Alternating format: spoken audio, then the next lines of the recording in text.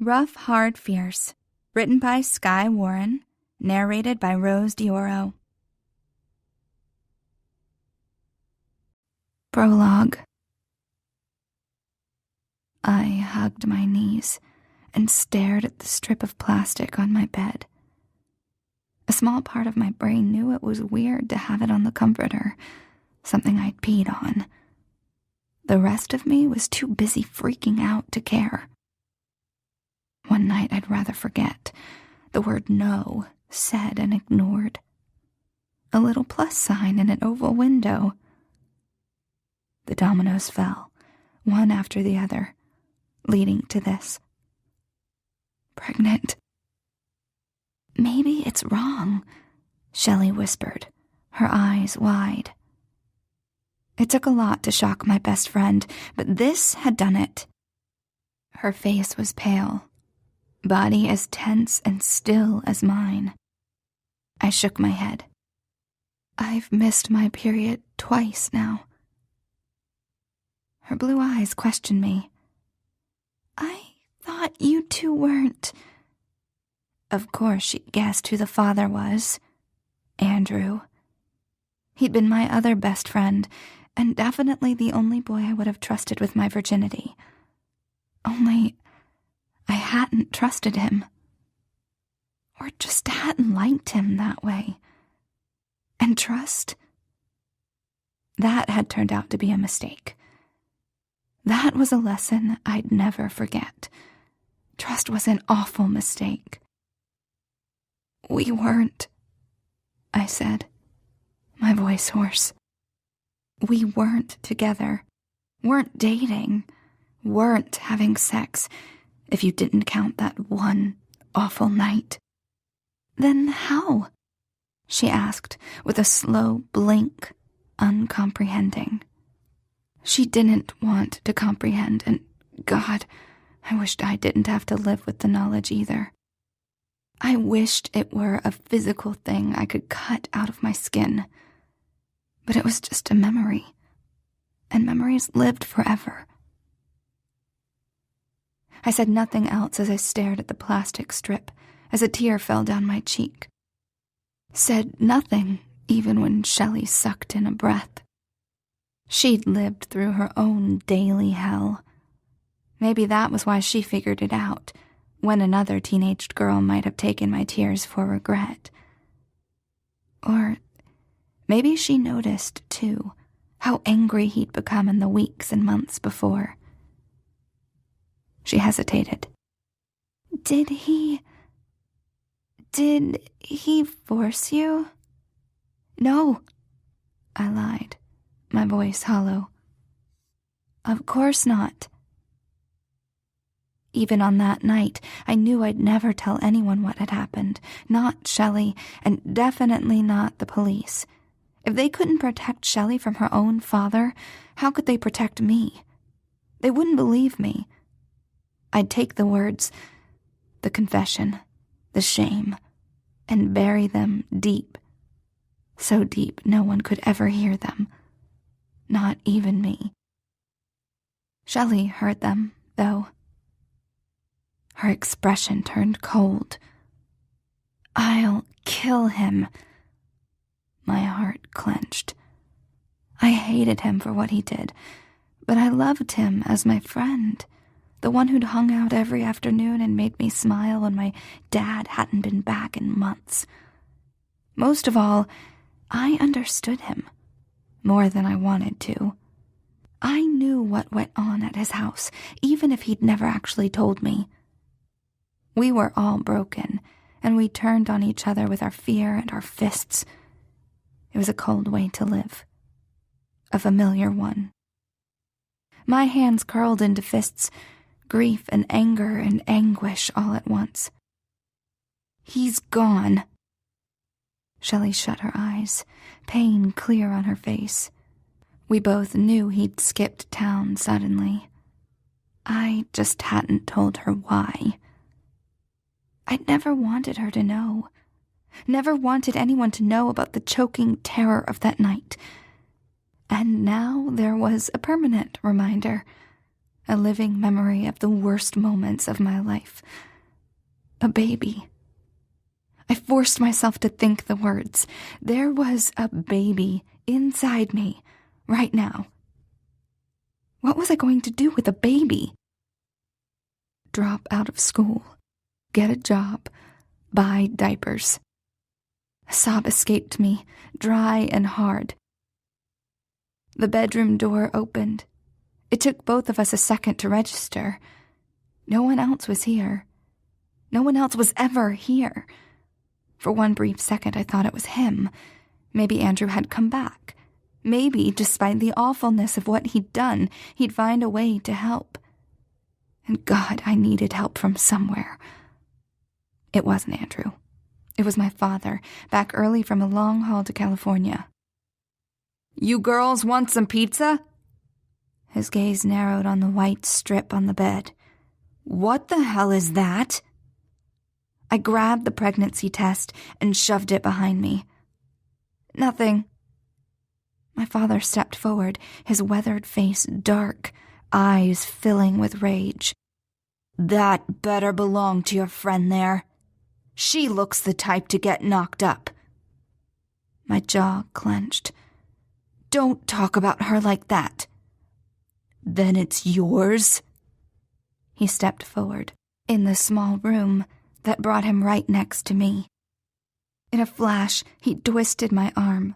With a cry, I dropped the test to the ground. "Is that what you've been doing in this room every time I'm on the road? Fucking around?"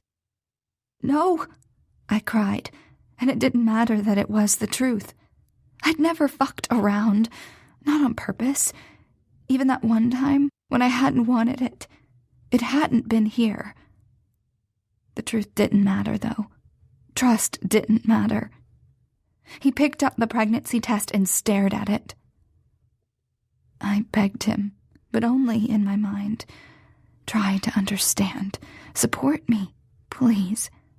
I need you to be my dad now. "Get out," he said, his voice low. "You want to spread your legs and get yourself knocked up? Get the fuck out of my house." I stood there, frozen, even when he picked up my lamp and threw it to the wall. It shattered and fell to the carpet in 1,000 pieces. Shelley grabbed my hand and pulled me out of the room and out the front door. The white strip of plastic came flying out the door after us. It landed in the dirt at my feet. I looked up at the house, knowing it would be the last time I was ever here. Maybe the old manufactured double-wide wasn't much by some standards, but it was my home. And maybe my dad was gone more than he was here. But this had been my life. I hadn't wanted it to end, hadn't been ready for it to be over. How was I going to live now? I pressed a hand to my stomach. How was I going to support this baby? I didn't know the answers. The only thing I knew was that I'd figure it out alone. Or with Shelley. But I would never again trust a man. I'd never give him the chance to hurt me or throw me out. Never again.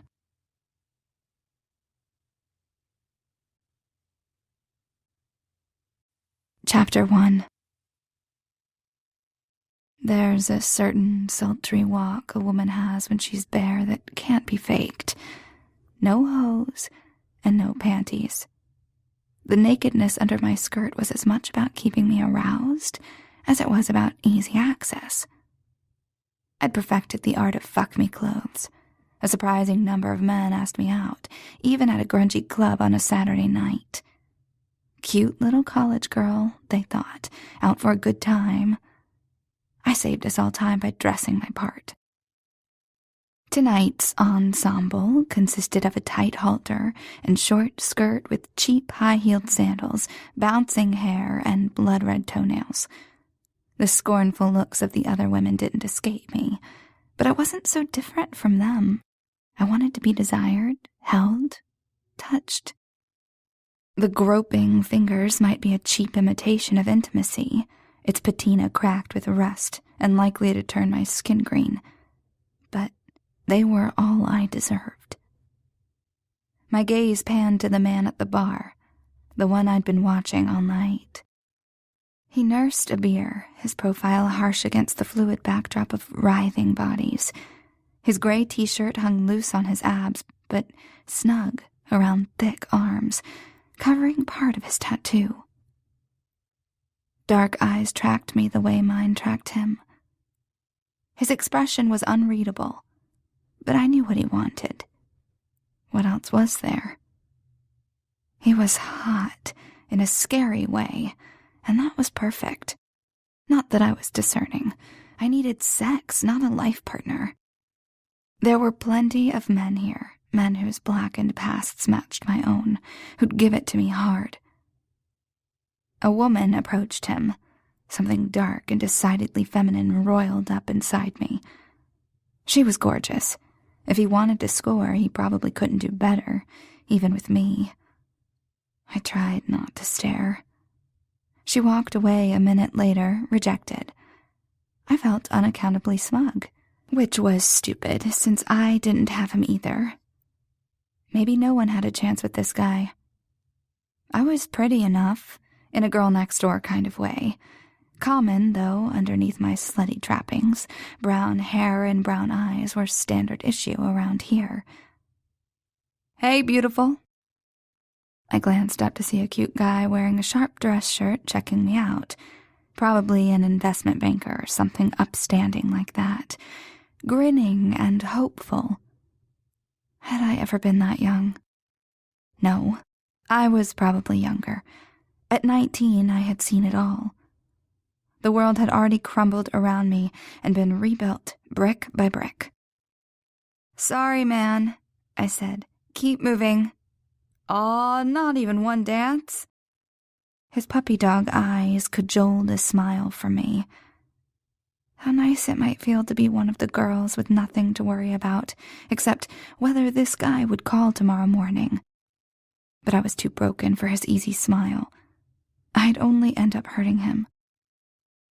"I am sorry," I said, wistfulness seeping into my voice. "You'll thank me later." Regret pinged in my chest as the crowd sucked him back in. But I'd done the right thing. Even if he were only interested in a one-night hookup, my type of sex was too toxic for the likes of him. I turned back to the guy at the bar. He caught my eye, looking, if possible, surlier. Cold and mean. Perfect. I wouldn't taint him, and he could give me what I craved. Since tall, dark, and stoic hadn't deigned to make a move on me, I would do the pursuing. A surprising little twist for the night, but I could go with it. I squeezed in beside him at the bar. Up close, his size was impressive and a little intimidating, but that only strengthened my resolve. He could give me what I needed. "Hey, tough guy," I shouted over the din. He looked up at me from his beer. I faltered a bit at the total lack of emotion in his face and fought an automatic instinct to retreat. His eyes were deep brown, almost pretty, but remote and flat. Dark hair was cut short, bristly. His nose was prominent and slightly crooked, like it had been broken. Maybe more than once.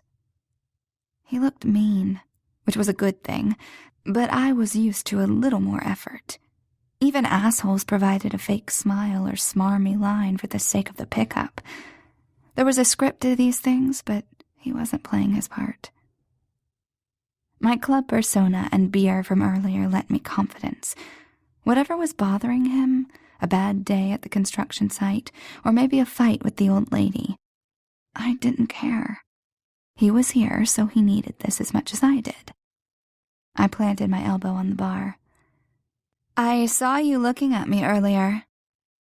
He raised an eyebrow. I shrugged. He was making me work for it. But I found myself more amused than annoyed. "Buy me a drink?" I asked. He considered me, then nodded and signaled the bartender. The beat of the club reverberated as I took a sip. "So, do you talk?" His lips twitched. "Yeah, I talk." "Okay." I leaned in close to hear him better. "What do you talk about?" He ignored my question, or maybe answered it by asking, "What are you doing here?" Almost like he was asking something deeper, but that had to be the alcohol talking. "I'm trying to get laid. That's what I'm doing here." I pulled off a breathy laugh I was pretty proud of. He didn't react. Didn't appear surprised or even interested, the bastard. He just looked at me. "Why?" I decided on honesty. "Because I need it." He seemed to weigh the truth of my words, then nodded toward the exit. "All right, let's go." He got up and threw some cash on the bar. His easy acceptance caught me off guard just for a moment, but it shouldn't have surprised me because men always wanted sex. That's what I liked about them. They didn't even bother trying to hide it. It was worse when I hadn't seen it coming, when it had sneaked up on me. Now wasn't the time to think of that. It was never the right time to think of that. He tucked his hand under my elbow, guiding me. He used his body to maneuver us through the crowd almost as a shield. The whole thing was so gentlemanly, given what we were about to do, that I wondered if he'd heard me right. Maybe he'd want to get coffee or something, and wouldn't that be awkward all around?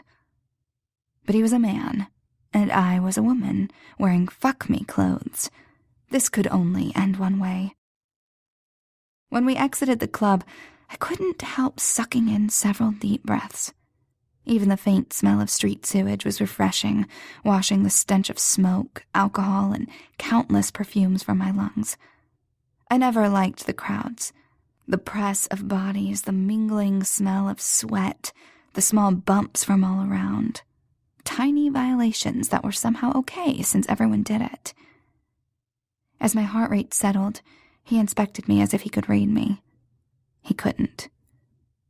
"What's your name?" I asked to distract him. "Colin. Yours?" "Allie." "Nice to meet you, Allie. Your place or mine?" I was comfortable again. I knew this play. Horny girl who can't wait to get naked. "We don't need to go anywhere. Let's get started right here." I let a soft moan escape me and clasped myself to the brick wall named Colin. Never mind that I was dry as a bone. He wouldn't notice. They never did. He raised his eyebrows. "In the parking lot?" "Or in my car. Whatever. I just want you to do me." "I'm not fucking you in a car. It's 40 degrees out." I was hardly in this for comfort. I'd done it in colder weather just this past winter. "I don't mind." "Well, I do." "Fine." I was willing to give him so much. Why couldn't he take it the way I wanted? "Then we can go to the motel over there. You're paying." He didn't look happy. I wasn't either, but I couldn't budge on this. Going to an apartment might be the norm for hookups, but my hookups weren't normal. Going to their houses, where they might do God knows what, was out of the question, and I wasn't about to bring one of these guys home. "Not there," he said. "I'll pick the place."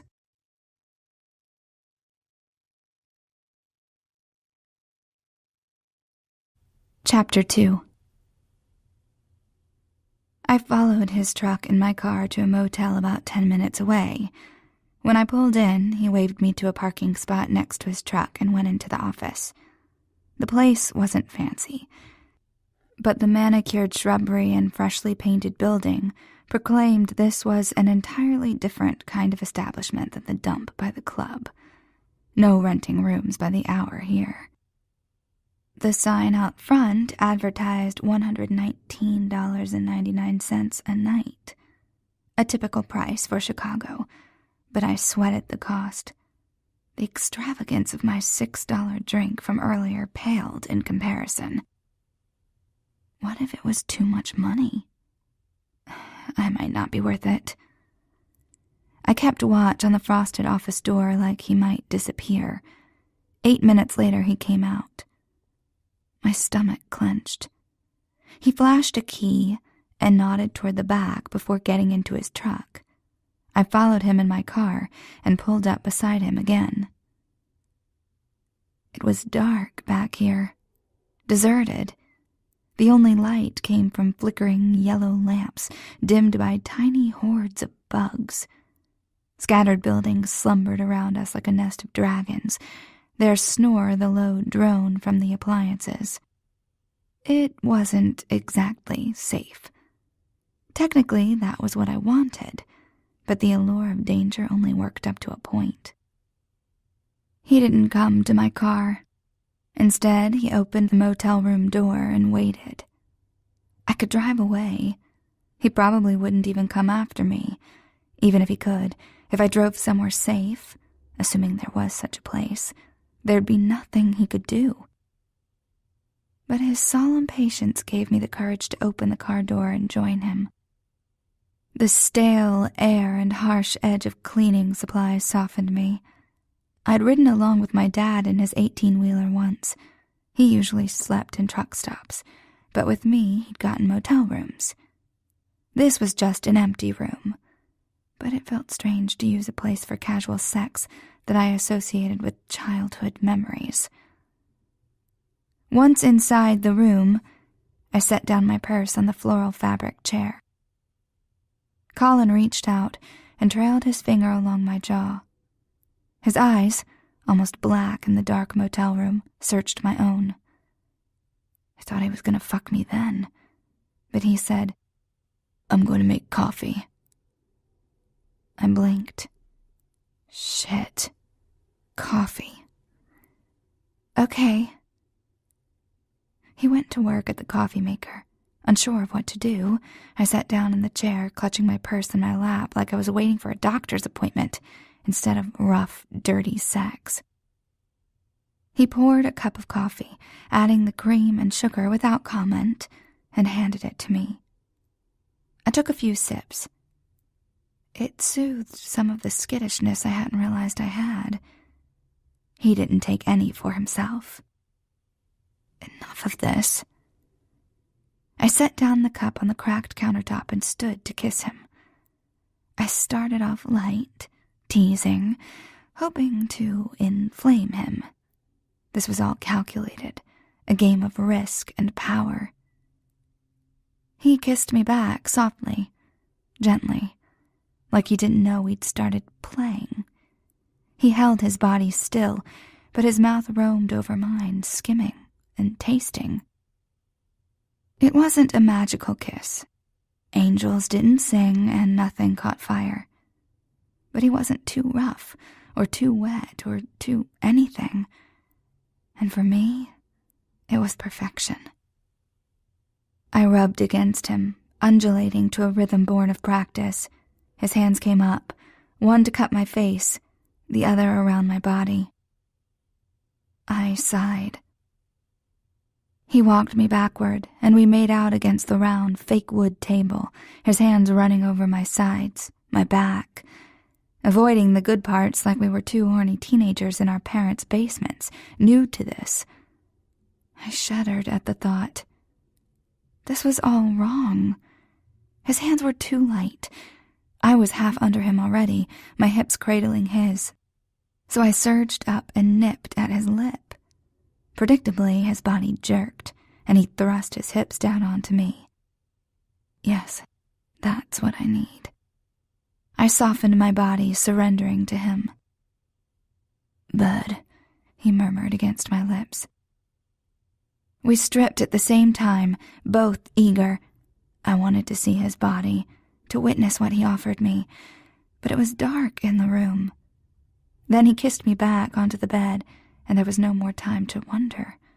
The cheap bedspread was rough and cool against my skin, His hand stroked over my breasts and then played gently with my nipples. My body responded, turning liquid.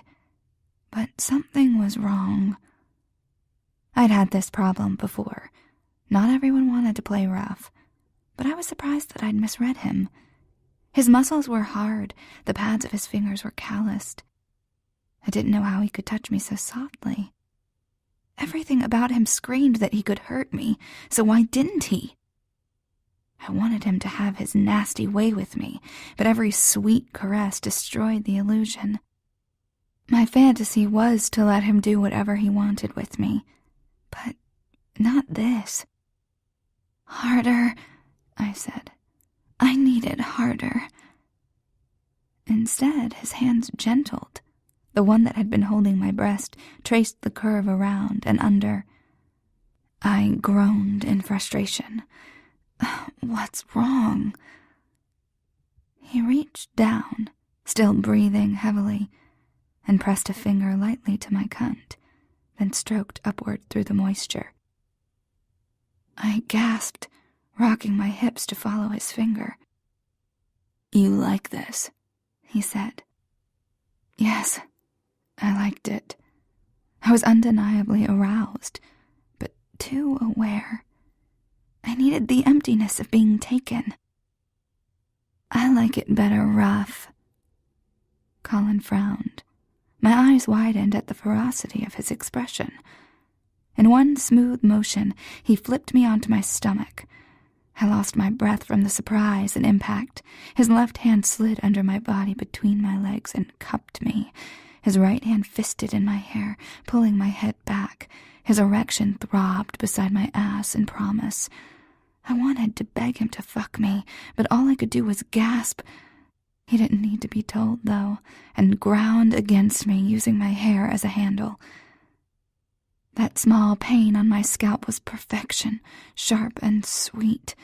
Numbness spread through me, as did relief. The pain dimmed.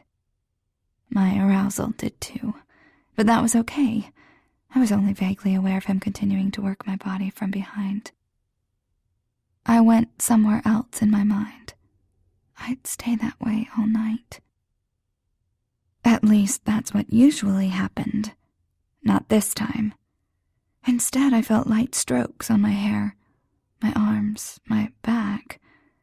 His cock pulsed hot against my thigh, but he didn't try to put it inside me, not in any of the places it would almost fit.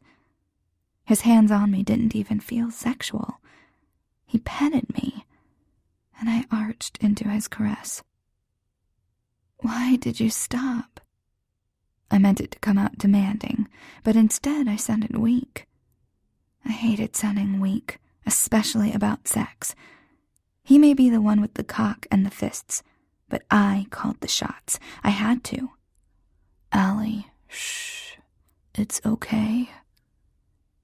He was trying to soothe me, and it was working. He turned me back over and began to kiss me, still murmuring words against my lips. "I'll give it to you. Don't worry. Relax." More words than he'd spoken all night. I was lost, my emotions all jumbled up from my arousal and my high and subsequent low, at the mercy of this stranger. What's happening to me? I needed to get back to something I knew. I wanted him to fuck me, to be inside me, to center me. I whimpered, hoping he'd understand. "Shh." He arranged my arms and legs so that they were splayed open on the bed, and then kissed his way down my stomach. I shifted restlessly, knowing what he planned to do. I didn't want to say no exactly, but I couldn't look forward to it. That would probably have sounded weird to some people, that I would have rather gone down on a guy than have him go down on me. Giving head was a no-brainer for me. I loved cocks, the way they tasted and felt in my mouth. And just the invasion of it, the submission. It was a pretty gross thing to do when I thought about it. Maybe that's why women didn't like blowjobs. But they didn't understand about the power. Colin, however, settled down between my open legs like he planned to stay. I felt too self-conscious to say anything at all, especially while he was focused on such an intimate place. I couldn't help but tense up. He kissed the inside of my thigh, his fingers trailing the path of his mouth. He switched to the other thigh, and only when my hips tilted up slightly did he move closer to my center. He licked through my folds, the soft contact startling. His fingers played there too, but he didn't ram his fingers inside me or press my clit. He just licked and suckled and dipped his tongue inside to lap at the wetness pooling there. It was almost like he wasn't trying to get me to come. In my experience, a guy would aim for the good parts and try to get me off as fast as possible, if he even bothered. But Colin licked me like he had all the time in the world. He wasn't speeding up or pushing me on. The room was silent except for the wet sounds from his mouth on me. The pressure of having to perform an orgasm eased with his leisurely pace. He didn't seem to be expecting me to come now, so it was okay that I didn't. I relaxed into the pleasure, luxuriating in this new sort of worship. God, was this why women loved getting oral sex? Liquid released from inside me and slid out onto his tongue. He moaned. He actually moaned, like, I don't know, like it tasted good, as if the taste of me had turned him on. Damn, that turned me on right back. For all that I liked giving head, I'd never thought a man could really want to do it to me. He wouldn't like the taste, or his tongue would get tired, or he'd get bored, but Colin didn't seem to be thinking any of those things. The slow, languid way he licked me again and again spoke of someone who was enjoying himself. And then, without me having to fake it, my hips rocked in a thrusting motion. He hadn't sped up, but the sensations of his mouth and his own appreciation of the act propelled me toward orgasm. I didn't want it to end. Colin read my body's pleas and moved his mouth up to my clit. He sucked and slid his finger inside me, using the rhythm of my hips as a guide. So damned good. I couldn't help the moans that came out of my mouth. I'd heard the phrase, "I'd die if he stopped," and I'd never understood it before now. I wouldn't have died if he'd stopped, but I just might have cried. I'd had sex lots of times, but I'd never had a lover so in tune with what my body wanted. It was a conversation, one my mind was barely aware of, but my body knew instinctively. He played me like he already knew me. He didn't tease me, not withholding my climax or any of that tantric shit for which I might have had to kill him, but neither did he rush me toward climax. It was as if his entire purpose had narrowed to drawing out my moans. My whole body went taut, muscles tight, hips flexed up to push against his mouth. My inner muscles clenched at his fingers, pulling them deeper. My breath stopped, and all I could do was make a choking sound. I came, and came, and came. All I could think was that I'd found something I'd lost. Colin stroked me through my climax. I jerked violently when his tongue flicked over my clit one last time, and he withdrew his fingers. I expected him to put his cock inside me. Instead, he climbed up my body and lay beside me. He wasn't going to do it. I felt vulnerable right then, and he knew it. He was going to try to be honorable or something. I didn't want that. I couldn't believe in it. His cock looked dark and thick and wet at the tip. Something softened in a deep, cold place inside my chest that he was willing to postpone his pleasure for my ridiculous personal shit. That he would even know I had any personal shit when this was just a random hookup. But no, I wanted to please him. He let me push him fully onto his back. I climbed over him and teased him into an open-mouthed kiss, ran my hands down his chest. I wanted to give him something, and this was all I had to give. I thought he wanted to be submissive to me, from his gentleness, the way he had worshipped me during oral sex, and the way he was pliant when I pushed him over. It wasn't a role I'd have thought I'd like, but I found myself willing to go there for him. I already knew I'd go down on him. I was looking forward to blowing his mind, along with his cock. But as I started trailing my kisses downward, my intention clear, he stopped me and shook his head slightly. I'd never had a man turn down a blowjob before. I'd never heard of it happening, not during sex, not when it was free.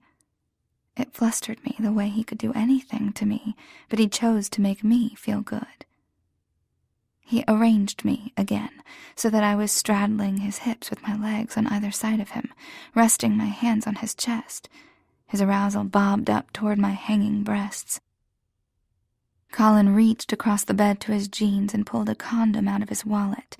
He slipped it on and maneuvered my hips onto his erection, then down, slowly. The tautness of his face spoke of urgency, but he held my hips still. We were on his time.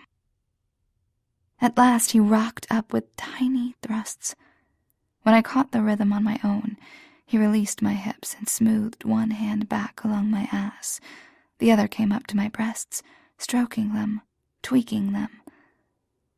I could feel the difference in his touch from before. He wasn't trying to get me off now. He was playing with me for his own pleasure. I leaned into his touch, and he sucked my nipple into his mouth. My arousal built, taunting me, and I tried to speed up. His hand tightened on my ass. No, not yet.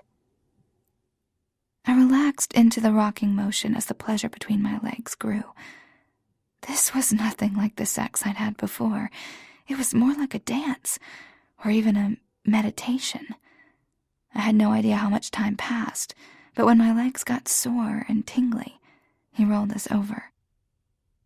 He surged into me deeper, in an aggressive rhythm that took me faster and harder. I pulled my legs higher and curled my hands lightly on his neck, opening my body in supplication. I wasn't an active participant any longer. I couldn't help him, or even react. I could only take it. I came again, and this time it wasn't in a blinding explosion, but a soft wave. Not a crest, but a hum of pleasure, accented with each of his thrusts. He buried his face into the side of my neck, groaning roughly as he came. His whole body rumbled at the sound, shuddered at his release. His arms tightened their hold on my body, and his hips pushed down into me, harder, deeper. Yes. He collapsed and rolled off me. He lay face up, eyes closed, breathing hard. Colin looked beautiful to me then. I might have thought he was handsome before, or maybe not, but it was an objective sort of observation. Looking at him now, knowing him, it was too much. I stumbled off the bed and into the bathroom. I felt my own wetness sticky on the insides of my thighs, but I didn't bother to wash. I sat down on the linoleum and leaned my back against the bathtub, trying to get it together. I thought his sweetness was weak, but that wasn't true at all. He was entirely in control, treating me the way he wanted, not the way I asked for it. And more than that, he seemed to know what I needed, giving it to me despite myself. He walked into the bathroom, still naked, and sat next to me on the cold floor. I thought it was pretty silly and not totally clean. He put his arm around me and wiped away the tears I wanted to hide. I cried quietly for who knows how long, while he held me. I knew I'd feel stupid when I came back to reality, so I held it off as long as I could. Even after I stopped crying, I kept my eyes closed and buried myself into his side. Then his stomach growled. We wouldn't be able to sit here forever. I peeked at him. I wasn't sure what to expect, but it wouldn't be good. Anger, maybe, or frustration, disgust, pity, or any number of bad things might be there before he got the hell out of Dodge. Instead, his lips quirked up into a wry smile. I'd like to see you again, but this doesn't bode well for my chances. I laughed, the sound loud in the small space, because it wasn't at all what I'd expected. It could have just been my post-orgasm, post-breakdown hormones talking. But if I were honest with myself, I was already falling for him. That didn't matter, because I had other considerations. One, mostly, but she was enough. I like you, I hedged.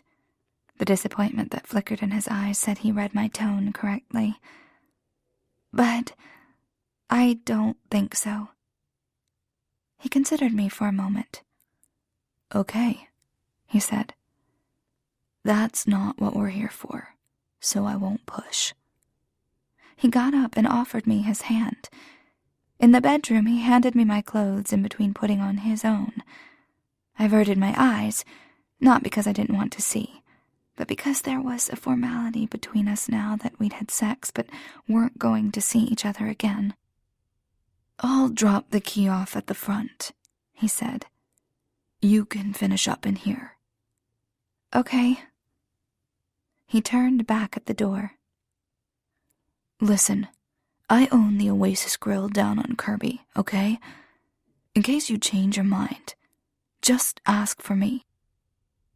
He paused and then added, Colin. I hadn't forgotten. Maybe, I said, with a non-committal smile. Bye, Allie. Take care. I peered through the blinds and watched his truck leave the parking lot. So that was that. Why did I feel a lingering sense of loss? He was a stranger to me. He had to stay that way. That's what this night was for, dirty, emotionless sex. Though this night had been distinctly less dirty and far less emotionless than I liked.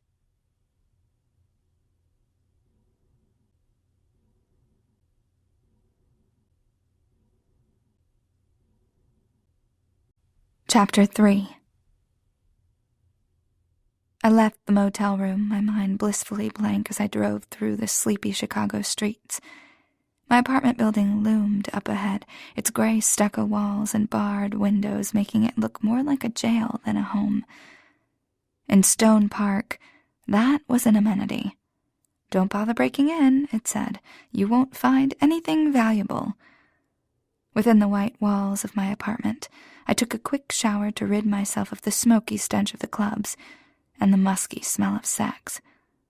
I didn't mind them, at least not tonight. But I didn't allow any remnants of my monthly date nights to seep into my regular life, Colin included. I changed into my standard uniform, sweatpants and a tee. My flip-flops slapped the concrete stairs as I ran up to the identical apartment above mine. Shelley answered the door. Her hair and makeup were done, though she wore jeans and a tank top. She had an appointment after this. So, how was your date? The lilt in her voice made everything sound ironic, though in this case the word date certainly was. I hummed in response as I followed her into the living room and flopped down beside her on the couch. I accepted the ice cream pint and spoon she offered. Uh-oh, she said. What happened this time? I didn't say anything happened. I took a bite. This is chocolate. How can you eat chocolate this late? It'll keep you up. Don't change the subject. Spill. I sighed and took another bite. This guy, he wasn't like the others. What does that mean? It means he was gentle. Oh, she said, knowing. You should let me hook you up. I shot her a dark look over the spoon. I'm just saying, if you're only in it for the sex, you might as well get paid. You can even charge extra to get roughed up. Right, so I can get put in jail for solicitation. No, thank you. She rolled her eyes. That doesn't happen. Hardly ever. We're not having this conversation. I didn't judge Shelley for what she did. I admired her strength, but I had to draw the line somewhere. Right now, I was just a regular single mom with her rare date nights.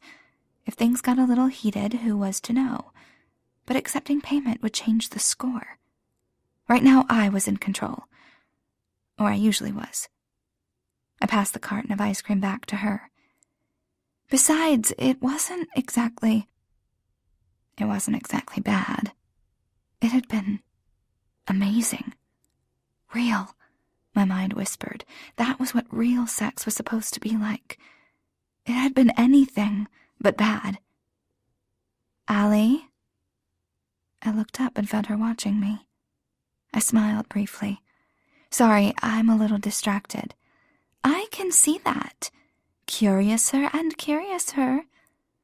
Shelley liked to quote Alice in Wonderland to me. It was our secret joke, one I never quite appreciated. Don't be dramatic. It wasn't completely lame, that's all. I see. The teasing light extinguished from her eyes. Allison, we have to talk. Nothing good ever came from hearing my full name. Bailey? No, she's fine. But it's related. A knot formed in my stomach, threatening to expel the churning mixture of chocolate ice cream and alcohol. He called me, Shelley said. She was watching me, probably wondering how I would react. I wondered the same thing.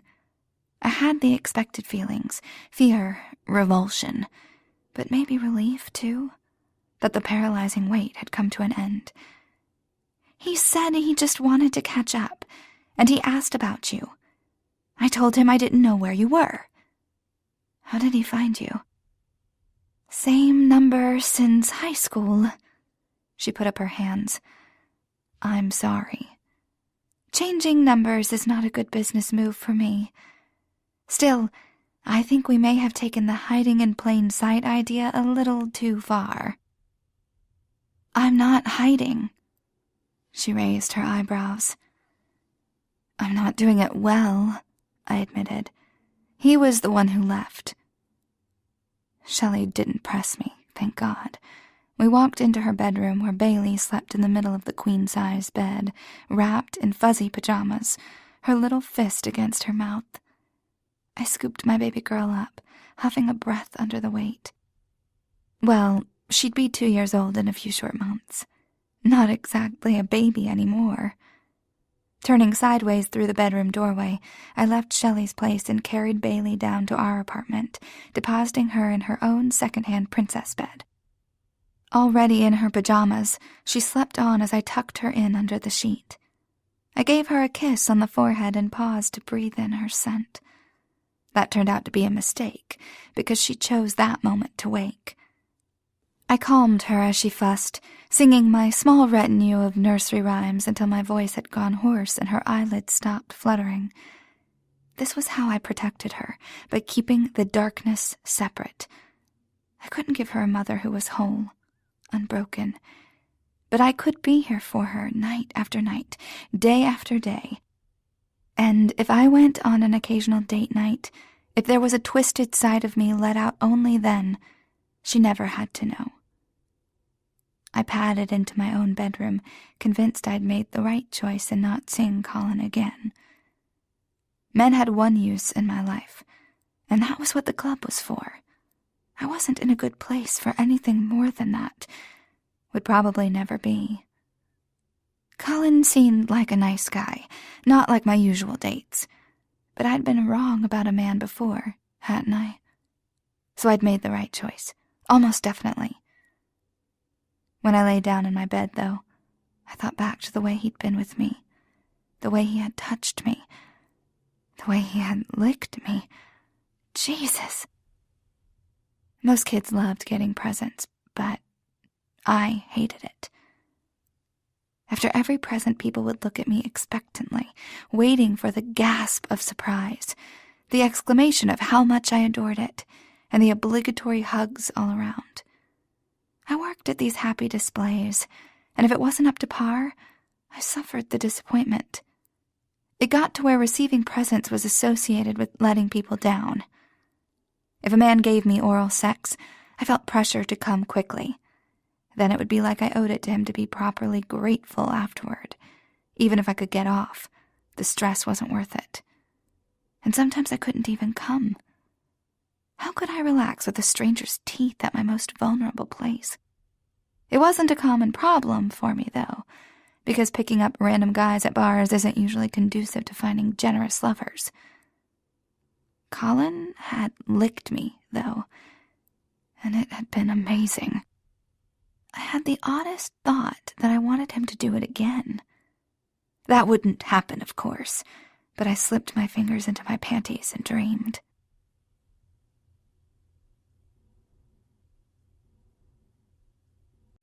Chapter 4. I started looking over my shoulder in parking lots, bundled into my thick jacket as if it were armor, slowing down as I approached alleyways as if something might jump out at me. Bailey wasn't excused from my insanity either. I crept into her room multiple times a night, making sure she was there and breathing. I even gave in a few times to sleeping on the floor near her bed, sharing the dim comfort of the nightlight. Colin was to blame, of course. Shelley said it was Andrew, the call from him. But I didn't want to think he could still affect me like this. After all, we were safe from him. As safe as a woman and a baby could ever be from a man who wouldn't wish them well. I told myself this was something far more basic, more base. It had been a little over a month since I'd met Colin, since I'd fucked him. I had told Colin what I needed, how I needed it, and he had refused. He hadn't misunderstood. The brief display of force he'd shown when he'd flipped me over had disproved that possibility. There was no doubt he was strong enough, but he'd been gentle, kind almost, loving. That's not what sex was about for me, not anymore. As Bailey and I entered Shelley's apartment, Shelley glanced at me with that blank expression she usually reserved for her Johns, and then peered back out her blinds.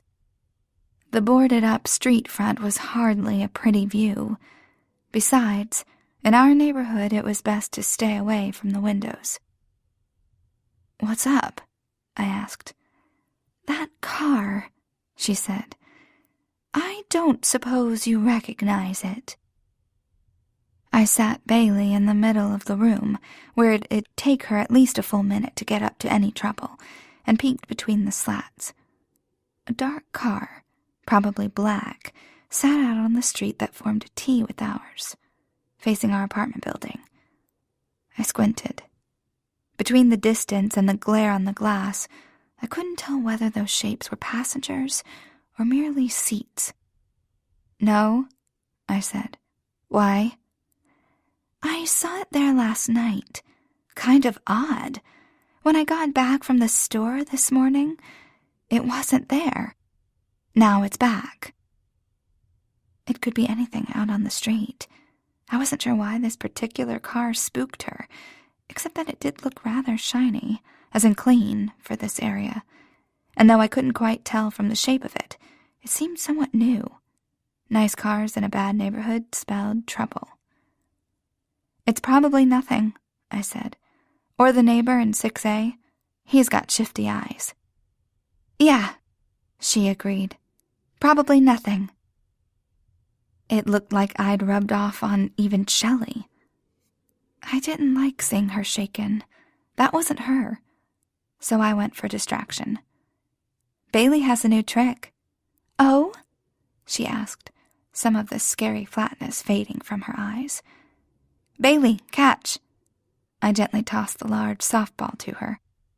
She pounced on the ball as it hit the floor, accurately guessing the arc if not quite catching it midair yet. "Yay!" Shelley clapped. "Who's my good girl?" Bailey giggled.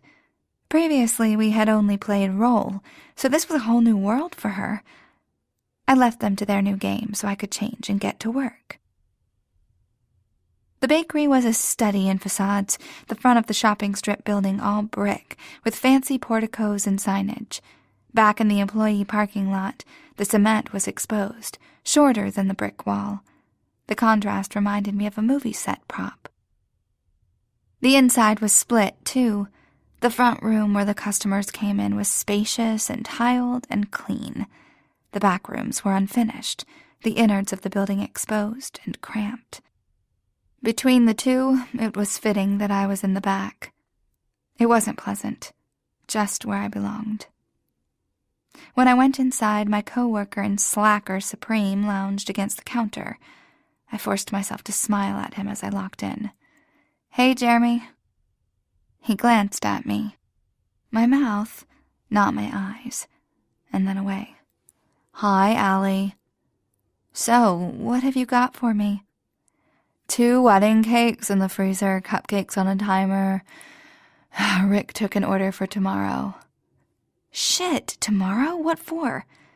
"Dunno," he mumbled, staring intently at the refrigerator beside me. I managed a weak smile. "All right, I'd better get started." He shrugged and went into the bathroom. His shift was up when I got in, so it'd be on me to make whatever order Rick had agreed to. After washing my hands and checking on the cupcakes, I went in search of Rick. He looked up from his paperwork. Not bothering with his customer smile, he said, "We got an order for a birthday cake. 50 people, over the hill theme tomorrow." "Jesus, Rick. Don't start with me. This is business."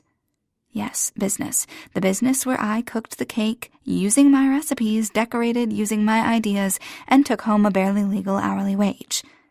I wasn't too bitter about that, but I didn't want to work overtime on top of it. Not when Bailey was home with Shelley, and Shelley needed me back so she could go to work and make much more money selling her body. Meanwhile, the sweet spot was billed as an authentic family bakery with an eye on modern trends.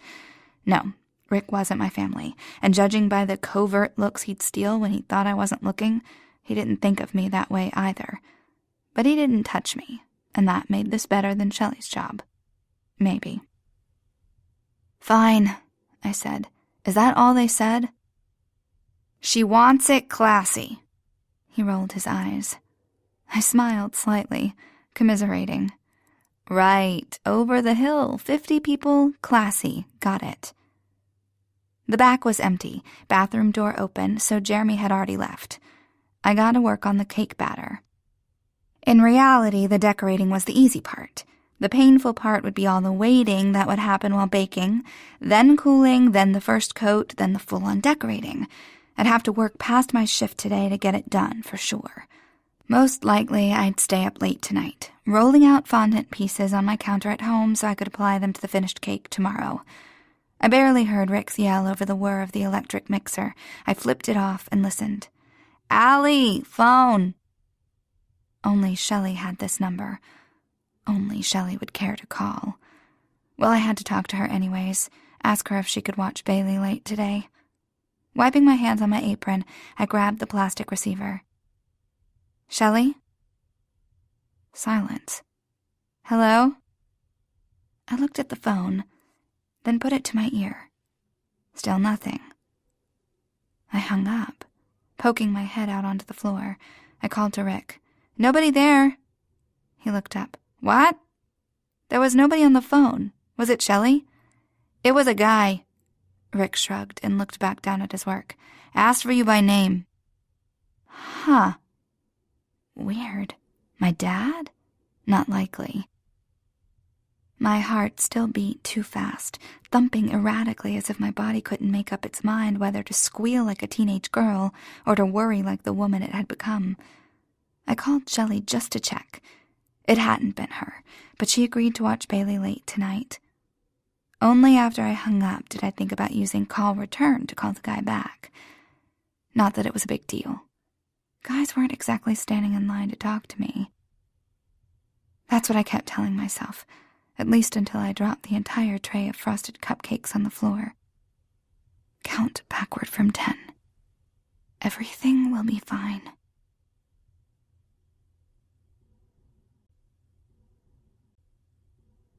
Chapter 5. By that night, I was practically climbing out of my skin. I needed the release that my monthly date nights provided. They were rough, dirty, and more than a little unsafe. But they were on my terms. Without my fix, I felt panicked and jumpy. It must have showed, because Shelley took one look at me and told me to drop Bailey back off before her bedtime. I said no and took Bailey to the park, then to the library. Anything to distract us both from the anxiety that threatened to tear me apart. In the end, I gave in, tucking Bailey into Shelley's bed and singing her to sleep before heading out to the club. As I entered the building, the stench of stale alcohol and sweat hit me. I took a deep breath, a drag. Unsteady on my heels, I wove through the crowd toward the bar. Without planning it, I ended up where Colin had sat last time, and I felt an irrational pang of disappointment to find the bar stool empty. I sat there instead, my ass where his had been, nostalgic over some dirty, cracked plastic. I signaled the bartender for my usual, but it burned on the way down. I glanced around, feeling cornered, even though I was right in the middle. Everything, the bar, the people, the strobing lights, was covered with a film of grime and dirt and shame. No, that didn't make sense. It was me. A hard body pressed against me from behind. Some part of my brain flickered with hope that it was Colin, but the body pressed harder, grinding its erection into my back, and I knew it wasn't him. Not that I could recognize his cock print, just that it was too cheesy of a move for him, too aggressive. The acrid scent of sweat wafted from behind me. I started to turn, but hands clasped around my waist and squeezed. "Where do you think you are going?" A rasping voice whispered in my ear. Cold lips slid down the side of my neck, leaving a trail of wetness like a slug. I shivered. He chuckled. At the other end of the bar, the bartender was serving a group. If I screamed, he would probably hear me, even over the racket of music. He'd help, maybe. "It's okay, baby. I'm not going to hurt you."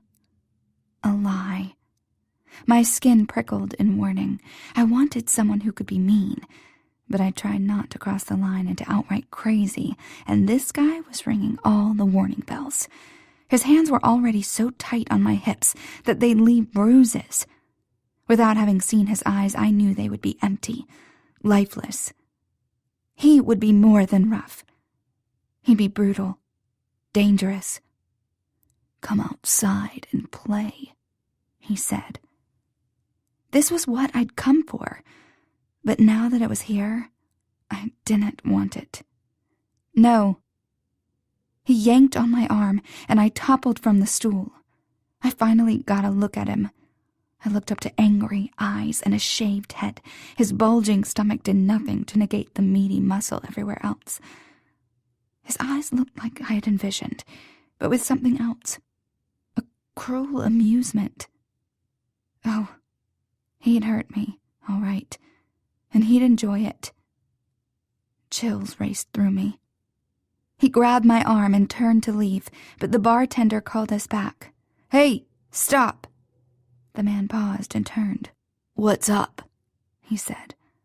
The bartender looked from me to the guy holding me, then back at me. "You okay?" "I don't want this. Help me." "No, Fingers tightened on my arm, cutting into the flesh. I cleared my throat against the thickness. I'm okay." the bartender narrowed his eyes. Then he was gone, lost in the swirl of flesh and nylon as I was dragged through the crowd and out the door. The man pulled me over to the side of a building, toward an overflow parking lot, mostly vacant. The heavy beat of the music boomed even outside the club, but I could still hear my blood rushing through my ears. I struggled, but it didn't slow him down. The truck was parked in the corner against 2 brick walls. He shoved me against the truck door, the metal cold against my back. His body pressed into me as his mouth came down on mine. He tasted me, consumed me, pushing his tongue in deep. Thick, harsh hands groped me, squeezing my breasts and grabbing my bare ass beneath my skirt. "You know you want it, you little slut. Let's see what you got."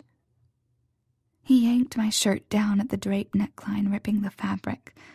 The cold winter air kissed my breasts right before his hands grabbed and burned. Oh God, I was torn. I'd come here for this. I should want this, but I didn't. I wanted to leave. I wanted him to stop touching me. I wanted to curl up and die. "Don't be a tease."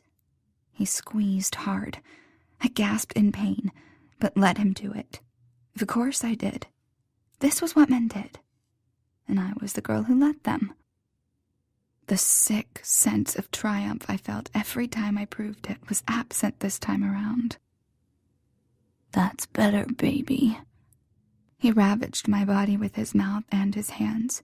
He was leaving marks on me, marks I knew from experience I would study later with revulsion and fascination. Someone else kept intruding, even as this guy assaulted me. It was Colin's tongue in my mouth, Colin's hand yanking my hair, Colin's cock pushing painfully into my pubic bone. I closed my eyes. Maybe that was the solution. I could get the roughness I craved, but my imagination would make it safe. 2 fingers shoved inside me, dry. My eyes snapped open. Not Colin. He jammed them deeper, eliciting a whimpered, "No." I hadn't meant to say that. I told myself I wouldn't say no, not again. It didn't work, just made them angry. He was moving too fast and it hurt too much, but I could already feel myself start to slide into that place, the place where my mind slowed and none of the pain or the shame could touch me. It didn't matter because he didn't mind me. He'd do what he wanted. His lips twisted into a smile. Abruptly, he spun me around so that my exposed breasts were smashed against the door of his truck. His body shoved against mine, stole my breath away. Then more pain, in time with muted grunts from behind me. Just as quickly, there was nothing. No hard cock pushing against me or rough hands restraining me. Disoriented, I pushed off the truck, staggering back. "The fuck away from her," I heard. And shit, I knew that voice. Not Colin turned into an entreaty in my mind. I slowly dragged my gaze up. No, please, anyone but him. But of course, there he was, looking like he was leading the charge into a fight instead of just witnessing me in all my shameful glory. Maybe other people dreamed of being naked in front of a crowded theater. But I already knew this moment would be memorialized in my nightmares. Me, half-dressed in a dirty parking lot, in front of Colin. My arms flew to my breasts, covering them in a futile attempt at modesty. My shoulders hunched, as if I could curl in on myself. I envied those little pill bugs that could roll up into a ball, but my body didn't come with any built-in armor. There was just my almost nakedness, exposed by men, and my own stupidity. Paralyzed with humiliation, I could only stand there. "It's not how it looks," said the man. His voice was loud, but shaky. If anyone could recognize false bravado, I could. "She wanted it. She was asking for it." Oh, God. I had the most wildly inappropriate urge to laugh. It was true. It was true. "Colin," I managed to get out. "It's nothing. It's okay." Colin swung his gaze from the man to me. "Are you hurt?" "I'm fine." "Close enough. Come here." He opened his arm, and without thinking, I ran to his side. "Fuck!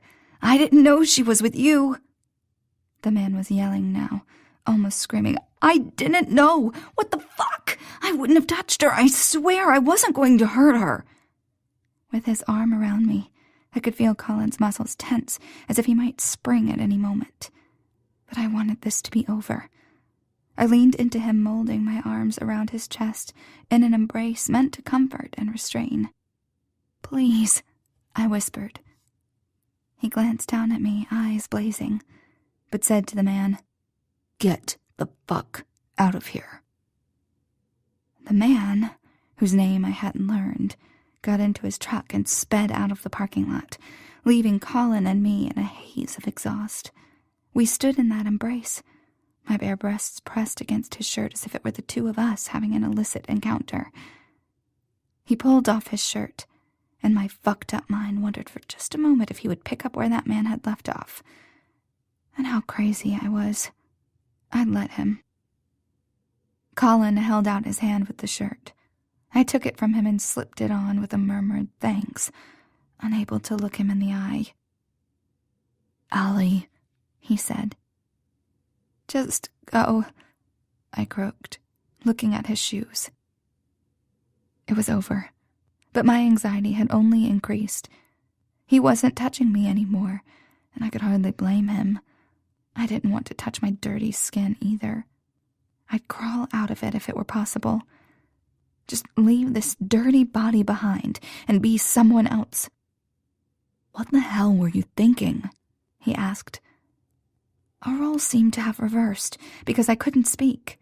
He was supposed to be the quiet one, and I was supposed to act brave. I shook my head. "I could understand you wanting to do better than me, but why would you pick that fucker over me?" It wasn't like that. Not exactly, and not for the reasons he thought. When I didn't elaborate, he sighed. "Are you sure you're not hurt?" "No, I'm fine." If I kept saying it, maybe it would be true, but my breath was coming more rapidly. I just want to leave, okay? Just go." "Allie, stop." "I said go." "Leave me alone. I know you want to, so do it." My words bounced off the brick walls, making his seem unnaturally quiet. "I'm not leaving you." Unable to face the intensity of his stare, I looked down, only to feel a warm, strong body encase me. I stiffened only a moment before relaxing into his arms, because I could only fight myself for so long. Safe. His chest hair tickled my face, but I rubbed my cheek across it like a cat, leaving her scent. After a few minutes, Colin led me to his truck and bundled me in like I did for Bailey, snug and secure. We left the club and my car behind, driving toward my apartment without me having to give directions. The light from the street lamps only served to make the dark roads more intimate, as if we were the only ones in the city. It was the perfect mood for confessions, not that I wanted to make any. "How did you know where to find me?" "The bartender." I pondered that for a minute. "That guy, the one who... He seemed really scared of you." A pause. "He just didn't want any trouble." "It kind of seemed like he knew you." He shrugged, keeping his eyes on the road. "I'm a mean son of a bitch." "You're not mean, Colin. You're a good guy." He smiled faintly. We drove the rest of the way in silence. Despite its inauspicious ending, the whole encounter accomplished what I'd needed. I felt relaxed, sleepy almost. Even though he'd come home with me, I hadn't expected he would want to have sex, In fact, I would have thought he wouldn't, either out of disgust at what he'd seen earlier or a misguided sense of chivalry. So I was surprised when Colin led me to my bedroom and kissed me, just a touch of his lips to mine. His hardness pressed against my stomach, announcing his purpose. My feelings were a jumble, but I wanted to give him something, a thank you, an apology. If there was one thing I knew how to do, it was to let a man fuck me. He pulled off my clothes carefully, his fingertips pausing at each bruise. I stood for him in the middle of the room, still in my mellow headspace. He could have asked me to do anything for him. But what he asked was, "Will I see you again?" God, please. How did he do this to me? I told myself that men only wanted sex, and that they weren't above using force to get it. And that made a sick sort of sense, because Andrew was a man, a good one, supposedly, one I had trusted. That was for sure. My friend. When he'd raped me, it was easier to write all men off. The men at the club had only proved the point. They thought they were using me, but it was the other way around. Every slap, every insult, every pinch of pain thrust had only cemented the walls that had allowed me to move past the rape and live my life. Now Colin wanted to bring all that down. I couldn't go back to that dark place in my mind.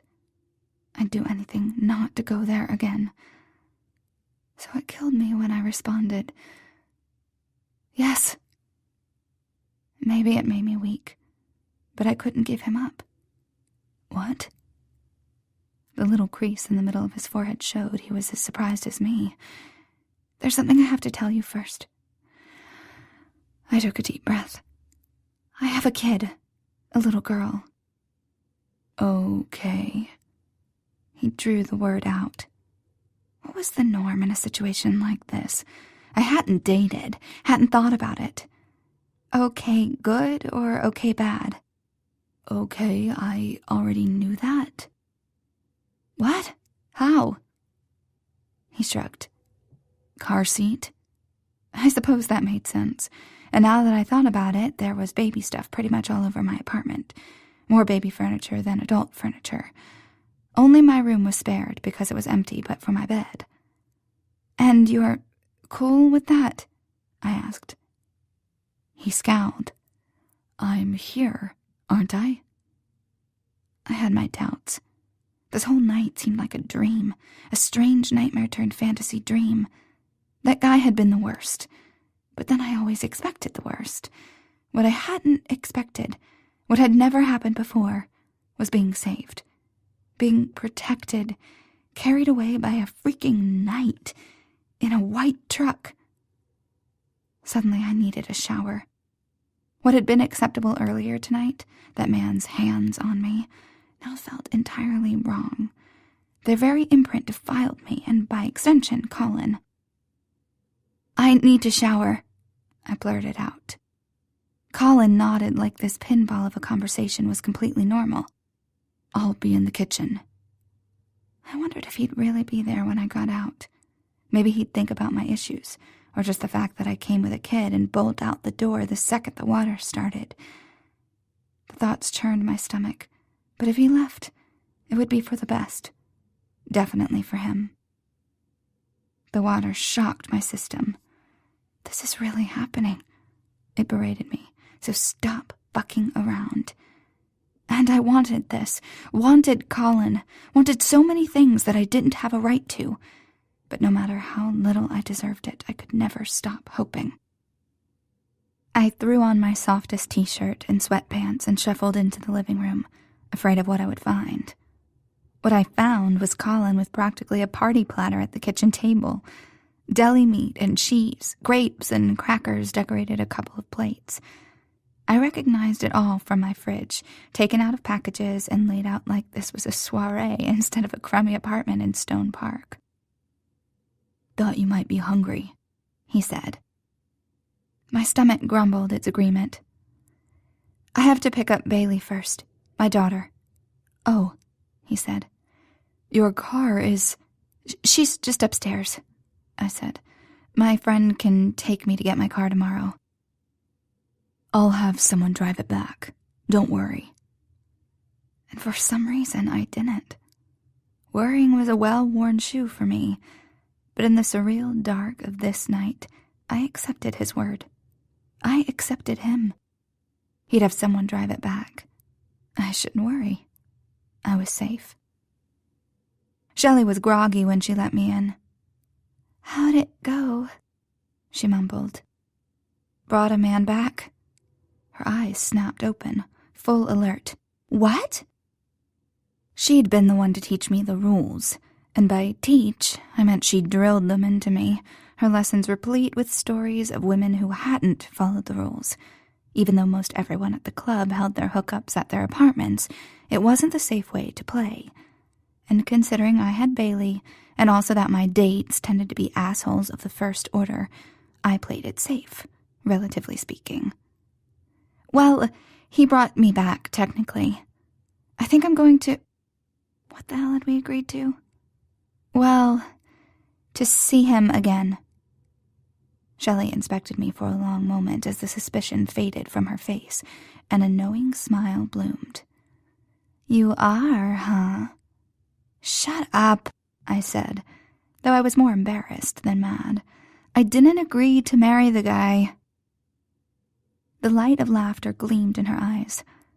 "What's his name?" "Colin," I grumbled. She sang under her breath, "Allie and Colin sitting in a tree. Oh, great. You're in the first grade." I marched into the bedroom to fetch Bailey, ignoring Shelley's tinkle of laughter behind me, and continued ignoring her smirk as I passed her on my way out, laden with a sleeping baby girl. Shelley's soft voice followed me down the stairs before she shut the door. "Then comes Bailey in a baby carriage." Back in my apartment, I slipped past the kitchen and carried Bailey straight to her bedroom, where she settled immediately. The faded pink toddler bed was old and used, but it had a certain charm, something old-fashioned and innocent. As soon as I'd seen it at Goodwill, I'd spent too much money on it. It didn't fit with the rest of my sparse apartment, but it fit Bailey. She was the only thing good and clean in my life. If I had to release the darkness inside me once a month in order to keep it away from her, I had never minded doing so. But now there was Colin, and presumably he would not be okay with me making solitary trips to the club for a quick, dirty fuck. Neither did he want to be rough with me himself. I didn't see how this could work out in the end, but I couldn't bring myself to let him go. In the kitchen, Colin had piled together a sandwich from the contents of the plates and poured a glass of milk for me. I sat down with this strange, achy feeling. Guilt, maybe? I'd never had someone take care of me like this. Not ever. There'd been my dad, but I'd been the one who needed to make dinner if I wanted it done. It was the kind of thing a mother would do, but I'd never had one, at least that I could remember. Who knew Colin could be motherly? "Thanks for everything," I wanted to say, not just for the sandwich, not even for protecting me from the guy at the club. Thank you for seeing my flaws and wanting me anyway. But those words hung in the air just out of reach. "You're welcome," he said, his face blank. He stood up, grabbed my keys from the counter. "I've got to go. I'll make sure your car is back by morning." He rummaged through a drawer and shoved a piece of paper and pen into my hands. I scribbled my number on the paper and kept my eyes downcast as he plucked it from my fingers. I was used to feeling competent, in my work and in my life. It wasn't a wonderland, but it was mine. Even the date nights were an extension of that control. They were on my terms. But now I felt bumbling, inept, unable to do basic things like date a guy. "Hey," I said. He paused at the door and turned back. "Maybe we could go out tomorrow night," I said. A faint smile turned his lips. "Sure." And then he was gone. I went to the closed door and turned the lock, then rested my forehead against the glossy white paint. Shelley's voice rang in my ear. Allie and Colin sitting in a tree. Of course, Shelley had it wrong. Even if I were serious about Colin, and we were a far cry from that, I had a baby first. Another man's baby at that. And love and marriage had nothing to do with this thing between Colin and me. It was sex and companionship. Friendship, maybe. Love was for suckers.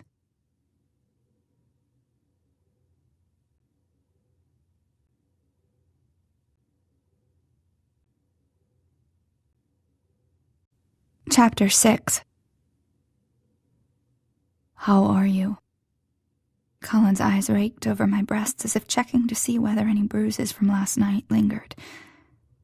Flowers. He was holding flowers. I accepted them, trying to look as if I'd done that before when I didn't think I'd even held a bouquet before. They were heavier than I expected. The smell of damp spring serenaded me.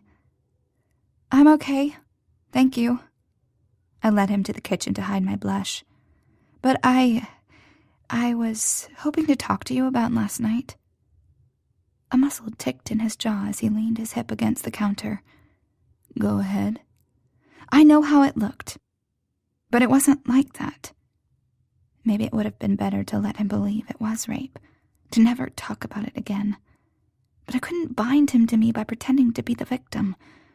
I heard you say no, he said. I wiped my palms on the plasticky fabric of my dress. I know I said that, but sometimes that's what I want, for someone not to stop.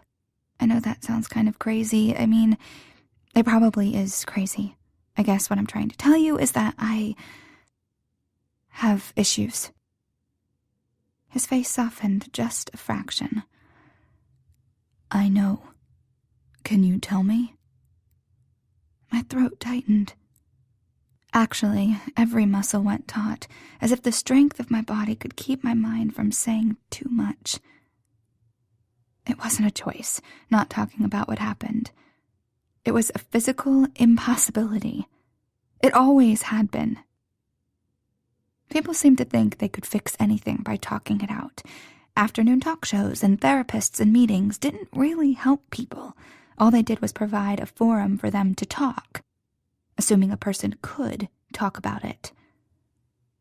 The only person who really knew what had happened that night was Shelley, and even then she had pieced it together from my babbling and bruises and, later, the positive pregnancy test. The thought of telling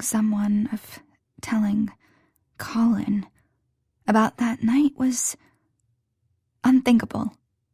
If I'd tried, my mind shut down, blank and helpless. I didn't know how much time had passed with me frozen, but he pulled me to him. It's okay, he said. We all have issues. I heard Shelley's voice in my ear, quoting the Mad Hatter. We're all mad here. His hands running along my back unlocked my voice. Even you? He nodded. My eyes searched his. What are your issues? That would be cheating. I couldn't help but smile. His eyes narrowed on my mouth. He leaned down and pressed a soft, almost chaste kiss to my lips. I felt his lips open, and I opened mine, too. But he didn't plunge inside. Instead, his lips fastened on my lower lip and tugged. My eyes fluttered shut. I felt the soft wetness of his tongue, the scratch of his bristle. But oddly, the most intimate was the touch of his nose against mine. I breathed in his exhales, and he breathed in mine. Promise me you won't go back to the club, he whispered against my mouth. I kept my eyes shut. It was safer. Okay. This was just supposed to be a casual thing, a date or two, but somehow it felt like more with him. He tempted me to want more. He was like the male equivalent of the sirens I'd read about in high school, who promised happiness when disaster loomed. Would you do that for me? I opened my eyes. Give me what I need. He paused, and I knew he'd understood what I meant. The roughness. His eyes gave nothing away. "Maybe," he said.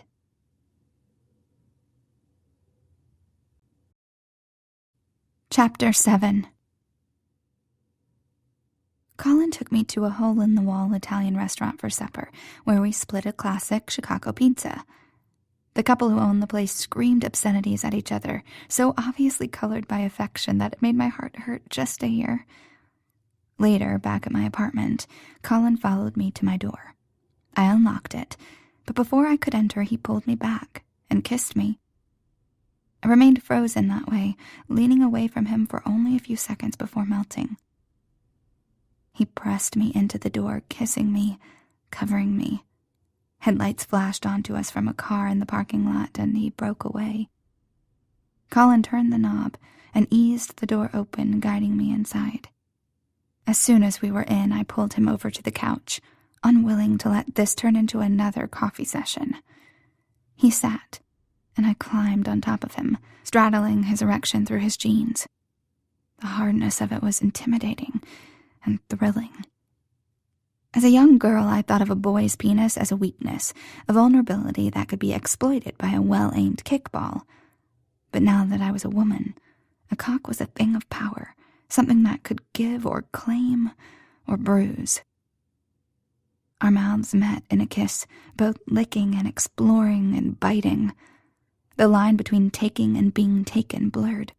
If my stomach revolted at the thought of having sex, with the memory of that other man's hand still crawling on my skin, that only increased my need. I could do this. I'd prove that I could.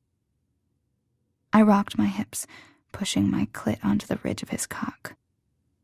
"Good girl," he murmured against my lips.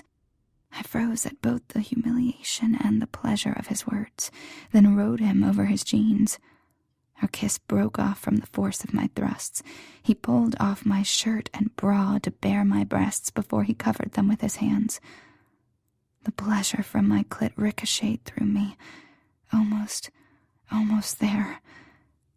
If only I could stop thinking, does he want me? Of course he does. I can feel his erection, but any girl would do. If he wanted me, he'd already have fucked me by now. He wouldn't be sitting there letting me do this. What is he waiting for? Come on, come already. I'm taking forever. He'll get bored or worse. I'm doing it wrong. I'm not good enough. If you want me, take me. Please take me. Fuck me. Prove that you want me by fucking me. A sting on my nipple snapped me back into my body. Colin pinched the other one, and I gasped. He slapped the side of my hip, the pain making my inner muscles clench. "Don't stop," he ordered. His mouth replaced his fingers at my breasts, licking and sucking. I kept riding him.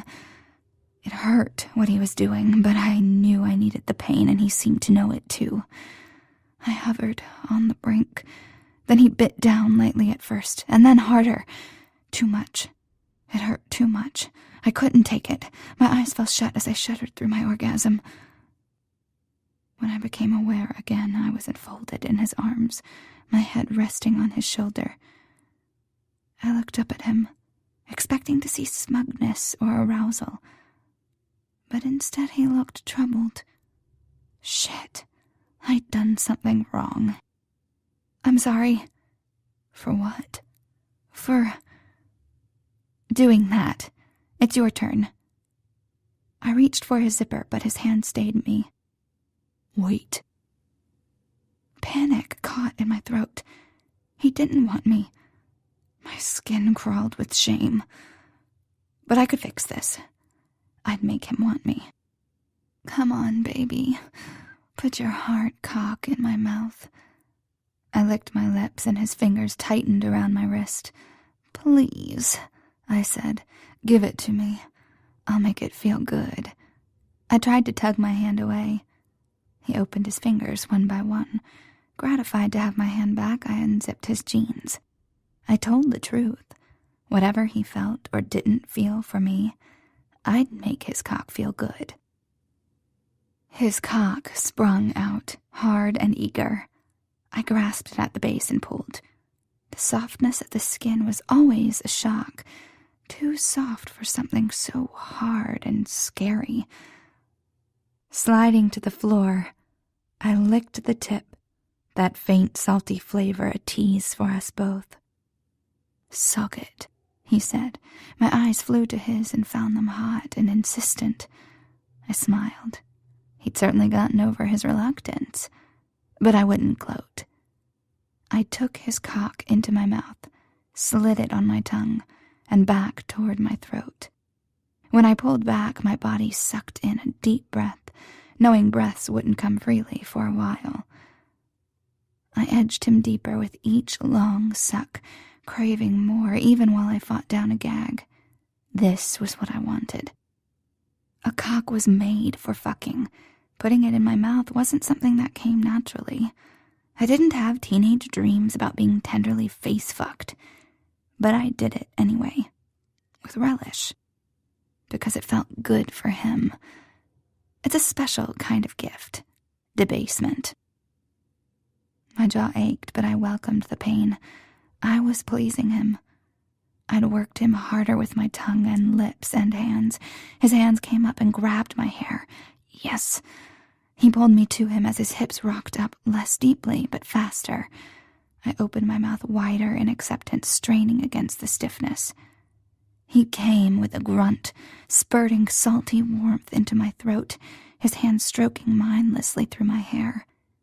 He hadn't yanked my hair or choked me on his cock, but it was still good. I reveled in the sight of his sated expression. All that build-up, not just the blowjob or making out, but even the dinner, all so that I could give him this moment of peace. Without opening his eyes, he reached for me and pulled me up into the crook of his arm. I curled into his side, shutting my eyes against the sight of his soft cock lying outside his jeans. Too raw a reminder of what I'd just done. He sat up and straightened his clothes. I did the same, suddenly wary.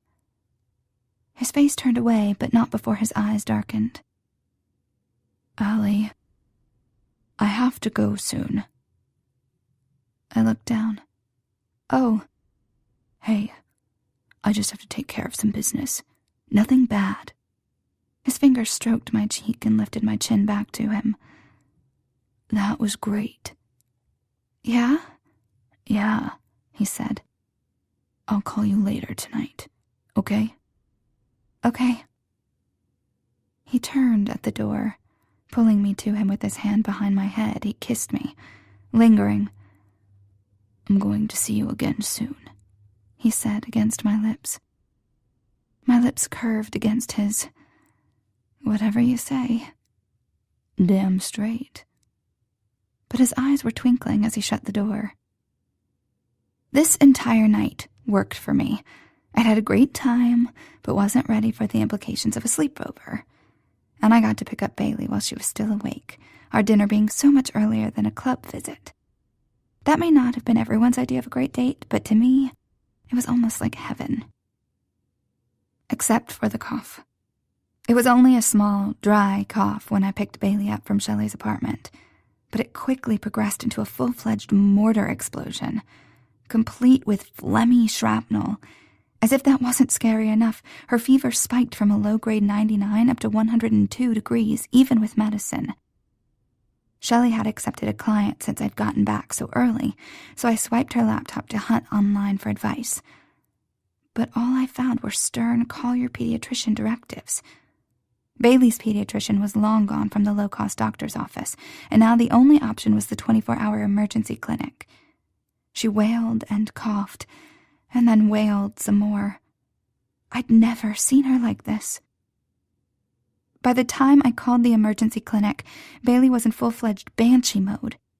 The receptionist gave me a scripted, "She should be seen," barely audible over Bailey's shrieks of pain and baby frustration. That meant spending $100 we didn't have, but I'd pull it from the rent money for now. Fortunately, the clinic was not at all crowded for Saturday night.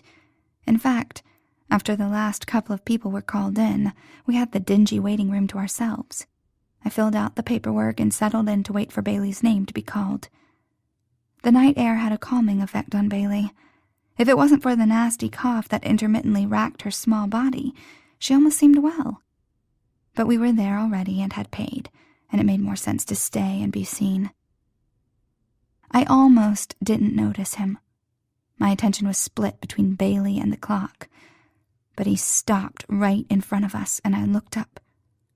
Even then, I didn't recognize him right away. A big, scary-looking man who'd had the shit beat out of him.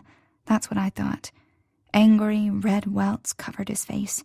His right eye was swollen and literally taped shut, with what looked like first aid tape. My arms tightened around Bailey. And then I recognized him. The man from the club. In the parking lot. The man who'd almost raped/fucked me and had only been stopped by Colin's threats. Apparently he'd picked the wrong girl to mess with this time, because he was wrecked. Had he followed us here? Would he try to hurt us? This was a public place, but I knew from personal experience that no place was safe, least of all a hospital. I glanced nervously around the small, empty room of plastic chairs. The receptionist was behind a frosted glass sliding window. Probably the most I could hope for was that she would call the cops if trouble started. Oh, and we'd have speedy, fast medical aftercare. Great. I had to get him away from us for Bailey's sake. There was no going along with it this time. I licked my lips, trying to think fast with an armful of sick baby. He spoke, but only half of his lips moved, the other half busted open. "I'm not going to hurt you, I swear." Right, that's what people always say when they have no intention of hurting someone. "I just want to apologize," he said, the last word slurring almost unintelligibly. He shifted his weight between his feet nervously, or maybe just in pain. I didn't really care, so long as he left us alone.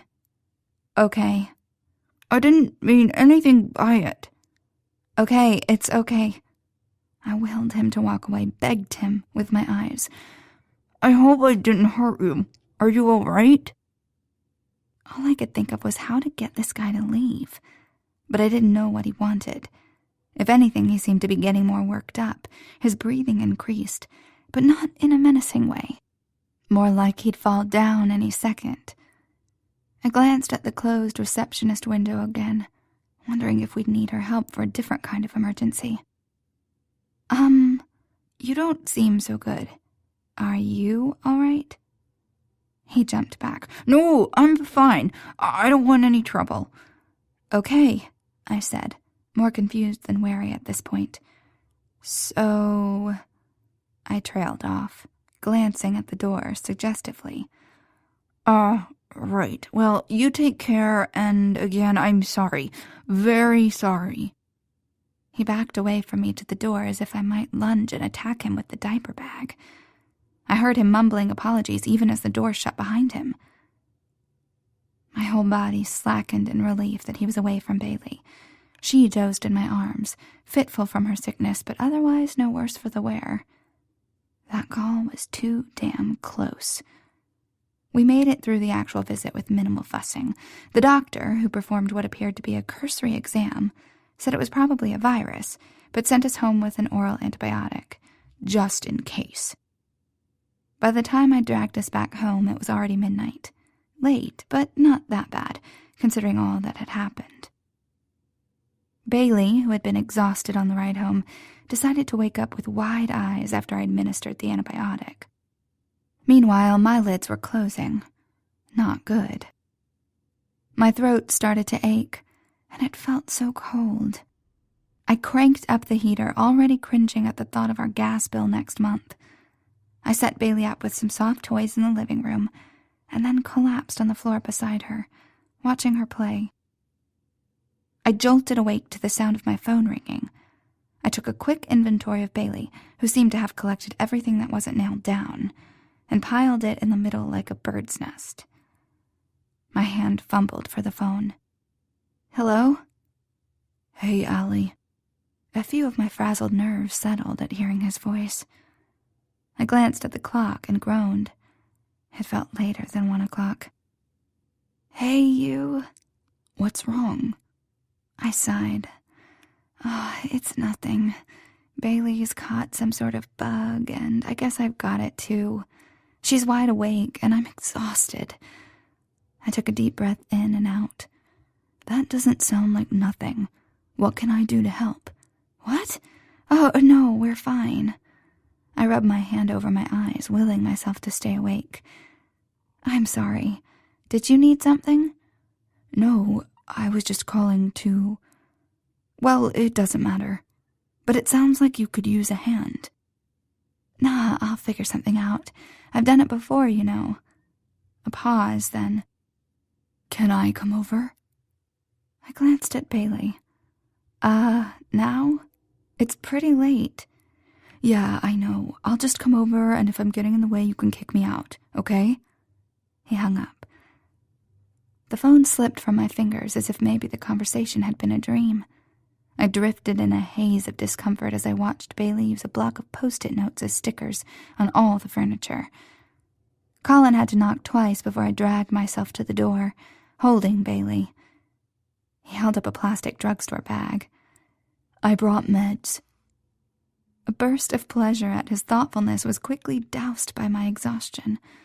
I took the bag from him and led him into the kitchen. "Here, I can take her while you do that." He reached out his hands for Bailey, but his eyes were veiled as if he expected me to refuse. I hesitated for a moment, but realized I trusted him more than that tired doctor. I handed her over, awkward because I rarely did so. He was less nervous than I would have thought as he set her on his hip. She gave a token fuss before settling against him. The picture of him with her made my heart thump. Apparently Colin had a horse whisperer effect on both girls in the Winters household. I hid this strange euphoric feeling by dumping the contents of the bag onto the counter. I sorted through the boxes casually, as if men brought me gifts of kindness and health every day. "Wow, did you buy out the store?" "I didn't know what you already had, so I just got everything they had." I opened a few to take. "You didn't have to do this. Thanks, though. This is really great." "No problem. Should I put Bailey to bed?" Bailey examined Colin with undisguised curiosity, looking no closer to sleep than she had a few minutes ago. Sure, you could try that." "Any specific things she likes?" "I usually read a few books and then sing to her. When she wakes up in the middle of the night, like tonight, I try to cuddle her back to sleep." "Okay," he said, and headed toward the hallway. No one except for me and Shelley had ever put her to sleep before, and I doubted Colin had tons of childcare experience, so I wasn't expecting success. Still, grateful for the reprieve, I leaned against the counter with my eyes closed for a few minutes. I took a bunch of pills to help with various symptoms and then headed to Bailey's bedroom. The door was cracked open, and I peeked inside. Bailey lay on the bed, with her eyes closed. Colin sat on the edge, stroking her hair and singing. "In my thoughts I have seen rings of smoke through the trees, and the voices of those who stand looking." Led Zeppelin! I clapped my hand over my mouth. This big, strong man, wearing a muscle shirt and cargo pants, sang rock songs to a toddler in the middle of the night. I was so toast. Game over. And it was doubly terrifying, considering I had no idea how to make him stick around. He would leave and take his sweetness and his Pepto and our hearts.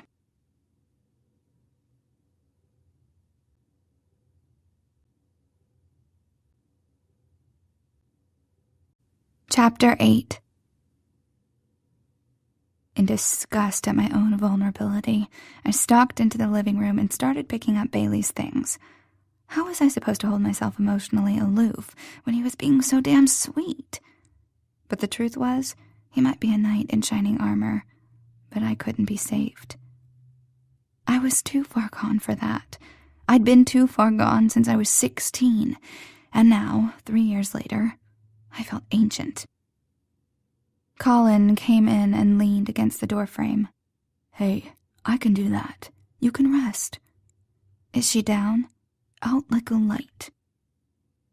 I closed my eyes again for a long minute, savoring the peace. "Thank you. Really." "No problem." "Here." I patted the couch. "Come and sit. Not too close, you don't want to catch this thing." He rolled his eyes and sat. "After what we did earlier, I don't think an extra foot is going to help me." I laughed, which kicked off a coughing spurt.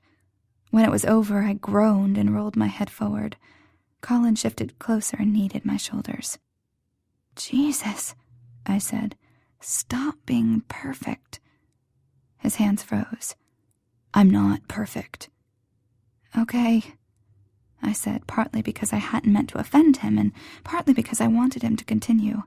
His fingers, thick and calloused, started to move again, pushing away my knots. Those hands were strong enough to hurt me, but instead they brought me pleasure and now comfort. God, this was better than sex. It was probably best not to tell him that, male ego being what it was. But it was true. "So good," I managed to groan, to let him know I appreciated him. "Shh," he said. "Even better." He rubbed my shoulders, my neck, even my arms, until I relaxed back into him, a puddle of sick, exhausted woman. My mind entered a slush-like state, dreamy. His arms wrapped around me, gently rubbing my hands. Who knew hands had tension? At first I'd been so desperate for relief that I was content to be pampered, content to use Colin that way. But after a while, even through my fog, I felt the oddness of the one-sided flow of pleasure.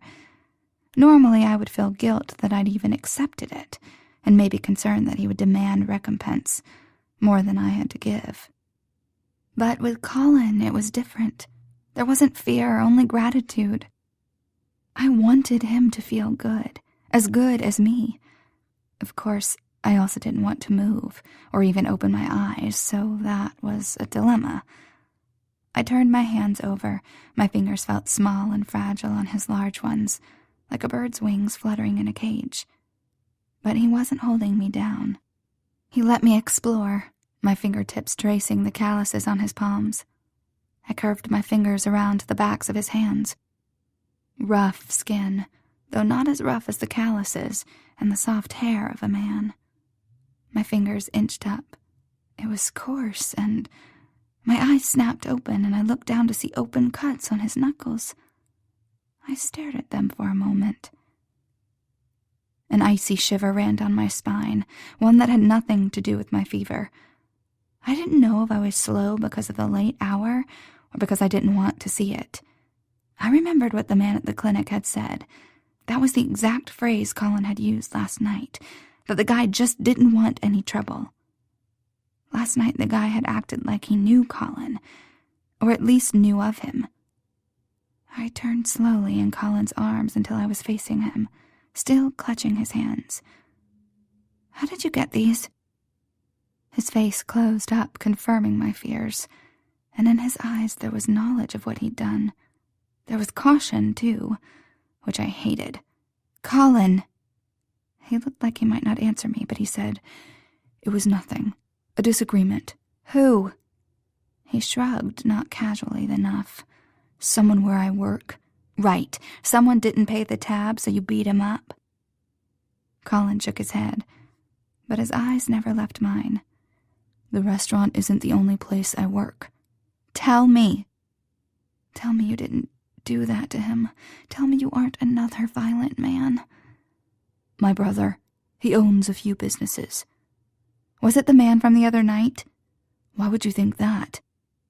"Gee, I don't know. Maybe because you tell me you have something to take care of. Then I see him with the shit beat out of him. And then you come around with, 'You saw him?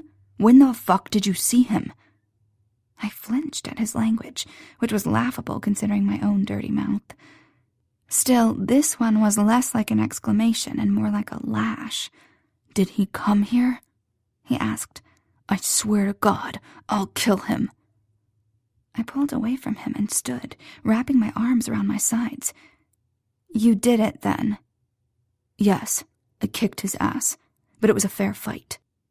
He stood and paced away from me. "What? Did you like him or something?" "No, I don't like him, but I don't want to see him hurt because of me. Jesus, Colin." "You didn't do it. He started it, and I finished it." I rolled my eyes. "I am not some stupid girl you fight over, winner take all." "I wasn't fighting to win you. I was teaching him a lesson. Now answer me. Did he come here?" "No.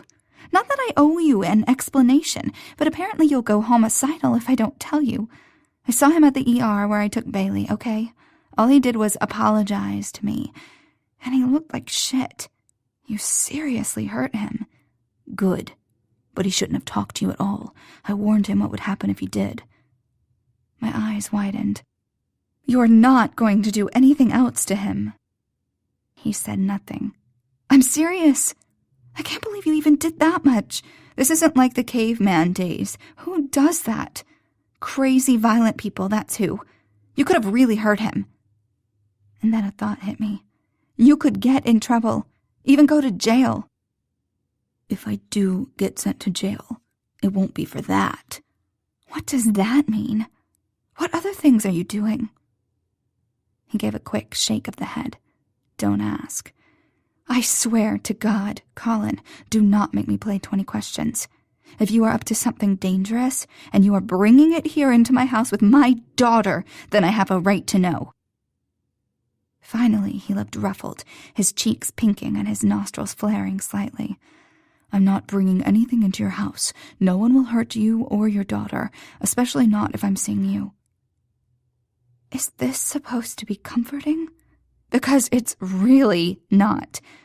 What does that even mean? Who the hell are you? The mob? I tried to laugh, but choked on it when he shrugged. "Nothing that organized." I stared at him dumbstruck. Out of the frying pan and into the fire, that's what had happened. He sighed. "Oh, can you please sit down?" "I don't want to sit down." "Allie, sit." I sat. "You know I own a restaurant, but before that I worked for my brother. I won't lie and say everything was above the table because it wasn't. It wasn't always legal and it wasn't always good." He looked at me resignedly, as if I would condemn him. I thought of Shelley, and I thought of Andrew. My own halo was much tarnished. No, I wouldn't condemn Colin for his past, but that didn't mean I had to accept it into my life. I had to think of Bailey. You aren't involved in that stuff now, right? I mean, now that you run your restaurant? "Most of the time." His words were slow, too carefully chosen to be comforting. "But sometimes he asks for my help, and I do it. That's what I was doing at the club the night we met, meeting him." "What types of things do you do?" "Whatever he needs done." "Violent things?" "I never claimed to be perfect." His eyes focused on mine, his voice steady. A small laugh burst out of me, the sharp sound bouncing off the walls of my bare apartment. "No, you didn't. But there's a long way from not perfect to violent criminal, don't you think?" He said nothing. "And if I asked you to stop doing those things, would you?" But I already knew the answer. "He's my brother." I wasn't angry. Not angry for whatever slight deception there may have been not to tell me this up front. Not for his past, whatever illegal or violent things he had done. Not even angry for what he had done to the guy from the club. I was afraid. Afraid that somehow that world would intersect with mine when I'd worked so hard to isolate myself.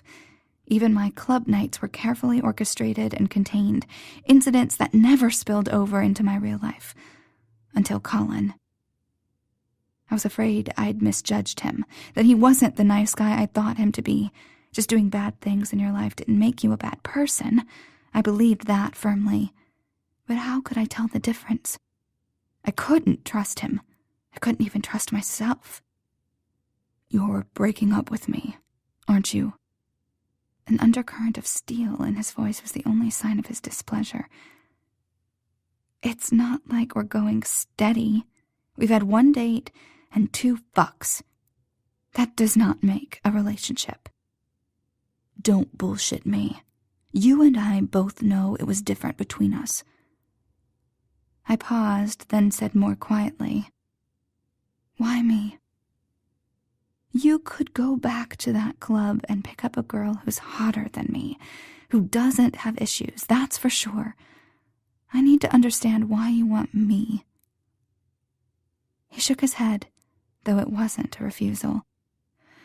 "It's not just the sex, it's this." He waved his hand around my apartment. Bare white walls, cheap ratty couch, strewn plastic toys. I just looked at him. "I want you. I want this." He gestured between us in frustration, maybe at me for asking the question, maybe at himself for not being able to answer. "Oh, Colin." He hid behind a thicker skin than I could ever hope to breach. The only reason I was saying this was because he'd let me in. I fell in love with him a little right then, as he sat so large and competent, yet so vulnerable. I wanted him for my own, and that wanting was like a chant in my head, a greedy, futile chant. "Maybe there is something special between us," I finally said, "but it's just too hard. I've got so much baggage, I could sink the Titanic, and you, well, you have your own baggage, don't you?" Maybe I was being mean, I thought, as I watched his defenses tighten up again right in front of my eyes. Sometimes mean was good. Sometimes mean was the difference between survival and going under. "Don't put this on me, Allie.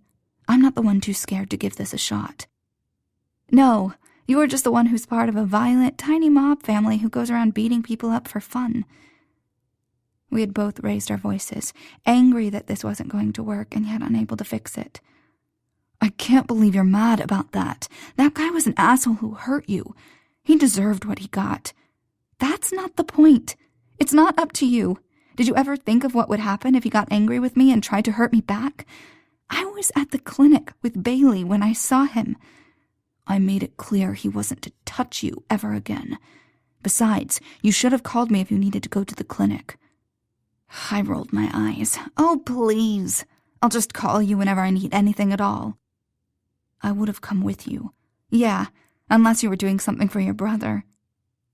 His nostrils flared, but he didn't respond. "It seems to me like you're the one who's stuck in the past. If you want to be with me and Bailey, fine. Then stop doing dangerous things that could come back on us." "You can't ask me to give up my family." "I'm not asking for that. You can see him all you want. Just don't do anything illegal for him, anything violent." "It's the same thing." "Then what kind of family is that? He just wants you for what you could do for him." He stepped toward me. "Yeah, that's right. And you think you're better than him? We all pay for what we want, me included. You're not giving me anything for free, so don't play the martyr. You'll fuck me to get what you want, and who the fuck cares what I want?" I stared at him in shock. He lowered his voice, still breathing hard. "Everyone has a price, Allie, and I'm not paying yours." Colin turned and left the apartment, the door latching quietly behind him.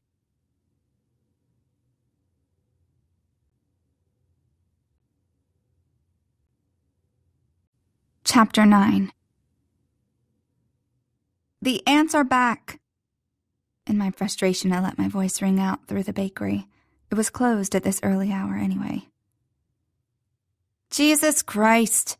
Rick swore from the bathroom. With a sigh, I wiped away the ants and rolled out my dough. A few minutes later, Rick came out. "You didn't have to scream at me. Miss the toilet." "Well, I hope you cleaned it up, because I'm not touching your piss." I waved my flour-covered fingers at him. He narrowed his eyes at me but returned to the bathroom. A minute later, he came out. "Did you wash your hands?" "Yes," he snapped, but then turned back to the bathroom. I heard the water run for a minute before he came out again. He leaned against the wall by the phone. "What's up your ass?" "It's not unreasonable to expect you to wash your hands. Clean working environment, food preparation, health code violations. Any of this ring a bell?" Working being a relative term for Rick, but between him and the bugs, this place was getting gross. He shrugged. "It's not that. You've been bitchy lately." "This is just how I am." His expression turned mulish. "Maybe, but it's been really bad for a few weeks now." "PMS." I gave him my best feral smile. "Drop it." "See?" he grinned. "Bitchy." "Yeah, well, do me a favor and fire me." Not that he would, and not that I really wanted him to. The job sucked, but it kept Bailey in diapers, and that was the important thing. No thank you. Maybe if you don't get that custom cupcake order done by the end of your shift." "Don't tempt me." He went into his office, probably afraid he'd actually annoy me enough to bail. I was the only person he trusted enough to do the large, expensive orders, and none of the others even did fondant. If only I could use my leverage for something useful, like a raise. "Bitchy," I snorted. Hell, yes, I was bitchy. I had literally no idea where my electricity payment was coming from. No, scratch that. I did know. Shelley. She'd offer it, and Bailey couldn't very well live in an apartment with no lights, so I'd accept. Shelley earned that money on her back. If anyone had to turn tricks to support Bailey, it should be me. As if I wasn't feeling guilty enough, it looked as if Shelley had a crazy client obsessed with her, the same black car parked on the street at odd hours. One bright day, I caught the glare from a camera lens aimed at our apartment building. I ran inside with Bailey and the car drove away. I considered calling the cops, but we knew they wouldn't do anything. Besides, both Shelley and I had an aversion to cops, though for a slightly different reason. My date nights had gone to shit, and the man who'd done it, well, I'd broken up with him. Or maybe he'd broken up with me. Had we ever been dating? The more time passed, the hazier it became. But I did know that I needed to get fucked. I could go to the club, but after the last trip, I was gun-shy. Some slut I was. Amateur. I had a rough couple of weeks. Bitchy was the least I could do. The detailed construction of gum paste calla lilies distracted me. Rick called out from his office. "Hey, you get out of here, kid." I glanced up. It was 15 minutes past the end of my shift. "One sec." I stroked my brush from the inner curl to the tip, leaving a striated peach coloration. Tomorrow I'd paint light pink blush onto the tips. Perfect for the wedding cupcakes they'd adorn. Once the paint dried enough to set it down, I laid the flour on the tray with the others. The sky had darkened to dusk by the time Rick came out of his office. "What are you still doing here?" "Just cleaning up." "Hey." His hand stopped mine on a package of food coloring. His eyes were missing their usual playful glint. "Are you sure everything's okay?" I sighed. "Would it be possible for me to get a raise?" He didn't respond right away. "Or maybe just get some extra shifts." "Are things that bad?" "It's just that Bailey had an ER trip a couple of weeks ago, and things are a little tight." He ran his hand through his hair. "Never mind," I said. "I'll work it out. No, you deserve a raise. But you know things have been slow around here. We are already short on staff just to stay open. But I'll take a look at the books, okay? I'll see what I can do." Maybe the bakery wasn't as busy as it once was, but I'd honestly thought he was just being cheap before. Now I felt greedy, asking more if the bakery was truly struggling. Even if he did find me an extra 50 cents an hour, it wasn't going to solve my cash flow problems. "Thanks, Rick.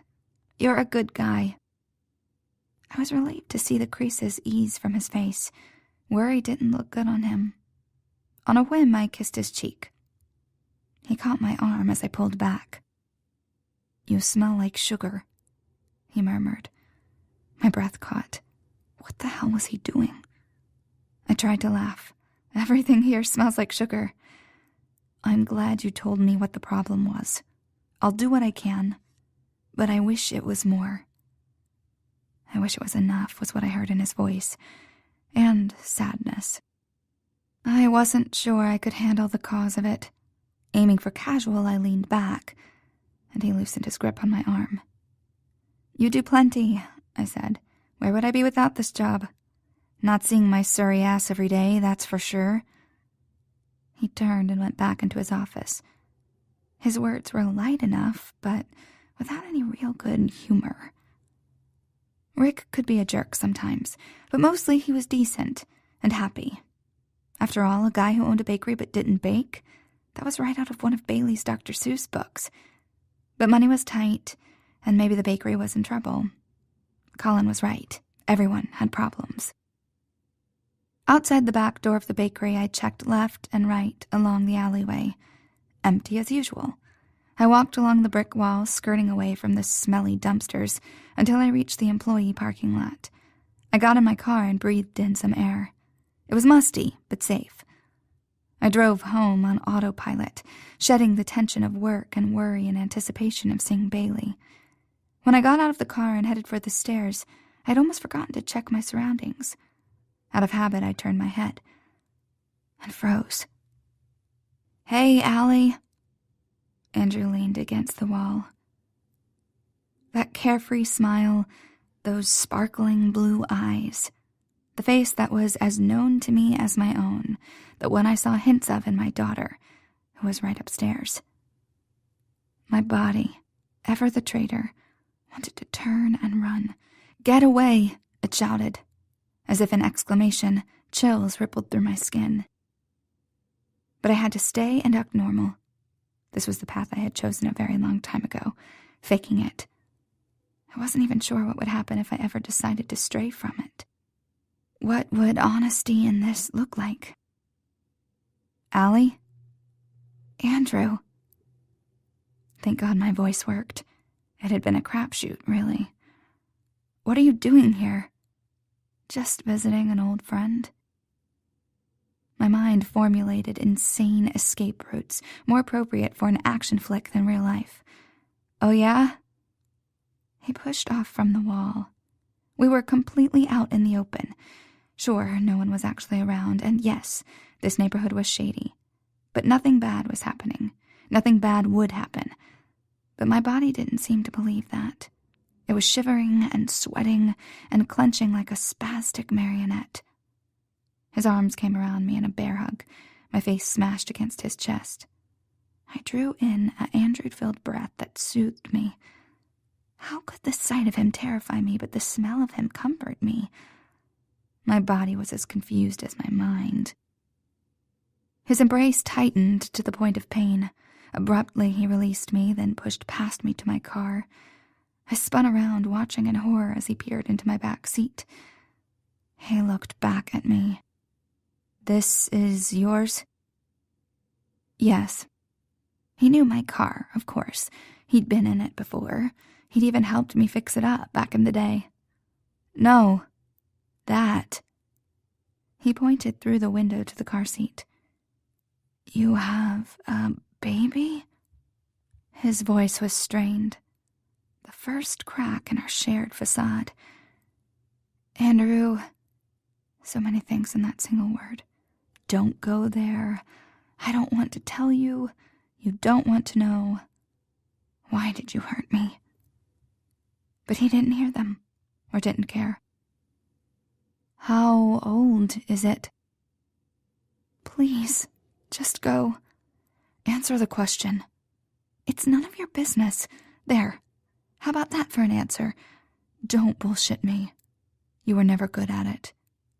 "I'm not bullshitting you. That's the truth. Bailey's not your business." "Bailey." He said it slowly, weighing the name. It made me angry. His eyes faded from anger into wonder. A girl? She is mine. You have nothing to do with her. Really? Is that true? His tone called me a liar. I said nothing, just narrowed my eyes at him in impotent rage and fear. Tell me who her father is, if not me. Is it Kyle from third period? You went out once, right? Did you see him again? Or was it that guy where you work? Or are you hooking like Shelley, and you got knocked up? Whose is it, if it's not mine? I hated the stinging warmth in my eyes. I blinked, but it only made it worse. Weak, stupid girl never learns. Let's not fight. Andrew's voice turned soft, a supplication I'd interpreted as affection back then. Now I wondered whether it had always been a front, or was it sometimes true? Either way, he couldn't be trusted. It doesn't have to be like this. We were friends once. I want to be your friend again. I've been looking for you everywhere, and now I find you, and we have a kid together. Jesus, it's crazy.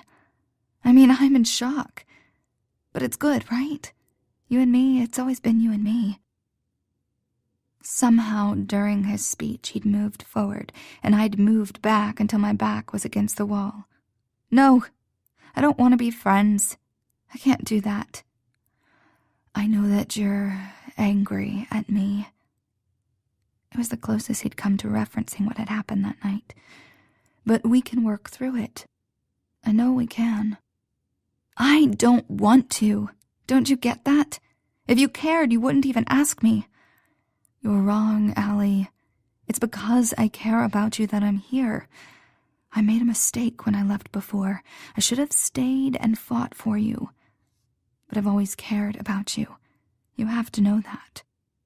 It's not going to happen between us. Not ever.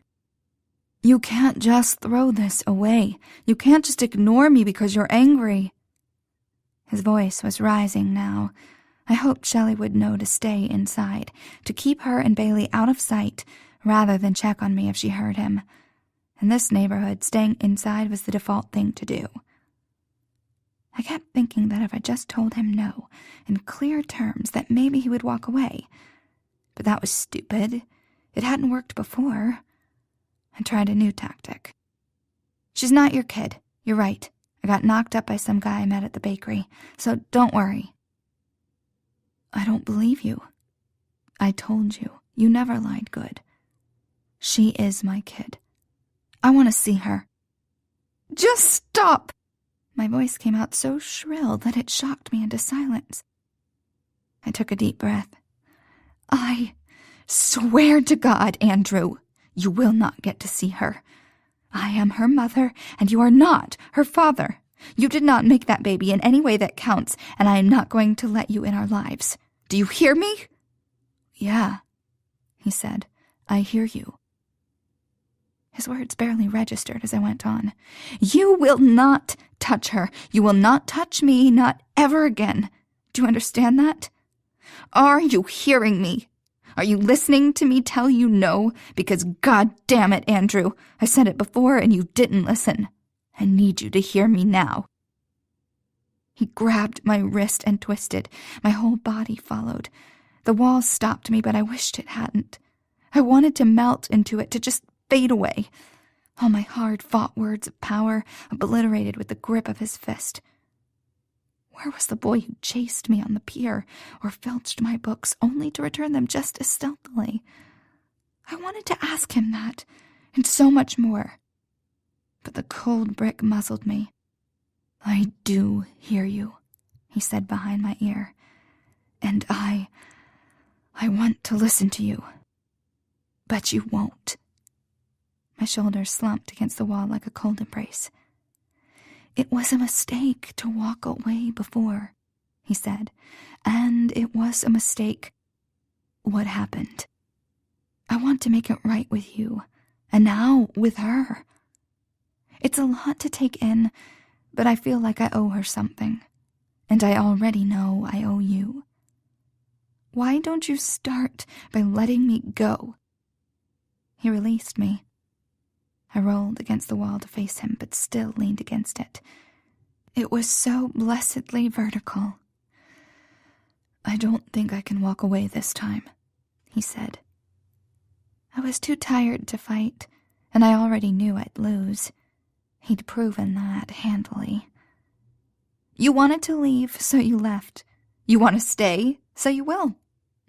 You wanted to fuck me, so you did. But I didn't say that. What about what I want? Tell me what you want. Tell me how I can help you." He didn't get it. He could help me by leaving, but he wouldn't go. I shook my head. "Go away, Andrew. Go away, or I'll call the cops, and they'll make you." It was risky to bring up the cops. Andrew wouldn't want them involved, would think he might get in trouble if they were called. He didn't know the cops didn't care, but he didn't call my bluff. "I'll go," he said, "but I'm staying in town. I'm going to give you some time to cool down, think things through. Then we'll talk again. We're going to work this out, whether you believe that right now or not."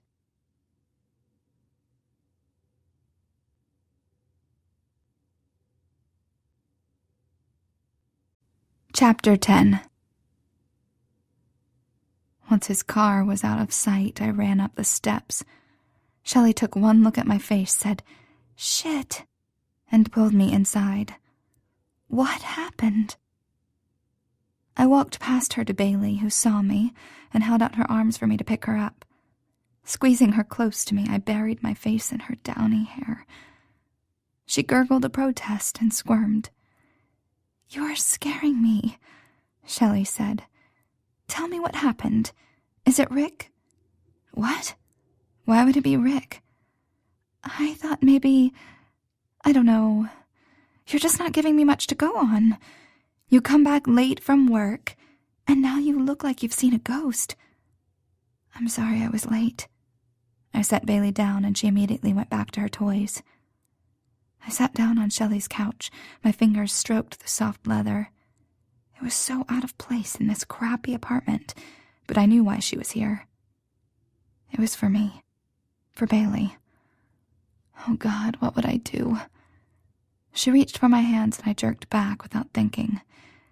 "Jesus, Allie, tell me what's going on." "It's Andrew." I waved my hand. "He was here." "Where? In Chicago?" "No, here, at our apartment, just outside. I watched him drive away, but he said he'll be back. He's coming back." "Oh, shit." And he saw Bailey's car seat. He knows about her. I need to go. I need to take her and leave. "That's crazy. Where will you go?" "I don't know. Maybe I'll track down my dad, ride in his truck for a while." It was mostly a joke. My dad may not have been a stellar example of fatherhood, but he'd help me if I were in trouble. Still, riding around in the cab of a semi-truck with a baby wasn't a realistic plan. But what could I do other than run? The law wouldn't be on my side. I'd found that out 2 years ago. Would only take a DNA test to confirm what Andrew already suspected. He was the biological father of Bailey, and if he pursued it, he could be her father legally, too. At one time, I would have thought those were the only ways that counted, but not now. I didn't think of him as Bailey's father. I couldn't. She was mine. If I stayed, he could compel me to let him near Bailey. Hell, to let him near me. The court system, the authorities, they would support him. But if I ran, what kind of life would that be for Bailey? When would it end? I had trouble enough keeping her stocked in diapers and secondhand plastic toys, even with a reasonably steady job at the bakery. On the run, even that would be in jeopardy. And who would watch Bailey when I worked? I wasn't sure I could hold up without Shelley. "Hey there," she said. "I know this is bad, but we'll work it out. You're not in this alone." Oh, God. I put my head in my hands. I'm not trying to be a whiny bitch here, but sometimes it feels like the cards are stacked against us, you know? Yeah, she said. I know. Do you think... You know the police won't help. And I don't have money for a lawyer, much less a good one. I wasn't going to say that. At her pause, I looked up to see Shelley tracing her fingernails in the wood-like grooves of the plastic coffee table. What about that guy? I blinked. Colin? What about him? Don't say you haven't thought of it. I hadn't thought of it, but I was now. To send Colin like he was some goon to shake Andrew up, to fuck him up. After all, Colin had already shown a willingness to protect me in the physical capacity. You're crazy. She pressed her lips together and refused to look me in the eye. I shook my head. No freaking way. Okay, she conceded. I wasn't saying it was a great plan. Listen, do you want me to talk to him? And the way she said the word talk made it clear what she really meant. Persuade him. Maybe even whore herself out for me. Shelley, I said. Then I couldn't get any more words past the lump in my throat. I couldn't let her do that. But God, that she would even do something like that for me. For Bailey. She was my daughter. I should be able to protect her. But I couldn't even protect myself. Come here, sweetie. She folded me in her arms. Between the two of us, I was the mother. I was responsible for Bailey and myself, and I felt responsible for Shelley too. She was only a few months younger than I, and prettier, and probably smarter than me as well. But somehow she'd always trailed after me through middle and high school. I'd always suspected she'd had a crush on Andrew, but when he'd fucked me over, both literally and otherwise, she'd been there to help me. She'd continued to help me all this time, even now offering her body in exchange for what? For friendship? For this pale imitation of a family? I didn't deserve her loyalty. Straightening my back, I pulled away from her warmth. Thanks, Shelley. Don't worry, I'm not going to do anything crazy. He said he'd give me some time, so I'll think of something. Everything will be fine. Of course, she didn't believe it. I didn't either, but she let me go.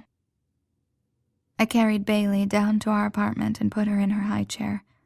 I set down a jar of sweet peas and let Bailey go to town with a plastic spoon. It felt weird to do something as mundane as mealtime when my world was being ripped apart. But that's the thing about kids. They make you practical. A stronger mom, a better mom, would probably have chastised her for the mess. But it was easier to let her make a mess and then clean it up after. Green mush sprayed across the linoleum floor, wiped clean in a single swipe. If only all my problems could be cleared with such ease. After Bailey ate, I peeled off her clothes and diaper and carried a pea-spattered baby to the tub.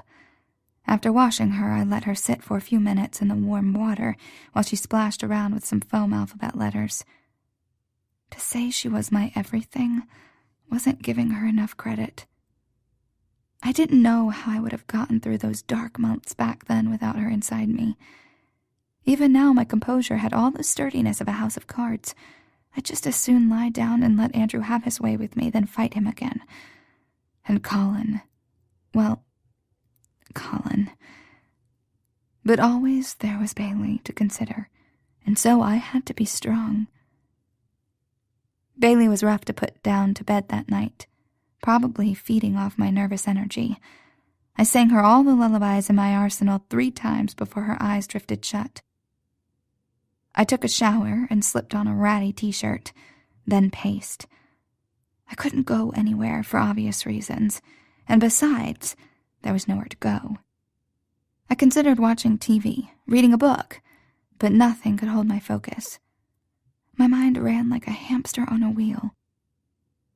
What a relief it must be for a rape victim to hate her rapist.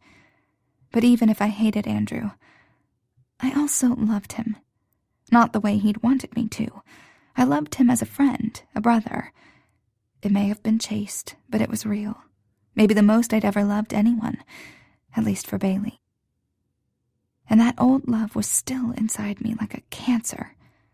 Maybe if I could believe what I told myself all those nights at the club, that I didn't really have the right to say no, that all guys were assholes, I could find some kind of peace. Then, at least, what Andrew had done would make sense. I had thought I was over it. It wasn't even rape, right? Sure, I'd said no, but men didn't listen. Now, though, with Colin waiting in the wings, tempting me and respecting my refusal, I had to wonder if I'd just been fooling myself. And that begged the question, what would it take to truly get over it? Was it even possible? The thought of being broken forever was a scarier thought than anything Andrew could do to my body. It wasn't the first night I'd baked in lieu of sleep. The methodical measuring of ingredients and the steady rhythm of mixing never failed to soothe me. During the day I played with recipes, taking delight in creating something new. But night baking was about comfort. All I had to do was follow the formula, and everything would turn out okay. Better than okay, considering double chocolate brownies came out of the gasm.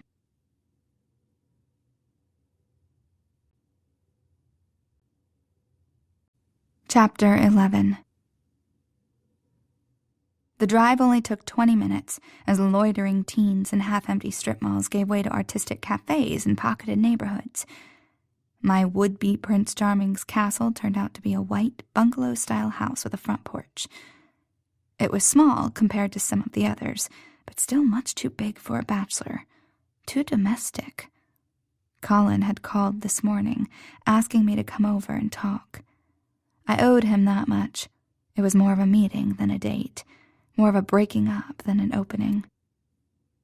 I told myself that again, fussing over my meeting date outfit as I sat in the front seat of my car, but I didn't really believe it. I wanted to make it right with Colin. The heart wants what it wants, even if that means fucking over the people it loves, because it really wasn't fair to drag Colin into this. Bad enough I was so messed up, and that I was broke and had a kid and all the other things that were wrong with me. All the things that made me a poor candidate for a girlfriend, as if this were a job interview, an audition. After the new troubles with Andrew, I should leave Colin well enough alone.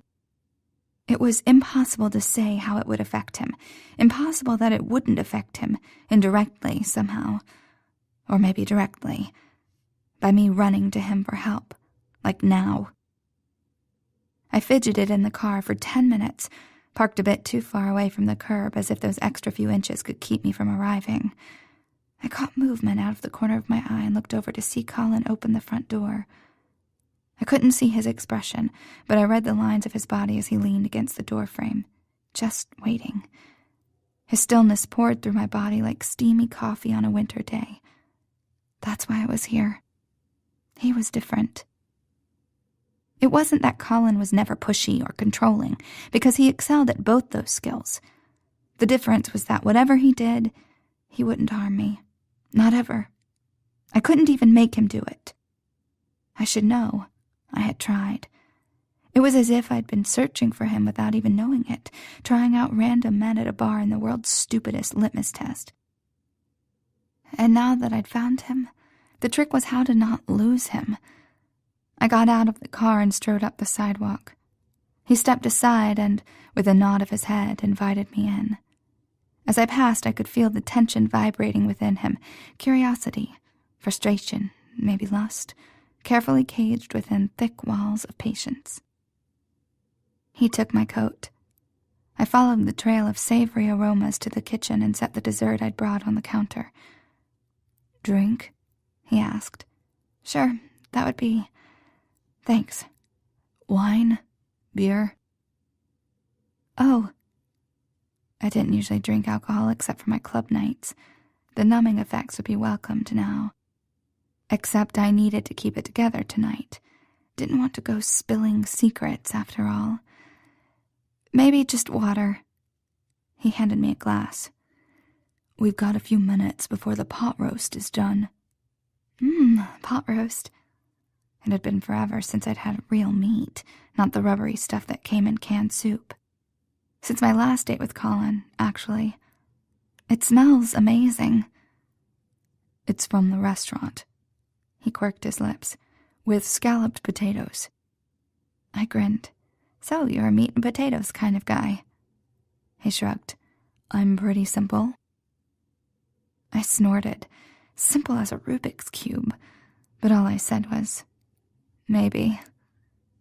The white cabinets, formica countertops and tiled backsplash matched the quaintness of the house, but looked new. The stainless steel appliances and fixtures completed the picture of a modern kitchen, but I'd expect nothing less from the owner of a restaurant.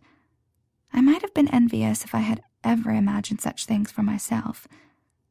I peered back the way we'd come, through the dining room. Did you want me to show you around? He asked.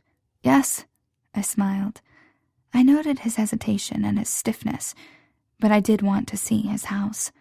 Every little detail, from the green splash of color from the tea towel to the prickly aloe plant that sat on the counter, was a piece of Colin. I would hoard that knowledge like a miser collects coins, and later strums through them with his fingers just for the pleasure of it. Despite the coziness of the house, there was a definite sparseness to its furnishing. So male, so Colin. Plush seating and dark wood furniture stood so perfectly in place, without clutter, that I half expected to see price tags hanging on them. Colin was quiet, even for him, and watchful. He walked ahead of me, leading me to the different rooms, the living room, the dining room, a study, and outside the back porch overlooking a small but lush lawn. I oohed and awed. It came naturally, this admiration, because his house was beautiful and stark, like him. The place was large enough to be roomy, but small enough to be cozy. It was, as Goldilocks would say in Bailey's book, just right. But I felt like he was waiting for something specific in my responses. I leaned my elbows on the wood rail of the back patio as if I belonged. It's a great house. Do you think so? He asked. It didn't sound like the idle question it should have been. Absolutely. It's perfect. Why? You aren't thinking of selling it, are you? If I did, would you buy it? I laughed. There's no way I could afford this house. How much does something like this run? 100,000? A faint blush tinted his cheeks, and I knew it had cost more. Not that I could even afford a fraction of that. It might as well have been a castle for all that it was accessible to me. The food's probably ready, he said, and we went back inside the house. I found the dishes while he transferred the food from metal pots to ceramic platters. We met at the dining table amid clanking utensils. I set a place for him at the head of the table and sat next to him. That left 5 empty chairs and a wide expanse of cherry wood table. Do you have company often? I asked. His eyes flicked over the table. All those empty chairs. No. I took a bite of the pot roast. The juices exploded in my mouth, and I released a soft moan. God, this is good. A quick smile. I'm glad you like it. I bet you get that all the time. He shrugged. It's nice to eat a meal here for once, and to have company. My face heated. How's Bailey? I blinked. She's fine. And your brother? Also fine. Have you talked to him lately? I wanted to ask. Done anything illegal? Dangerous? But his eyes warned me away. I wouldn't like the answer. We moved on to safer topics. My work at the bakery and his at his restaurant. We both worked with food, something so elemental, providing sustenance, health. In my case, not so much health, but there's a special intimacy that comes from preparing food for someone, as he had cooked this dinner and I had baked that pie. We ate and were merry as Colin ever was. It was a last meal of sorts. When we'd both eaten too much, Colin took me to the living room. His hand caught mine, tender, and his eyes captured mine, intent. What's wrong? Nothing, I said in a falsetto. Tell me, he said. I sighed. The man was a walking lie detector. Either that or I was transparent as fuck. "Something happened," I said. "Bailey, well, her father has come back."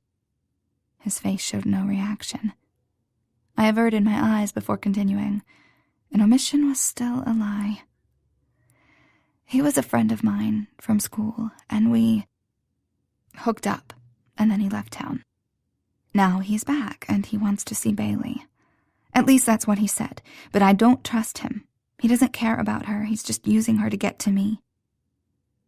Those dark brown eyes revealed nothing. "What are you going to do?" "I don't really know what I can do. I guess visitation is something that would have to be figured out in court, but I would strongly prefer that he not get to see us at all." Colin's eyes sharpened. "What's wrong with him?" I blinked away the answering thoughts. "Nothing. I mean, it's not like he's ready to be a father. He just wants to mess with me, but he had a rough childhood. I mean, really bad."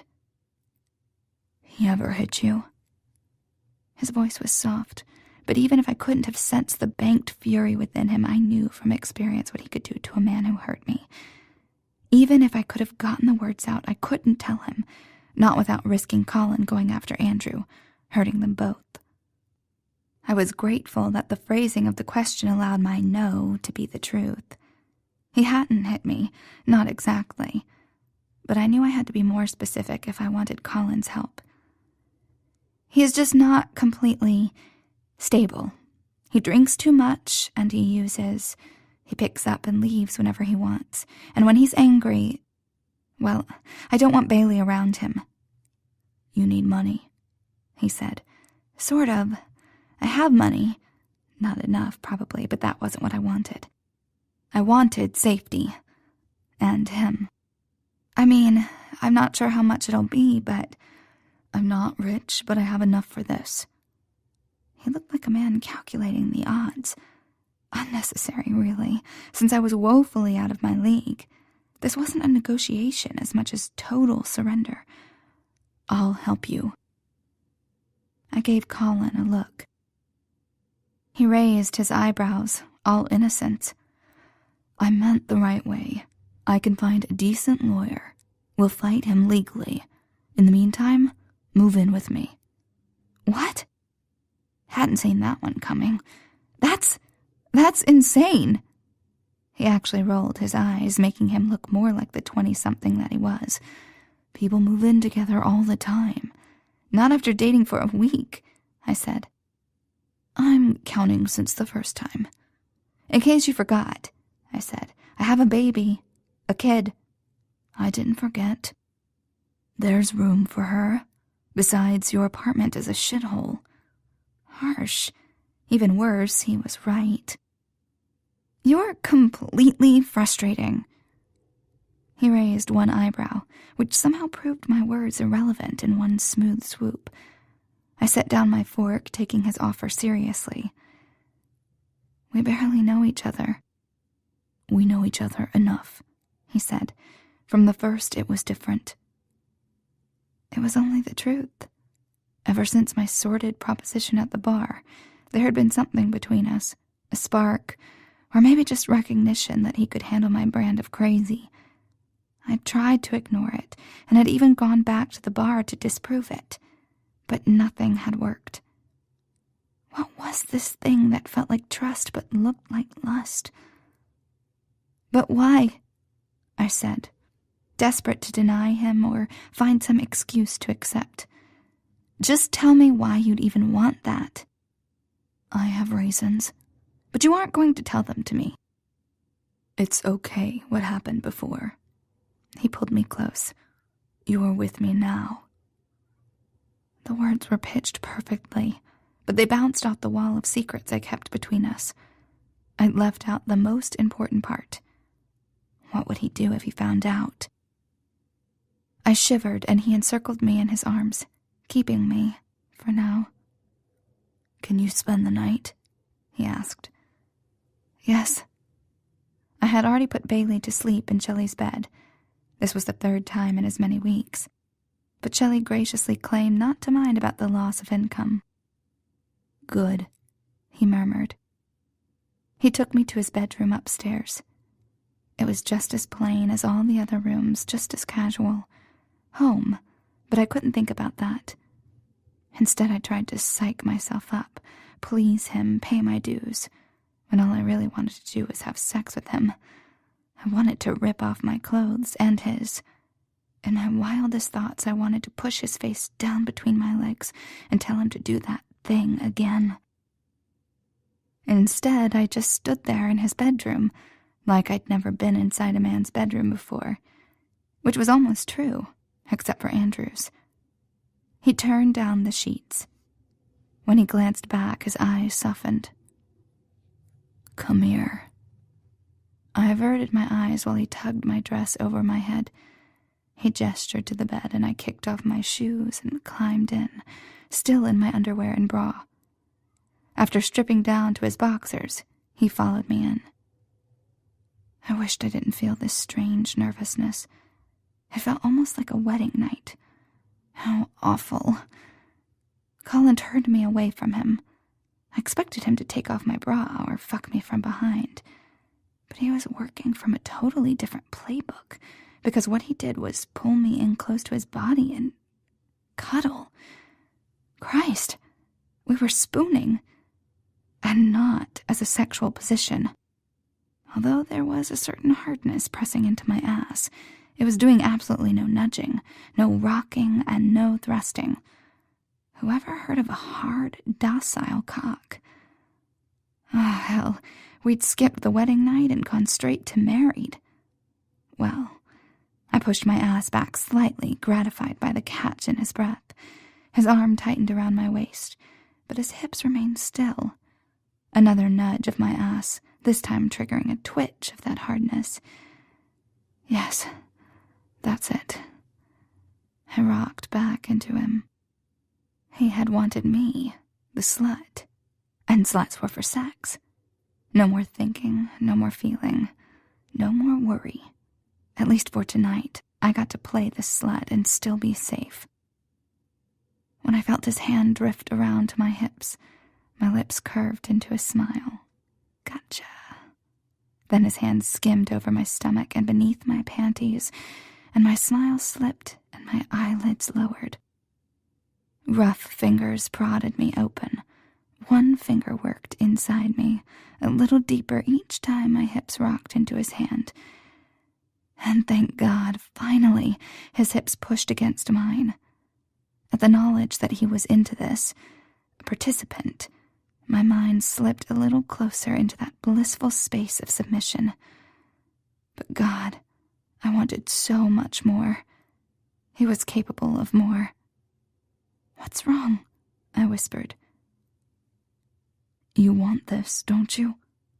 He repeated his words from earlier, still worrying over my consent. No, nothing like the others. Tears sprung into my eyes, and I was grateful he couldn't see them.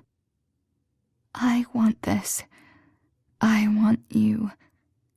I could only hope he took the thickness of my voice for arousal. "I want you to give it to me hard. Be rough, Colin. Do it." Even before I'd finished speaking, his fingers inside me and his cock rubbing against my ass sped up, roughened. His other arm slipped under me, holding me flush against him, as if I was going anywhere.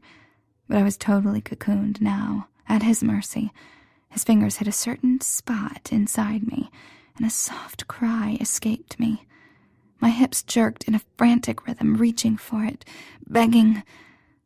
But it wasn't his fingers rubbing me that took me over. It was the sharp pant of his breath on my neck. His excitement, mine. And as my climax took me, I shook in his arms, falling apart, held together. As I collapsed into his hardness, my heart felt overfull. Desperate to turn this into something familiar, something sexual, I grabbed his wrist and sucked his wet fingers. I swirled my tongue around his fingers like a cock, offering. He shifted on the bed so that he lay flat, accepting. I crawled, proud, really, on my hands and knees between his legs. The tense arousal on his face made me feel sensual, powerful. There was a certain power to my role, that I could incite this man to lust. He pulled down his boxers and, with his hands in my hair, slipped my mouth over his cock. That had been the shortest power trip ever. Down and up he directed me, steadily, inexorably forcing more of his smooth, hard skin into me. My focus narrowed to my senses, what I could see or taste or feel. Every time I lost my way, he brought me back with his fingers at my neck, a soft grunt or a tensing of his thighs beneath my hands. It wasn't about sucking cock. This was Colin guiding and me yielding, Colin giving and me receiving. Or was it the other way around? It didn't matter, so long as it never ended. There was a certain urgency about him, more than a man wanting to come, and I answered it by taking him deeper. Even as my jaw tired and my eyes watered, I felt his pleasure like it was my own, his labored breathing, his fingers tightening in my hair, the small thrust of his hips. I wanted it all. My fingers fumbled, wrapping around him, stroking him below, fondling delicate skin. Suddenly he surged up. Next thing I knew, I was on my back, knees bent, and Colin deep inside me. I gasped, belated. "Fuck," he said. He wrenched back, then fished a condom out of the nightstand. A few seconds respite, and then he thrust back inside me. He was too deep to move, too deep to breathe. "Colin," please had never worked, but he stilled. With his nostrils flaring and a light sheen of sweat on his face, Colin looked savage. "Hurt you?" "No, He rocked against me, slightly, straining. "You what?" "I want you. Don't leave me." "Fuck me." He did. And then I fell asleep, enfolded in thick arms, feeling like Alice falling down the rabbit hole.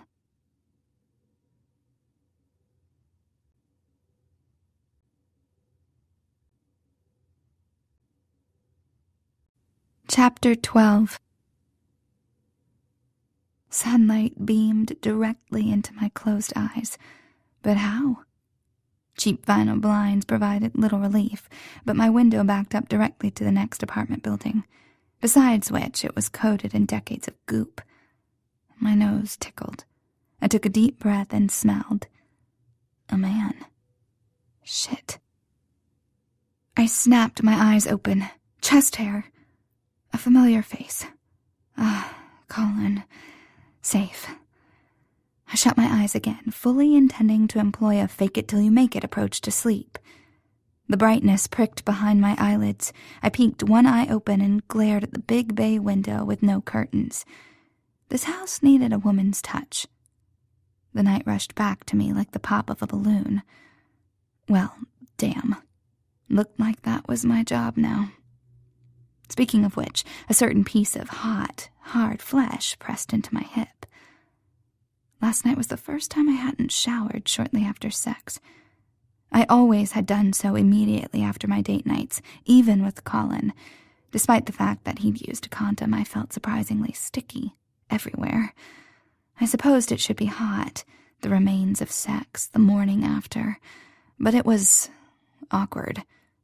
Naked, I slipped from Colin's unconscious grip.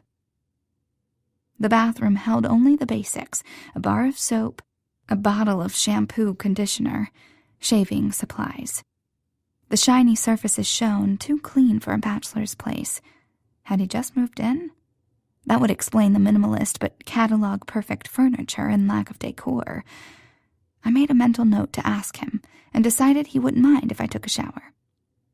I stood under the spray and flipped the tap all the way to hot, relishing the biting cold that steeped into a blissful scald.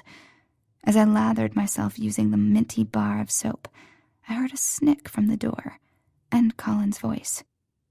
"Excuse me." "Excuse what?" I peered around the shower curtain to see two pale, tight ass cheeks, then snatched the curtain back in place with a squeak. Damn, he was using the potty. No, the toilet. Fuck, I was an adult. It was called a toilet. You okay? He sounded amused. I'm fine. I clutched the soap, which slipped from my hands onto the tub with a thud. Sure. I picked up the soap. Never better. Can you move today? I dropped the soap again. Fuck! What? Nothing. Moving. To be honest, I hadn't been entirely sure we were doing that, or whether the whole thing had been some weird date dream. And I really hadn't expected it so soon. But leave it to Colin to be expedient. I don't know, I said. Can we talk about it later? I have to go into work this afternoon. About that, he said. I didn't like his tone. I poked my head out of the shower. Colin leaned against the bathroom counter, somehow looking not at all silly while totally naked and hard. I was thinking you could quit, he said. I gaped, but managed to eke out a, "What?" He shrugged in the face of my shock. It sucks. The pay is shit, and so are the hours. You don't even like it.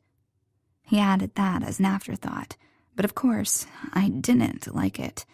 Damn him for knowing that. Wait a minute. How do you know how much I make? His eyes flickered. You work shifts in a low-end bakery. How much can it pay? Besides, I'm in the industry. That made sense, I supposed, but still. It would take time to find a better job. How would I pay my share? I didn't ask you to move in because I need a roommate, Allie. The effect of his sarcasm was offset by the teasing light in his eyes. I tightened my grip on the shower curtain to shield myself from the cold air and his hotness. How will I pay you back for the lawyer? He snorted. It wasn't going to be a loan. Besides, there won't really be a regular bill. That alarmed me. Relax, he said. He's a real lawyer. He's already on retainer, that's all. With my brother. I wanted nothing to do with his brother, and Colin knew it.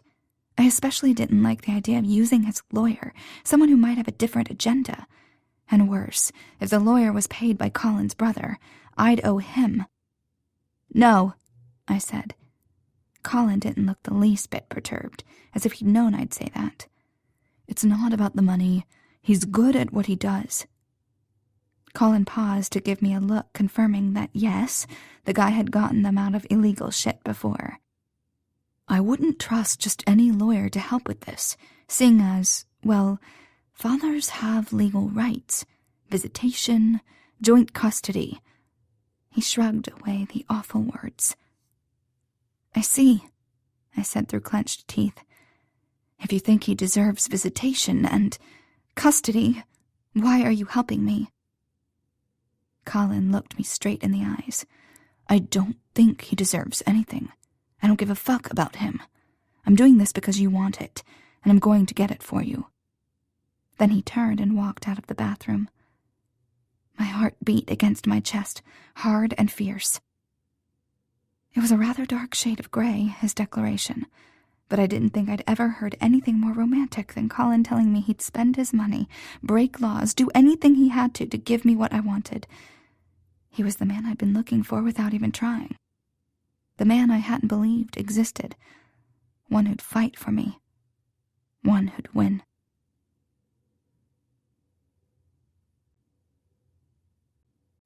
Chapter 13.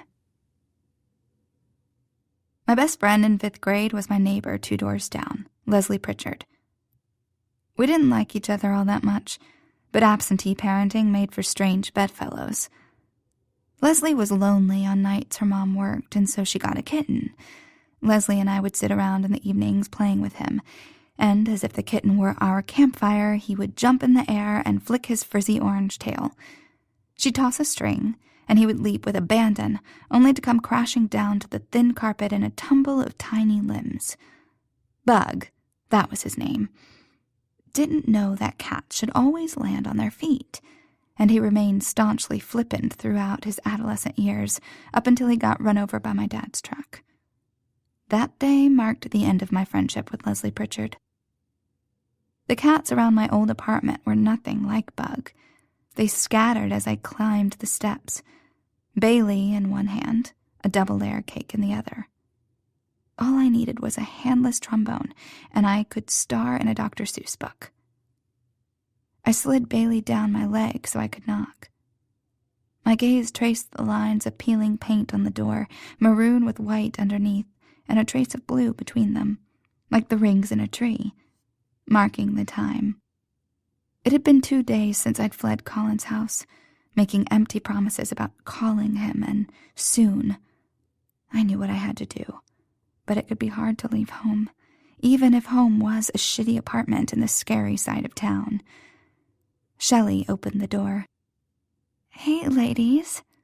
Her voice was hoarse, and her smile didn't quite reach her bloodshot eyes. Shit. Maybe it was just the tiredness resulting from staying up late, but this was Tuesday, and she usually didn't have a client on Monday. In fact, I left her alone most of the time on Mondays to let her sleep it off. Besides, lack of sleep wasn't enough to affect her like this. Shelley was like a prey animal. Her problems never manifested in her appearance. If she looked like this, then things had truly gone to shit. "Shelley?" Her eyes slid away. She opened her mouth to answer, maybe, but then clapped a hand over it. Leaving the door open for us, she stumbled back through the hallway. The thud of the bathroom door punctuated her departure. I found Shelley curled up on her bed on top of the covers. Bailey tried to go to her, but I distracted her with a chunk of cake that would be hell to clean up later. I returned to the bedside. "Jesus, Shelley, which one?" "Things just got out of hand," she mumbled, her eyes closed. It had been a stupid question because the answer didn't matter. She could hardly go to the police. I'd been too afraid to ask the important question. But I asked it now. "How bad is it?" "Not bad," I sighed. "Just tell me. I'm going to find out anyway." She looked so thin. When she swaggered around, dressed provocatively and with that half-smile, she looked every inch the femme fatale. But lying there, she seemed almost childlike. I reached for her, my hand hovering in the air as if she might break if I touched her. Except she'd already been broken. I gingerly pulled up her shirt to reveal angry red welts that streaked the length of her back and down under her jeans. I'd seen them before, back when Shelley had first started in the life, before she had regulars to keep her safe. "He did this," I said, my voice detached from my head as if I had a cold. I meant the one who liked to rough her up. I told her not to see him, and usually she didn't take on clients like him, but there was something about him that kept her going back. "It wasn't him. I took on a new client." "Why? Why would you do that?" She gestured toward the nightstand, and I opened the drawer. On top of the mess of beauty products and a few books was a single white envelope. A thick one. I looked inside. Money. And lots of it. "Shit," came out on my exhale. 5,000. Pride colored her voice. I didn't know whether that was a good sign or bad. 5,000 fucking dollars. That was 10 times her regular nightly rate, as much money as she made in a month. Of course, she wouldn't be able to work now for the next couple of weeks, with her back all torn up. "But why? We agreed you wouldn't do shit like this. Christ, Shelley, you could have been really hurt. You are really hurt." "It's for the lawyer," she said. "A retainer or some shit." "Oh, fuck, no." I threw the envelope into the open drawer, $100 bills spilling out in a vulgar array. "We need a lawyer. You know that. You can't run from this. Where would you go? A lawyer will figure this out. Make it right."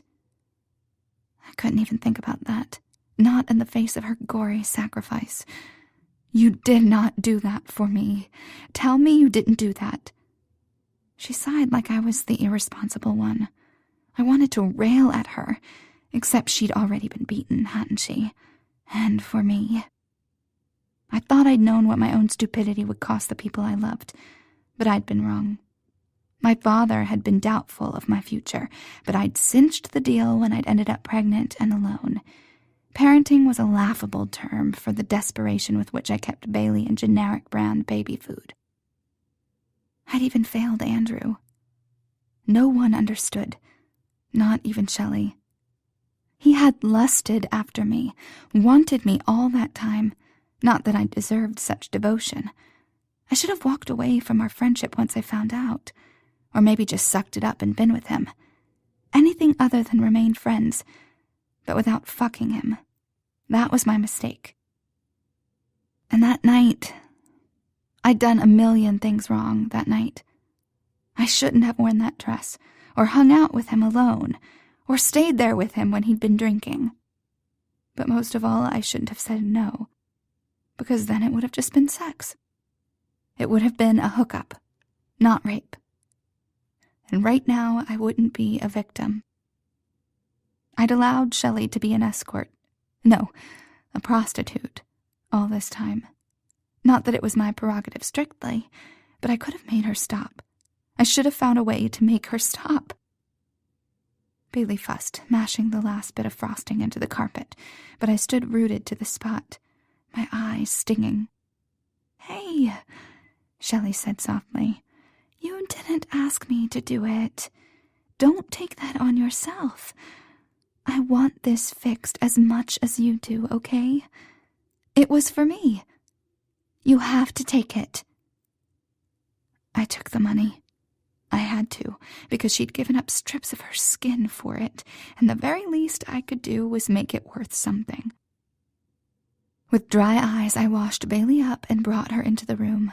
In that age-old way of children, she seemed to recognize Shelley was hurt. She curled up in Shelley's arms and planted a sloppy, wet kiss on her cheek. I circled the bed and crawled in from the other side. I wanted to hold Shelley, to be the big spoon, but she wouldn't appreciate being touched like that, especially not now with her back torn up. So I settled for facing her back on my side, like a sentry, until she settled into sleep. Some preternatural sense told me to stay, not to protect her from the men who hit her, as if I could, but instead from the monsters that haunted her, or maybe just to protect her from herself. Downstairs seemed too far, too risky, when her hand clutched the pillows so tightly. So I tucked Bailey into the bed right in the middle and watched over them. There was a peace in the dark, in the quiet, where even my thoughts could still. I didn't want to be like the alley cats, terrified of everything. They'd rather live wretchedly than take a chance. A leap of faith. I had spent a lot of time fighting men and fighting myself. I'd managed to hurt myself over and over again, all to prove I didn't need to trust a man. Except I did trust a man. Colin. It came from deep inside, that trust, unexpected and even unwanted. He slipped under my defenses with his quiet solidity. If a man had tried to persuade me to cajole me into moving in with him, I never could have. It was only his bluntness, his cold and steady regard, that could have swayed me. He said he'd protect me, and for some reason I believed him. He could protect Bailey, and she deserved that. I slipped from the bed and called Colin. Then I tucked myself back in beside Bailey and went to sleep.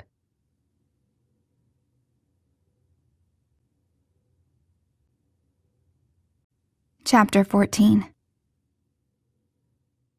The only fanfare for my grand dive into trust was a soft knock on Shelley's door. I opened it and gave him a half smile, uncertain how to treat him. "Hey," I said softly.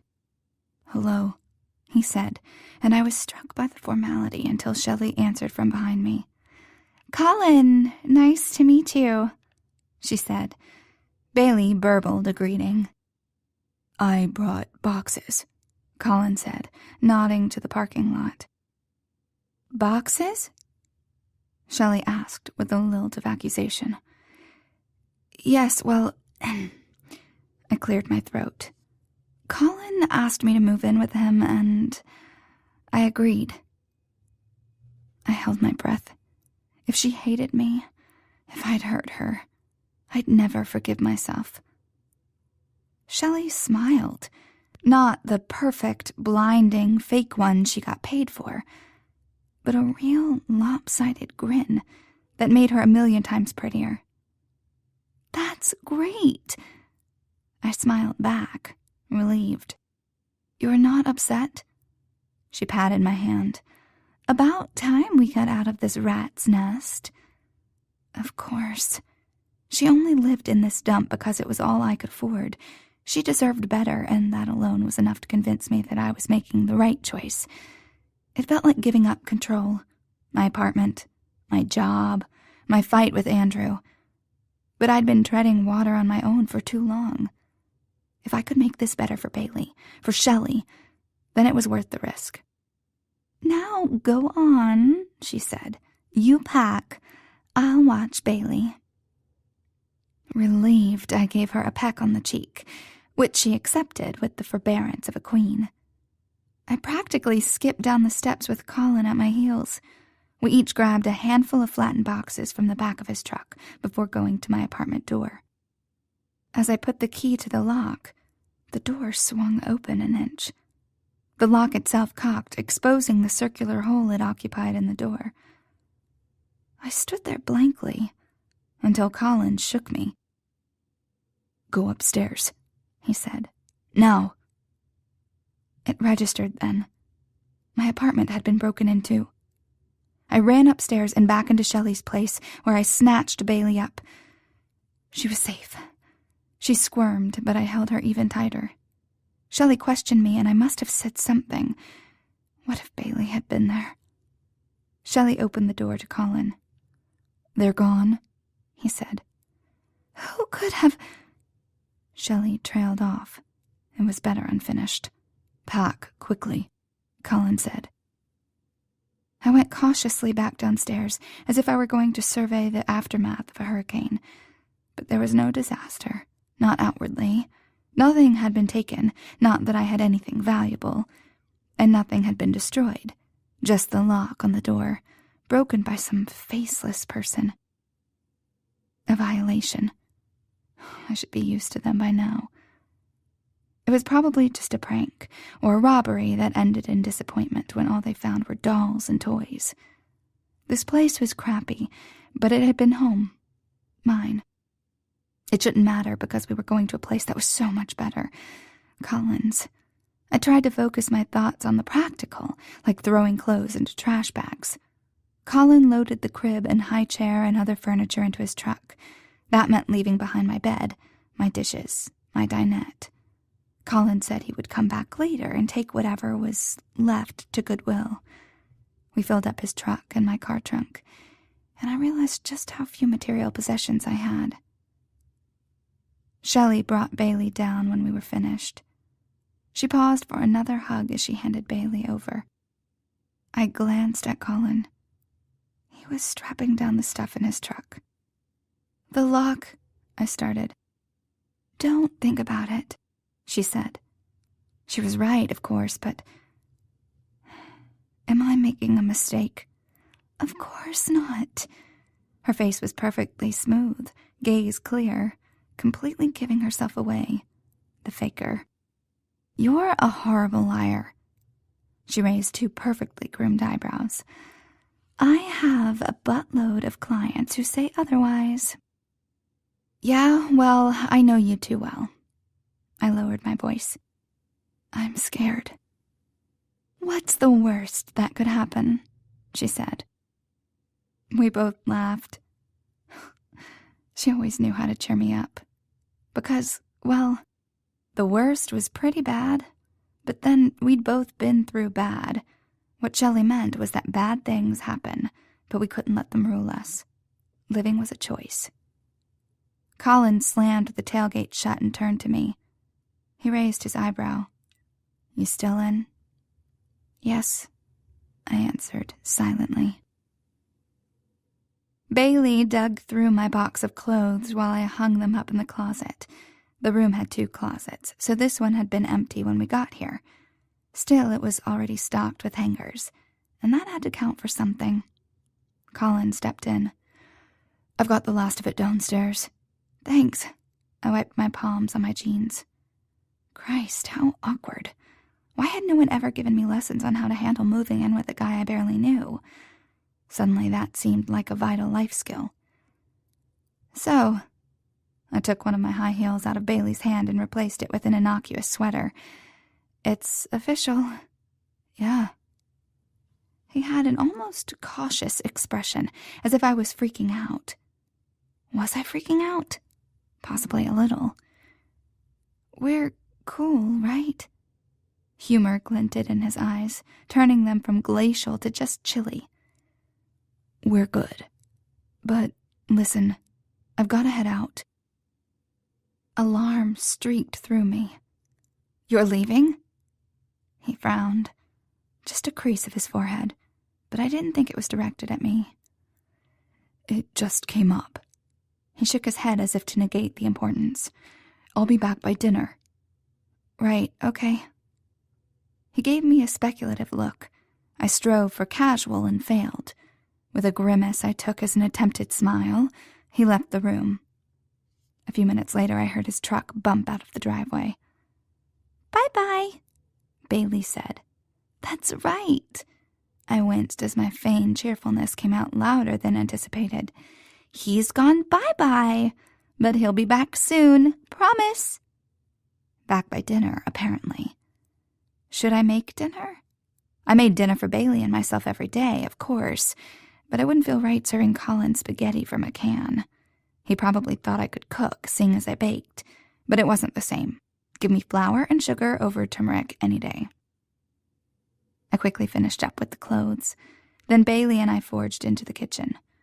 I expected a barren refrigerator, save for lumpy milk and beer. There'd be stale chips in the cupboard for sure.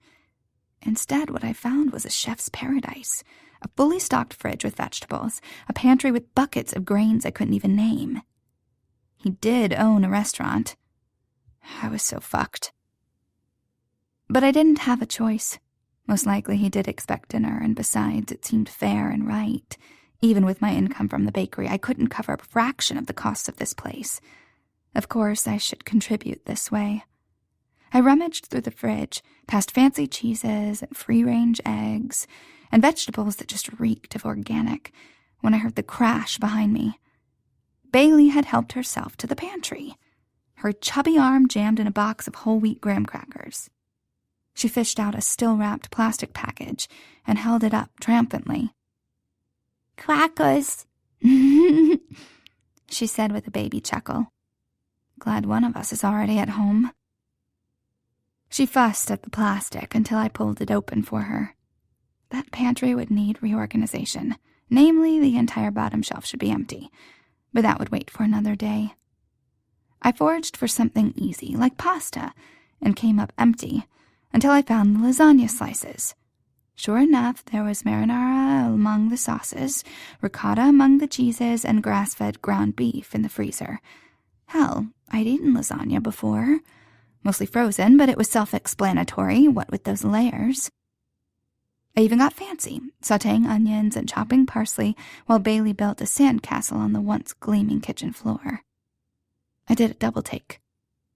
Yes, she had crumpled what was probably an entire box of graham crackers into some sort of sand-like state.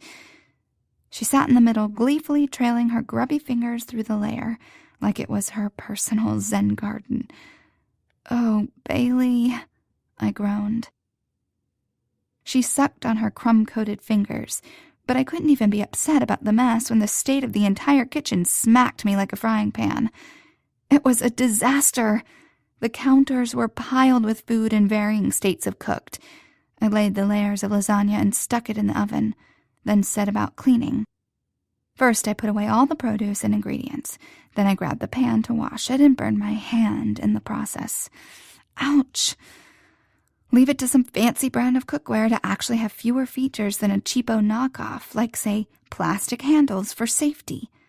Probably they were expecting rich people not to be idiots and spring for potholders. Fair enough. Bailey watched me curiously as I ran my hand under the cold water, and I realized I'd been making monkey-like sounds in my pain. A smile slid across my face. "Mommy silly?" In response, she puffed up proudly and presented her hand covered in crumbs. "Cracker!" My shoulders slumped. Right. Although I had plenty left to do cleaning my own mess, I figured I'd fix the floor first. For all I knew, he'd take one look at the nuclear wasteland that was his kitchen and order us out into the street. Okay, probably not that drastic, but it wouldn't be good. He wasn't used to living with a kid. Even if he was, graham cracker snowfall was not an everyday occurrence. So I cleaned like a woman possessed. I would not even mention that regular graham crackers did not crumble on touching them. It was probably the grains, being whole as they were. But he wouldn't hear that from me. Possibly I was becoming unhinged. A hysterical laugh bubbled up, but I ruthlessly forced it down. I was going to make this work. Everything was going to be fine. And if it wasn't, well. I swept up the crumbs, though the wet ones got caught in the broom's bristles and had to be washed out.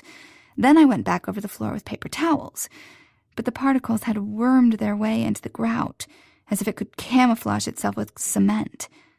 I scrubbed until my hand was tired, but this called for stronger stuff. I ducked my head into the cabinet under the sink, rummaging for some harsh chemical shit to wipe those suckers out. Allie? In a knee-jerk reaction, I banged my head into the wood above me. A cry escaped me as tears sprang to my eyes. A sense of utter failure assailed me, and I contemplated just how long I could keep my head buried in the cupboard before it got weird. Not very long, it turned out, because Colin dragged me off the floor and into a kitchen chair with such horribly insensitive commentary as, "Jesus," and "Are you okay?" "I made a mess," I said flatly. In acknowledgement, he gently pressed an ice pack to my head. I flinched, then let him hold me steady. "I'm sorry." "Hey." That was all he said, his chiding tone tempered with concern. The tears fell in streams, then making my voice all high and wavery as I tried to explain. "I'm sorry. I know you said dinner, and I tried to make it, but I just didn't have time, or the ability to cook either. I'm so sorry." "Stop apologizing," he cut in.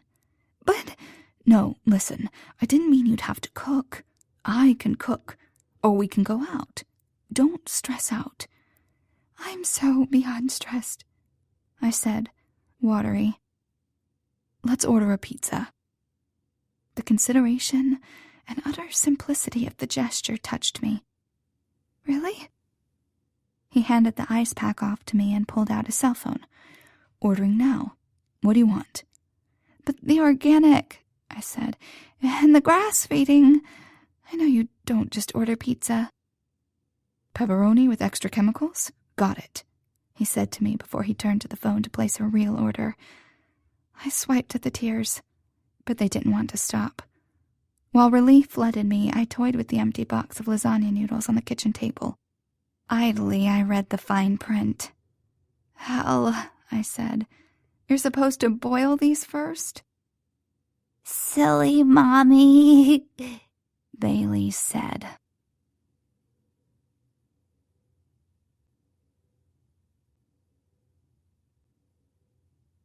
Chapter 15. If I thought I'd made a mess in Colin's kitchen, it was nothing compared to the bakery.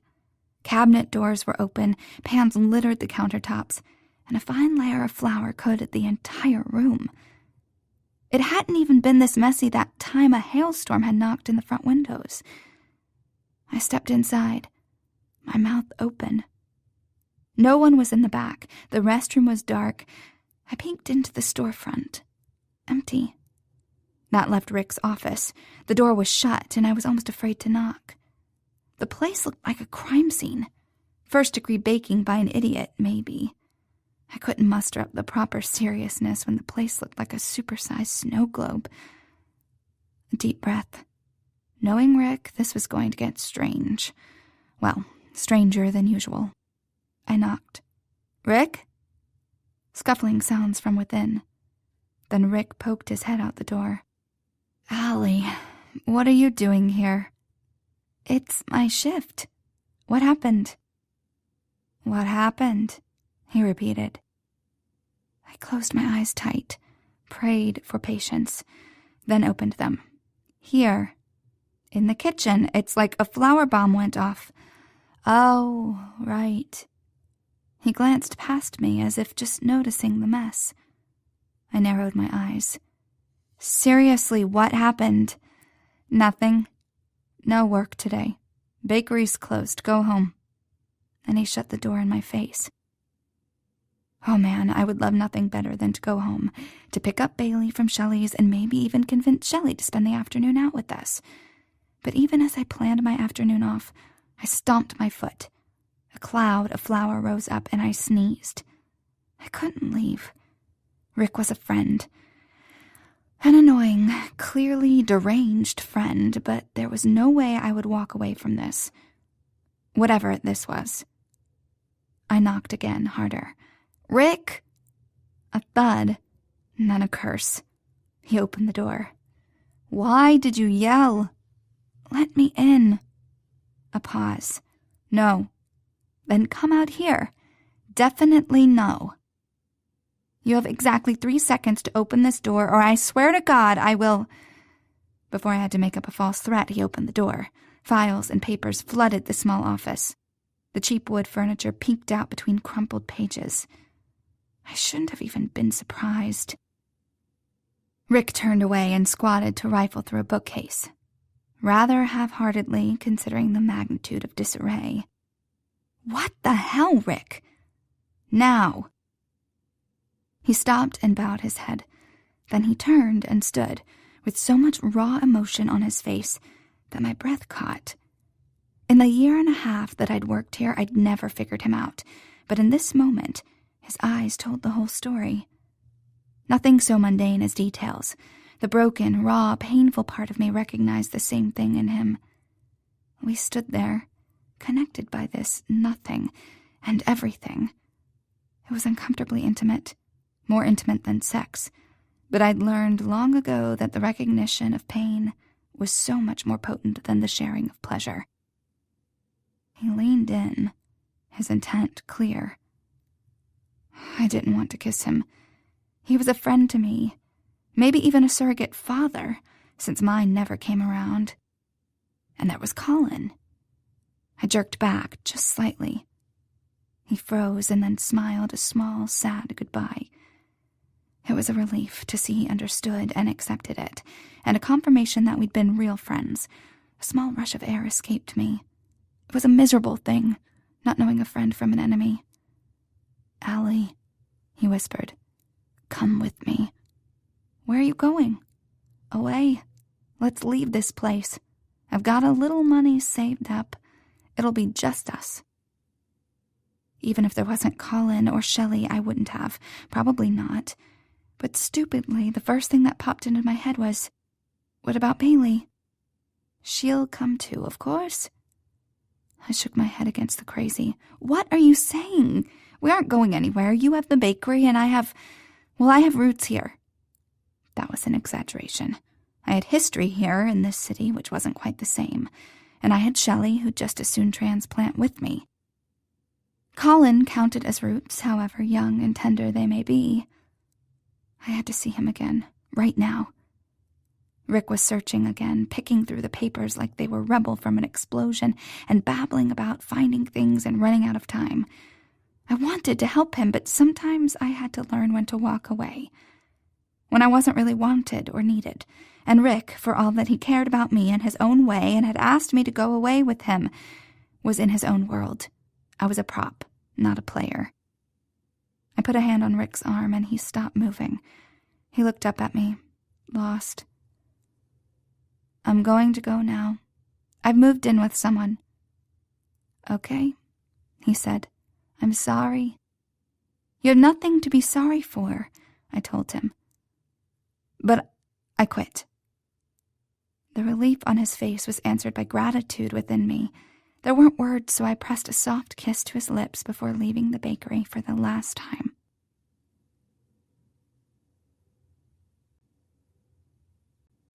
Chapter 16. Is living with a man all it's cracked up to be? Shelley asked as she examined her nails. I studied her, unsure if she was being sarcastic or not. A mist of caution had risen between us in the few days I'd been at Collins. Oh, you know, the toilet seat's up and there's extra laundry. That's about it. She glanced up, a small curve to her lips. You do his laundry? My lips answered hers in a smile. Yeah. Isn't it sort of weird? I mean, underwear. She lowered her voice. This from the girl who'd taught me everything I knew about how to give great head. I ducked behind my pizza slice as I took a bite. It was weird. Blowing a guy was one thing. Folding his underwear seemed so personal. Still, I'd insisted. I picked up all the housework and even got a cookbook. It was the least I could do, considering I wasn't contributing financially. Speaking of which, where have you been staying? I stopped by the other day. Shelley grabbed another slice from the box and began picking off the toppings. She always picked everything off, though she insisted on ordering supreme. It added variety, she always said. At a friend's place. A friend? I didn't mean to sound so skeptical, but she and I weren't exactly the book club type. It had just been me and her, at least since Andrew. A client, she said. That was new. Brand spanking, completely against the rules new. I opened my mouth to warn her, to chastise her, but she was a big girl, and I wasn't quite that much of a hypocrite. In fact, that meant she was now living with a guy, too, although I doubted he could pay her enough to do his laundry. So did you bring me something fancy? I asked. Some of my best stuff, she said. What's it for? I sighed. Colin's taking me to the ballet. Seriously? She whistled. Classy. You see the problem. She laughed. What? Is he trying to impress you? Not exactly. His sister is in the ballet, a dancer. We're going to opening night, and then we're going to meet her and Colin's brother after. She whistled. He doesn't do anything half-assed, does he? Well, I brought 3 different options. Come on. We crept up the creaking stairs past Bailey's half-open door and into the bedroom. I immediately rejected the elegant black form-fitting dress, knowing it wouldn't flatter my lack of curves. Shelley and I were the same size, but her body type was Tinker Bell. Mine was Peter Pan. Next was a gown with a sequined silver bodice and gray gauzy skirts. I'd been pregnant during my prom and felt no need to recreate the experience now. Pass. The last one I had never seen before. Pink and silky with a modest neckline, the fabric gathered below the bust, and then flared out into asymmetrical curves ending below my knees, almost like petals. Oh, I said, awestruck. You like it? Shelley asked. I do, but... I glanced at her a bit surprised. It was so bright, so flirty, and she hated to be the cliché of her profession. She looked pleased. It's for you. I opened my mouth, but she cut my protest short. No complaining, and no calculating how many bags of diapers this dress could pay for. You don't need to worry about that anymore. remember?" "Well, she still needs to poop," I muttered, but it did nothing to mask my delight. How long had it been since I'd had new clothes? Plastic flip-flops from Target didn't quite count. I put it on. Perfection. It was pretty and feminine and everything I'd always wanted to be, but wasn't. Of course, Shelley had known. I wanted to hug her, but she wasn't really a fan of touching. "Thank you." I gave my skirts a flick, enjoying the way they swished against my bare legs. "You're like my fairy godmother. Now I can go to the ball." "But you already bagged the prince," she said lightly. Dismayed, I said, "You are mad." "I'm not." She put her hand on my forearm and looked me in the eyes. "I'm not." A slam of the door alerted us to Colin's arrival. By the time steady footsteps trekked up the stairs into the doorway, I'd already fled to the bathroom. "Just a minute," I called out. I wanted to brush away my pizza breath and freshen up my makeup before Colin saw me. Tonight had to be perfect. Through the door, I heard the murmurs of Shelley and Colin, and I stepped up the pace. They'd gotten along well so far, but no need to press my luck. When I opened the bathroom door, Shelley and the other dresses had vanished. She was probably already curled up in the armchair in Bailey's room with a book. Colin stood at the window, looking out at the street. He still wore his jeans and t-shirt from work at the restaurant. His suit was laid out on the bed where I'd left it. He turned, saw me, and froze. Framed by the soft evening glow, I couldn't see his face. I swayed, swishing softly. "Do you like it?" I asked. A slight nod. That left something to be desired. "Are you sure?" What if he really didn't like the dress?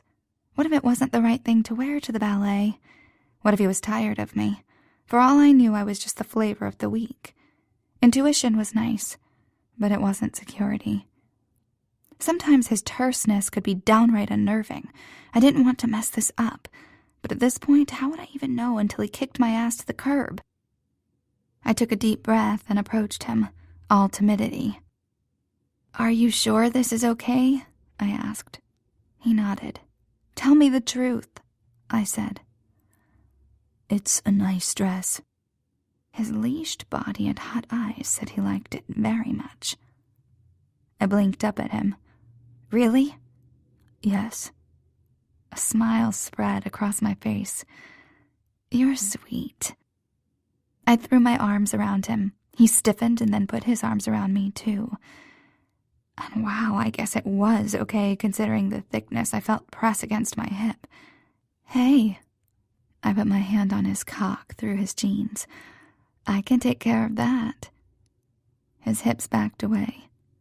"After the ballet, or we're never getting out of here." "Are you sure?" I mused. "You don't want me to kneel down right here in front of you with my new dress on and make you feel better?"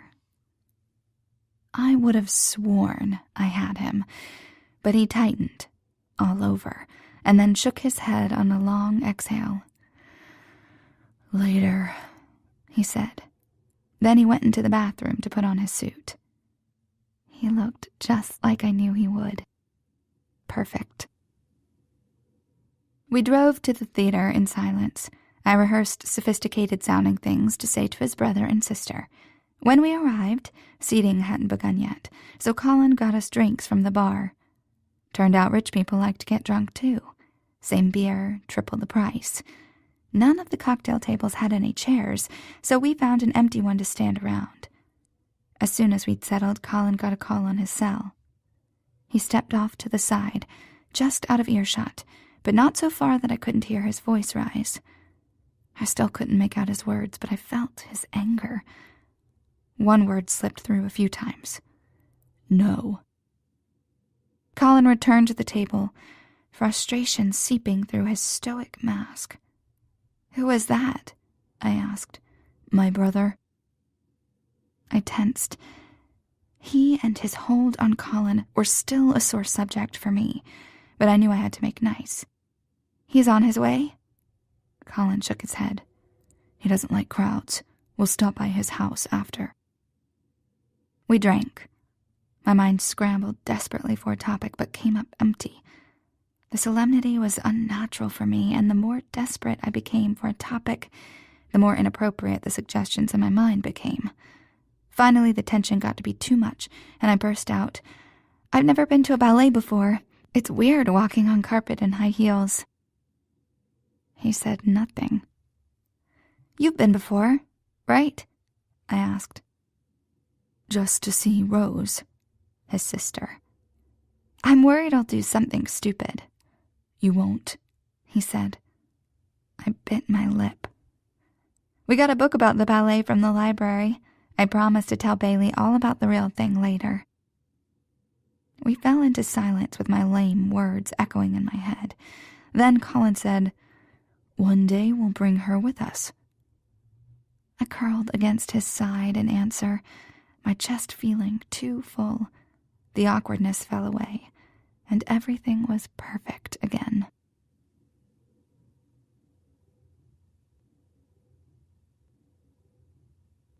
Chapter 17.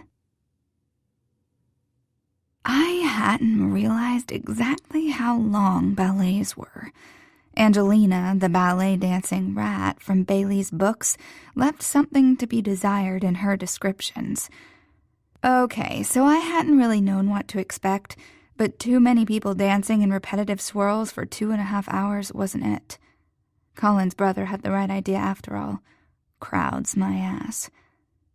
After the curtains closed, we waited backstage. "Your sister looked really great," I said. Colin nodded. He pointed her out to me, though I had no idea how he'd been able to tell her apart. A beautiful woman with stark black hair, dark eyes, and a stunning smile emerged from the crowd. Colin gave her a brief hug. "You were great." So this was Rose. She looked glamorous, almost ethereal, and I felt incredibly awkward. "That was beautiful," I said. "You looked great." Rose smiled at me with open curiosity and appraisal in her eyes. "Thank you. Colin told me about you. I'm glad to finally meet you." "Thanks. You too." Though that wasn't entirely true. Colin hadn't told me much of anything about her. I'd only hoped she didn't ask for specifics. "You have a baby, don't you?" "Yes." I couldn't get a read on the undercurrent, whether it was the standard weirdness about my obvious age or whether she didn't want her brother dating someone with a child. "A girl. She's 20 months. "Where's her father?" Rose asked. I knew she didn't mean where he was physically. She meant where was he while me and my child were freeloading off her brother. "Rose," Colin warned. I put my hand on his arm.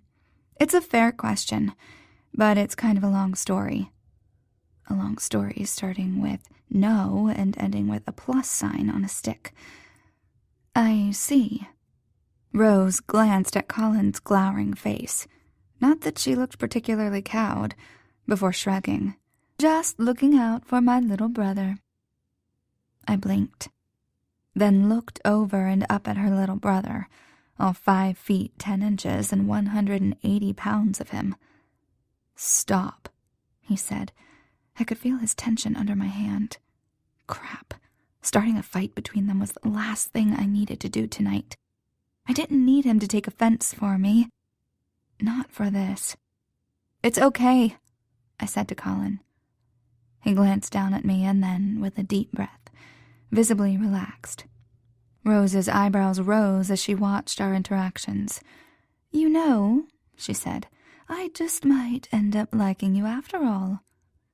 It was hardly the ringing endorsement I'd hoped for at the beginning of the night. But then again, it was better than how things could have gone, considering how she'd been gunning for me at the start. Once we made our goodbyes, I was ready to drag Colin out of there. But he was even more eager than I, his long strides pulling ahead of my hurried steps. Once we were back in the comfort of his truck, I sank into the faded fabric of the seats, soft in a way that can only come from wear, and breathed a sigh of relief. Colin's brother, Philip, lived in a mansion. I wasn't sure what I'd been expecting, with Colin's modest home, casual clothes, and rough build, maybe a tight-knit little family. I gaped at the sprawling building, probably in some sort of architectural style that had a name like Deco or Postmodern or something, and started to doubt the tight-knit family scenario. It dawned on me how incredibly, impossibly Colin was beyond my reach. His house was beautiful, but normal. But his family, shit.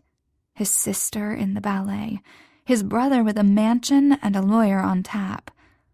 What the hell was I doing here? Oh, right, saving my ass from Andrew, like a total user. No wonder Rose had been suspicious of me. I was everything she feared.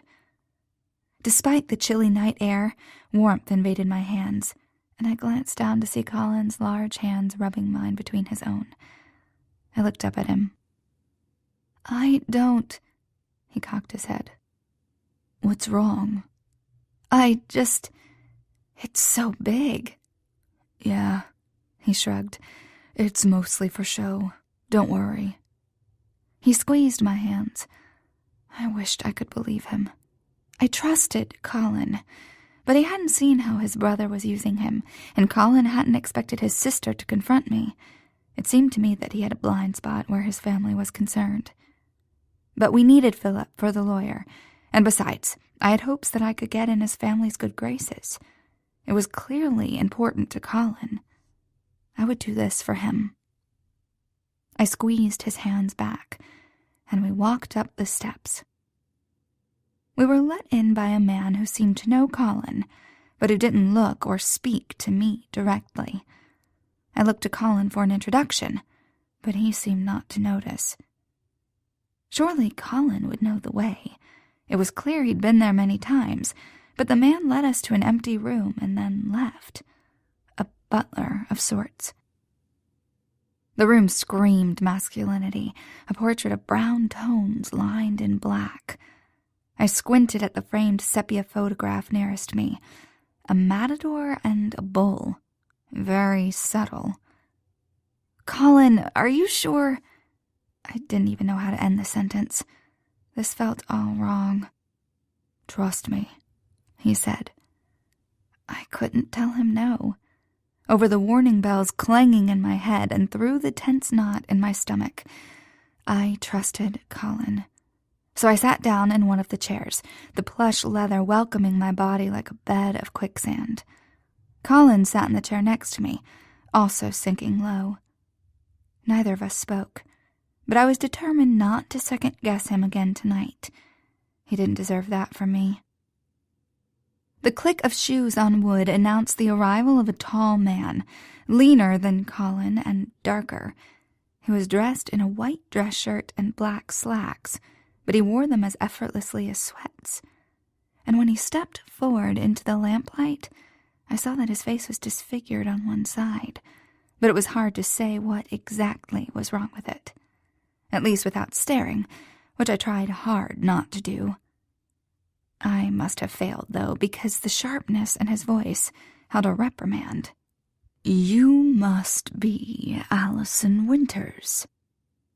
Allie, I offered, shrinking into the chair even as I told my feet to stand. Colin was made of sterner stuff and stood. Philip, Colin greeted. Philip swung his gaze to Colin and raised his eyebrows. You've been absent?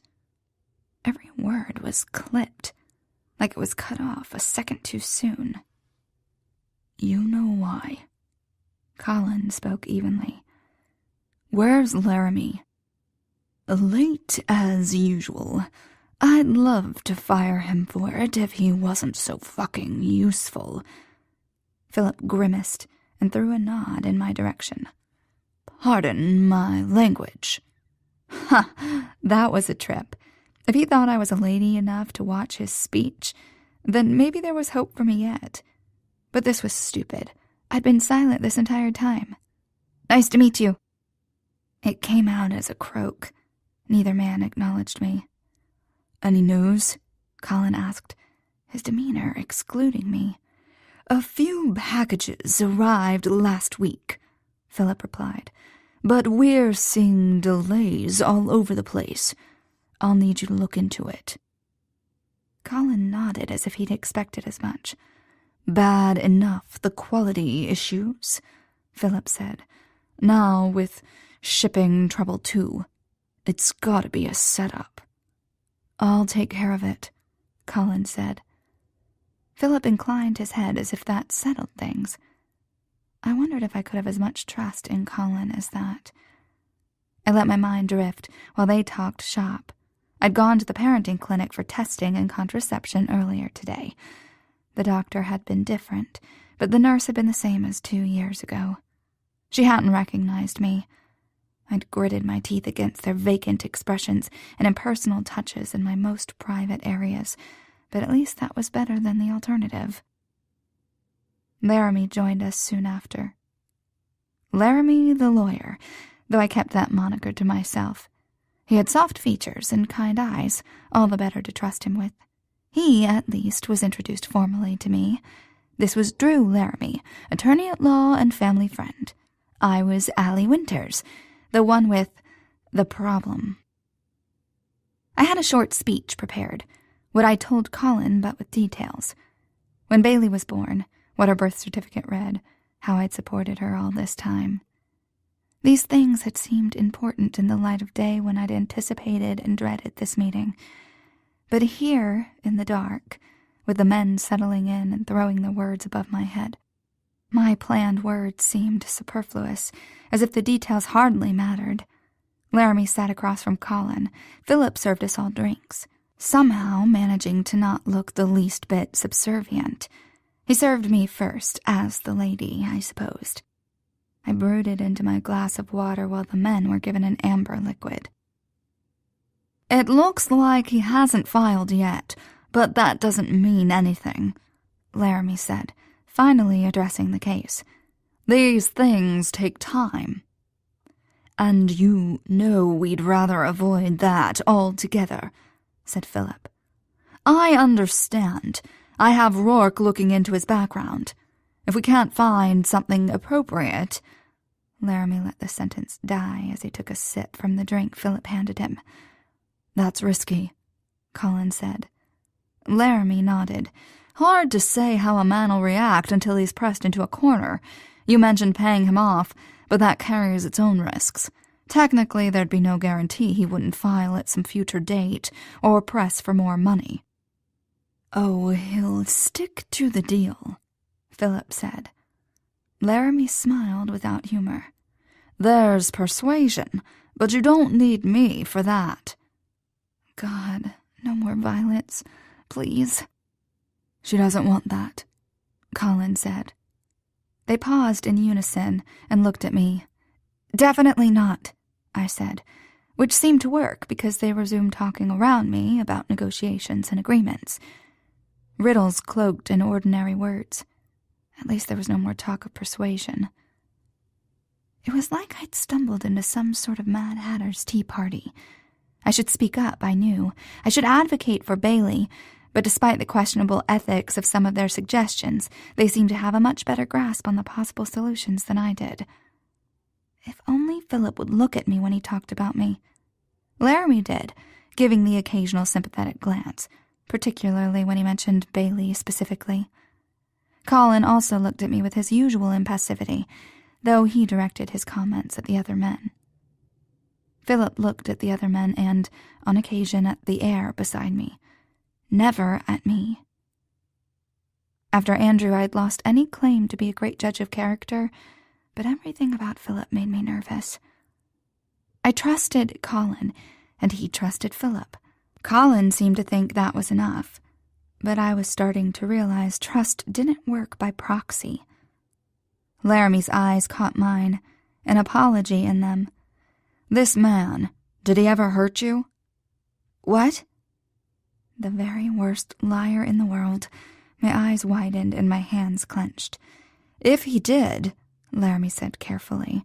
"It would certainly help our case. Give us leverage." I stared into his gentle eyes with my mouth open. "Allie?" Colin said, but I couldn't look at him. Laramie was silent, watching me. I'd thought about confessing all to Colin, but it wouldn't be like this. I couldn't possibly bear all my sins, all my shame in this room full of strangers, a room full of men. I was already the gold digger, the slut, the problem. I wouldn't also be the victim. Besides, violence had already been discussed once tonight. I didn't want Andrew hurt, though I wouldn't let myself think too hard on that. And I certainly didn't want Colin picking a fight, possibly injuring himself, possibly in trouble with the law, hurting himself in the process because he thought he needed to fight to keep the people he cared about near him. "No," I said, and then stronger, turning to look at Colin. "No, he didn't hurt me." The lie was a small stab to my stomach, which was good. I deserved no less for deceiving Colin, even if it was for his own good. Or maybe it wasn't a lie if I thought of all my date nights, asking for sex, for pain, in a sick bid for control. But that was an illusion. I'd never had control, and this farce of a consultation only underscored it. Those men hadn't hurt me. Andrew hadn't hurt me. Not nearly so much as I'd hurt myself.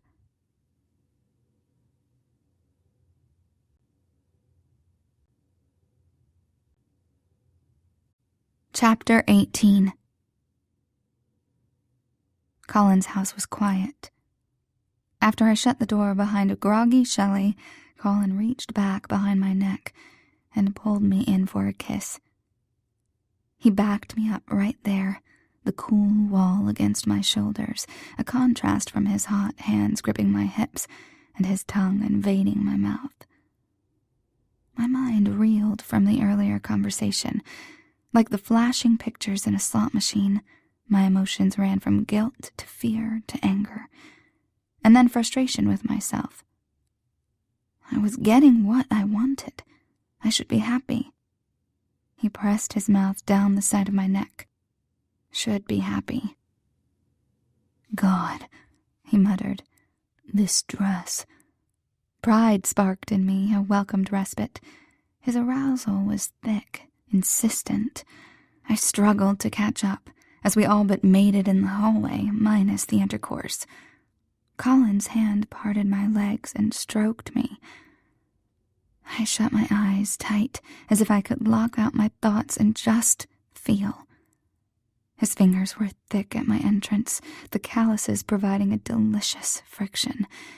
His body loomed large around me, shielding me from the outside world. His lips on mine were hot and hungry. I slickened below just a bit. Thank God. I could do this. I wasn't quite ready. Not physically. I was barely wet. Nothing close to what Colin could bring me to, drenched and supple. Not mentally. My mind was still running replays from earlier. I wasn't in the mood right now, and my body had only begun to recognize what Colin wanted. Colin shook with his arousal. He intimidated me with it, looking angry and intense, though I knew by now that was eagerness. I tugged him up the stairs, past the room where Bailey slept and into his bedroom, our bedroom, and shut the door. I slipped off my panties and kicked them aside, then bent over the bed and looked back. He understood. With quick, jerky movements, he lifted my skirt and entered me. I gasped as his cock stretched me. He paused. I wanted to do this for him. I needed to. I tilted my hips back to allow him deeper access, accepting the sharp pain without further sound. He pulled out almost completely and then rammed back in. My teeth gritted together and my fingers whitened on the bedspread. But I would take it. He grabbed my shoulders and set up a rhythm of deep, punishing thrusts. He seemed lost in his pleasure, unable to notice my confusion, which I was grateful for. The air was too thick to breathe, my thoughts too murky to pierce. I didn't think I could talk, or orgasm for that matter, if he had wanted something more than my compliance. Colin flipped me over. I spread my legs wide, and he entered me again with deep, rooting thrusts. He slammed into me, pushing me up the bed. His wrists were beside my shoulders, and I reached up to grasp them to anchor myself. The pillow smashed between my head and the headboard. It was just a pillow.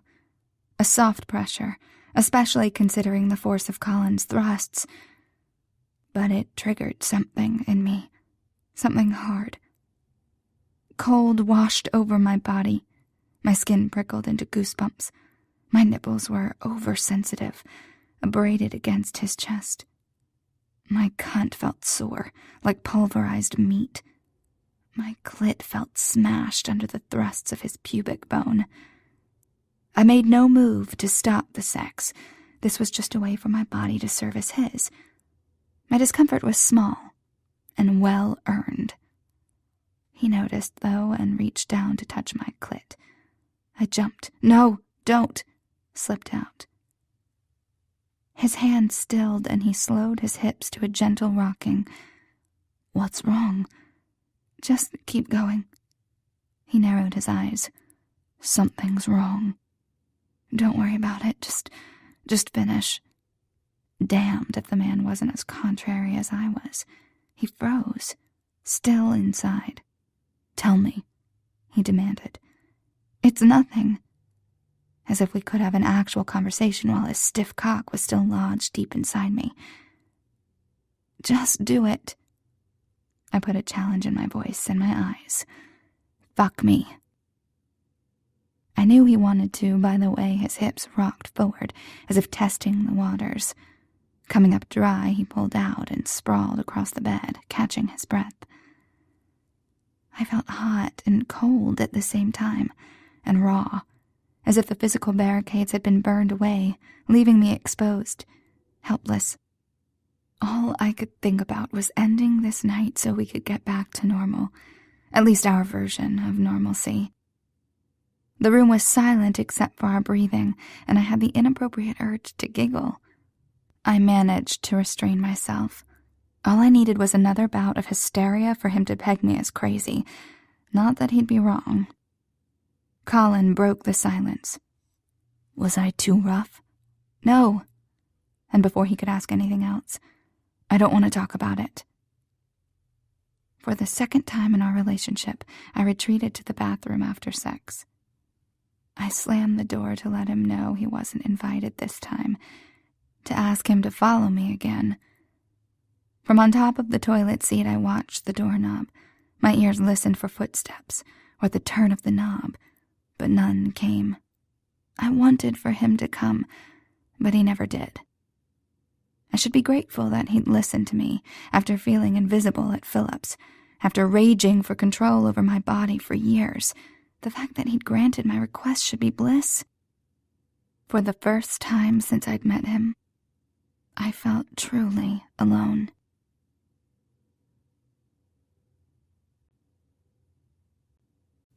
Hard. Chapter 1. "Do you want pancakes?" I asked Colin, imploring him with my eyes. "Let's be normal, just pretend." His eyes narrowed, but he nodded. "Thank you." I couldn't talk about what had happened last night, not when it was so fresh. More than that, I wasn't even sure what had happened. I'd gone cold during sex before. In fact, I'd been cold during every sexual encounter I'd ever had, except with Colin. Never with Colin. Until last night. I piled 3 pancakes, the top one fresh off the skillet, onto a plate and carried it into the dining room. Colin sat, not at the head of the table, but near the foot, next to Bailey. Right in the syrup splash zone. "Waka," said Bailey. She was coated in syrup and pancake crumbs, from the tips of her sticky hair to her grubby outstretched fingers. "Good morning," Colin replied to her, with the same gravity with which he'd accepted my offer of pancakes and peas. Satisfied, Bailey returned to sculpting her soggy pile of pancake. I set the plate down in front of Colin. "Coffee?" I offered. "Please," he answered. I returned to the kitchen, which I already knew like my own, and brewed the coffee.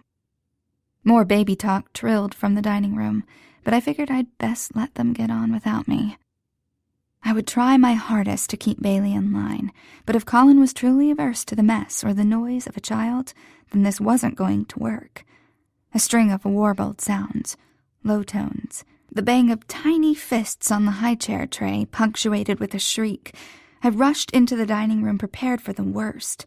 Bailey fussing or throwing a tantrum, Colin angry and splashed with syrup.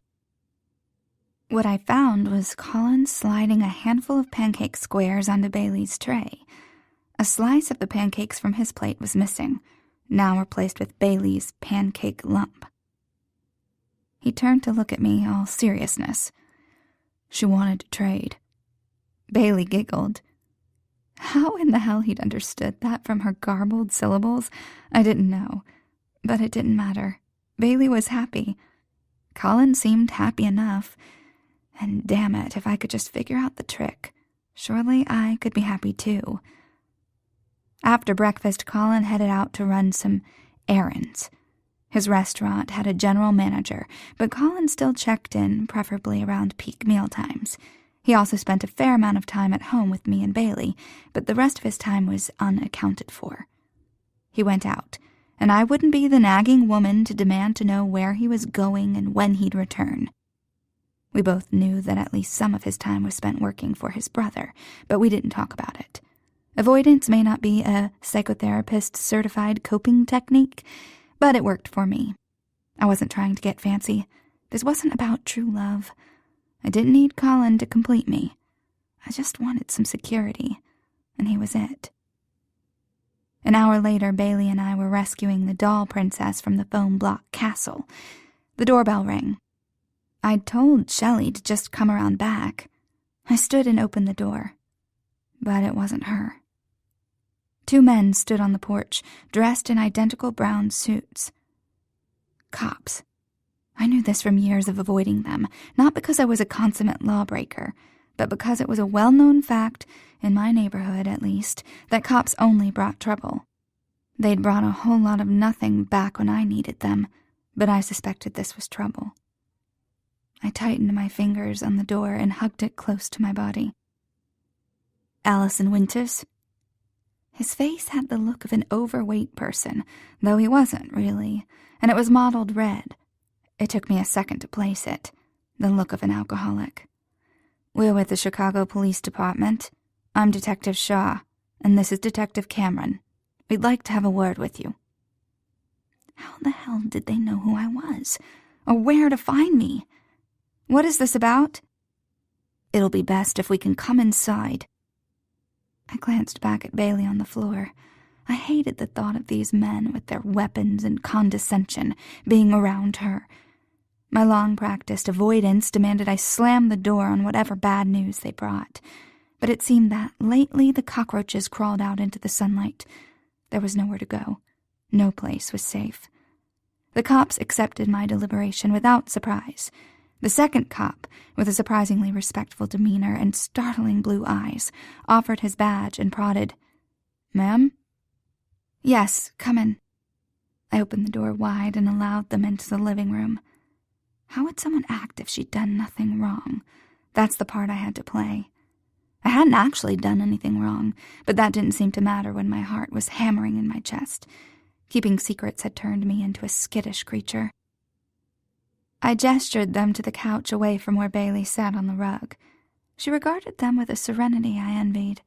I tried to don the confidence of my slut persona, but the props and setting were all wrong. "How can I help you?" I asked, a touch too loud. Damn. "You've been seeing Colin Murphy," Blue Eyes said, more a statement than question. I snorted. "I'm living in his house. Yeah, we may have run into each other a time or two." A slight smile tugged at his mouth. gone just as quickly. Mr. Murphy is a person of interest in a number of ongoing investigations with the CPD. My heart beat faster, mostly with worry for Colin and whatever trouble he may be in, but, to my shame, there were other emotions too. Relief that they weren't here about Andrew, and because I guessed I'd always been selfish, fear of what this would mean for me and Bailey. "He's not here," I hedged. A note of smugness marred the other one's face. "We know that." I affected an amused look, as if I'd thought of something naughty. "Were you watching us?" Blue Eyes remained impassive. What was his name? Detective Cameron.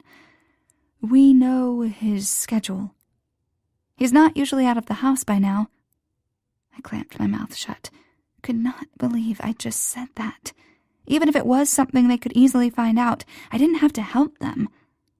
Shaw's eyes glittered with triumph at the slip. He knew he could play me now. This Detective Shaw was stockier than the other guy, coarser, and an asshole besides. Like the kind of guy I'd pick at the club if he wasn't hiding behind a badge. Cameron was leaner, quieter, with those watchful blue eyes, both dangerous in their own ways. Detective Cameron leaned forward, just a smidge, but immediately Shaw subsided. So, we had a leader, and it wasn't the mouthy one either. Interesting. "Are you aware of what he does for a living?" Cameron asked. "He owns a restaurant." "He does own a restaurant," he agreed. "It's a very nice restaurant that he spends a few hours a week on. What does he do the rest of the time?" "Knitting?" I suggested. "You think this is funny?" Shaw snapped. Tick. "No, I don't think it's funny that you're in his house and making accusations." "We haven't made any accusations," Cameron said. Crystal blue eyes scanned me, cataloging my words, my reactions. I straightened. "Where does Colin go out at night?" Shaw asked. "He's with me." "Every night?" He prodded. "Pretty much. Is this some sort of interrogation technique? Divide and conquer? It won't work." "There's been an increase in illegal trafficking the last couple of months," Cameron said, interrupting Shaw's words. "Shipments at night, that sort of thing." "Then Colin's not your guy." I let suggestiveness color my next words. "He is with me all night." Shaw opened his mouth, but Cameron cleared his throat. "Why don't you leave your cards? I'll let him know you stopped by." I gave them my best smile, otherwise known as a baring of teeth. I may not like what Colin did for Philip, but let there be no confusion about whose side I was on. If they came here looking for an in, a mole, thinking because I was new here I wouldn't know what was up, then they were shit out of luck. Shaw sneered, but Cameron stood. I stood myself, aiming for nonchalance, but failing miserably as they paraded out the front door to the porch. The quiet one turned back, a card between his forefingers. "I'll be around if you ever want to talk." He glanced past me toward Bailey. "You may not be safe here." A shiver wormed through me, and I took the card. "Nice cat," I heard, just as I slammed the door shut. What cat? I glanced back at Bailey, whose fingers were clamped around the tail of a big orange cat. Must have slipped in when those idiots had taken forever to leave. "Shit," I said. "Sit," said Bailey. Double shit. I stomped around toward Bailey, and the cat darted away. Apparently Bailey had chosen that moment to let go. Of course she'd side with the litter pooper. I tiptoed into the kitchen, where the big cat was licking a sticky spot of syrup on the counter that had escaped my morning cleanup. "Bad cat," I said, which turned out to be stupid because the cat leaped off the counter with surprising grace for his size and ran back into the living room. "Sit!" cried Bailey as I made a wide dash around her toys to follow the cat up the stairs. 15 minutes later, panting and sneezing, I tumbled the cat out of my arms and onto the front porch. "This isn't a shelter," I told those big glassy eyes. I shut the door. That wasn't quite true. It was a shelter, but it was full. No vacancies. I turned around and shrieked. "What are you doing here?"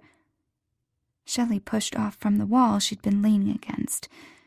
"You said to go around back." "I know, I meant how long have you been there? You could have helped." She shuddered. "I don't do cats." I rolled my eyes and shuddered a bit myself at her double entendre. "Yeah, well, neither do I." I shook my hands free of the imaginary cat hair. "What's up?" Shelley lifted Bailey and gurgled on her belly. "Just checking on the happy couple. You looked kind of freaked out last night." For a second I thought she'd meant at night, when I had indeed freaked out, right in the middle of Colin fucking me. But then I realized she meant after the ballet. Yep, still freaked out. I made a habit of it, apparently. "Never mind that," I said. "Did you see who just stopped by for a chat?" "Rick?" she asked. "What?" "No, it was cops." "Oh," she said. "Shit." "Sit," said Bailey. Shelley met my eyes. Double shit. "What did they want?" she asked. "It's a long story," I sighed. "So I don't think I ever told you, but Colin's brother is... I'm not sure." She raised her eyebrow. "A criminal," I said. She thought for a second, unfazed. "Like what? A thief?" "Maybe." "A drug dealer?" "Probably." "Worse?" Now she was interested. "I think yes." "And the cops were looking for him?"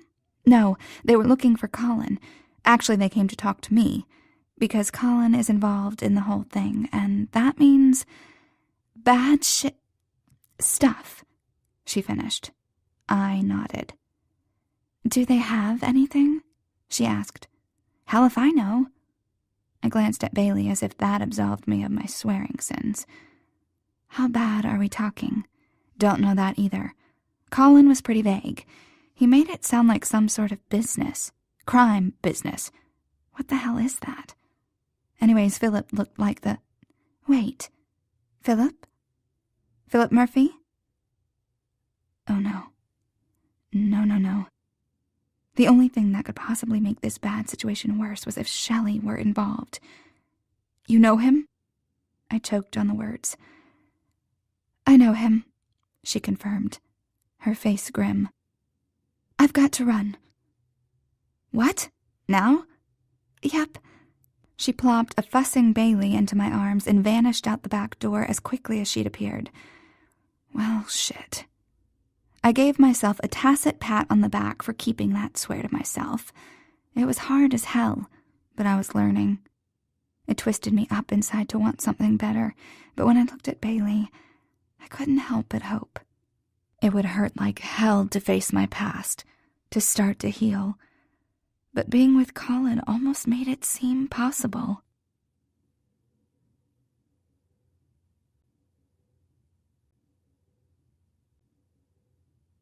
Chapter 2. I decided to tell Colin about the cops after dinner. It didn't take a domestic goddess to realize a man was more amenable on a full stomach. Plus, spazzing out as soon as he got home just reeked of insecurity. However accurate that might have been, I wanted to show him I could deal with this. No problem. Detectives questioning me before snack time? Easy. So when Colin came through the back door, I just called over my shoulder. "Hey, you! How was your day?" I dropped a spoonful of cookie dough onto the sheet. Look at me, so domestic. "Not great," he answered. I froze, but the lump of dough slid from the spoon and landed on the tray with a plop. Colin was like Shelley, a faker. He said great when he meant fine, and fine when he meant total suckage. Not great was practically a cry for help. I turned around. He looked like Colin. Sturdy, steady, dependable. Or maybe it's just that I had depended on him so much that I wanted him to be that way for me. I walked over to him and reached up to cup his jaw. "What's wrong?" "Where's Bailey?" "Napping." I smiled. Physical comfort I could give. "We need to talk." My smile fell. So much talking today, and none of it good. "Is there something you didn't tell me about Andrew?" he asked. Alarm bells clanged. There was a lot I hadn't told him about Andrew, actually, but I had a feeling I knew exactly which thing he was talking about. The question was, how could he know? "Like what? How long did you and Andrew date?" Shit. He knew. But how? And perhaps more importantly, how the hell could I get around this? I tried to collect my thoughts, my lies. Lying about this felt more natural than not, but I wasn't prepared for this direct questioning out of the blue. I wasn't prepared for all this fucking security to shatter. It was too soon. I'd had just a taste, and it was too fucking soon. "Colin," I tried, "has something happened?" "Answer the question." I felt panic rise in my chest and I tamped it down. "I'm not going to answer the question until you tell me what is going on. Something had to have happened. You're acting weird." "I spoke to Andrew today." "You did what?" Jesus Christ. Colin and Andrew together. This was a clusterfuck of the first order. Fuck. Why would you do that? What did he say? "We had to find out if he was going to pursue this." I tensed. "What did he say?" "He said he was sorry." He paused. He acted like I was going to hurt him before I even threatened him. "Why would he think that, Allie?" The room blurred. "Because you're a mean son of a bitch?" I hoped repeating his own words back to him would distract him, at least enough so I could breathe again. Actually, the whole not breathing thing was good. Kind of dimmed the panic of the whole Colin and Andrew thing when I thought I might pass out. "I don't think that's why," he said, so far away. My voice faded, and so did I. I wasn't sure how I'd finish that thought anyway. I don't know why Andrew does anything. I don't want to think about that. Don't make me tell you. Don't hurt me. I was nothing good or special. I had never deserved this knight in shining armor treatment. I knew it, and now Colin would too. I felt his touch on my arms, warm and sure. The next thing I knew, I was sitting down on the couch with Colin beside me. The stillness in the room belied the way my world was crashing down around me. I hadn't wanted this moment to come, but it had. Of course it had. The sound of my breathing roared in my ears. Colin's warmth seeped into my skin, but not deep enough. I wasn't stalling. I was bracing myself. "If I tell you," I said, "you have to promise me something. You can't hurt him." "Fuck no," Colin said. "I'm serious. I can't deal with that too. You have to promise. And you can't ask anyone else to hurt him either. Swear it to me." He looked down and I heard him swallow. I knew he wouldn't want to. I thought maybe he'd refuse and just go beat Andrew up anyway, knowing that if I feared it, it would probably be deserved in his eyes. "Please." I put my hand on his arm. "Please." He looked up. "Okay, I promise." Thank God. "I didn't exactly tell you the truth." What a way to start. God, I really deserved what was coming to me. I turned to face him and pulled my leg up underneath me. Might as well be comfortable for this. There would be few enough comforts left afterward. I told him everything. Or really, I'm not sure what I told him. So lost was I in my story. My shame. Andrew and I were best friends. It wasn't Shelley I called to chat about nothing for hours as I painted my nails or lay on my bed, but Andrew. And it wasn't his buddies he confided in about the nights his father had drunk too much, but me. His father was away. He'd been for days, leaving Andrew without any way to contact him and no food, as usual. We hung out in his basement and ordered a pizza from the money my dad had left me. There was a movie playing on the TV, but neither of us were interested. "Allie," he said, "I've got to get out of here." "Okay, let's go," I said. "No, I mean, out of here. This whole city, the fucking country maybe." It wasn't the first time he'd expressed discontent. More than anyone, I knew what he risked, what he'd tolerated to stay in this shithole of a house. But there was an edge in his voice tonight, and that bottle of rum we'd jacked from his dad's stash had run awfully low.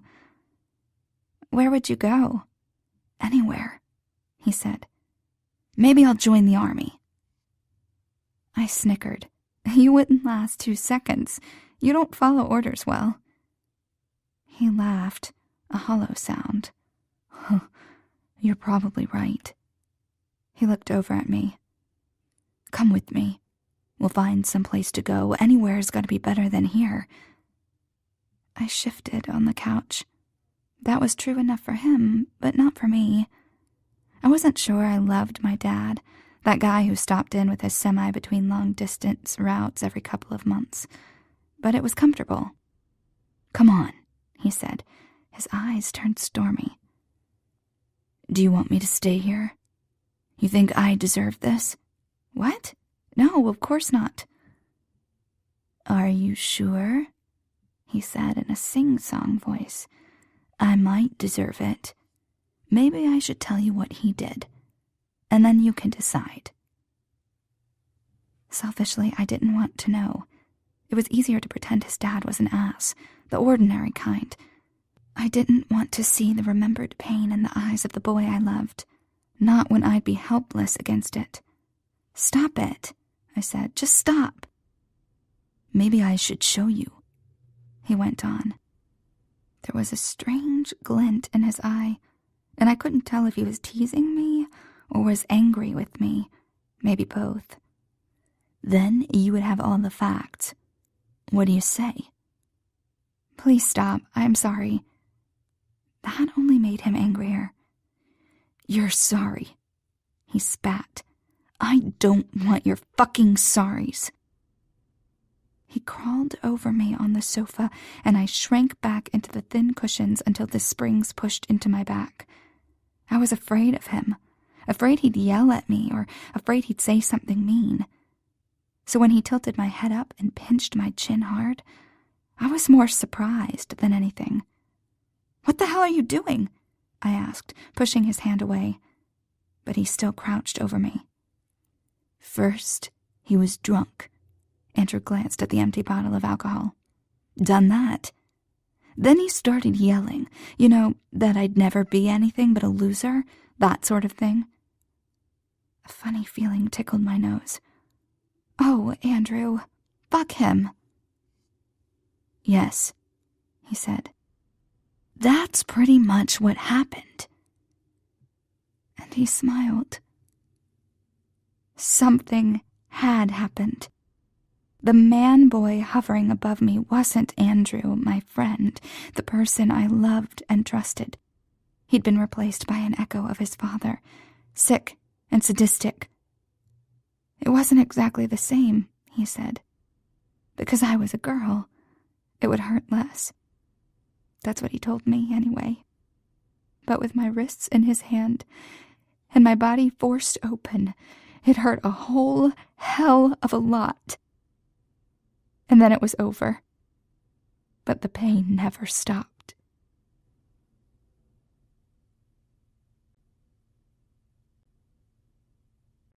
Chapter 3. My heart thudded. In that moment long past but never forgotten, and here in the present. Colin pulled me closer. I wouldn't have thought I'd like to be touched right then, but it calmed me. I said, "No, But he didn't listen. It happened anyway. He raped you, Colin said in a flat tone. No, I said. It wasn't like that. We were friends. Colin just looked at me. Tears blurred his image. We were best friends. I loved him. Colin's arm tightened around me. Why didn't he stop? I whispered. It wasn't a rhetorical question. I'd been searching for that answer, desperate to understand ever since it had happened. Maybe Colin would know. I'm sorry, he said.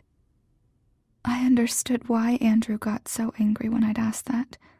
I didn't want to hear that. It wasn't an answer to the question. What did "I'm sorry" really mean anyway? I'm sorry this happened to you, but I'm glad it wasn't me. I'm sorry you're broken, but life goes on. It wasn't anything good or anything helpful. It was just pity. Fucking pity. I took a deep breath. After that, he drove me home. I just sat there. I didn't know what to say. I should have screamed or cried or something, but I couldn't. Why couldn't I cry then? But I can't stop crying now. He was my friend, but I hate him so much. You don't understand how much I hate him. I think I do, Colin said. He was squeezing me almost to the point where I couldn't breathe. I doubted he even realized it, but I wanted more. There's a certain magic to being held. No one could hurt me there. I heard he left town right after that. I didn't see him again. Not until a week ago when he showed up at my apartment. Why didn't you call the cops? Colin asked. His voice was even, without the judging lilt I'd expected, but I didn't want to talk about that. There was enough bitterness in the room to choke on without adding more. I shook my head and tried to blot the tears out of my eyes. It wasn't really rape? Yes, it was. I know, I whispered. I know, but it's better if I don't think about it like that. I know I never should have gone out with him or let him kiss me. I should have fought harder. I should have... No! I winced at his raised voice and he lowered it. God, is that what you think? I don't know. I'm sorry. Christ, now I was doing it. I don't want him to know, Bailey. I know that fathers... I practically choked on the word. Have rights, and that Bailey deserves a father, but he isn't. He's not. My voice broke, and I bit into my lip hard to stem the tears. I also clutched Colin's hand a little too hard, but I couldn't seem to let go. I don't want him near Bailey, I was babbling. I can't be near him either, but it's not just for me. He doesn't care about her. He doesn't even know her. What if he takes her away from me? No, he's not getting anywhere near you or Bailey. Colin held me while the threat of tears passed. The rhythm of our breathing synced, as if to steady us both. The quietude was interrupted by the ringing of Colin's cell phone. Without releasing me, he reached into his pocket. Yeah, he said quietly. The faint buzz of another person speaking. I can't come now, he said. More buzzing, slightly louder this time. I'll talk to you later. He hung up. If you need to go, I said. Hell, my problems had stewed for this long. It was hardly an emergency. It's fine, he said, stroking my hair. There's something else I have to tell you, I said into his shirt. Earlier today, some cops came by. Detectives, I mean. They were asking about you. His grip tightened to just this side of bruising before subsiding.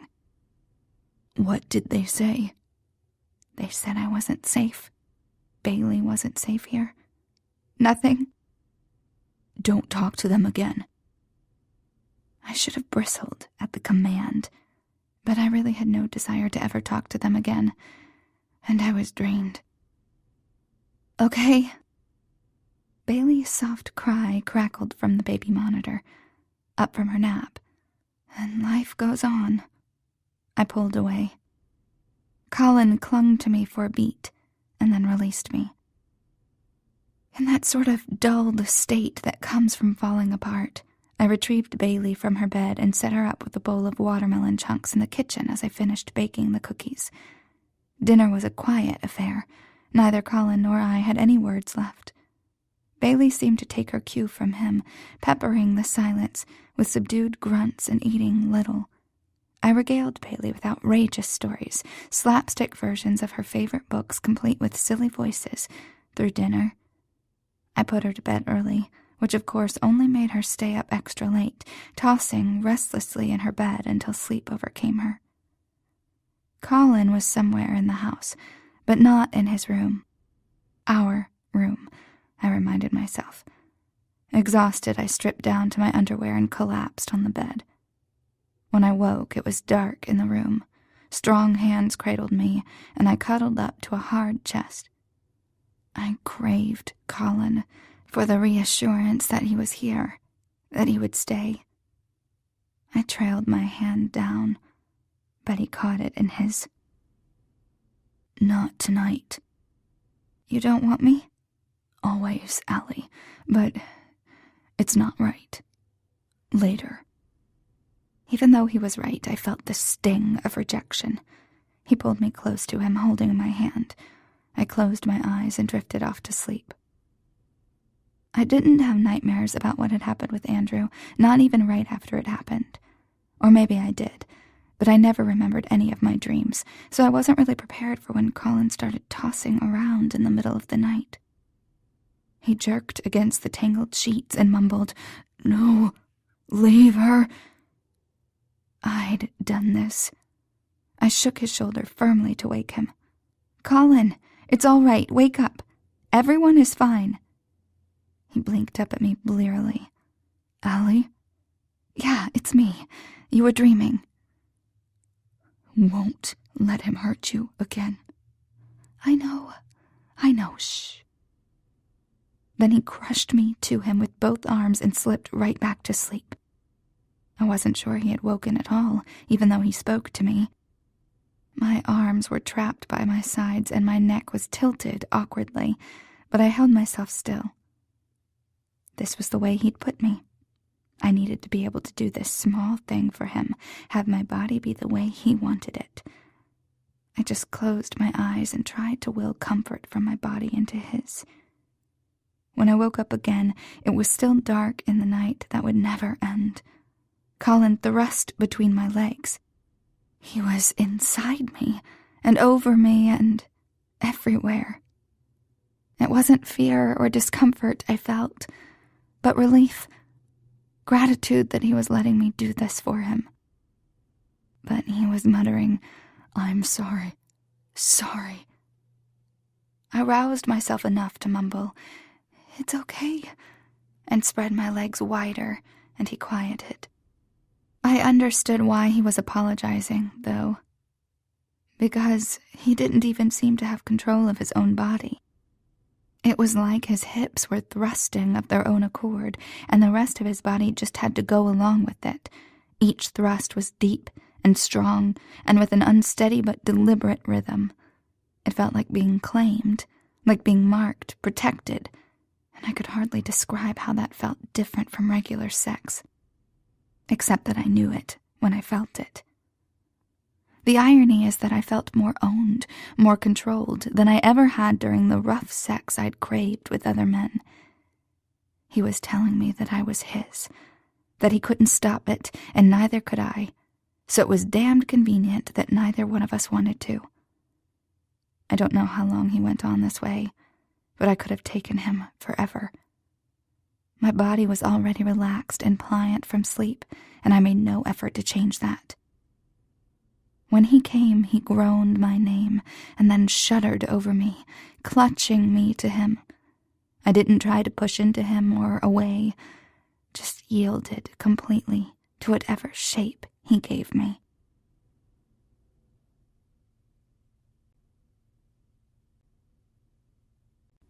Chapter 4. The light of the morning teased me, shadows dancing from behind my closed eyelids. Still feeling the lethargy from the night, I opened my eyes to orange. Orange fur. God damn it! I bolted up from the bed, away from the orange hairball curled up on the pillow next to me. I was still gaping at the cat when Colin walked in and stroked my ass. Only then did I realize I was completely naked in the middle of the bedroom while Colin had dressed. He fitted his body to mine, my back to his front, and nuzzled his face into my hair. I pointed at the intruder. "The cat! It's yours?" Colin didn't even look up before he murmured into the side of my neck. "Figured it was yours." "So wait, did you let it in?" He nodded. I pulled away from Colin, and he groaned in protest. "Sorry," I said, "but this cat is leaving."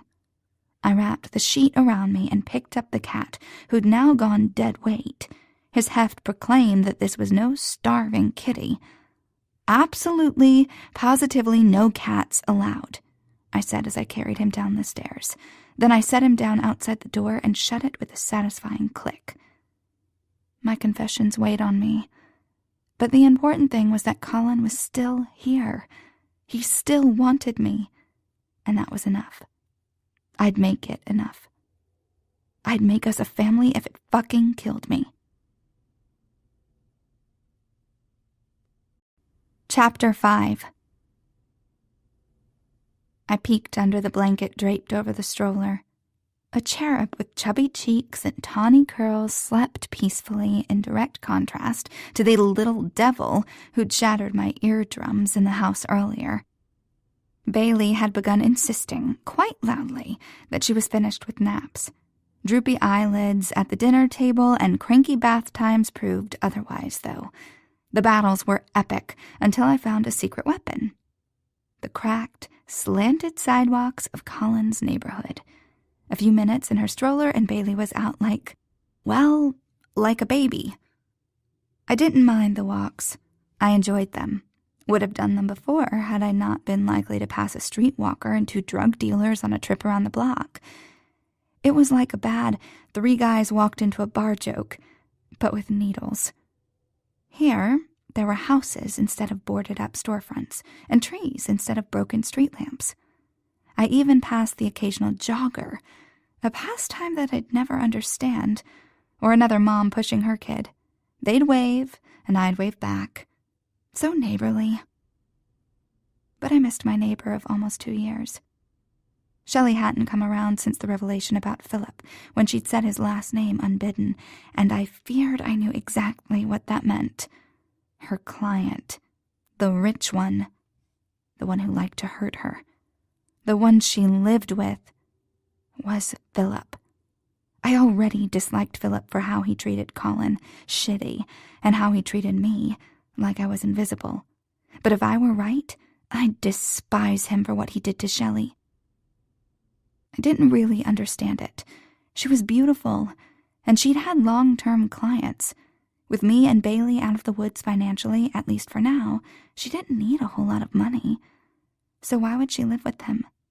Did he have something on her? Because he sure as hell held something over me. Oh, just my entire future. All because Colin trusted him, and so I had to by default. No biggie. A cold breeze whistled through the trees.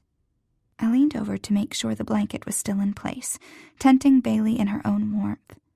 The blanket was fine, but from this angle, reflected sunlight glinted at me from the street. I glanced over. A parked car, black, vaguely familiar. Was it possible that was the same car Shelley and I had watched from her apartment windows, watching us back? It had to be a coincidence. I hadn't been close enough to that car, or even this one, to get the exact model. The shape looked similar, but it was common, and so was the color and dark tinted windows. What were the odds? I walked faster than before. It was silly, I knew, but my heart raced. My body was always betraying me. Could it be Andrew? He shouldn't even know where we were, and if he did, would he really watch instead of just approaching us? Then again, it hadn't worked so well for him before. Maybe he was waiting for something, or gathering evidence to use against me. I sped up. As I reached Collins Street, I heard the low rumble of an engine. I glanced back as I rounded the corner and saw the car moving away. Good. I wished I could laugh it off, but my breath was still coming too fast. I paused only at the bigger bumps, not wanting to jar Bailey out of sleep, but still needing to get home now. Home. Yes, I'd be safe there. Turning the stroller onto Collins' driveway, I saw the same black sedan pull onto the street from the other side. It had circled the block in the opposite direction I'd gone, and arrived here. A handful of houses down from Collins' house, within viewing distance. Fuck. No longer concerned for Bailey's nap, I raced the stroller inside through the back door and slammed it shut, and locked it. A quick glance. Bailey was still asleep. Normally I would push her into the dining room so she could finish her nap while I got dinner started, but the bay windows in the dining room didn't have curtains. Neither did the cupboard window in the kitchen. None of the windows in this house did. Goddamn bachelor pad, making me feel like a bug in a jar. Who could they be? Then I realized. Cops. Fucking cops, of course. They knew about me and Bailey. They knew about Colin and Philip, and they wanted to know more. Stakeout seemed too strong a word when the most dramatic thing that might happen on our walk was a poopy in Bailey's diaper. Surveillance, though. That made sense. Learning our routines. Trying to get something on us. On Colin. Protectiveness was a welcome feeling. Anger even more so. But it didn't distract from my discomfiture in this house. An hour ago it had been home. Now it was a goddamn evidence storage facility. What secrets did he hide here? Besides me and Bailey, that was. I had to get out of here. I packed a still sleeping Bailey into her car seat and drove to the grocery store. I'd put this trip off for a couple of days now, making meals that taxed my creativity with whatever I'd found in the pantry, because I had $18 in my bank account. The credit card Colin had given me only 2 days after I moved in, all officially printed with my name, had rested unused in my purse. This day had loomed, of course, ever since I'd traded in my apartment and my job for this security. The day when I'd surrendered Bailey and myself completely to Colin's care. Now it was here, when that very security was suspect. Bailey woke up on the way and fussed. I sang to her from the limited selection of nursery rhymes I knew. She, thank goodness, turned a deaf ear to the tinny waver of my voice today and settled down. At the store, I distracted myself with price comparisons, and Bailey with produce. Bell peppers, in particular, made excellent toy doubles with their stoplight colors, hearty shape, and ability to go into a stir-fry at the end. We'd made it through the pantry aisles and were just approaching the dairy section when I heard my name in a hiss. Startled, I glanced behind a display of chocolate syrup to see Rick. Christ! He'd scared me, huddled behind there like some sort of mugger of perishables. "What are you doing here?" I asked. He glanced behind him, toward the meat counter, and then back at me. "Come here." "What? Why?" "Just come back here. I need to talk to you." Then he turned and went down a fluorescent-lighted hallway. God damn it. Rick always brought the weird. But he was my friend of a sort, and I couldn't just continue shopping as if I hadn't heard him. I backed up my cart and then pushed it after him. I caught sight of his boot just as some maroon loading doors swung shut. We shouldn't be back here, and I had Bailey with me, I paused. Rick poked his head out. "Come on." All right, I grumbled. This had better be good.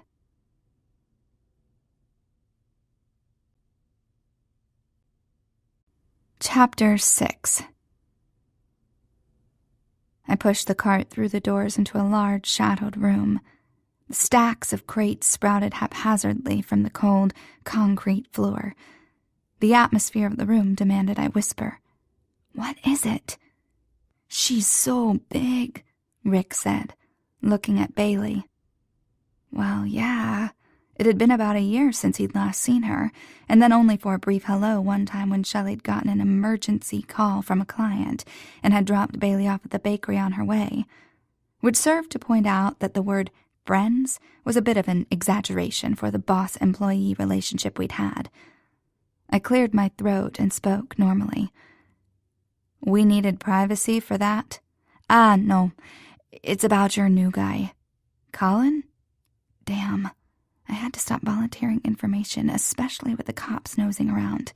"Yeah, Colin Murphy." I narrowed my eyes. I wasn't even sure I'd said Colin's first name when I told Rick about him, but I definitely wouldn't have said his last.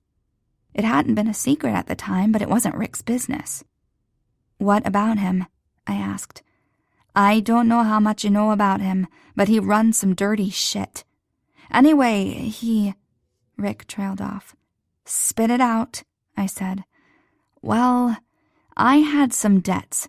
You know, gambling, shit like that. Just around town. But he bought them up. Then he said I had to pay up." I glanced at Bailey, who'd managed to pull the stem off a red pepper, the use of swear words around her registering distantly in my mind. "Okay, did you want me to talk to him about it? Because I don't really know if—" "No, not like that," he said. "He didn't want the money."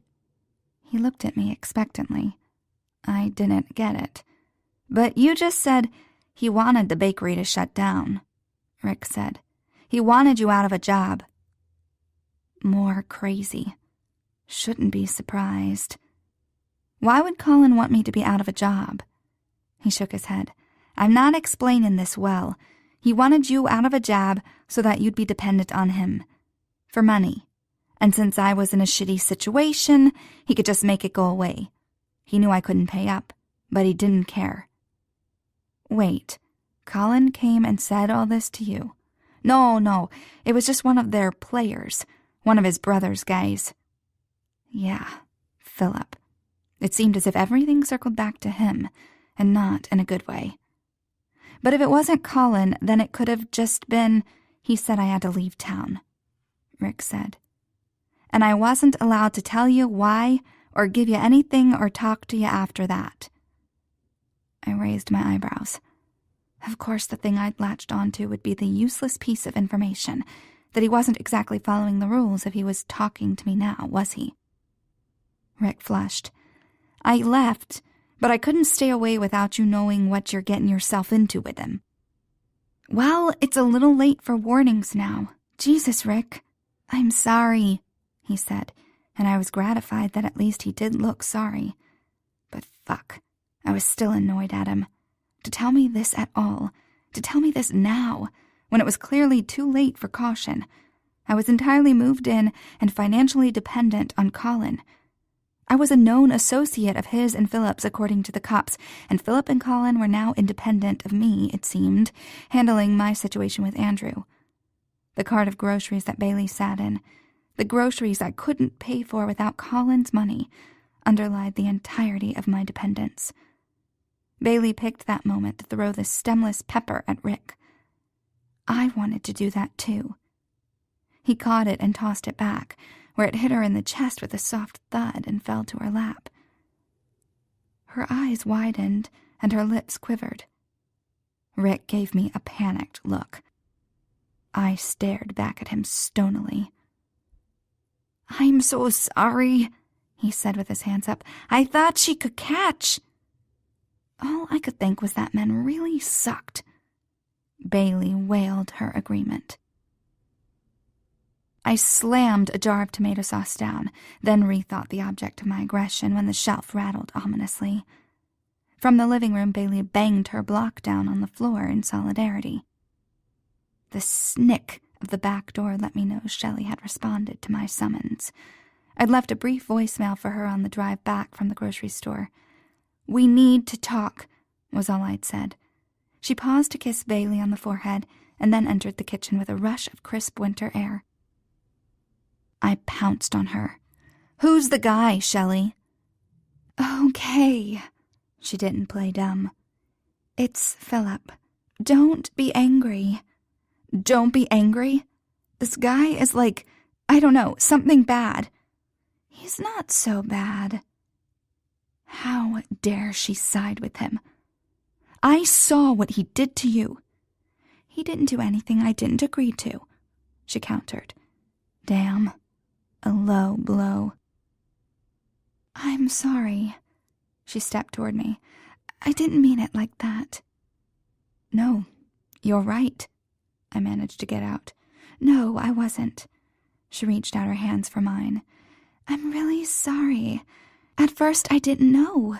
And then by the time you told me, there was the thing with the cops, and I knew you'd be upset about it, so..." I sighed. Avoidance. "Learned from the best," she said with a small smile. That pulled a smile from me. I kept my voice down. "Bitch." "You love me anyway." My eyes prickled.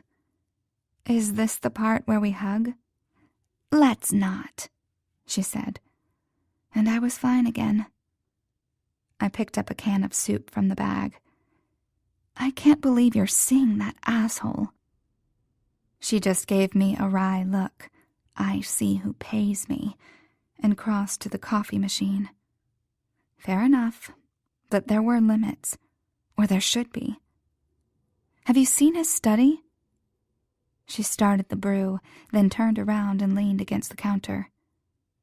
"The bullfighter," she said. We both laughed. But maybe it didn't have to be like this. I wasn't sure how much, but Colin had money, and I knew Shelley had some saved. Maybe Colin could... "No," she said. "You know how I feel about it." I did. Honest pay for honest work. Besides, I wasn't totally sure Colin would be okay with stealing away Philip's live-in prostitute. "So, if you live with them, is he like your sugar daddy?" She crunched up her nose. I hate that term. This from the girl who prefers the word whore to escort. She laughed. "It's for the same reason. Girls want to act all uppity, but it's all the same." "Colin is like my sugar daddy, you think?" She shook her head at me. Not no, but more like it didn't matter. "You did the right thing. We all make deals to get what we need. Everyone has a price." Colin had once said the same thing to me. Everyone did, and I suppose it was a small comfort that mine was high. Oh, not as high as Shelley's, especially not in terms of hard cash, but choosing me with all my issues, taking in a little girl, spending time with us, that all counted for a lot. And even when I tried to box it into a neat little agreement, it didn't fit. He could get straight sex from Shelley or someone like her, or just one of those other girls at the club. No, somehow he actually liked me. And I liked him right back, despite his gender. Fucking complications. Feelings. Shelley handed me one of the mugs she'd been preparing. "I need a favor," I said. "Anything," she said. "They've been in contact with Andrew. I need you to find out where he is."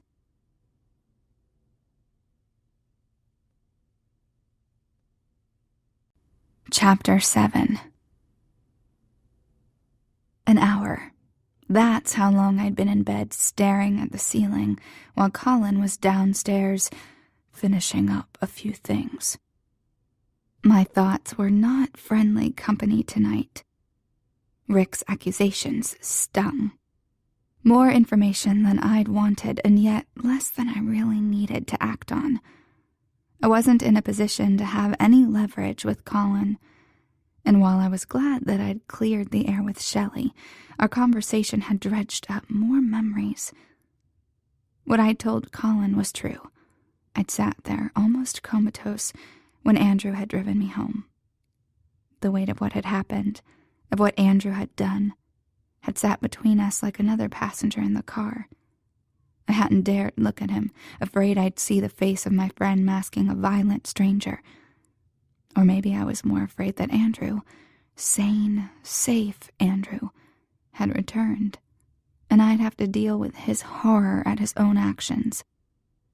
Before we even slowed to a stop, I bolted out of the car and ran into my house. I wasn't sure how long I lay there on my bed. Movies showed rape victims rushing to take a shower, to wash it all away. But I just lay there, as if the water would make it real. Or maybe if I scrubbed hard enough, there'd be nothing left. I already knew the important things could never be rinsed off. The shame, the fear, the pain. So it was better not to feel. I might have stayed there forever, slowly withering away, only found 2 weeks later when my dad returned from his route. But Shelley had come. She'd taken one look at my torn clothes and discolored wrists, and she'd known. God, the horror of that, of someone else knowing about that dark moment, was like another thrust of the rape. "Who did this?" she'd asked. I couldn't tell her.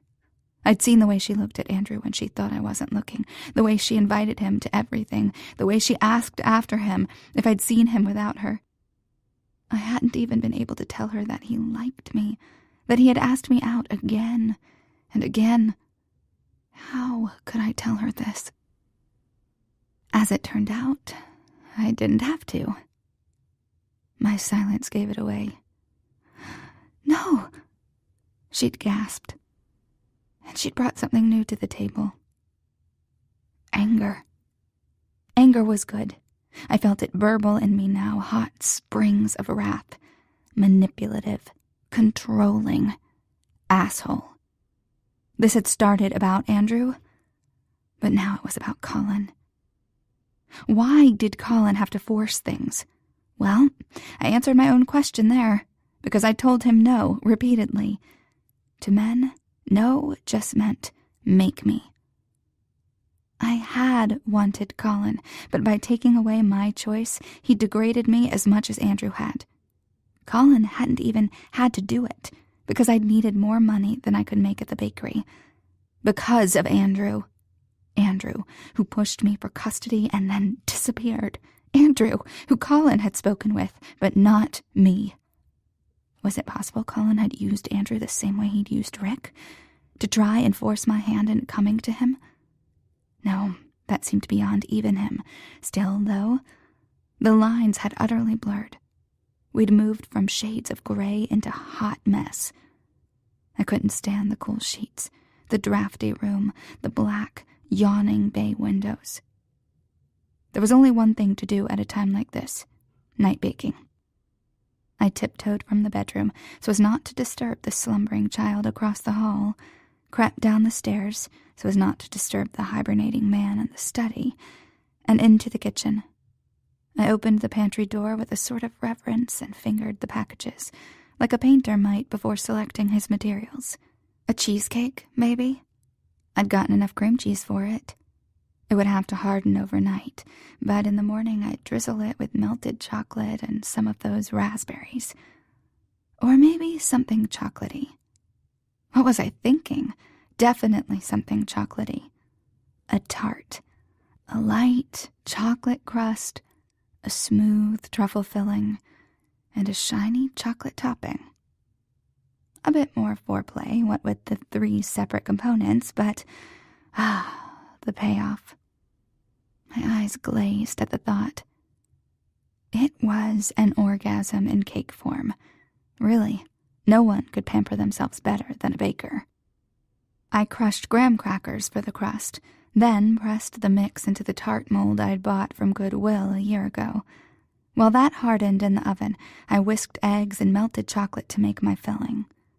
Once the tart itself had baked, I poured a thin layer of glaze over the top, forming a black, glossy surface.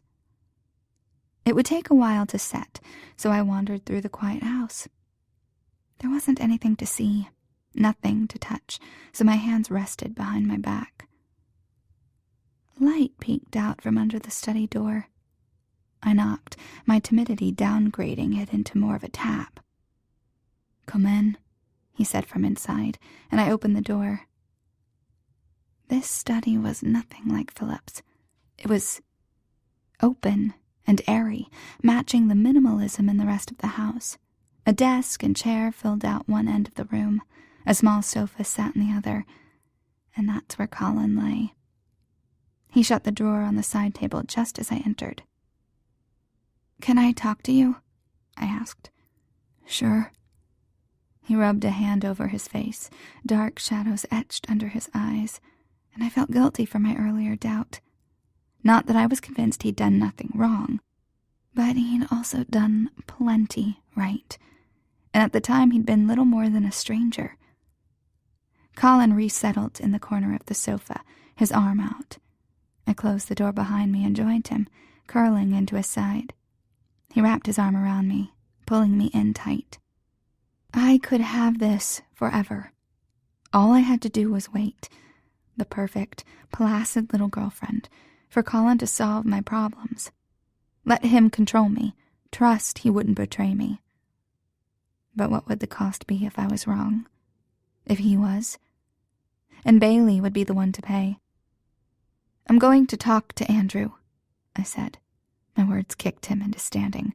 "No," he said, sounding exactly like I did when Bailey shoved peas up her nose. I tried to remain calm. "It's not up to you. He's my rapist," he scoffed. That stung.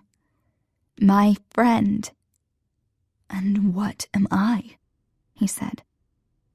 "You're my lover." My voice broke. He raised an eyebrow. "Is that all?" "Well, what are you then?" Calm was over. His silence infuriated me. "What do you want to be?"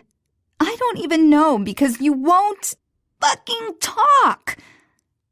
He glared at me. Then a flicker, a small, reluctant smile cracked. I laugh-cried back at him. Goddamned fucking adorable man. It wasn't just about trust. Living here, I'd started having little daydreams about what it would be like to stay. There wasn't an exit date planned, not that I knew of, but this was hardly a permanent arrangement. Maybe I wanted it to be.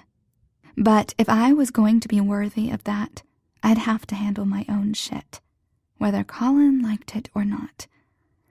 I have to do this, for Bailey and for myself. I pulled out my trump card. "Would you let Philip handle it if someone hurt you?" His eyes flashed. That was all. Just a small visual sign, but I felt the jolt through his body. Maybe I'd hit a little too hard. "Actually," he said, "Laramie found a loophole." Laramie, the lawyer, found a loop, and then the meaning of the words registered.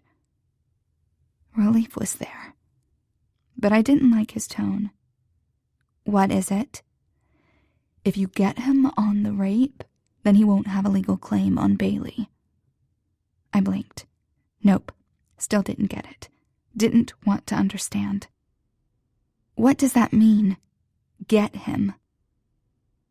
He seemed to choose his words carefully. "If you press charges, prosecute him, and he's convicted, then legally, no fucking way." I'd practically shit myself telling Colin. There was no fucking chance I was going to say it in public. And that's assuming they even would prosecute, and that I'd win. "Allie," he said. "Colin," I said. "How would Laramie know?" He didn't meet my eyes. "No," I whispered. "Tell me you didn't." His lips firmed. It was a small comfort that he didn't give me excuses, that it was for the best, or that he had a right to share my secrets. Rage would be great, but all I had left was a whisper. "Fuck you." I ran from the room, stumbled up the stairs, unseen through my tears, and huddled under the covers. The feeling of my heart being ripped out slipped on like an old shoe. God, the betrayal! The pain echoed from past wounds, but not just from Andrew. I remembered my shock at Shelley's furor. I was grateful for her anger on my behalf, but she was more than that. She'd been spinning mad. She called Andrew every swear word I'd ever heard, and a few I hadn't, and she never swore. Then she'd insisted I tell the authorities. He couldn't get away with this, she said. I was confused. Even through my own hurt and anger, I didn't want anything bad to happen to Andrew. He'd been my friend for so much longer than he'd been my rapist. It wasn't a switch I could turn off. But Shelley's arguments made sense. He deserved whatever punishment he got for what he'd done, and if I didn't say anything, he might hurt someone else. A woman on a mission, she kept at me until whatever sanity was left in me wore down. When I finally wanted to shower, she blocked me. Evidence, she said. My bruised, sticky body was evidence. Shelley drove me to the hospital herself. We waited for hours. I wasn't an emergency. She stayed with me until they took me into the exam room. They wouldn't let her come with me. In a room full of strangers, wearing a small paper gown that gaped open in front, I was made to lie down on a hard table. There were stirrups there. I'd never seen anything like it before. "Put your feet here," the doctor said. I wouldn't do it. The doctor, the nurses, the police officer all coaxed me. But finally they just lifted my legs and put them in. They didn't need my consent either. They poked me and prodded, ferreted out all the bruises and a few cuts. Cold gloves caught on my flesh. A camera flashed, memorializing my shame. They put their fingers and instruments inside me where nothing had ever been until a few hours before. They hurt me there, too. Everything down there hurt. The doctor stopped once to take a phone call. I thought it was his wife, because of the way he kept saying he'd call back soon so many times before he could hang up. I stared up at the ceiling. First I tried to find shapes in the bumpy ceiling tiles, like the game children play with clouds. But all I found were faces. Inhuman faces with wide, blank eyes and gaping mouths swirled above me. I closed my eyes, but that was worse. They could come and get me, so I stared up blankly. I was waiting for it to be over. Little did I know it would never end. I'd trusted Andrew, sure, my friend, my pal, but even my adolescent mind knew he was fucked up, and with good reason, and we were both just stupid kids. I'd outwardly agreed with Shelley's venom, but inside, in that part of me as confused and as hurt as Andrew was, I understood him. I trusted these strangers far more. These helpers in the community, these pillars of society, doctors, nurses, policemen. They weren't supposed to touch me, hurt me, humiliate me.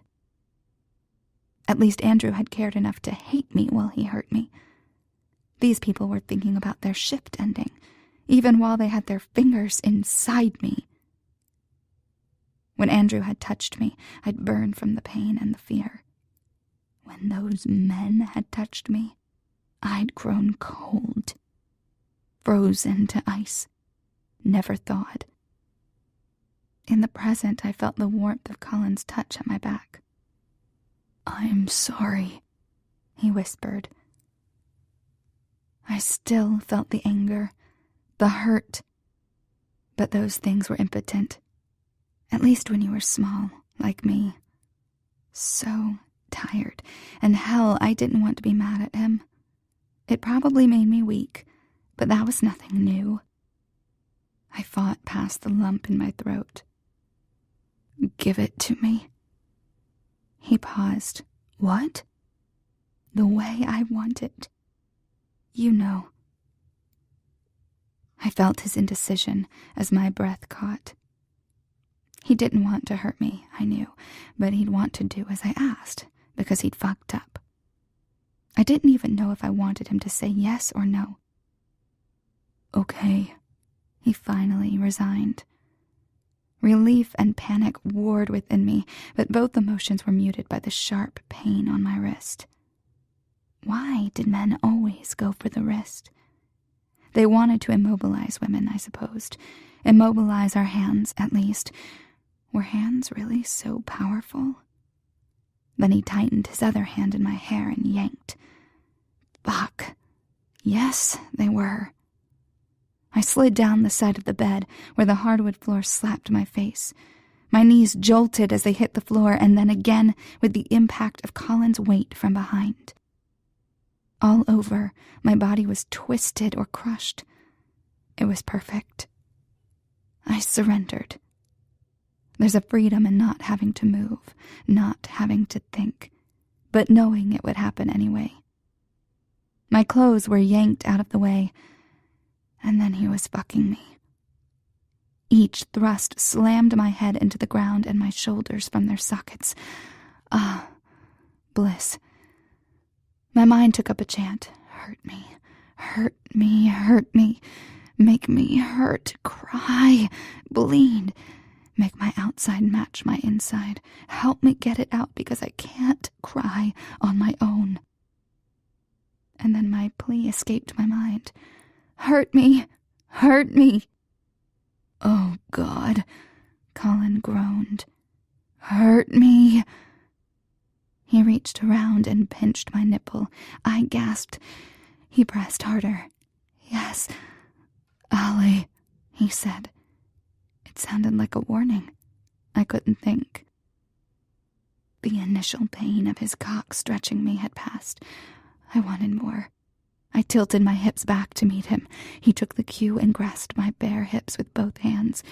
His fingers dug into me as he rammed my body onto his cock. Fuck, it hurt. Yes, more. My mouth formed the words, but no sound came out. Hurt me. Fuck. With a final erratic surge and a long, almost painful moan, he climaxed. He slumped over me, crushing me. He was right. Fuck. What had I done? I couldn't face him. A tear slid down my face. That wasn't strange. My face was wet. I'd been crying before we even started. But this one came from near my ear and slid down to my nose. It wasn't mine. I jerked up, which only succeeded in slamming my body against his and then back into the floor. I finally threw him off, heavy and limp as he was, but he covered his face. Oh, Colin, I said. He was dressed, only his fly open. Like a drunkard staggering from a bar, he managed to stand and stumble into the bathroom. He slammed the door in a sick reversal of the scene in the motel that first night with him. I just sat there on the cold floor, absently rubbing my bruised knees. What had I done? This was so much worse than I thought. It wasn't just about turning myself into a whore. I'd wanted to be hurt, but I'd hurt him.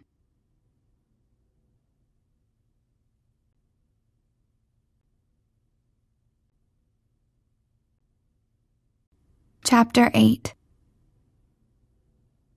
Someone was watching me. I could feel it. If it was that damned cat in here again. I opened my eyes to round, mischievous blue eyes. Bailey!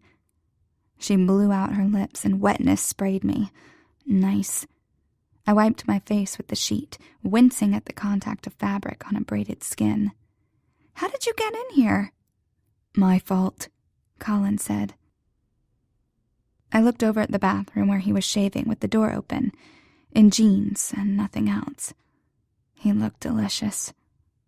How the hell did men get hip bones like that? Even though Colin was not skinny, nor really even lean, there they were. Mine were all padding. "It's no problem," I said, pulling Bailey under the covers with me. She squirmed and kicked until she was free, lounging on Colin's pillow like a princess. I stretched, and my muscles screamed a protest. No, last night wasn't a dream. Damn. I looked at Colin again, who was now pulling on a t-shirt facing away. He headed for the door. "Colin?" "Yeah." He definitely wasn't looking at me. I wasn't sure what to say. "I'm sorry for being so fucked up, but you knew that when you signed up with me?" "Yeah, that'd go over great. They should print that on greeting cards." So I settled on, "What are you doing today? Want to hang out?" "I've got to work. Early meeting." "Oh," I said. "Okay." A beat passed. "If you want, you guys could come for lunch." "At the restaurant?" He nodded. The only time I'd ever been there was when I asked him out. He hadn't asked me back. But here was an invitation almost engraved.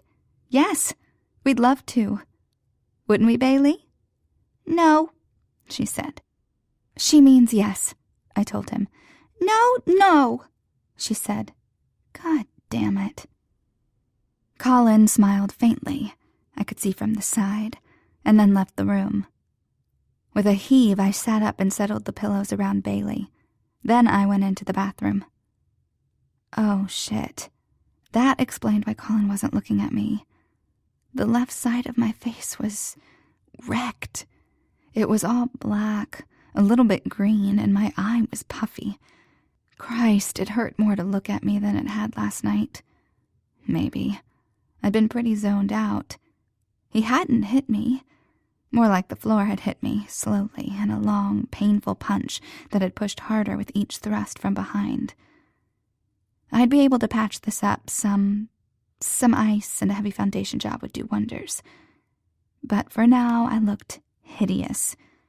I fretted about whether to say something about it to Colin while I got ready, but when Bailey and I went downstairs, he'd already gone.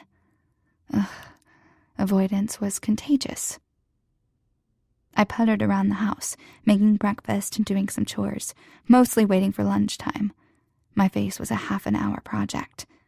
So that was a nice distraction. In the right light, I looked like someone who'd done a horrible job with her makeup.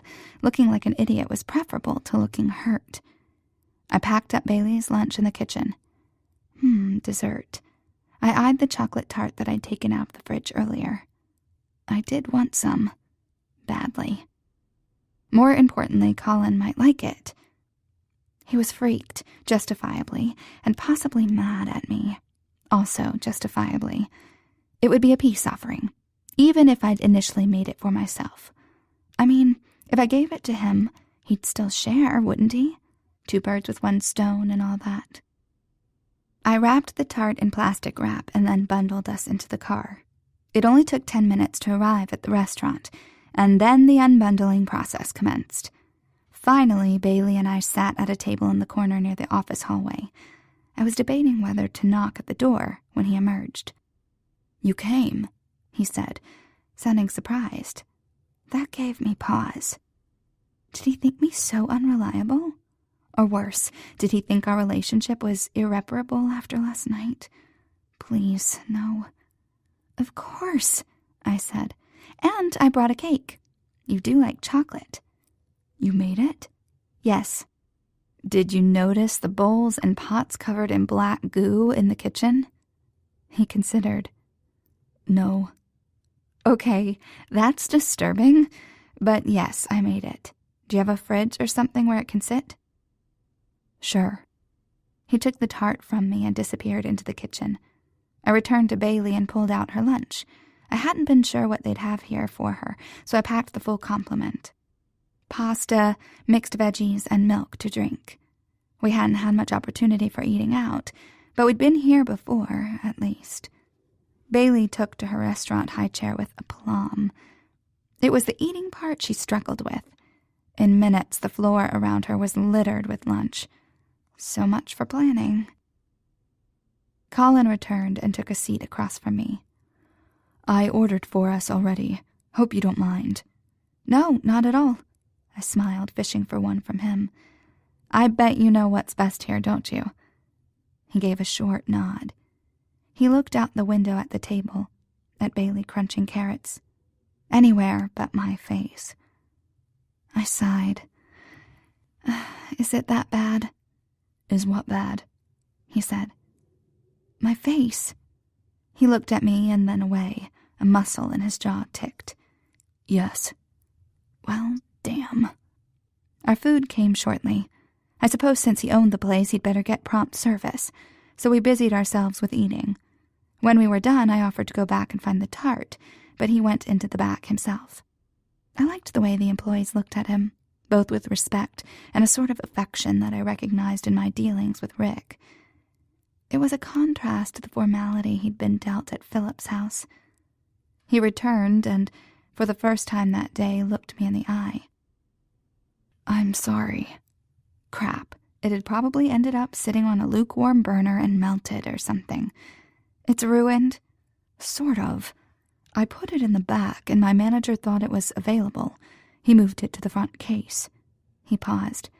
"It's gone." "Wait, like sold?" "I'm sorry," he said. "Well, so much for my apology cake. That's okay, I guess. At least someone enjoyed it." "Several someones," he said. There was a note in his voice. Pride? "At $8 a slice and 10 slices, your cake was $80. Shit, $80. That was more than the bakery would charge, though I guessed that by the slice was the way to higher profits than selling full cakes. "Yes." There was a smile, however small. "Do you want it?" he asked. "Want what?" "Your money." No thanks." That barely covered the grocery bill from yesterday. Plus, it had been made with ingredients bought with his money. "But I was just thinking, do you think they liked it?" "It was gone in 20 minutes. "Okay. Could I bring in more?" He paused. "Yes, but you don't have to do that." "I want to. It will give me something useful to do, and besides, I love to bake." And this could be just what I was looking for, a way to pay Colin back, at least a little. He looked doubtful. "I really will enjoy it," I said, "and I won't let it interfere with the house cleaning or anything." He scowled. This wasn't helping. I made big eyes, wishing I had Bailey's baby blues. "Please." "Don't work too hard," he said. Score. "I'll be the laziest supplier you ever had," I promised. A smile flickered on his face. His smiles were like a collector's item for me. We said our goodbyes, veiled in politeness.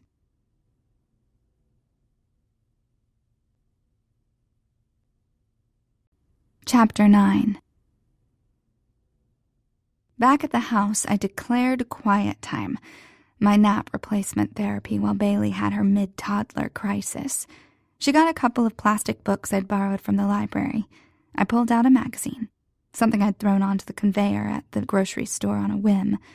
Who had $3.99 to spend on articles about sex? That would be me, apparently.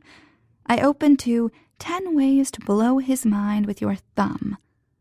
I'd only gotten to deep tissue massage when Shelley showed up. She should write for Cosmo. Her tips blew more than just minds, I felt sure. She wore a gauzy blue dress that looked at once both naive and flat-out sexual. That contradiction was her specialty. As she gave Bailey a kiss, I dropped the magazine onto the coffee table. "Do you think Colin wants me to put my thumb in his mouth?" "Maybe." She sat down, flipping her hair back. "But he'd like it better if you put it in his—" "Okay." I glanced politely at Bailey to stop her. "That's what I figured." She grinned. "You're cute." I scowled. "Shut up. It's not like I'm innocent or something." "Compared to me, honey, everyone's innocent." I wasn't so sure about that. "What did you want to talk to me about?" She examined her nails. "You got it, didn't you?"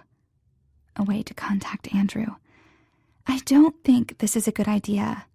Shelley, I have to, I said. It's the best way. You don't just have a conversation with your rapist. It's something I have to do, and I think maybe I can even convince him to walk away. Now that he's had time to really think about it, to get over the shock.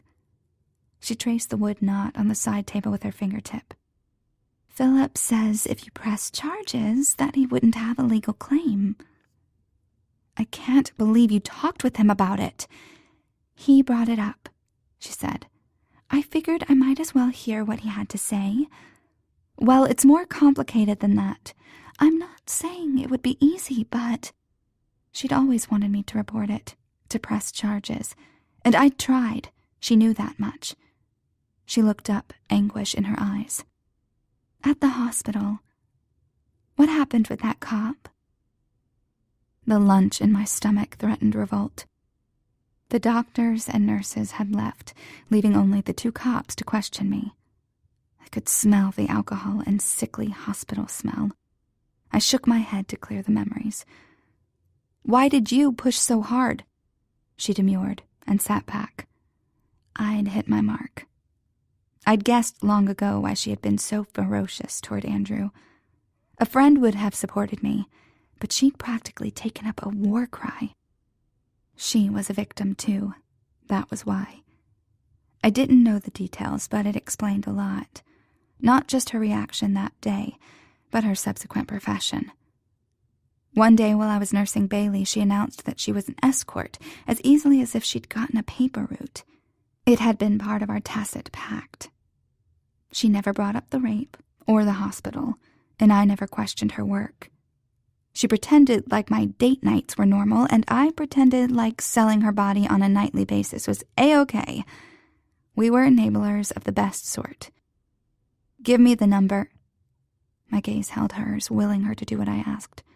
She pressed a few buttons on her phone, then slid it across the table to me. It was open to a contact. A.W., it said. Andrew Williams. We used to joke about the fact that our last names started with the same letter. Said I wouldn't have to change my initials when... I hit the call button and waited. Hello? And just like that, I was back in my childhood room, calling to tell him about the drama of second period. It took a second to return to the present. Hello, I said. It's me. Allie, are you okay? I almost laughed at the concern. It felt real. No, it probably was real. Our friendship had been real, except for that one time when it wasn't. I'm okay. I think we need to talk.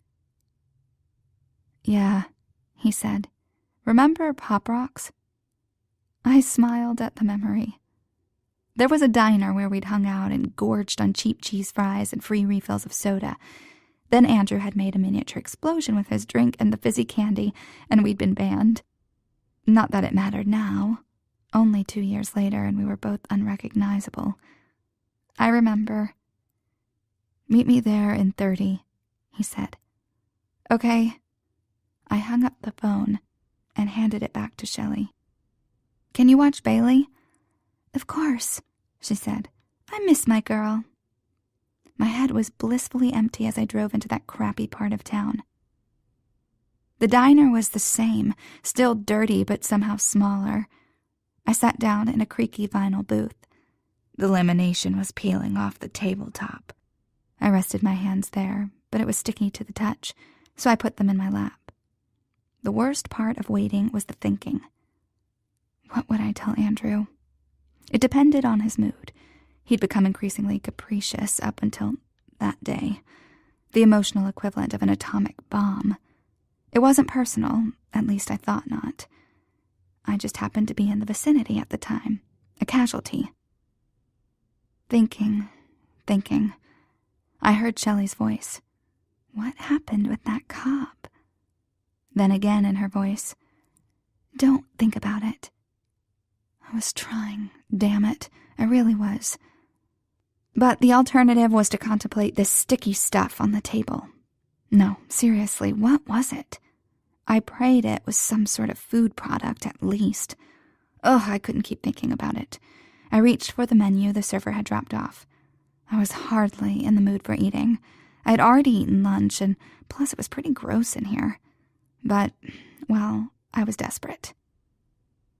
I ordered chocolate pie. It took about 10 minutes, and then the server reappeared with a slice of pie and a glass of water. I cut a small bite from the corner and tasted it. It was good, a bit too sweet. Oh, yuck, a kind of clay aftertaste. I took a gulp to wash it down. Metallic water. I coughed and sputtered. Andrew chose that moment to appear. I clapped my hand over my mouth as he folded his long body into the booth across from me. Not as good as you remember it, he smirked. I pushed the plate away and shuddered. I don't know how I ever ate that. He eyed this slice of pie. We had a strict fries-only rule, if I remember right, and always order pop. Our eyes met. Don't drink the water, we said at the same time. We smiled. How strange, this camaraderie. Perhaps it had something to do with the location. We'd been friends here, so it was easy to fall into that role now. We both stilled. This wasn't the paralyzing panic of our last meeting, after 2 years of snowballing fear and apprehension. For all I'd known at the time, he could have raped me where I stood. Of course, he'd done worse. He'd threatened to take Bailey from me. Even as I marveled at my ease, cold fingers of remembrance clenched my insides. No, this grimy diner had been only a very temporary sort of amnesia. Memories assaulted my calm, flashes of pain, the blue eyes flashing darkly, almost too black. I missed you, Andrew said softly. I'd missed him too. My friend, Andrew, I'd missed. The guy he'd turned into that last night, not so much. In the past 2 years, he'd filled out from a lanky teenager, but he was still lean, probably would always be. I'd filled out too, from skinny girl to pregnant to young woman. Andrew looked down. I guess I fucked up pretty bad. It was both an understatement and stunningly accurate. It also stoppered any recriminations I might have thought to serve him. He knew what he'd done, and he knew it was wrong. What was the point of an accusation when he'd already accepted the verdict? But there was one thing I wanted to know. Why, Andrew?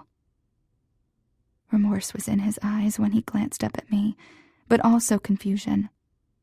He shook his head as he spoke, as if to negate his words. I never would have thought. It wasn't planned. I went a little crazy, I guess, more than a little. That was the rub of it. There was no magic answer. He wasn't the stereotypical rapist. He wasn't a mean person. He wasn't one of the guys I picked up at the bar. If he'd passed out from the alcohol that night, or if I'd left early, or if so many things, then it might never have happened. Our lives would have been so different, never knowing how close we'd come to breaking. And I knew all about doing things that were out of character, that went against our ideals, that hurt people. I'd done it once a month, and I'd done it last night. I didn't even have the luxury of them being spur of the moment. Mine were so deliberate. Where have you been? I asked, because it seemed like the thing to say, and maybe I was curious. Marines? He grinned, and little boy Andrew peeked out at me. You didn't think I could do it. Did they kick your ass?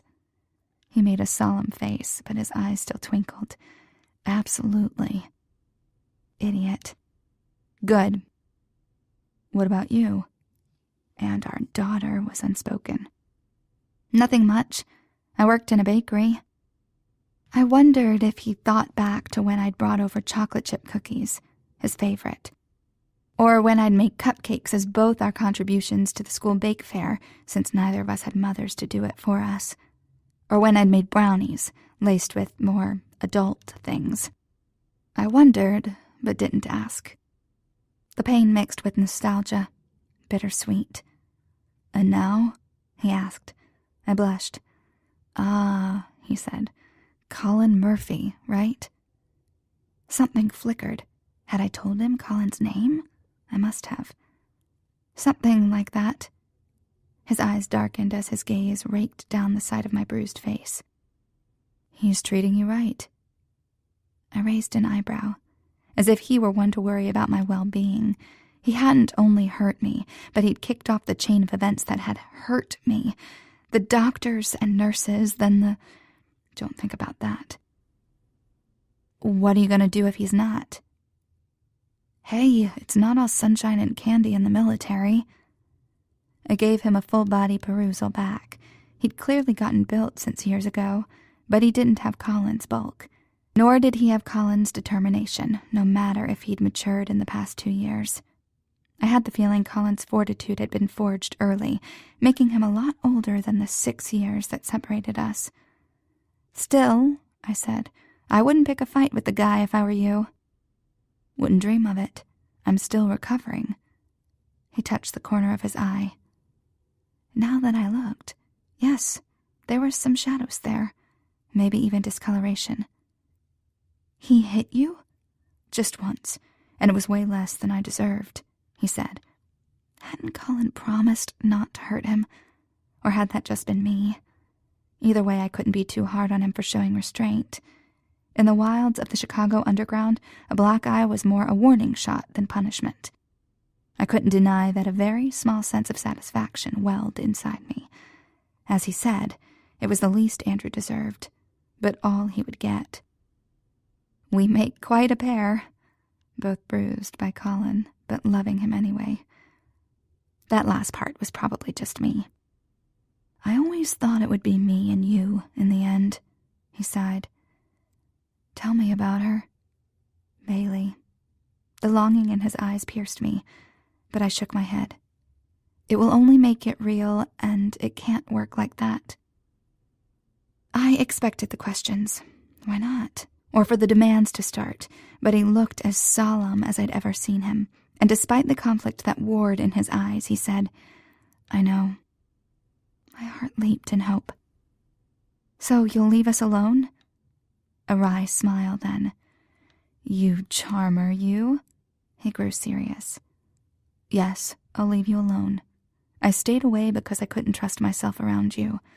I didn't want to hurt you again. But I think I also didn't want to see you suffering. I told myself you could pretend it was bad sex and move on. I didn't know about her. I wouldn't have left you to deal with it alone." "We did okay," I said, thinking it was probably true. "And I had Shelley." She had a few words for me when I called her. Between her and him, you've got a nice little army at your back.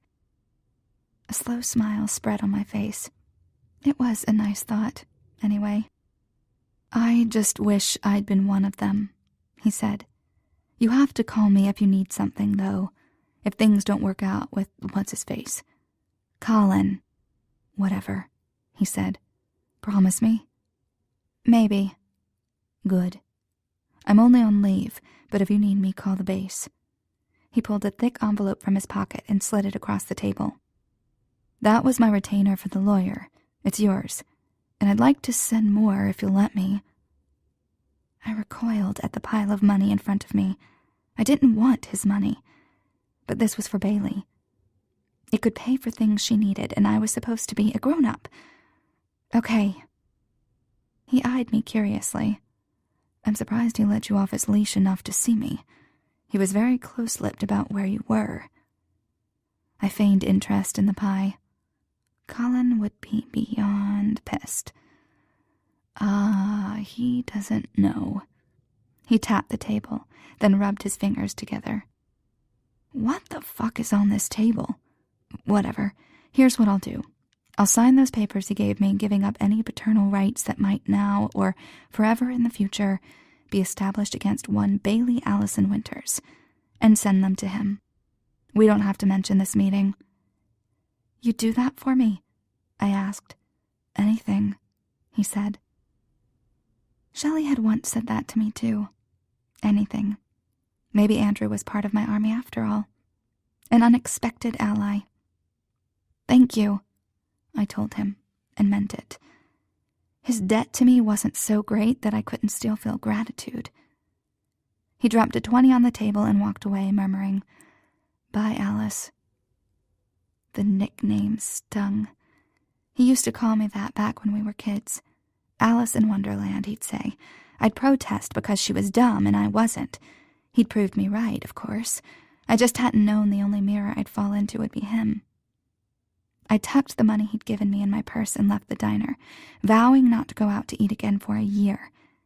It was a nice gift he'd given me, letting Bailey and me walk away. Or rather, doing the walking away himself. Sure, it had been a problem that he'd started, first by that, and second by coming in and threatening me. But I could still appreciate what it meant for him to sign those papers. Or maybe I was just a sentimental dumbass. I drove home, struggling to tamp down my elation. No need to tempt fate by getting hopeful. "Colin called while you were out," Shelley said as soon as I walked through the back door.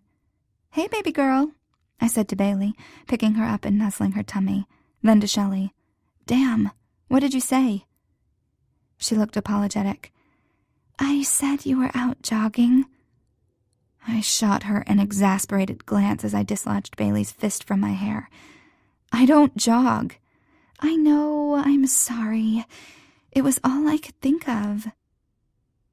I still hadn't been sure I would keep my visit with Andrew from Colin, but this would make telling the truth more awkward. Still, my worry over Colin couldn't conceal my thrill over the result. "So, tell me what happened," she said. My voice muffled from beneath Bailey's clinging arms, I said, "It's over. He said he's going to sign away his paternal rights and leave us alone." "Just like that?" "Yep," I said. She collapsed on the other end of the sofa, still managing to do it with grace. After a moment, she said, "Then you didn't really need Colin." Hell, I hadn't even thought of that, but it wasn't true. He provided financial support, physical protection, and stability. He cared for me and, I thought, even for Bailey, rounding out our little family. And though it now seemed a small thing in light of his contributions, he got the lawyer who's doing the custody paperwork. She seemed to hear what I'd left unsaid, though, because she weighed it thoughtfully. "Will you stay here?" "I want to." She nodded. "I'll go now, but I think I'll be seeing you soon." With that cryptic note and a wink, she went out the back. Left holding a wriggly Bailey, I laughed aloud at Andrew's assessment of Shelley as my soldier. She may help me a lot, but I had no illusions that she took orders from me.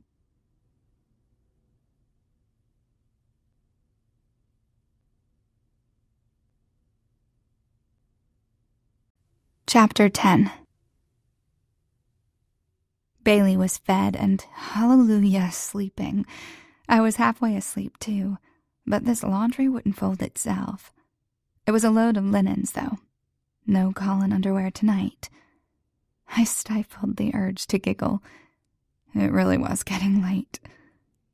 A soft scratching came from the front door. I tensed.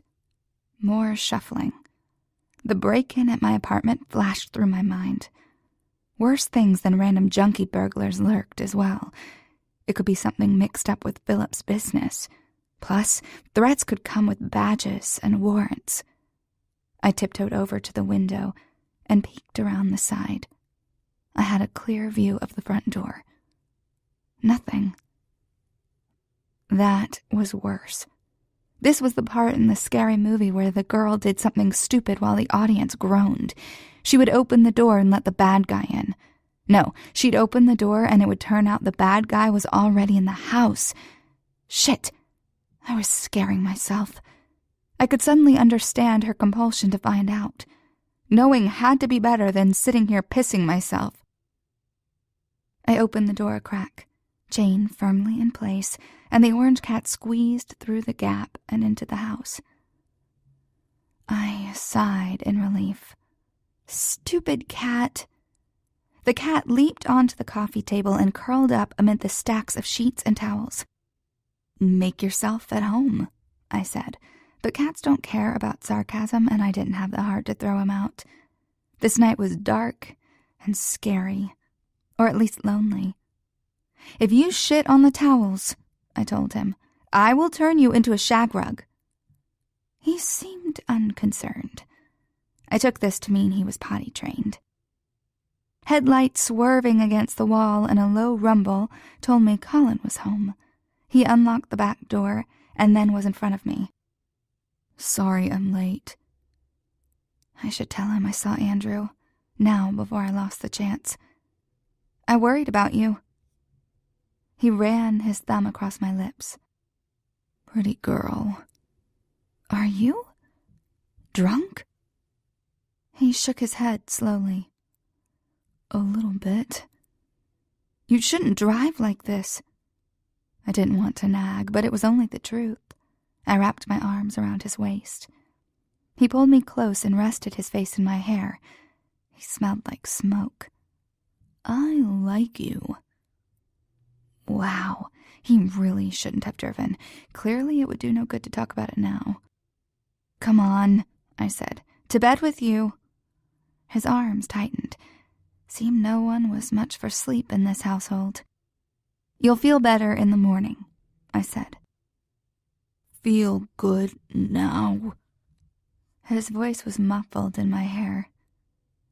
"That was a lie anyway," I said. "You'll feel worse in the morning, but you still have to sleep." I pulled back, and this time he let me go. Leading him by the hand, we went upstairs. I pushed him into the bathroom and shut the door, then listened until I heard the water running before changing into a nightshirt. 10 minutes passed, and I debated knocking when he opened the door, completely naked. Though, and I double-checked, not aroused. I didn't think I'd ever seen him that way, except for right after sex, and even then it was more of a half-mast situation. It was oddly deflating to my ego, even though I knew it was most likely whiskey dick. "Well," I said. But it wasn't the time for talking or for turning off the bathroom light, because he grabbed my hand as he walked by me, dragged me into bed with him, and wrapped his arms and legs around me like a Colin-shaped straitjacket. Okay, I guess I was going to sleep. "Good night," I said. "Don't want to hurt you," he mumbled. Then nothing. No, he didn't want to. I was the one doing any hurting here, even if the one in pain was me. I hadn't told him about Andrew, and it was becoming increasingly difficult to do so. I should just let it go, I knew. I had been given a free pass by Andrew not to tell Colin, and that should be good enough. In fact, his arms, which had once been snug, now felt stifling, a literal weight of guilt. Even if I were to tell him, I should wait until morning when he was awake. In fact, I should wait until tomorrow afternoon, when his hangover had passed. But I had a feeling that if I didn't tell him now, I never would. I'd ruined many good things in my youth and stupidity, often one and the same, but I desperately wanted to make this work. "Colin," I nudged him. A quiet snore emerged. Silly man. I pushed harder. "Colin!" "What's it?" he mumbled, without opening his eyes. "I have good news," I said. That was pre-framing, something I'd learned in one of the books from the library about parenting toddlers. No response. "I talked to Andrew," I whispered, "and he's going to sign the papers." "No," he said, startlingly clear. "It's a trap." And then, as far as I could tell, he slept on. It took me a long time to fall asleep after that.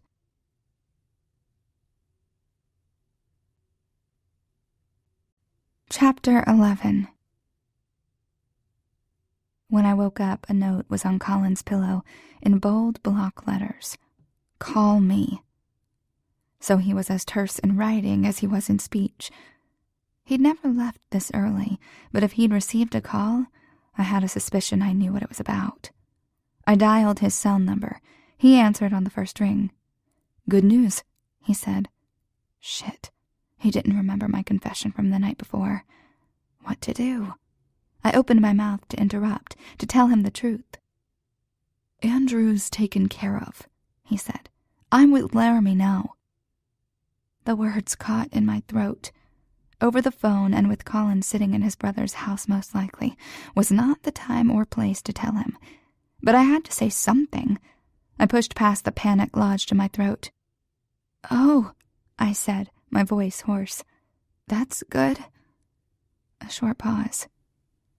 "It's going to be okay." "Yeah," I said, my voice breaking on my agreement. "I'll be home soon. We'll celebrate." He hung up. Oh, God.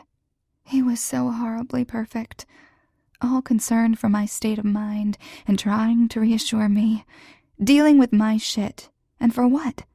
I couldn't even have sex right. I would have thought 2 years was enough time to heal, but it was abundantly clear that I wasn't okay. I was as messed up as ever, and worse, it was infecting Colin. If he were just a little less wonderful, then my brokenness wouldn't seem so bad. As it was, we fit together like a diamond in the gutter. On the outside we were well matched, but on the inside he was slumming with me. What would happen when he realized it? I'd be alone again, and Bailey would be back in that shit-poor apartment. At least the problem with Andrew had been resolved. I was thankful for that. But I didn't want to go back to the way things were. I couldn't let that happen. I wouldn't. I'd glimpsed happiness here. I might not deserve it, but Bailey did. No, I wouldn't even put this on her. I wanted this for myself. Living all ghetto had one major benefit. It had molded me this way. Ruthless. From somewhere deep inside, I dredged up the will to fight. A low-down, dirty street fight between me and, well, the other me. The stupid one who lied and fucked and hurt, but had no business in Colin's life. Her death was a worthy sacrifice so that Bailey and Colin and I could be a family. And when Colin came home, offering a bouquet of daisies, I accepted them as my right. I thanked him as was appropriate, and I kissed him as I really wanted to, hard and deep. It almost felt real. Maybe it was. I felt fidgety, bursty, like I might explode but laugh right on through it. Was this happiness? I wanted to jump Colin, though that feeling wasn't new, but I didn't want him to hurt me. I didn't want him to hold me down or berate me. I wanted him to touch me, hold me, love me. I wanted to hear his voice again, telling me everything would be okay, and because happiness made me horny, I wanted his tongue on my clit. Pretty, please. But life intruded. I had Bailey, and that meant no midday sex romps. "Let's go out," Colin murmured. "Okay." Think. Where did people go? None of our usual haunts, the library, the city park, the local playground, seemed adequate for this day when Colin would spend the day with us, a day of celebration. And then it came to me. The zoo. We'd gone there once, but it had been so crowded and Bailey so young. A family thing. A real outing. "What do you think of the zoo?" I asked Colin, trying to keep the excitement out of my voice in case he hated it. "The zoo?" He nodded. Bailey had been crawling figure eights around our feet, but now she stopped to look up. "Baba?" she asked. Colin knelt down where he stood. Bailey pulled herself up by his knee to a stand. "Want to go to the zoo?" he asked her. She tapped his knee. "She probably doesn't know what that means," I said.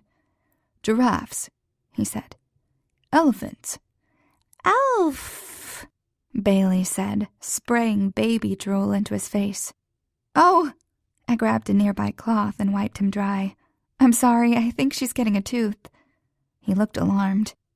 "Makes her drooly," I said, plus the f sound.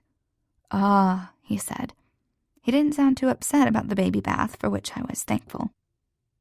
Would it be at all possible for you to hang out with her while I get ready? At Colin's nod, I hurried into the kitchen. Packing her bag for a long outing like this would take a while.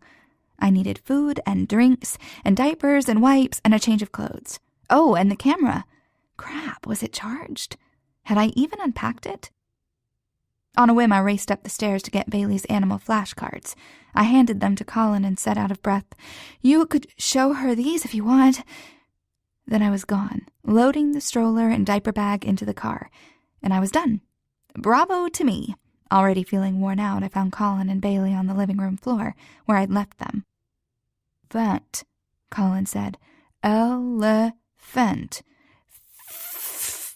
Bailey said. Prepared this time, Colin blocked her easily with a cloth to catch the spray. She giggled. "Fent," he said. "Phooey," she said, then broke into peals of laughter when he wiped his hand. "She's playing you," I said from the doorway. He glanced back at me and winked. I'm a sucker for that laugh. Ah, shit. Stick a fork in me, I was done. Completely, positively, irrevocably in love with him. That too full feeling closed in on my heart, and my eyes pricked. I turned to face the coat closet just to catch my breath. Oh God, I wanted to keep him.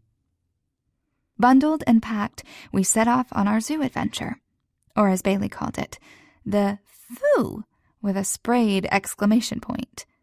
I would not be sad when she learned a new sound. The Lincoln Park Zoo was packed with families. Today was one of the first days of the year that we could spend time outdoors without freezing our fingers off. We wandered over to the lions. Kitty! And then to the seal enclosure. The seals did tricks, clapping, diving, and barking, but there were too many people lined up against the railing to see. Up! Bailey demanded, tugging on a lock of my hair. No, I shook my head. Colin looked at me in question. She wants to sit on my shoulders, I explained. I'd tried that only once. It was the 4th of July, and she was wrapped around me like a cobra.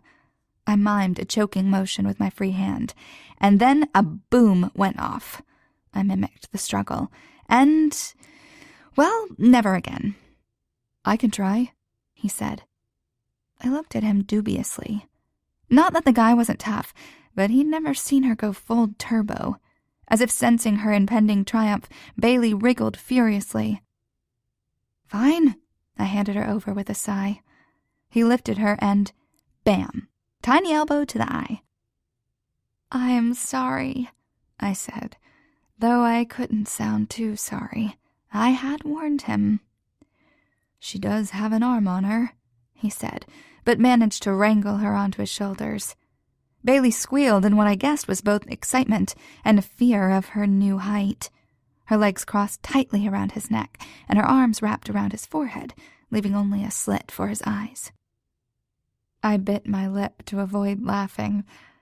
Having fun yet? I'm okay, he wheezed. He wasn't the only one. Around us, a sea of men had children on their shoulders or in their arms. Fathers, one could assume. Though in our case they'd be wrong. How many of these men were the biological fathers of these children, and how many were just father figures? Because that's what Colin was to Bailey, a father figure, even if it had only been for a short time. This was a side of men that had been unfathomable during my monthly date nights at the club. How many of these men had once been, or even now were, the guys at the club? How many of them were like Andrew, with a horrible mistake in their past? For that matter, did Colin have a mistake like that in his? There was nothing for it but to wonder. The smiling faces and caring gestures painted only happy portraits. I wanted to believe in it. Here, amid the laughter and shouts of children, I almost could. Before the show was over, Bailey grew fidgety and we wandered over to the children's section. She let out a shriek. I followed her, reaching hands to the carousel. With a groan, I wondered how I could get out of this without a screaming fit. Even if I let her have a ride, she'd only want to go again and again. It turned out that Colin had the answer to that. When he left to go get tickets, I figured he'd get 2, one for me and one for her. He came back with 20. What are we going to do with 20 tickets? That's 10 rides. He shrugged. If she doesn't want to, we can save some for later. Of course she wanted to. By the 3rd ride, I was ready to throw up, so Colin offered to take her. While I had firmly insisted she pick an animal to ride and stick with it, Colin helped her bounce from horse to zebra to otter in the minutes before the ride started. She chattered endlessly to him while he danced attendance. Good Lord, was that how he and I looked together? For all his trouble, that man needed to get laid way more often. They went round and round and round until both Colin and Bailey had turned a sickly green. Turns out, when you gave her exactly what she wanted, she didn't want it anymore. She was her mother's daughter. 2 hours and a detour through the petting zoo later, it was past time to leave. Despite the brisk air, the smell of sweat and tiredness trailed us. Bailey was coated with sticky residue from a slush drink and peppered with salt from a soft pretzel. I might as well have tried to scrub off the city's graffiti for all the good the baby wipes did. Bailey cried all the way to the car. Actually, the parking lot was filled with screaming children. There was probably no better torture device invented for children than a super fun outing. No matter what, it always ended in tears.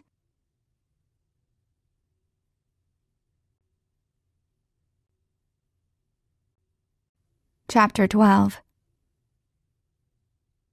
At home, I gave her a rushed dinner and warm bath.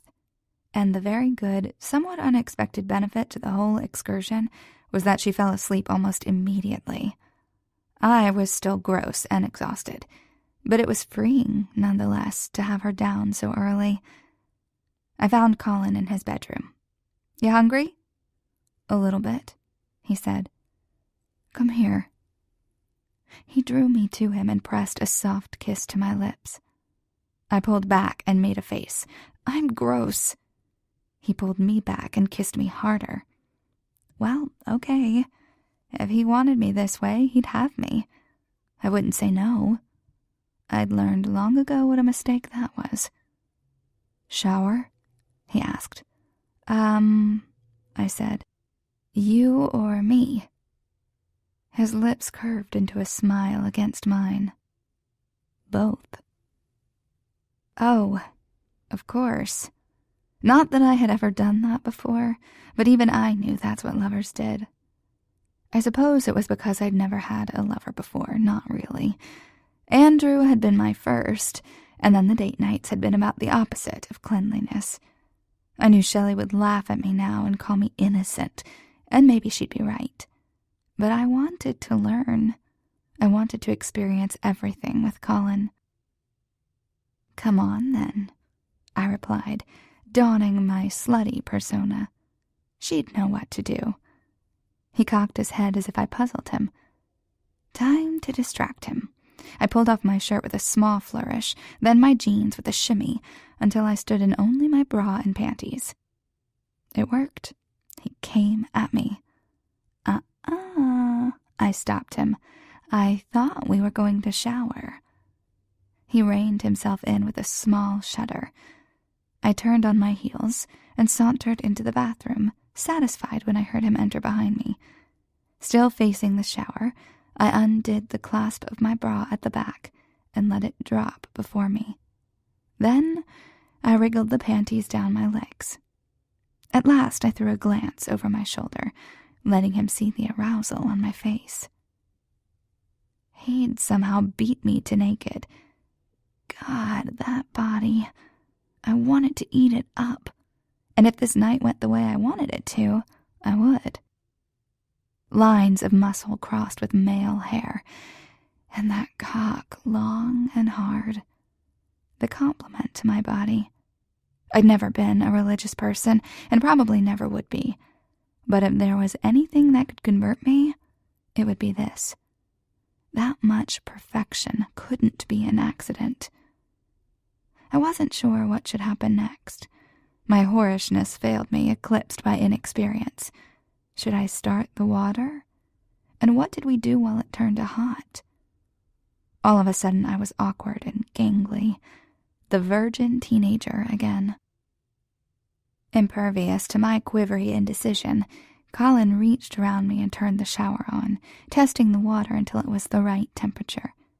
Then he stepped under the spray and put his hand out. I followed him in and shivered under the warm water. The dampened skin of our bodies kissed tentatively, while our lips above remained parted. Steam encased us, muting the outside world and hiding us from it. Our eyes met. I breathed and felt his breath on my lips. Something passed between us, a tether that both sides grabbed hold of, never to let go. Silly thoughts. I turned soft and without even the excuse of alcohol. It was all me. Stupid, vulnerable, loving me. My throat tightened. Don't let me fall. And then he was kissing me, holding me. No, he wouldn't drop me. He turned me around so that the spray of the shower fell on my breasts.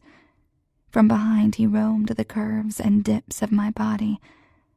I reached my arms up to rest in his hair, anchoring myself to him. Both his hands cupped my breasts, his fingers massaging my nipples. They felt swollen and sensitive, like they had after Bailey had been born.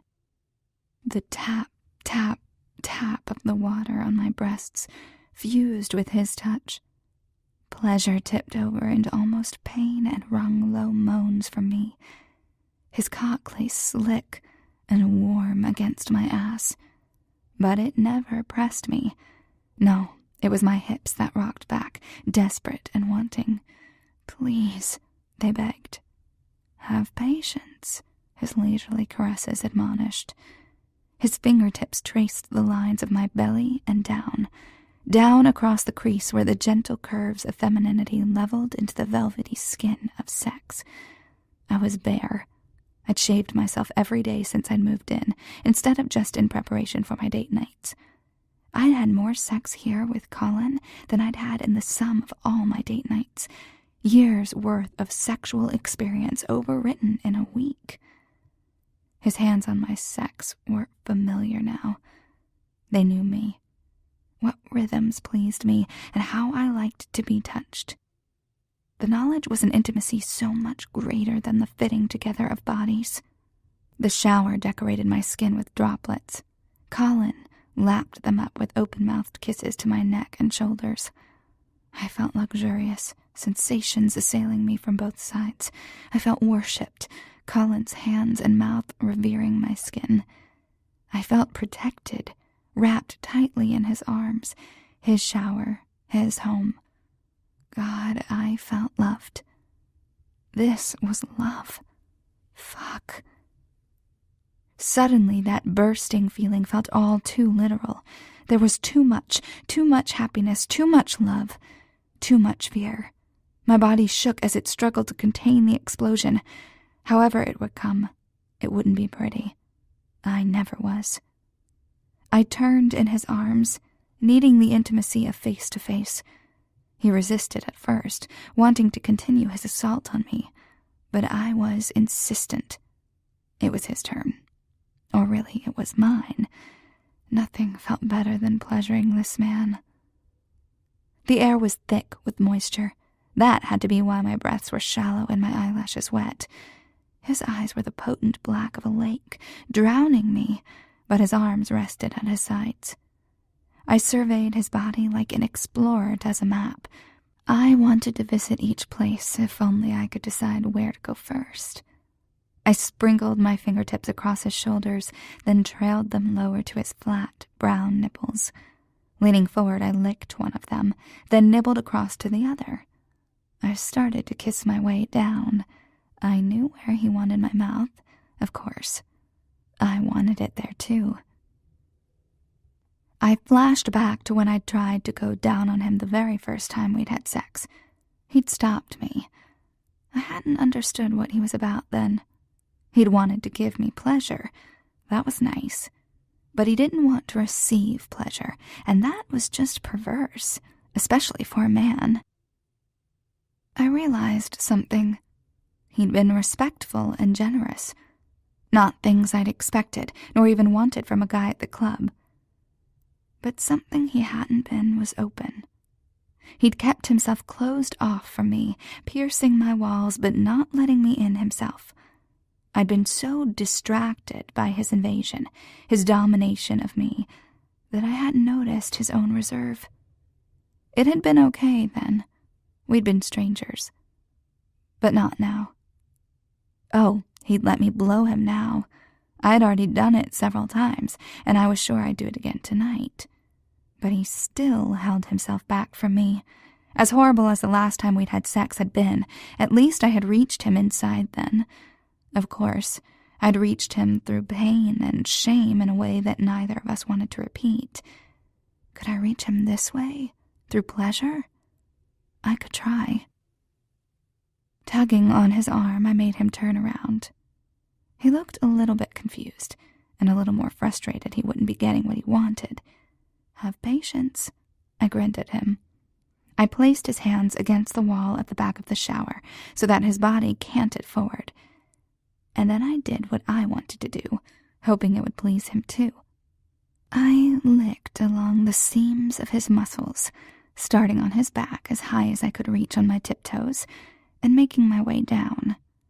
I took my time, stopping to explore every path, every route, sometimes backing up to taste another. I used my hands to mark my progress along his backside, occasionally slipping them around front to stroke his erection, like an erotic compass. I roved over his ass, tracing the indents at his side and even slipping my tongue in the crease. Then, lower, across the backs of his thighs. I knelt behind him, a supplicant with all the power. Above me he shook and groaned into the wall, but I barely heard him over the rush of water in my ears. I had just reached his calves when he snapped. Without warning, he turned, one hand behind my head and the other on his cock. He guided my mouth to him. He pushed his cock inside, held it there, and then pulled back. Then again, in and out, he thrust. I rested my hands on his thighs and let him use my mouth. And Colin, my taciturn and reserved Colin, spoke to me in words of sex and love. "Fuck, yes," he said. "I love your mouth. Jesus fucking Christ, take me. That's right, deeper.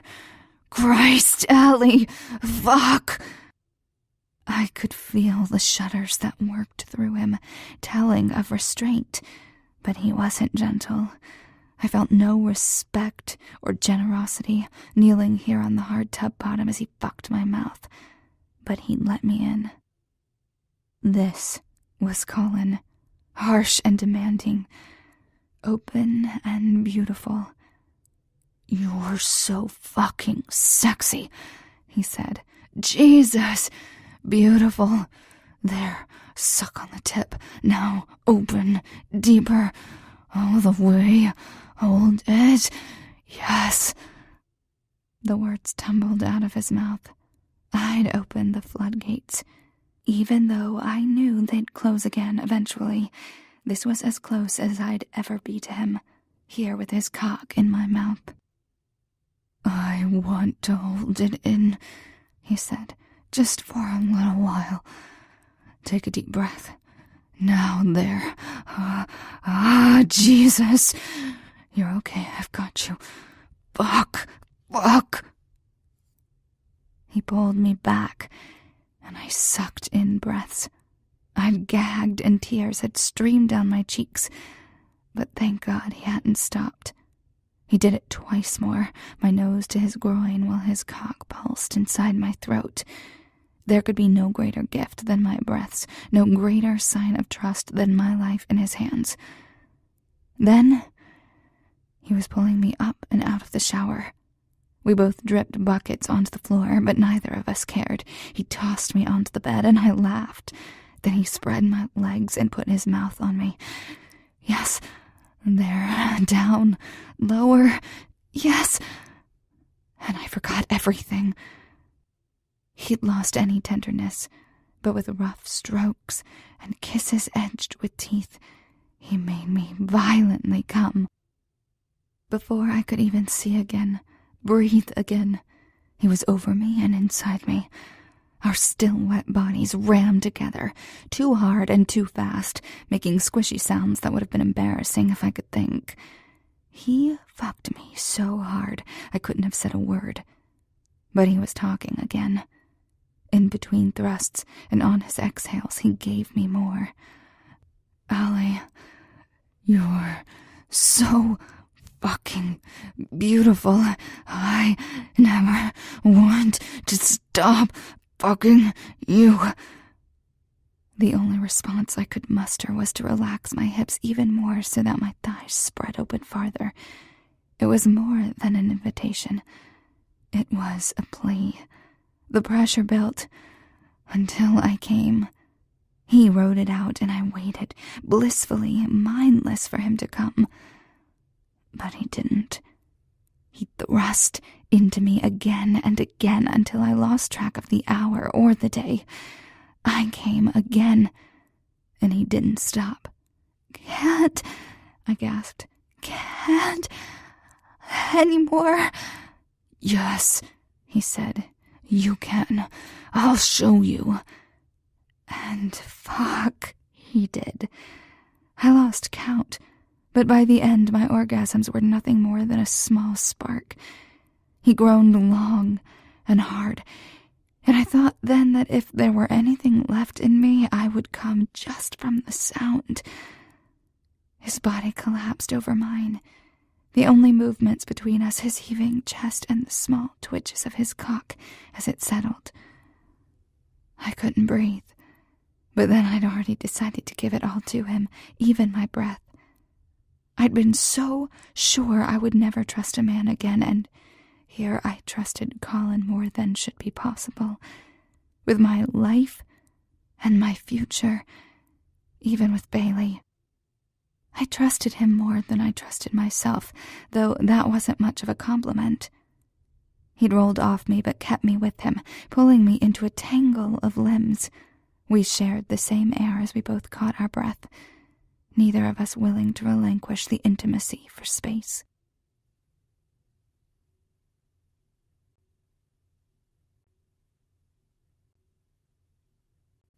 Chapter 13.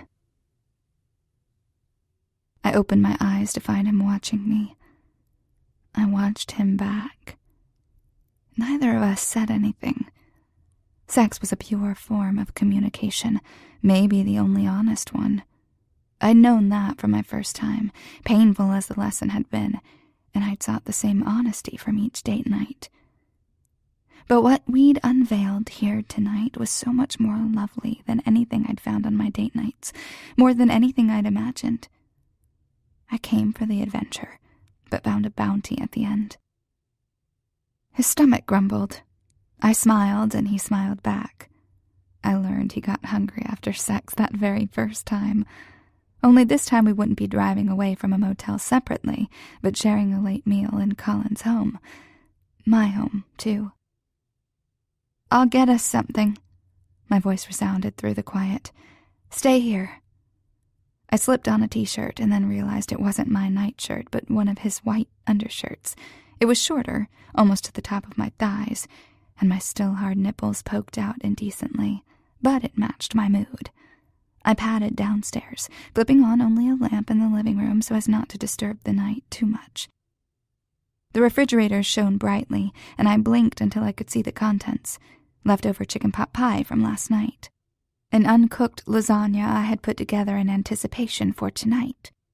Ingredients for sandwiches. It was all wrong. The blackberry cheesecake beckoned, but it was for the restaurant. And besides, I couldn't get away with eating sweets on an empty stomach. I wasn't a kid anymore. The squeak of the pantry door alerted me that Colin hadn't listened. That wasn't a surprise, of course. Colin could be extremely obedient, so long as he wanted to be. Any docility he displayed, it wasn't so much an act as much as it was a complete lack of show. He'd do what he wanted. Sometimes the rest of us would like it, sometimes we wouldn't, but his actions were his own, without any of the pomp and circumstance of rebellion or pride. I liked to think we had that in common. I was happy to obey him when I could. That he'd pressured Rick because of me, well, I didn't like that. But that was Colin, and I had to accept it if I wanted him. I wouldn't be so vulgar as to try to change him. And me talking to Andrew, well, Colin wouldn't like that. But I'd had to do that, and I wished he could accept that, too. If only he'd heard me when I'd had the courage to tell him. He held up a box of pancake mix and quirked his eyebrow in question. I supposed he used up his allotment of words. Sure, I held out my hand. He walked past me and got a bowl. I rolled my eyes. Stubborn man. I heated the griddle and greased it with butter, liberally, because these hips didn't fill themselves out. Well, he mixed the ingredients. He poured the batter, and when it was time, I flipped them over. We made 6 pancakes, split 2 for me and 4 for Colin, and had just sat down to eat when Colin's phone rang. I pushed back the resentment. At 10 at night, it would only be Philip. "Hi," he said. "No, not sleeping." I made a face at him. "Mm-hmm," he said. With a wicked smile, I trailed my foot up the inside of his leg. If he was going to take calls during dinner, at least I could have a little fun. "I'm not sure," he said. "You can ask her." He handed me the phone, paying me back 2-fold for my little tease. Damn. Not really having a choice, I took the phone. "Hello?" "Hi, Allie. This is Rose." My eyes flew to Colin's, but I said, "Oh, hi there. Listen, I wanted to apologize for giving you a hard time when we met, and I was hoping you'd all come over for dinner. Bailey, too." I opened my mouth and then shut it. How could I get out of this? It wasn't a rhetorical question. My eyes beseeched Colin. He shrugged. Useless, stubborn man. "I'd love to," I said. She laughed. "It won't be that bad, I promise." I didn't quite believe her, but it didn't matter.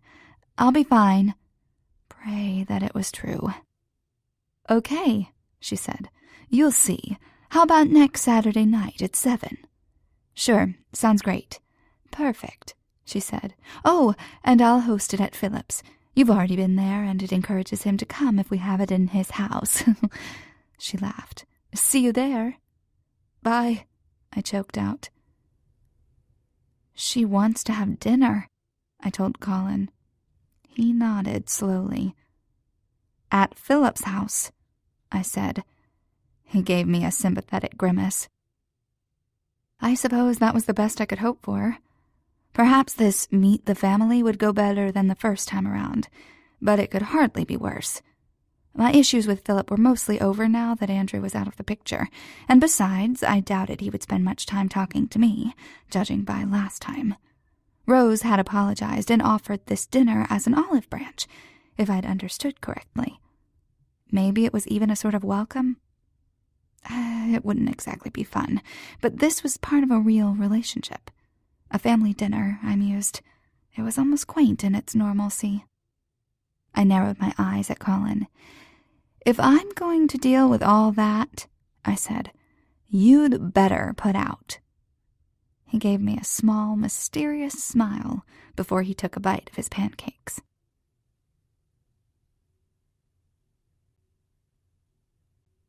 Chapter 14. The week that followed was a honeymoon of sorts, if you subtracted wedding vows and an exotic locale and added a toddler. But then I'd always done things ass backward. Colin took us to Navy Pier, where we visited the Children's Museum and gorged ourselves on corn dogs and ice cream. A fearless Bailey demanded we ride the giant Ferris wheel, and Colin indulged her. Only after the pair emerged from the cab covered in upchucked corn dog did he admit that perhaps I'd been right after all. We visited the aquarium, where Bailey squealed as she touched a prickly starfish and dragged us all to the splash zone. Colin even got us tickets to a community theater production of Mary Poppins, though we discovered Bailey preferred to sing her own soundtrack and left at intermission. It was amazing. Really, it was.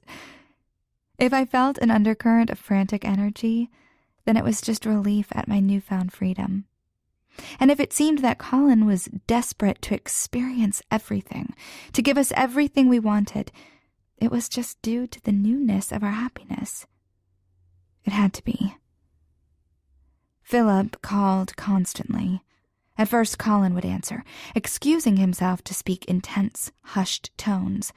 After a while, he turned his phone off. "Will it be okay?" I didn't know how much we really relied on Philip, especially financially. "I know you do work for him." "Don't worry," Colin said. "He'll get over it." When I looked at him for more, he ran his thumb along my lips, a tender, "Shut up." That eased my worry, somewhat. It seemed we could get along just fine without Philip, but if there was major damage to their sibling relationship, Colin might regret his time with me. The dinner party was still set for tomorrow, so we'd see then just how angry Philip was. I doubted he took well to being ignored. I'd offered to make a dessert to bring with us. Colin suggested wine, but I thought dessert would be more personal, make it clear I was willing to put in an effort. Besides, that way Rose wouldn't have to worry about making it. Colin had chuckled at me then, but he'd agreed to text Rose and let her know. I pulled the packages of fresh strawberries from the paper grocery bag.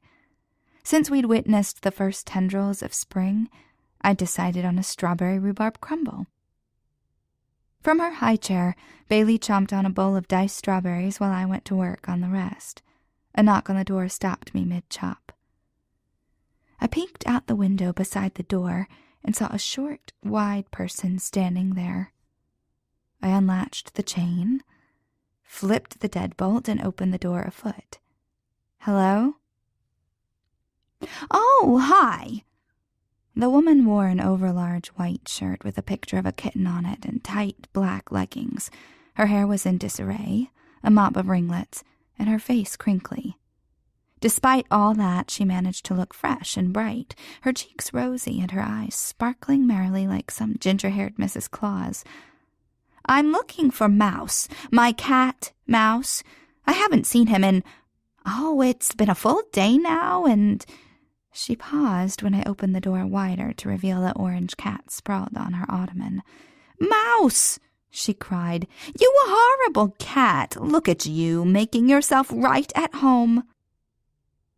Ah, so Mouse had a home, and it wasn't here. That couldn't be disappointment. I had no desire to keep a cat, and definitely not this one. So presumptuous and rotund. Not very mousy either. Well, I told myself, thank God for that. To the woman, I said, "He just started coming around, so..." "Of course," she said. "You wouldn't know he was ours, what with us being so new here. I haven't even had time to come around and say hello to you guys." "Oh, what am I saying? I haven't even introduced myself. I'm Linda. What was your name, dear?" "Allie," I said quickly, feeling like I'd been sent to the nurse's office. Not that she was examining me or sending me home or anything. Just that was the last time a woman had really spoken to me. "Allie," she said. "You don't mind if I call you that, do you?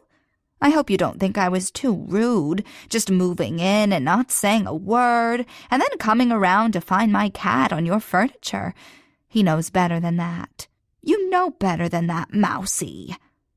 That's what cat trees are for." She paused for breath, watching me expectantly. "No, it's not rude at all. Actually, I'm new here too." Are you? Well, that's great. We can get settled in together. It's a very nice neighborhood, don't you think? Yes, very quiet. No bad happenings going on, that sort of thing. Did you know? At my last house, the person across the street from me rode a motorcycle. I paused, unable to come up with a suitable reply to that. I liked things quiet, too, but if ever Colin or I brought trouble to the neighborhood, it would be a lot messier than a motorcycle. Well, don't worry your young head about that, she said. This is a nice, safe place, and you have a man to watch after you. Yes, that's right. I've seen him coming and going. And what a man, if you don't mind me saying so. I shook my head, but she spoke before I could. Yes, he looks very strong, which is always good in a man, I should think. My William was strong, too, don't you know? Well, until the very end. Bless his heart. 32 years it was. Now tell me, how long have you been married? She tilted her head at me, her eyes bright with expectation. Motherfucking hell. Lies ran through my head, as stupid as that would be. Of course she'd find out. And what was the point of that? I couldn't be ashamed of this. I'd done a lot worse in my life than live with a man who wasn't my husband. I'm sorry, I said. We aren't married. Oh. Now it was her turn to gape like a fish. To her credit, she recovered quickly. You know, that is okay. Don't you worry your pretty head about that. I know how young people carry on these days. I had a strong suspicion she had no fucking clue how young people carried on these days, but I wasn't going to tell her that. A squawk from the kitchen knocked me from my daze, and I rushed in with Linda on my heels. Bailey just squealed and kicked, eager to join the conversation. Linda blinked a few times, and then must have decided this was all part of the carrying on. "Oh, you pretty girl," she exclaimed to Bailey, "and what is your name?" Somewhat awkwardly, as if I were interrupting the conversation, I said, "Her name's Bailey." Linda didn't miss a beat. "Bailey, beautiful Bailey. Is that what they call you? Yes, you are. Yes, you are. Oh, yes, you are." Bailey preened. "You sweet thing, you pretty girl," Linda cooed. Bailey offered up a smooshed strawberry chunk atop a chubby palm. I rolled my eyes. The girl sure knew how to work an audience. "Oh, thank you. Yes, thank you." Linda accepted the strawberry chunk and held it behind her, where I slipped it from her hand and into the trash can. We grown-ups had to stick together. Linda turned to me. "Listen, sweetie, I'd love to stay and chat, but I've got to run. But you know you can come and stop by any time. I'm a great listener, you know, if you're ever having problems. Not that you would. You're such a dear.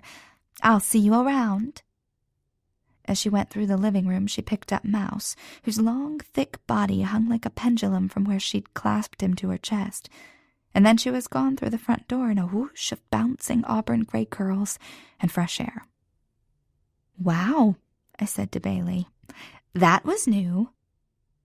"Baba?" She offered me another strawberry bit in her palm, which I accepted and plopped in my mouth. "Thanks," I told her, "but I'm much harder to impress. Poop in the potty, then we'll talk." I wiped the red strawberry film off a sleepy baby and carted her upstairs. She drifted off to sleep after the 14th verse of Hush, Little Baby, and thank goodness, too. I'd already promised to buy her a tutu, a tricycle, and a host of other things well beyond her pay grade. Not that Colin would mind. He'd probably buy her a castle if she crooked her pudgy little finger at it. I shook my head. It wasn't that he didn't understand about spoiling her. He wanted to spoil her. It was like some little boy lost redemption drama playing out in our own home. The worst thing was that I was probably part of it. Somehow his white knight radar had settled on the two of us. We made a quaint picture, this family, and I only hoped it would last. However it had started, on a whim or just an accident of fate, I liked to think we'd built something real by now. Things were good. Very good.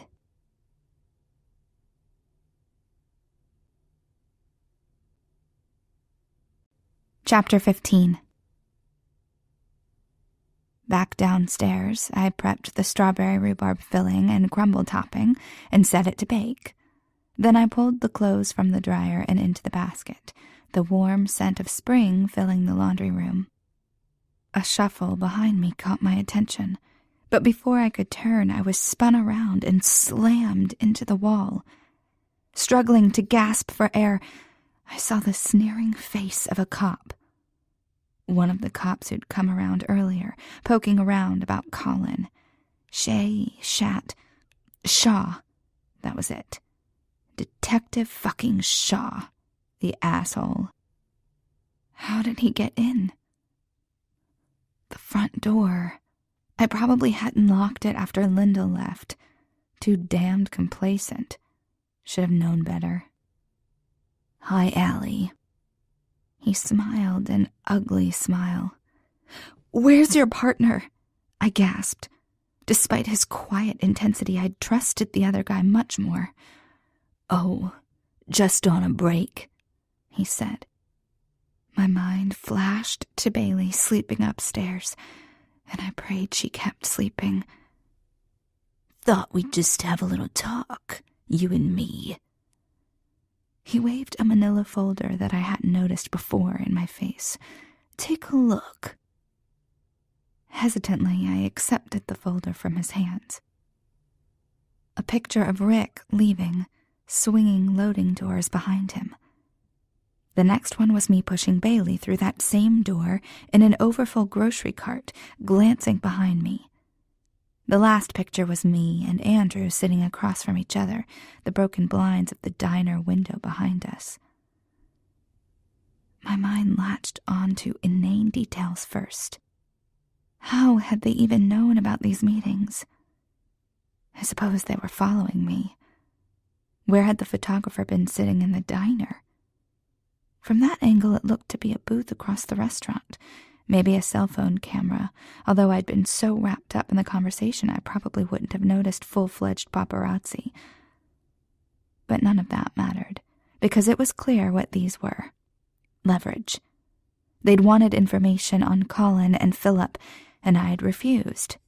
Now he was back, bringing pictures that threatened to tear Colin and me apart. That's right, he said, nodding approvingly like I'd done a neat trick. Your little sugar daddy wouldn't be too pleased to see these, would he? Doesn't allow you to sleep around, does he? It didn't matter that Colin meant so much more to me than a sugar daddy. That actually made it worse. And it didn't matter that I hadn't slept with these guys. If Colin saw them, he would be extremely and rightfully pissed. I damned myself 1,000,000 times for not telling him. Rather, for not telling him again when he was sober and awake. And still I thought I should do just that. I had some hope that it wouldn't mean the end of us. Maybe he could understand why I'd had to meet Andrew and why I'd kept it from him. It was worth a shot, and definitely better than whoring for this guy. He must have taken my silence for acquiescence. I need information on shipping routes, he said. Only Philip Murphy will have that, understand?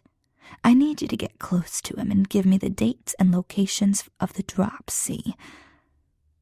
I handed the pictures back. No.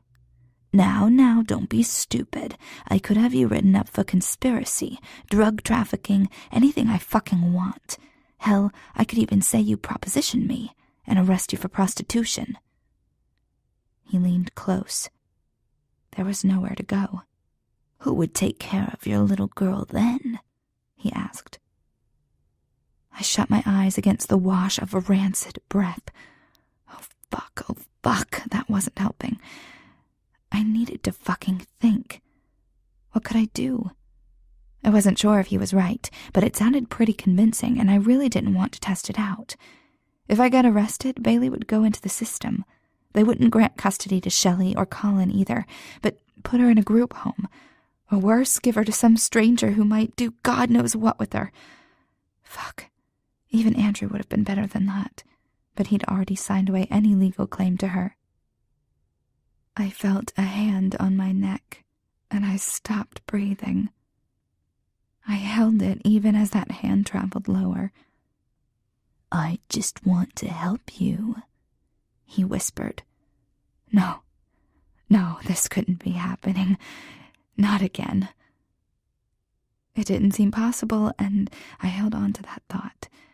If this wasn't happening, fuck, let this not be happening. Both his hands touched me. There, on my breasts, and down lowered to my jeans. Just over my clothes, the thick barrier of my jeans, but it was enough. I felt like I was underwater, hearing and feeling everything through deep waters. Maybe it was better this way. He touched me for an eternity, or maybe just a few minutes, before he stopped.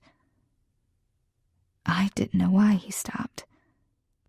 In that objective sort of detachment, my mind wondered at it. What made a bad man stop when he could go further? Was it just that this left no marks, no bruises or fluids or anything else, and so made it easy to get away with? He muttered in my ear, "I know about the little Murphy family dinner. Get me what I need, and you'll be free." Then he was away from me, though my eyes were strangely fuzzy. The slam of the door and boot steps down the stairs signaled his retreat, if I could call it that. More like a victory dance, I thought. Tires squealed from the front of the house as he drove away. I slid to the ground. What a lie. I'd never be free. I would have lost it completely right then. It was close, hovering right there on the precipice. Even in my breakdown, I was practical. Even broken and insane with my private grief, I loved Bailey. So I crawled across the floor to the phone on the side table. I heard Shelley's voice. "Hello? Can you come?" I heard myself ask in a hoarse voice. "Allie? What's wrong? Allie! Okay, I'm coming over." And then a click. It was good to have a friend. A shout and rattle of the baby gate told me Bailey was up. I was a mother first. No rest for the wicked. I dragged myself up the stairs, brought her down, and plopped her in front of the television. I figured impending mental collapse was as good of an excuse as any for bad parenting. I curled up on the couch watching the dancing letters. Sanity slid away like a balloon lost at a carnival. I felt its loss with relief. "Allie, what happened?" Shelley's voice, garbled and distant. She was still above the surface, but I was down. Thank God she was here, I thought. Someone to watch over Bailey. Because down here it was black. The doctors and nurses left, leaving only the 2 cops on either side of my hospital bed. The woman cop shifted on her feet, very pregnant. "Go on down," the man told her. "I'll wrap up and meet you there." She bit her lip, deliberating. She probably didn't want to appear weak, like she wasn't holding her weight against a man. Then again, she looked very uncomfortable. That appeared to win out, because she nodded and said, "I'll see you in the cafeteria." "You'll be okay," she said, squeezing my hand. "It wasn't your fault." Practiced words, probably recited to all the rape victims. But they warmed me. Maybe there was hope. After she left the room, the man took off his jacket and draped it across the foot of the bed. He questioned me, scribbling my answers on a notepad. Yes, I knew my assailant. We'd been friends. No, I hadn't had sex with him before. Not with anyone. Yes, I told him no. I'm sure he heard me. The cop had just been a person-shaped blob to me in that room full of people, but he'd come closer to the bed, and only then did I notice his eyes were green.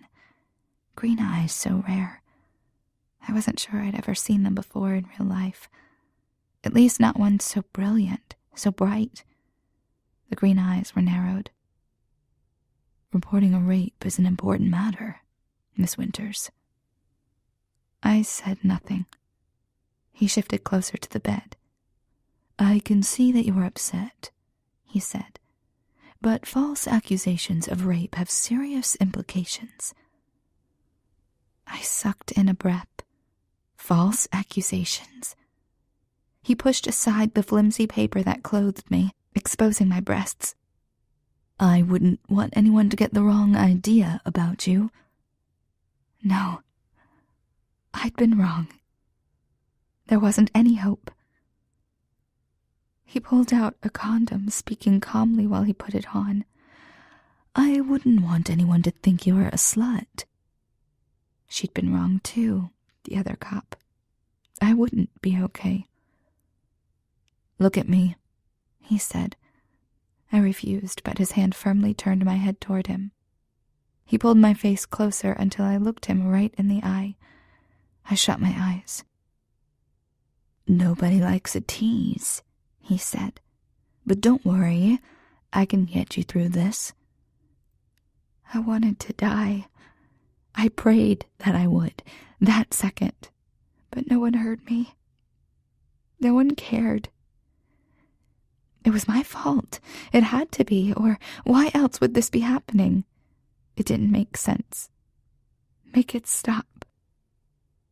And I thought then, in the absence of any fucking clue of what to do, I would do as I was told. I said no before, and it hadn't worked. It had only made him angry. With my eyes tightly shut, I opened my mouth to protest, to scream, but nothing came out. "That's right," he whispered. "I can help you." I tried to open my eyes, but they were weighted shut. No, they were already open. It was just dark in here. It hadn't been dark when I'd last been awake. What time was it? I rustled in the linens. Bed. I was in bed. And it was night. Fuck it all to hell. That meant Colin would have come home. What had Shelley told him? I had to think of some sort of excuse, something Colin would believe. I sure as hell wasn't telling him the truth, not about what happened today, and not where it had taken my mind. Wouldn't believe me anyway. Don't think about it. It was too late.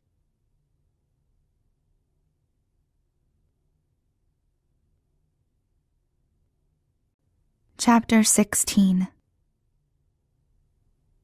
My mouth felt thick, my head too large, and my limbs sluggish.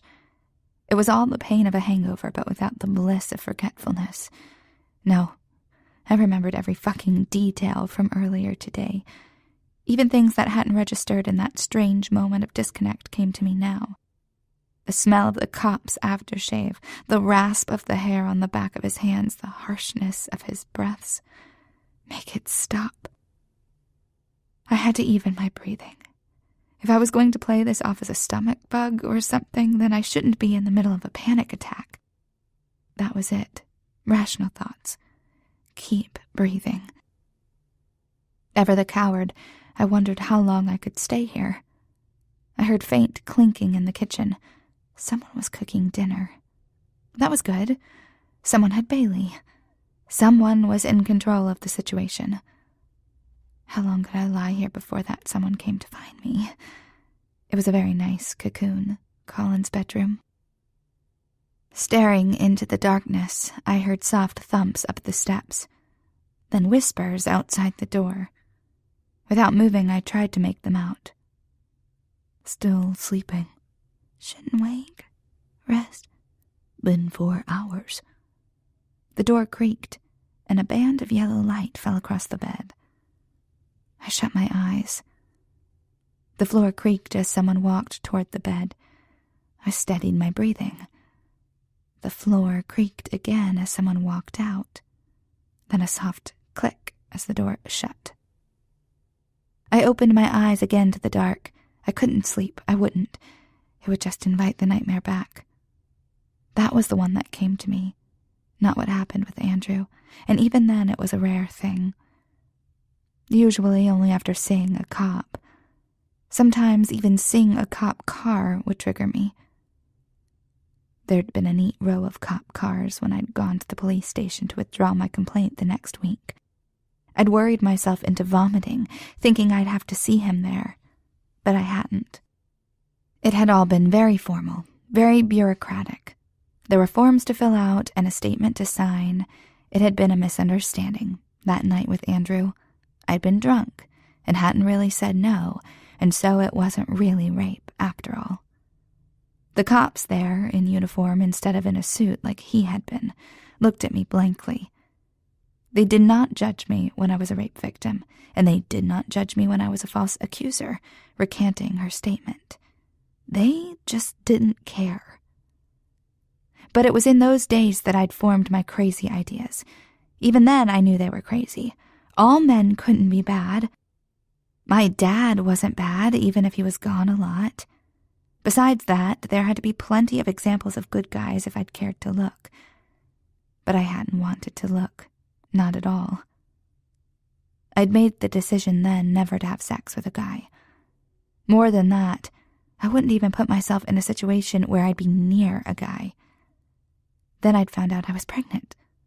Holy fuck. I'd thought about trying to reach Andrew.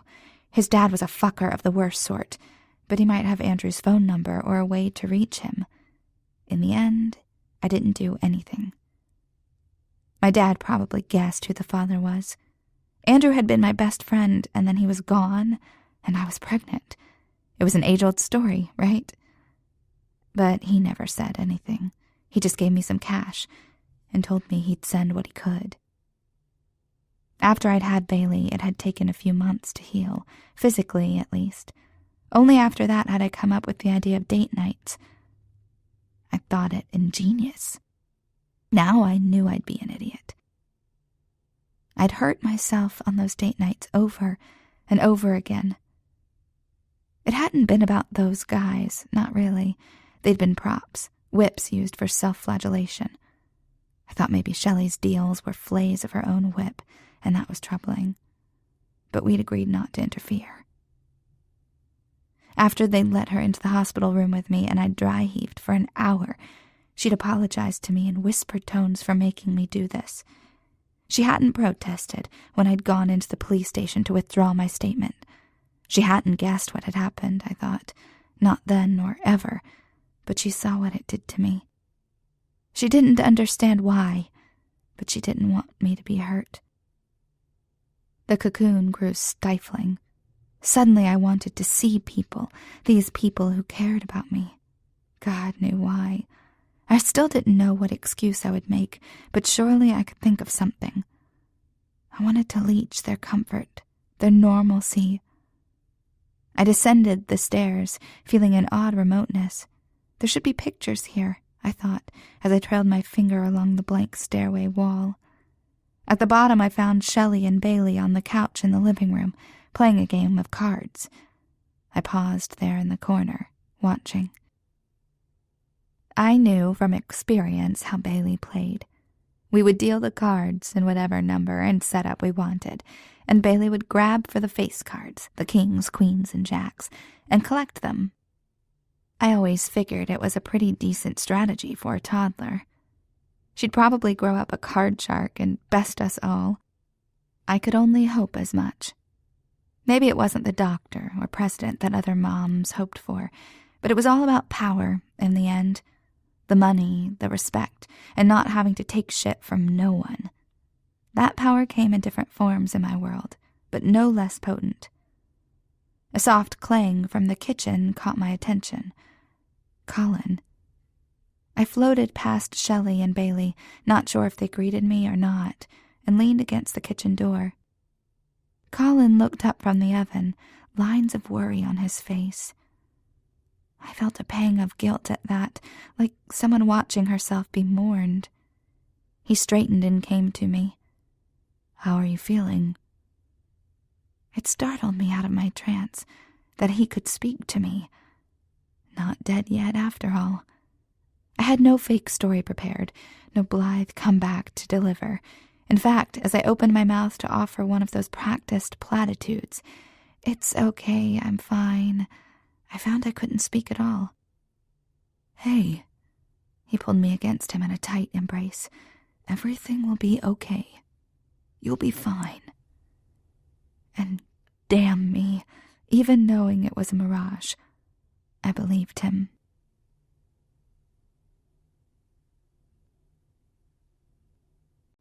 Chapter 17. The doorbell rang like a gong in a cavern. I shifted on my feet in front of the wide door. Colin stood like a pillar beside me, holding the cobbler. Bailey waved her hand futilely for the doorbell, trying to press it again. Muffled footsteps approached, and then the large carved door swung open, spraying light onto the front step. "Won't you come in?" It was the same guy as before, wearing the same stuffy suit. I wondered if he got days off. What was the pay like for door answering these days? He led us down a hallway, past the closed double doors of the study I'd seen before, and into a very large room. A dark, curved leather sectional took up more square footage than my entire old apartment. Low lighting and groups of candles were, what was the word? Ambient. Soft music played in the background, something on the piano. I did a double take. No, there wasn't music playing like from a CD. There was a piano player in the corner. Fuck. I could see Rose and Shelley seated at a bar at the other side of the room. I trailed behind Colin as we crossed over an inky black floor. Surely it was tile, though I couldn't see the cracks. "Hi, Allie." Rose smiled and stood, her slinky black dress sliding into place. "I'm so glad you came. Colin, and who's this little one?" "This is Bailey," I said, looking at her. She promptly shoved her face into my hair, dampening my freshly straightened hair. "Aw, that's okay," Rose said. "Why don't you come sit here? What would you like to drink?" "Thanks," I said, scooting onto the bar chair with a clinging Bailey. "Just water." As Rose accepted the cobbler from Colin, I nudged Shelley with my foot. "I like your hair," Shelley said with a smile. More of a smirk, really. She knew how long it took me to straighten it. She also knew I only did it because I so wanted to make a good impression. "Bite me," I muttered, but without heat. "Don't worry," she said softly. "I softened him up for you." I threw her a look. I had no desire to hear the details of that. She put up her hands. "Just trying to help." Yeah, everyone wanted to help. I might just keel over and die from all the goddamn help. I didn't really mean it, though. I wasn't mad at Shelley, just nervous as hell. Before we'd left, Colin had told me again that it would be okay, that whatever his brother thought of me didn't matter. I knew he meant to be reassuring, but that just freaked me out even more. Thinking about them talking about me, about Philip cataloging all my faults for Colin, made me sweat. It wasn't like it would be hard for Philip to think of ways to put me down. "I'm sorry," I said to Shelley. "I'm a dumbass." Colin came to stand next to me, bringing the glass of water Rose poured for me and his own drink. I almost dropped the heavy crystal cup, surprised by its weight, but dug my fingertips into the carved grooves just in time. Even water was different here. Shelley gave me a covert, sympathetic look that said she understood my nervousness. I wondered if that meant Shelley and Philip had talked about me, too. I didn't doubt Shelley's loyalty to me, even if she did have to listen to him talk bad about me, or even agree with him. It was just odd to think of my best friend and the person who hated me together that way. Me and Colin, Shelley and Philip. This had to be the weirdest double date ever. Except it wasn't, because Rose was here, and just then Philip and Laramie entered the room. I hadn't expected Laramie to be here, but I supposed he was a friend. It made sense since he was exposed to the inner workings of Philip's business, and it made me feel a little better that Colin had entrusted this man with our situation. He wasn't just a hired guy, but someone who attended a family dinner.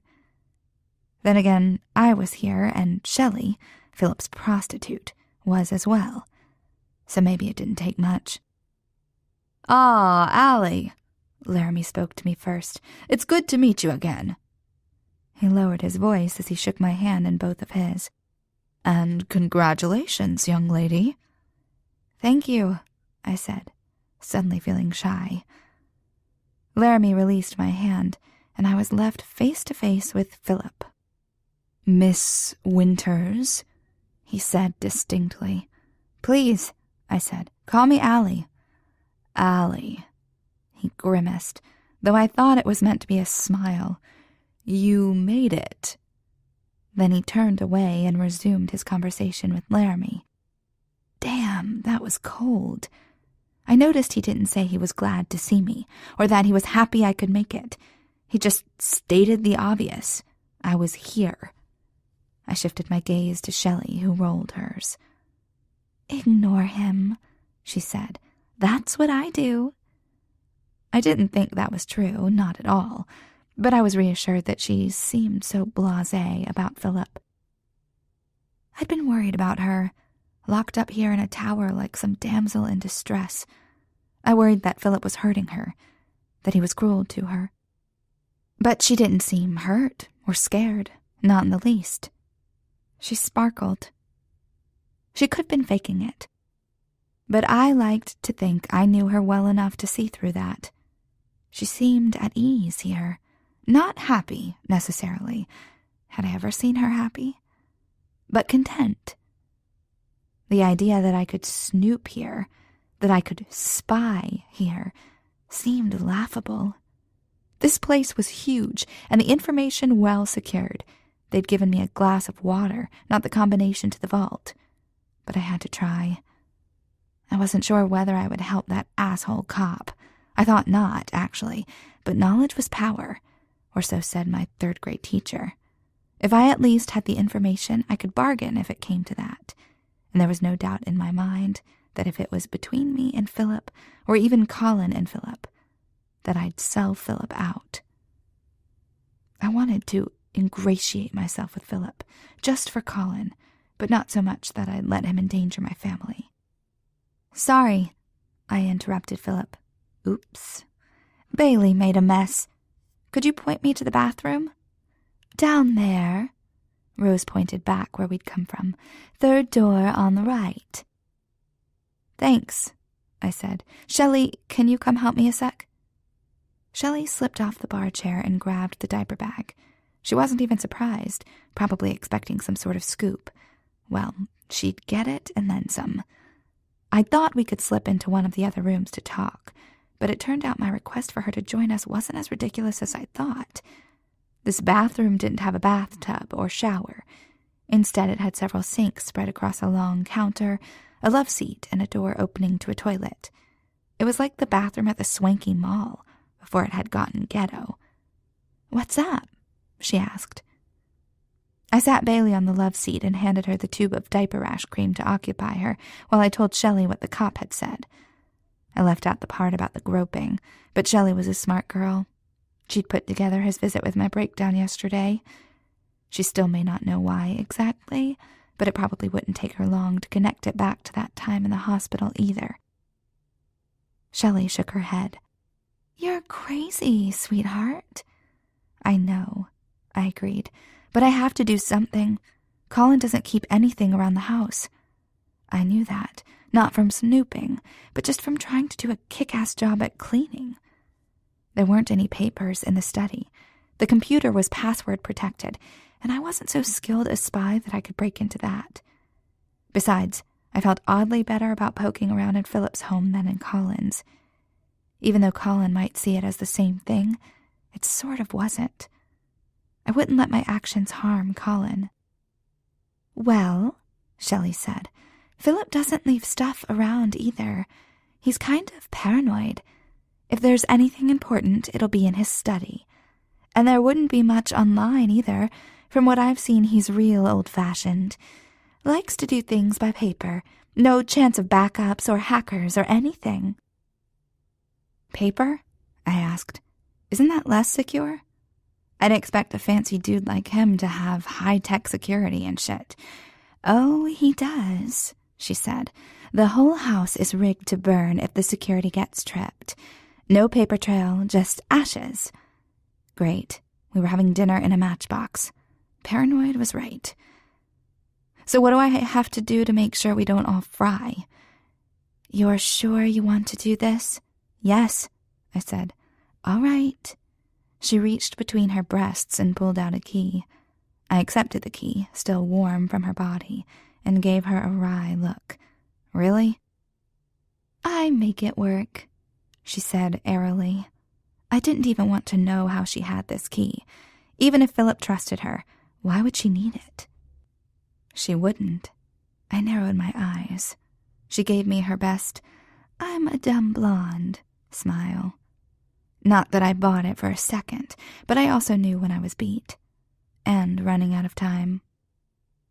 "Okay," I said. "You go back to the group. I need to freshen up."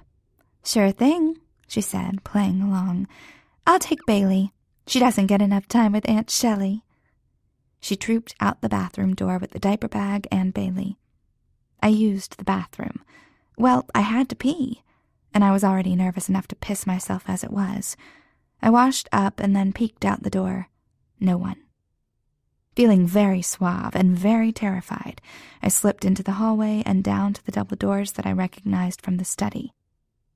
What if he was in there? Or someone else could be? I rapped lightly. Nothing. The lock was a monster of a deadbolt, but the key slid in and turned easily. I pushed the door open just a crack, waiting for flames. Then I laughed at myself. It would be a fitting way to go for my sins. After I slipped inside, I left the door ajar to listen for anyone approaching. The thin band of light from the hall illuminated the deep leather armchairs we'd sat in last time. The desk waited for me in the dark side of the room. I crossed to it and flipped on a small lamp. I sifted through a few papers right on top. Documents, maps, schematics. In a side drawer, I found a leather binder, so thick my hand could barely grasp it. The smell of ink wafted up from the pages when I opened the flap. It was a ledger of some sort. Thin green lines demarcated entries that provided a long space for description, an amount, a few columns for balance adjustments from different accounts. The descriptions varied from initials to long scrawls, followed by symbols and letters. This wasn't what I needed. I returned it to the drawer. Atop the desk, underneath the scattered papers, I hit the jackpot. It was one of those desk calendars, the kind a secretary might use to schedule meetings. In thick black lettering, an address and time were written into 2 days from now. There were a few other notes made, but that one was the most conspicuous. It had to be what the cop was looking for. I scribbled it onto a blank scrap of paper I found. I stared at it for a second, then tucked it into my bra. Time to go. I paused on a whim. What might be in that ledger? Something about Rick, maybe. I could find out whether there'd been any truth to his words before confronting Colin. But that was greedy. I really needed to get back. I flipped off the lamp, slipped back out the door, and locked it. I shoved the key down next to the slip of paper. The paper was itchy, the key cold against my skin. I glanced both ways as if crossing the street. Which way? I went down the hallway. This was ridiculous. The house wasn't that big. Okay, it was. I saw the tall archway that had led into the large room from earlier. Thank God. I rushed in and froze. This was not the right room. Rose and Laramie sprang apart. Laramie cleared his throat. Rose looked down and smoothed her dress out. "I was wondering," I said, "which way led back to the group." A red-faced Rose gestured through the room to another large archway. "In there." I started to walk through, averting my eyes, when Laramie cleared his throat again. "Allie, I never saw a thing," I said, without turning. "Thank you," he said behind me. I sailed through the archway and stumbled into the room, this time from the other side, so that I was right next to the bar. "Ah, there you are," Philip said. "I feared we'd lost you." "Sorry," I said. "I just got a bit lost." Fuck, that sounded ridiculous, but it was true. Shelley coughed and did this little shimmy that dragged his attention away from me. Really, thank God for boobs. I stood next to Colin, who'd been speaking in low tones with Philip. When I got to his side, though, he stopped talking and pulled me close. Rose entered a few minutes later, looking no worse for wear. A few minutes after that, Laramie came in and joined Philip. A woman in a white shirt and black slacks entered and announced dinner was ready. En masse we stood and migrated over. As I walked by the woman, she looked right past me as if I were invisible. I thought that if things had happened differently, if I'd happened to hear about her job, I could be her coworker. I could be the one calling the fancy people into a fancy dinner. But it was her, and I was the outsider now. The table was set with white dishes with gold-plated trim. That couldn't be real gold, could it? Bowls were set upon plates, which sat upon chargers, making me wonder exactly how much food would be served. Little placards assigned the seats, but the high chair made it obvious where Bailey was to sit. "Oh, thank you," I said. "I was thinking I'd just hold her, but this is better." "It's no problem," Rose assured me. "Do you have a baby?" I asked, and then cringed at myself. "No," Rose laughed. "We rented that. The caterer had them." Oh, a caterer. Well, now I knew why Colin had laughed when I told him I'd bring dessert. I cringed again at the thought of my rustic cobbler dish. I should have made something better, something more upscale. Fancy desserts raced through my head. The chocolate tart, sure, but other things too. Things with French names that I could barely pronounce, but I could make. Too late. Damn. I set Bailey up in the high chair and sat down at the seat labeled Allie. Soup was brought out, and servers ladled it into our bowls. No one spoke. The only sound, the rush of edible liquid. Everyone, even Shelley, watched their bowls, like it was some sort of prayer ritual. That thought surprised me. Maybe it was. Like a moment of silence. Wasn't that a thing? No, that was for observing dead people. Shit, I didn't belong here. When the servers left the room, we all reached for our spoons. The soft clangs of those spoons against the table or against the bowl filled the air, and then quiet slurps of soup. I took a sip of my own. It was some sort of seafood dish. It tasted kind of like this chowder they served down the street from my old apartment. Damn, that had been some good gumbo. This one was smooth, like one of Bailey's baby food purees, and had sprigs of green, but it was basically the same. I tried to entice Bailey with the fruit I'd brought her, but she squirmed for the soup. I brought the spoon to her lips. She took a sip, then another, then pfft, she spit it out. "Yucky," she said. My face burned. I turned to face Rose, an apology on my lips, but she was biting her lips against a smile. "Don't worry about it," she said. "Honestly." "I'm sorry," I said anyway. "I really like it." I looked around and noticed Colin looking down and Shelley covering her mouth. Okay, amusement would be had at my expense tonight. I chanced a glance at Philip, but even his expression seemed to have softened under Bailey's spell. Until he spoke. "Allie," he said, "I heard you're working in Colin's restaurant." I glanced at Colin. I could tell from the way his eyes had clouded over that he'd caught the edge to Philip's tone, but I wasn't sure what he thought about it. Colin didn't meet my eyes. "Not working there exactly," I said. "Just sending over a couple of cakes or pies every few days." "I see." Philip's tone said he found that doubtful, though I didn't see why. I like to bake, so it's just a little extra, and you know, or maybe you don't, but I did that before. I caught Shelley's eye as she sipped from her spoon, and that bolstered me some. I took a deep breath. Philip took a drink and over the rim said, "Mm-hmm." He set the glass down with a thud. "I imagine you're very busy." He nodded toward Bailey. "Taking care of your daughter." "Oh, sure," I said.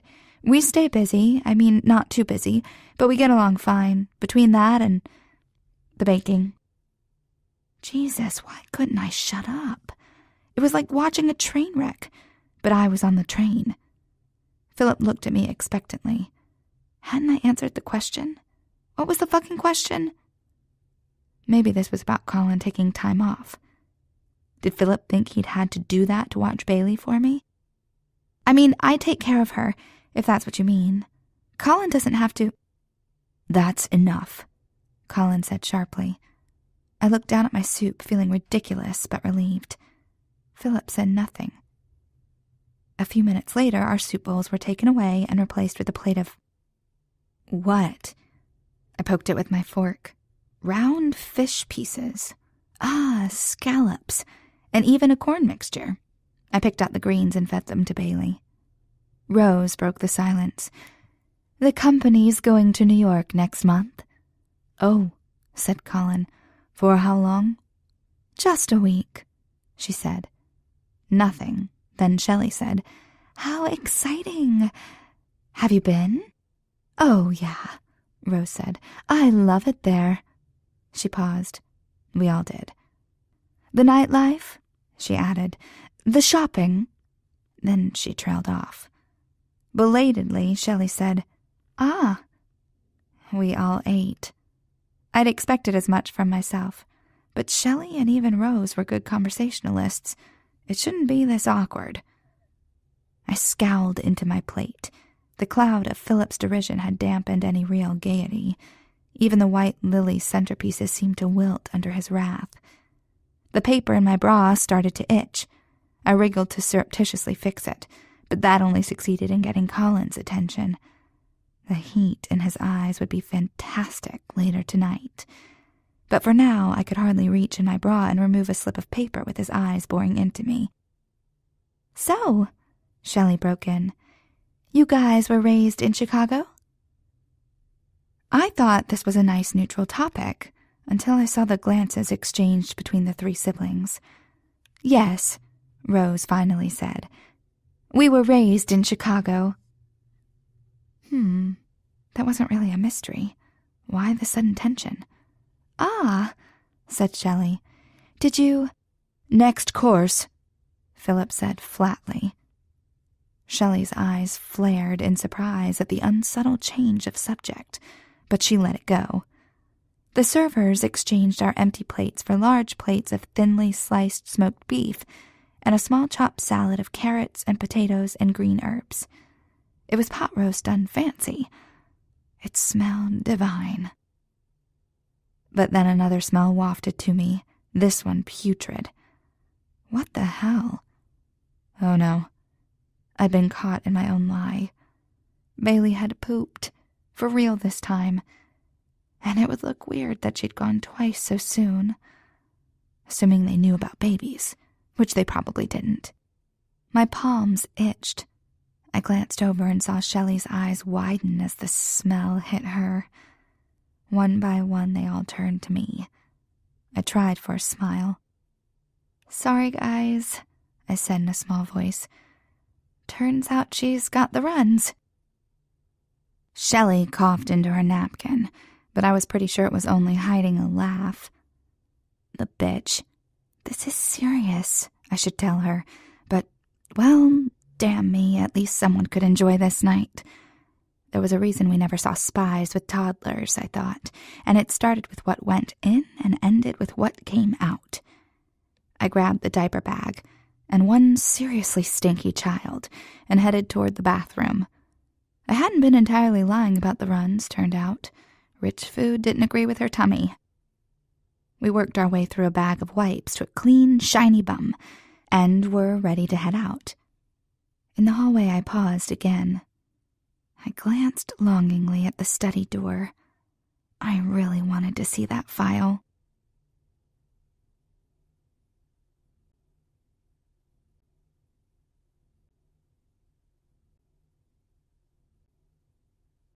Chapter 18. It seemed like a detour like this was only asking for trouble. But then I'd never really found all that much luck on the straight and narrow either. That decided it. I used the key again to get into the room and set Bailey down on the rug by the chairs. I'd probably go to hell for using her in this farce, but she'd act as a distraction if anyone came in here. If we were caught, having her might actually be a great excuse. I could say I needed to give her a break from the high chair, and that's why I was in here. That wouldn't really explain how we'd unlocked the door, especially without triggering his alarm. Bailey pulled herself up using the leather armrest and gnawed on the corner. I turned on the lamp and went straight for the ledger. I flipped through the pages dating back before I'd moved in with Colin. Farther and farther back I went. They'd started to blur together, but suddenly some pages caught my eye because they all looked alike. They all started with R. Sanders, Rick's name. There were 5 different entries, for amounts ranging from $3,000 to $13,000. Holy shit! Rick had been playing around with a lot of money, and for some reason Colin had bought up these debts and traded them in for me. I snorted. He'd got the bad end of that deal. It didn't mean that for sure. There could be other reasons Rick's name was in this book. Maybe he'd come to Philip and gotten 5 different loans on the same day. I huffed a breath. Not likely. I figured Colin had done it after our date at the restaurant. We'd gotten to know each other, at least. Maybe I'd demonstrated some sort of dateable qualities that night. Or maybe someone had roofied his drink, or he'd hit his head, or, well, something. Because guys did not pay to be with me. Not for sex, not for anything. But no, the date of these entries was before that. I thought for one scary moment that they were from before I'd even met Colin, which would have been truly confusing, but they weren't. They were a week after the night I'd picked him up at the club, and we'd had anonymous motel sex. What had made him decide to seek out my boss and try to manipulate me so early? Colin had asked me out that night, I remembered, and given me a way to contact him. But that was a far cry from taking on thousands of dollars in a bad debt that could never be paid. I flipped through the next few pages. I didn't have a suspicion, not really, but something drew me on. And only a week after the Rick entries, I found this one. A. Winters T.Y. It had to be me. What could T.Y. mean? Thank you? Ha! The amount was for $1,000. I certainly hadn't received $1,000. As a thank you or otherwise. I checked a few pages forward and found nothing else I recognized. Bailey crawled around the desk and stood up at my knee. I sat her in the chair and twirled her gently around. She giggled softly, and I glanced at the door. I should go, but something anchored me here. As I turned the chair with one hand, I slid open the file cabinet. Names, mostly, a few other code names I recognized from the ledger. Colin had a file. Interesting. A birth certificate. Colin was 28. Born in Chicago proper to Philip Murphy Sr. and Louisa James Murphy. More paperwork. Custody something or other. I'd known he had a rough childhood, mostly from his refusal to discuss it, but I hadn't known he'd been in the system. I had a file, Winters Allison, and it was thick. I thumbed through the contents. The information about Andrew was in here, as well as the papers that Laramie had filed for custody. I slowed when I found the pictures. They were of my apartment. My mind immediately ran to the reasons why Philip would have these. Laramie may have wanted them to show where I was living as part of a custody assignment. No, that wasn't right. I'd already lived with Colin by then. I glanced at them again. Both Shelley's and my car were in some of the pictures, meaning we both still lived there, so this wasn't some after-the-fact thing. Actually, from that angle, it looked like they were taken from the street. The same place we'd seen the cars sitting and watching. We'd assumed they had been watching Shelley. She was the one in the dangerous profession, but it looked like they'd been watching me. If Philip had these prints, then he must have been the one spying on me. Just because Colin liked me? But I knew. Philip didn't act like an overprotective brother, more like a dog with a bone. He didn't act like he loved Colin as much as he owned him. I flipped through them, even catching one of me loading Bailey into the car. Only after seeing these photos, how we'd looked through the eyes of an outsider, a man, did I realize just how vulnerable we'd been. Shelley and I had always known that to some extent, and that our anonymity was our greatest protection.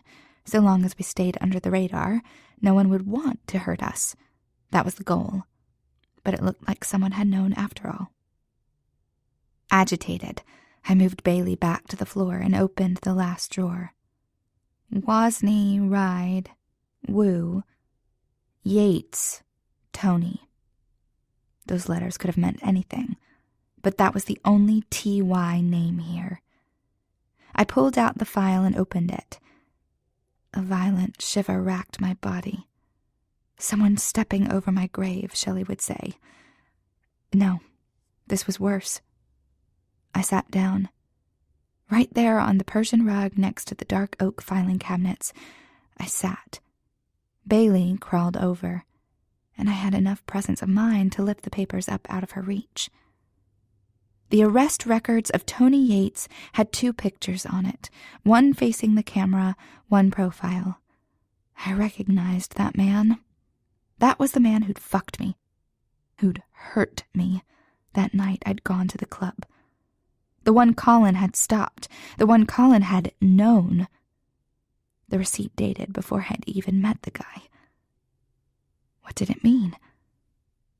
My mind couldn't make sense of it, or maybe it just refused to, knowing it wouldn't be good. I slipped the contents of Tony Yates' folder back into the cabinet and shut it. I tucked the other scrap of paper from my bra deep inside the diaper bag. Time to go. In the dining room, the plates were being cleared. "There you are," Rose said warmly. "I was just going to get your cobbler." Jesus, the fucking cobbler. The fucking ridiculous cobbler with its fucking ridiculous hope of making a good impression. "I'm sorry, My breath stuttered. Colin stood. "What's wrong?" I blinked rapidly. "Don't cry, you fucking idiot." "Bailey wasn't doing so well," I heard Shelley say. "Allie mentioned they might have to leave early because of it." I couldn't say a word. I needed to get out of this house, or I was liable to do something really ridiculous, like sob or scream or tell the fucking truth. Colin was talking, then rose. False words, all of them. "Yes, of course we can go. Oh, I hope you feel better. Let's pretend we care while we pay people to hurt you." I was bundled into the car. Shelley tried whispering to me, asking me what had happened as I slipped her back the key. But I couldn't tell her. I barely knew myself. The drive home was quiet, thank God. I was the chatty one between us, and I was struck mute. Colin didn't seem to know what to do with that. I couldn't help him. I tried to think rationally, as if I'd ever been any good at it. The guy had approached me out of nowhere, but that wasn't unusual for the club. I'd gone with him, hadn't I? Or had he forced me? It had felt forced, but then at the time I'd wanted it that way. I'd said no. I knew that for sure. He hadn't listened or cared, but that wasn't all that strange at the club either. Wasn't it supposed to be, though? Guys were supposed to stop when I said no. I didn't know where I'd learned that from, but it seemed like it should be true. They should listen. But they didn't. They didn't. A sob escaped me. "Tell me," Colin said. "What's wrong?" I buried my face in my hands. I couldn't talk, not without breaking apart, and this would be the kind of fracture that couldn't be taped back together with a fake smile and a smart mouth. No matter whether it had been rape or not, the guy had singled me out. He had hurt me. And before he'd done those things, he'd been paid by Philip. Colin's shock had been real, though, and he had beat the guy up afterward. Both the guy and Colin had confirmed that to me. It had scared me then, the violence, but it comforted me now. Surely Colin hadn't been involved in hurting me. Back in Colin's house, I went on autopilot. A bath first, then a snack because Bailey hadn't gotten enough to eat at dinner, then bedtime stories. I couldn't read the words. My eyes weren't working properly, but I knew them by heart. A few songs and then sleep. I wanted a shower, but Colin stopped me on the way into the restroom. "We need to talk," he said. Yes, we did. "Did you mess with Rick?" I asked. The shock on his face wasn't that of a man confused, but of one caught. "Allie, I can explain." "No," I said. "Don't bother. What I want to know is, that guy at the club, the one who fucked me in the parking lot, did you know him?" "I knew who he was, that's it. He did some work for Philip, all low-level muscle shit. I barely knew him." He must be really worried, I thought, acidly, using all those words that sounded like apology but spoke of betrayal. "Did you pay him to hurt me?" I asked. "What? No. Jesus, Allie, did you ask him to hurt me? Did you know he would?" "No." Colin held me by the arms and shook me. "Stop this." "What was he supposed to do to me?" I asked. Colin's hands tightened and then released. It was only a very small hurt, but it was a reminder that he was still a man after all. I'd do better not to trust him so much. "I had no idea you even knew that guy until Jim told me someone had taken you out," Colin said, his voice ragged. "I followed and found... well, fuck. I found him later and roughed him up a little, told him not to come back around, and I've never seen him since." His brown eyes implored me, so fucking trustworthy. What did it mean if he was telling the truth? It meant his brother, Philip, was a lot more of an asshole than I'd previously thought, and a whole lot more dangerous, too. Even more so because Colin seemed to have no idea. "Allie," Colin said, a quiet plea. "I believe you," I said. "I'm sorry. I've been having a rough couple of days." I reached my hand out, unsure of my reception, but he took it and pressed it to his face, breathing in my skin. "I'm sorry," I repeated. "Let me just shower and it will be over." Now I was the liar, because it would never be over. But I did shower and climb into bed where Colin lay still and quiet. He wasn't sleeping. But we didn't touch, and we didn't fuck. We lay side by side with our words between us. The worst part, I feared, was that I could not walk away. Not that I even could leave Colin now, but it was more than that. It wasn't just a question of whether I'd tell the cop to go take a hike. Philip had sought me out for something, and it was clear that the animosity he felt toward me ran deep. All of a sudden, the information I'd stolen seemed a lot more valuable.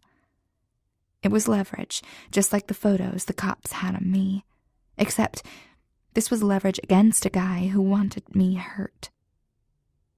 I wouldn't do anything as obvious as blackmail with my leverage, though. For one thing, I didn't think it would work. There'd be nothing stopping him from telling Colin what I was doing, and that I'd snooped to get information. Even if Colin were surprised to find out about Tony Yates, I doubted he would trust me much after that. No, I had to bring the cops down on Philip. I told myself it was about distracting him, about destroying the business that held Colin captive. But it felt more like payback for what Philip had done with Tony Yates. The cops and Philip, the proverbial rock and hard place. What I needed was for them to go at each other. I wasn't sure which side would crack first. Maybe they both would. But I needed them to hammer each other, not me. I just had to make sure to step out of the way. Otherwise, I'd get smashed right in the middle.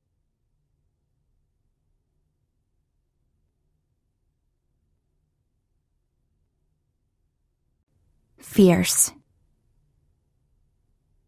Prologue. Colin slammed the bathroom door shut, and I winced.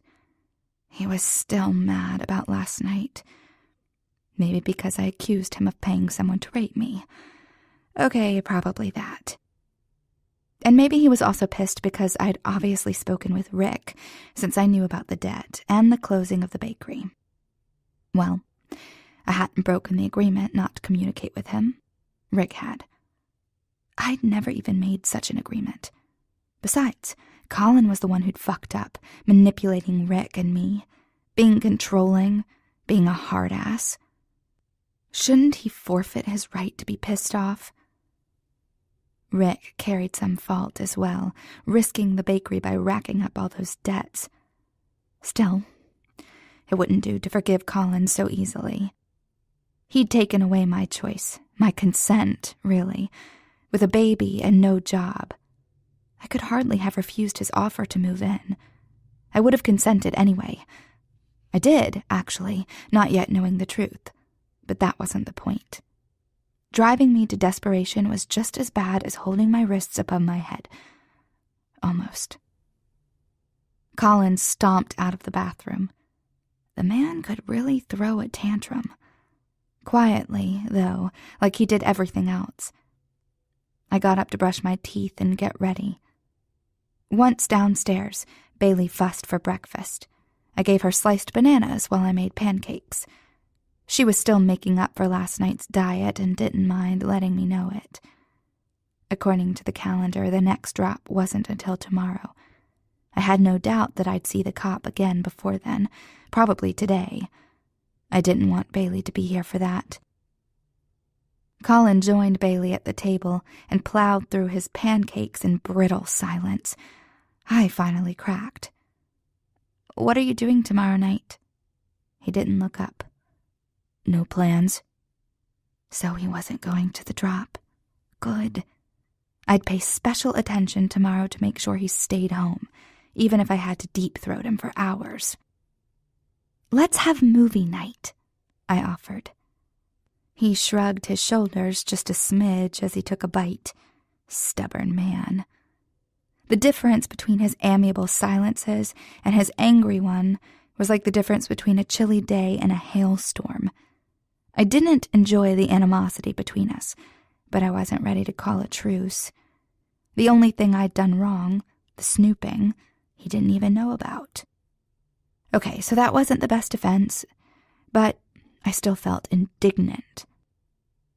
For the first time in weeks, he left right after breakfast. Chapter 1. I called Shelley. "Hey girl," she said. "Can you take Bailey out today?" I needed to make a stand, for all of us, but I could hardly do it while Bailey was here. "You aren't going to do anything stupid, are you?" she asked. "Of course," I said lightly. "You know me." She sighed. "I haven't seen her in a while anyway." "I'll owe you forever." "You already do." She hung up. After Shelley picked Bailey up, I settled in to wait. I had kept the card that first cop had given me, tucked between my clothes and next to the money from Andrew. My little stash of secrets. I could call the number, but on the small chance they had forgotten about me, I had no desire to remind them. From beneath the coffee table, I took out the yards of upholstery fabric and basic sewing kit I'd purchased earlier. The place was in desperate need of curtains, but one glance at the prices in the local home decor store had me bolting for the door. It cost more than Bailey's car seat to cover half a bay window. He had told me to spend anything, buy anything, but years of thriftiness didn't just dissolve because my boyfriend was a successful small business owner and the brother of a wealthy crime lord. At first I was nervous, constantly glancing out the window and having to redo my measurements. Maybe I was a little afraid that I'd be caught unaware again, even though I'd checked the locks 3 times. 2 hours later, I had a matching pair of lined navy curtains. These would go in the bedroom. For someone who'd repeatedly had sex in alleys and cars, I felt remarkably skittish about the yawning bay window there. Anonymous sex was one thing. It practically counted as public already, with just the stranger I was fucking. Sex with Colin was the very opposite of anonymous, the opposite of a hookup, a mating. Love and sex together. I was so fucked. I heard a rap on the back door. I peeked around the window. The cop was here. I grabbed my props. A paring knife slipped into my back pocket, an old broken cell phone that still did voice recordings, and an index card. Through the window in the door, he waved a manila folder at me. The pictures. He was probably worried I wouldn't let him in. Little did he know I expected him. I opened the door. He leaned casually against the door jamb. "Hey, honey." So tempting to slam the door in his face, smashing it. Maybe later. "Philip Murphy's shipping routes, and you agree not to arrest me on false charges." I held up the index card, and a twisted smile spread across his face. It occurred to me that this guy might actually be considered handsome. His features were fine, and his eyes that rare green. Never to me, though. There was something in his eyes that I knew enough to fear. The kid who pulled bugs apart just to watch them writhe. "Good girl," he said, reaching for the card. I held it away. "I have a few more conditions," he laughed. "And I give a shit why?" "Because I'm the one with the information you need, for one. I'm also the girl you molested while my daughter slept upstairs. I doubt your boss would be thrilled to hear about that, especially on primetime news." He licked his lips, taken aback. Then he regrouped. "I could take that from you, easy." His gaze raked my body, a sneer on his face. "And you liked what I did to you?" "I don't think so," I said, but I let my eyes blink wide. A fake, seductive innocence. He grinned. "Girls like you play hard to get." "Maybe," I said, with exaggerated thoughtfulness. "Why don't you come here and find out?" I lay back against the wall, feigning submission. My acting skills left something to be desired, but he went for the bait. They always did. As he leaned toward me, I smoothed my hand down over his bulge and cupped his balls, and wrenched them hard. In a second, I had our positions reversed, him slumped against the wall, me holding him by the balls. I put the knife to his throat. "Touch me again, and I'll fucking kill you." He swallowed hard, and his Adam's apple bobbed against the point of the blade. "Don't do anything stupid," he ground out through barely parted lips. You'll have to let me out sometime. Hurt me, and I'll go to the news. Your boss. I've got a recording of this conversation where you just admitted to blackmail, among other things. He curled his lip. And you'd let Colin find out about your little boyfriend? I shrugged, as if unconcerned. Go ahead and show him. If he gets mad, that's my problem. He'll still protect his own. All I'd have to do was point you out, and your partner would be picking your broken bones up off the street. His eyes glittered emerald. You stupid bitch. I could kill you right now. I jammed the knife into his skin, and a small prick of blood trailed down his neck. I've left a message for Colin with your name. Anything happens to me, and you're dead. That wasn't quite true, but I had given Shelley enough of a clue that she'd probably figure it out. I could see this man thinking it over, realizing I had him. Don't do anything stupid, I mocked. He gritted his teeth and emitted a low growl. I liked him better this way, panting, feral. It was more honest. What are the conditions? You never come back here again, understand? No matter what happens. If I see you around here, I'll speed dial Colin and Philip's weight comes down on you. Anything happens to me, same thing. Either way, you'd be fucked. You go away and never come back. Deal? A pause with only his harsh breaths and the sound of my blood pumping to fill the silence. Deal, he ground out. I pushed away from him but kept the knife pointing at his jugular. I had him. But animals behaved stupidly sometimes, especially in captivity. He didn't attack, though, but held out his hand for the card. I gave it to him, the index card with the address of my old apartment scribbled on it. A useless piece of paper, a misdirection. Tomorrow night at 10. He turned and slipped through the open back door. I locked the door and, just as when he'd left last time, slid down the wall. But this was nothing like last time. He hadn't touched me, or just barely, and I'd turned the tables on him. And I wasn't going to let him push me around. If he tried to fuck things up with Colin, I'd deal with it. A new Allie had emerged. Neither slutty nor cowardly. A kick-ass Allie. Or a squeeze-balls Allie, at least. I hadn't been afraid. All right, I'd been fucking terrified, but I was also angry and powerful and giddy. If only I could start breathing again, I wouldn't pass out. I'd figured out over the past couple of sleepless nights that I couldn't betray Philip. I had no love for the man, none at all, but he was Colin's brother. If the law came after Philip, they'd come after Colin too.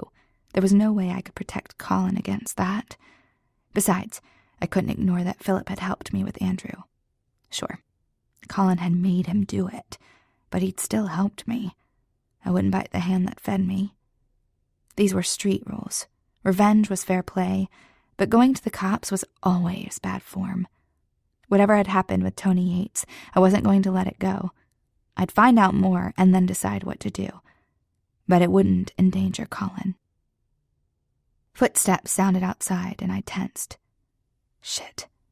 I was still on the floor, my teeth rattling like the crappy dryer in the laundromat. Hello! Linda's cheery voice preceded the rattling of the locked door.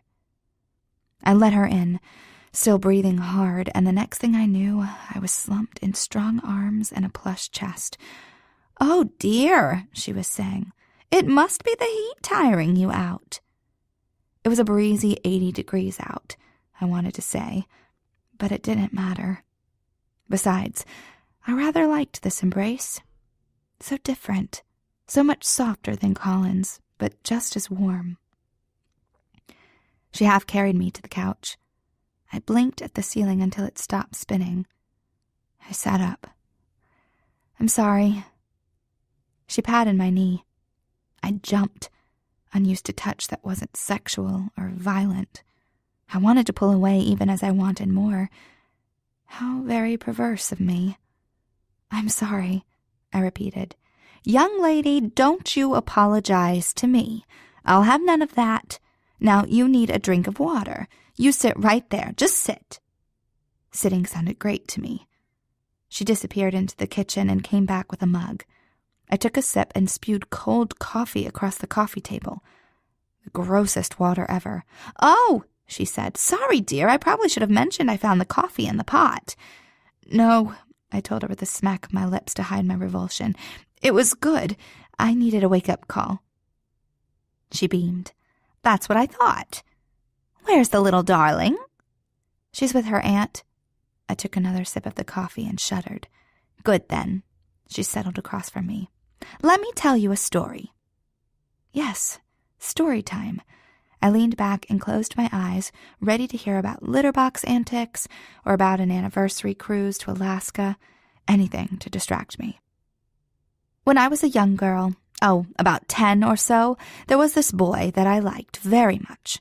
William was 14, but small for his age, very quiet. He followed his 2 older brothers around wherever they went. It was a quiet town, it was, just west of the Adirondacks, and they were the troublemakers. This was even better, an honest-to-God how-they-met story, complete with a happy ending, and a shy little pseudo-bad boy, too. My whole body sighed into the cushions. The boys were fixing their usual, tormenting this old mountain dog.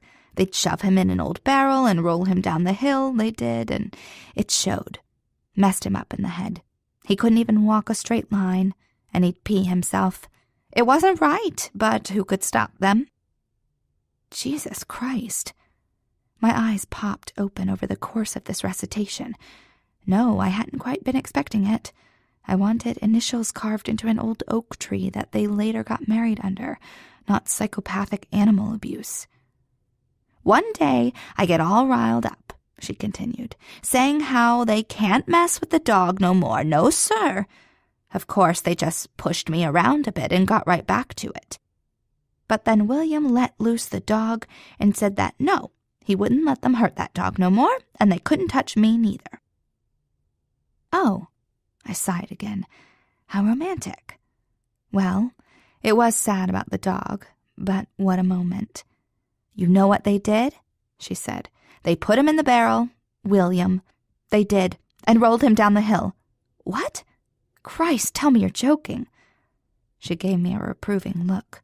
"Who would joke about that? Anyhow, that's not the end of the story. Poor William was in the hospital for 3 weeks and then stuck in bed for longer. He'd never been first in class, and after that it was just downhill." She paused. "Pardon the pun." "We stayed in that town just until he was 18, she said. "And then we moved as far away as possible, here to Chicago. He got a job fixing elevators because it wasn't so complicated he couldn't understand it. And it turned out to be a good thing, because there's been lots of elevators since then, and he was never out of work, not once. So you see, everything turns out for the best." Holy fuck. I was pretty sure that was the saddest story I'd ever heard in my life, and I'd heard some bad shit. Honestly, I'd been feeling pretty good about my encounter, if a little shaken, but now I just wanted to crawl into a hole in the ground. Not that I'd ever been to the country or the mountains, as she'd said, but I guessed I'd always expected it to be idyllic. Backward, maybe, slow, definitely, but nice. That story had not been nice. "Linda," I said, "I don't know how to tell you this, but that story is depressing." "No, it's not," she said, all surprised. 32 years we were married before he passed over. And sure, he'd get confused sometimes. I'd walk into a room, but he was already talking to me. But that's not the important thing, is it?" "I'm sorry, you're right." I agreed, because it was her life and William's. And so I could hardly disparage the story without insulting her. Besides, I was afraid she'd keep talking. Jesus. I took another sip of the cold coffee and pretended my shiver was from that and not foreboding.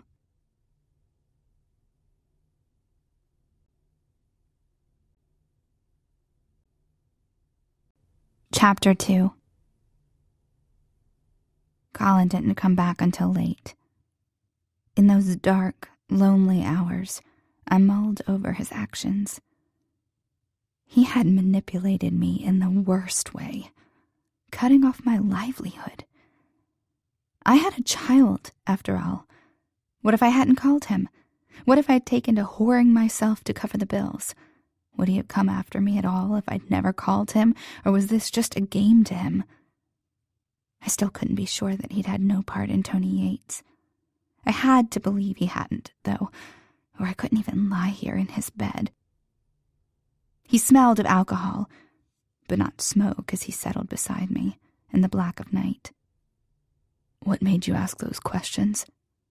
he suddenly asked. I thought about pretending to be asleep, but instead I stalled. "What questions?" "You know damn well what questions. Did you talk to Rick?" The way he said Rick's name made it sound like betrayal. It wasn't, and I wanted to tell him that, and that Rick had been the one to approach me, but I realized that would only get Rick in trouble. "He's my friend," I said. "So yes, I talked to him." "I don't want you to see him again," he said tightly. It was weird to have a conversation in the dark, both of us facing the ceiling. I turned my head on the pillow to see his profile. "You don't get to tell me that. Or is it because I live in your house and eat your food, you get to tell me who I see?" "Yes," he said. "No, he's a loser, and he wants to fuck you. That's why you can't see him." Okay, maybe in my most uncharitable moments, Rick was somewhat of a loser, and I thought that maybe he had a point about the other part. I didn't think girlfriends were really allowed to hang out with guys who wanted to fuck them or offer to take them away to some tropical place. At least not girlfriends of guys like Colin. "I didn't even want to see him," I mumbled. "I just don't see why you had to do that. It's really fucked up." "I'm sorry," he said, sounding calmer, if not actually sorry. We were silent for a moment, and then he spoke again, sounding almost cautious. "What about the other thing? That night?" "I know someone paid Tony Yates to hurt me because I was snooping in your brother's records as a spy for the cops. No, that would not go over well." "I can't tell you," I finally said. "What does that mean?" He sounded incredulous. "Just what I said. You don't tell me everything you do or everywhere you go. Hardly anything. I tell you everything, even my secrets. Just not this." The other reassurances that this wasn't a big deal, that it wasn't anything he needed to worry about, died in my throat. I wanted to get through this without actually lying. Maybe someday when I'd figured this out, I could tell him, and maybe somehow he'd understand. But it would be better if I didn't lie to him now. Or maybe not, because he'd sat up, practically vibrating with anger. "This isn't just anything," he said. "This is you accusing me of raping you." "You didn't rape me," I said, rather calmly, I thought. "I asked if you paid that guy to rape me, or hurt me, or anything at all. You said you didn't, and, well, I believe you." "So that's that," my tone said. He made a disbelieving sound. We paused with only the sound of his harsh breathing and mine to fill the air. "I mentioned it to Philip," Colin said. I sat up too. I hadn't expected Colin to figure it out. But of course he would. It only made sense that if someone paid Tony Yates, and if it wasn't Colin, that Philip might know something about it. That was the same conclusion I'd come to, only I saw Philip as the enemy and Colin didn't. "What did he say?" I asked, dreading the answer. With good cause, it turned out, because Colin answered, "He said you were an informant for the cops, that you were digging around for information about his guys." I held my breath as if my very exhale could incriminate me. "What did you say?" "I said he was full of shit and punched him in the face." A sharp laugh escaped me. I clamped my lips shut, Very inappropriate, I scolded myself. Still, a small smile curled my lips. He believed in me. He'd defended me, and Philip had gotten what was coming to him. I hit my brother. I sobered. I'm sorry, Colin, even if he deserved it. I'm sorry. Allie, are you, his tone asked, an informant? Did I turn on my own family in defense of a traitor? Are you going to make me answer the question? Are you going to make me ask? He said. I sighed. I can promise you this. I've never given the cops any information about you or Philip or anyone, okay? I never have and never will. I'm on your side. Do you believe me? Yes, he said, and only then did I breathe normally. His long, large body sat sprawled on the bed, its indolent pose belying his intensity. And, in fact, as we sat there, I felt his breathing change. The air shifted even as we sat very still. Turned out anger was a powerful aphrodisiac once we'd gotten over the fighting part. Except for the first time with Colin, I wasn't sure if I wanted it. I wasn't sure I didn't want it either. Fickle me. But I was nervous. My mind flashed to the ridiculous bullfighting photographs in Philip's study. This must be how a bullfighter felt, standing in front of a raging force over which he had no control, waving his red flag, even as he wondered what the fuck he'd gotten himself into. I'd had sex how many times? Almost a dozen over the months. All with mean, angry strangers. Bullies, really. But that wasn't Colin. He wasn't a stranger, or mean, or a bully. He was an angry Colin, and that made him entirely unknown. I'd let him fuck me, even let him hurt me. But what if he went too far? An even scarier idea occurred to me. What if I didn't want it? I didn't want him to hurt me. Maybe I didn't even want him to fuck me. What then? I pictured myself cowering behind the red flag, scuffing my boots on the dirt. I couldn't run, he'd only chase me. I couldn't fight him, he'd only beat me. As laughable an idea as it was, the only thing left to do was tame him. I reached out and cupped his cheek. His breath puffed against the inside of my wrist in time with my pulse. I curled my fingers in and stroked the backs of my knuckles up along his temple. He tilted his head into my caress, and I caught my breath. He stayed my wrist in his hand. He tugged, and I fell over his lap, face down. He held me there by my wrist, while his other hand slid up the back of my thigh. His fingers explored between my legs, not teasing or asking, but feeling and taking. The pleasure was there, but I didn't like it. His legs under my stomach, the bed pressed against my face, my ass exposed. What a whore. No more, please. I made a small sound in my throat, maybe a refusal, definitely a complaint. I didn't know what he made of it, but he rolled me off him. Then he was on me, kissing me. When I didn't open my mouth, he moved down. Down. His hands were rough, pulling off my shirt, touching my body, pulling me apart. His mouth was demanding. He wanted everything, but I couldn't give it to him. No, that wasn't true. I could give in to him. My body was wet with anticipation, my mind slipping to that dark, quiet place. But I didn't want to. No. He tried to kiss me again, and I turned my face away. He made a low sound like a growl, and then flipped me over onto a pillow. I knew what would happen next. The way he pushed apart my knees and tilted my hips and parted me there. It all meant I was going to get fucked. No. No, I whispered. He thrust inside me, hot and thick. No, I said. He pulled back. I thought he would pull out. Yes, he grunted, and then he thrust again and again, deeper each time, filling me, invading me. Get it out. Stop, I said. Colin. He froze. Allie? It was his name that had caught his attention, so I used it again. Colin, stop. In a heartbeat, he was out of me. I was whipped around onto my back, and he was crouching over me.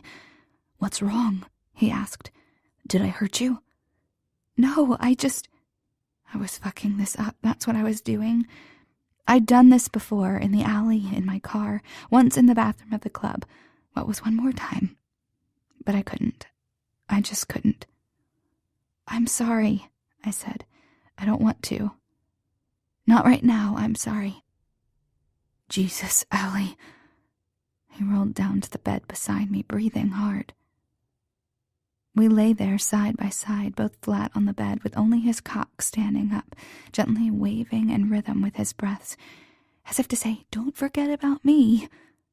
Neither of us had forgotten, I was sure. I thought it was a game, he said in low tones. I thought that's what you wanted. I'm sorry. No, don't be, I said, my voice small and stupid. I know that's what I asked for before, but that's not... I didn't want it now. Okay, he said, but he sounded confused. I'm sorry. Allie, he said, then paused. You're allowed to say no. You know that, right? Of course I know that, I said, too quickly and too brightly. Fuck!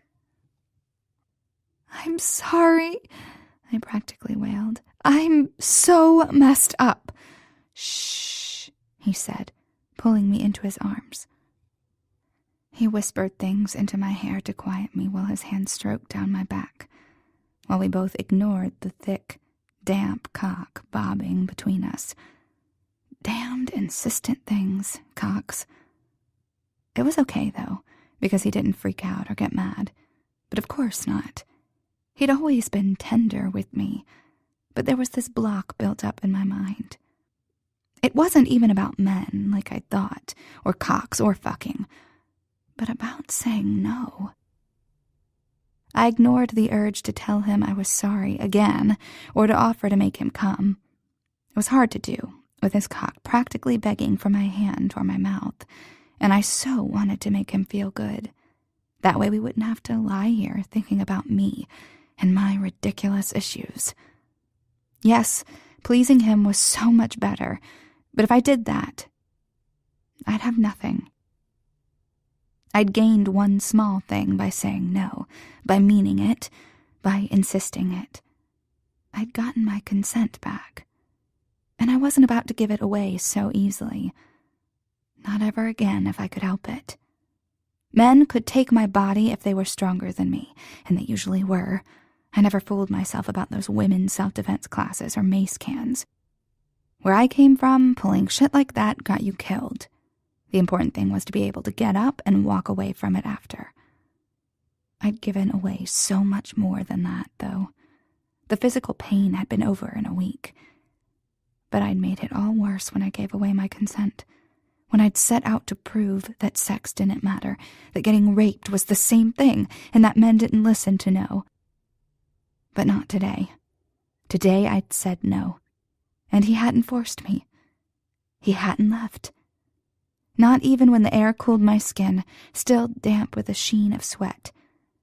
His breathing evened out, and with his arms still wrapped around me, he slept.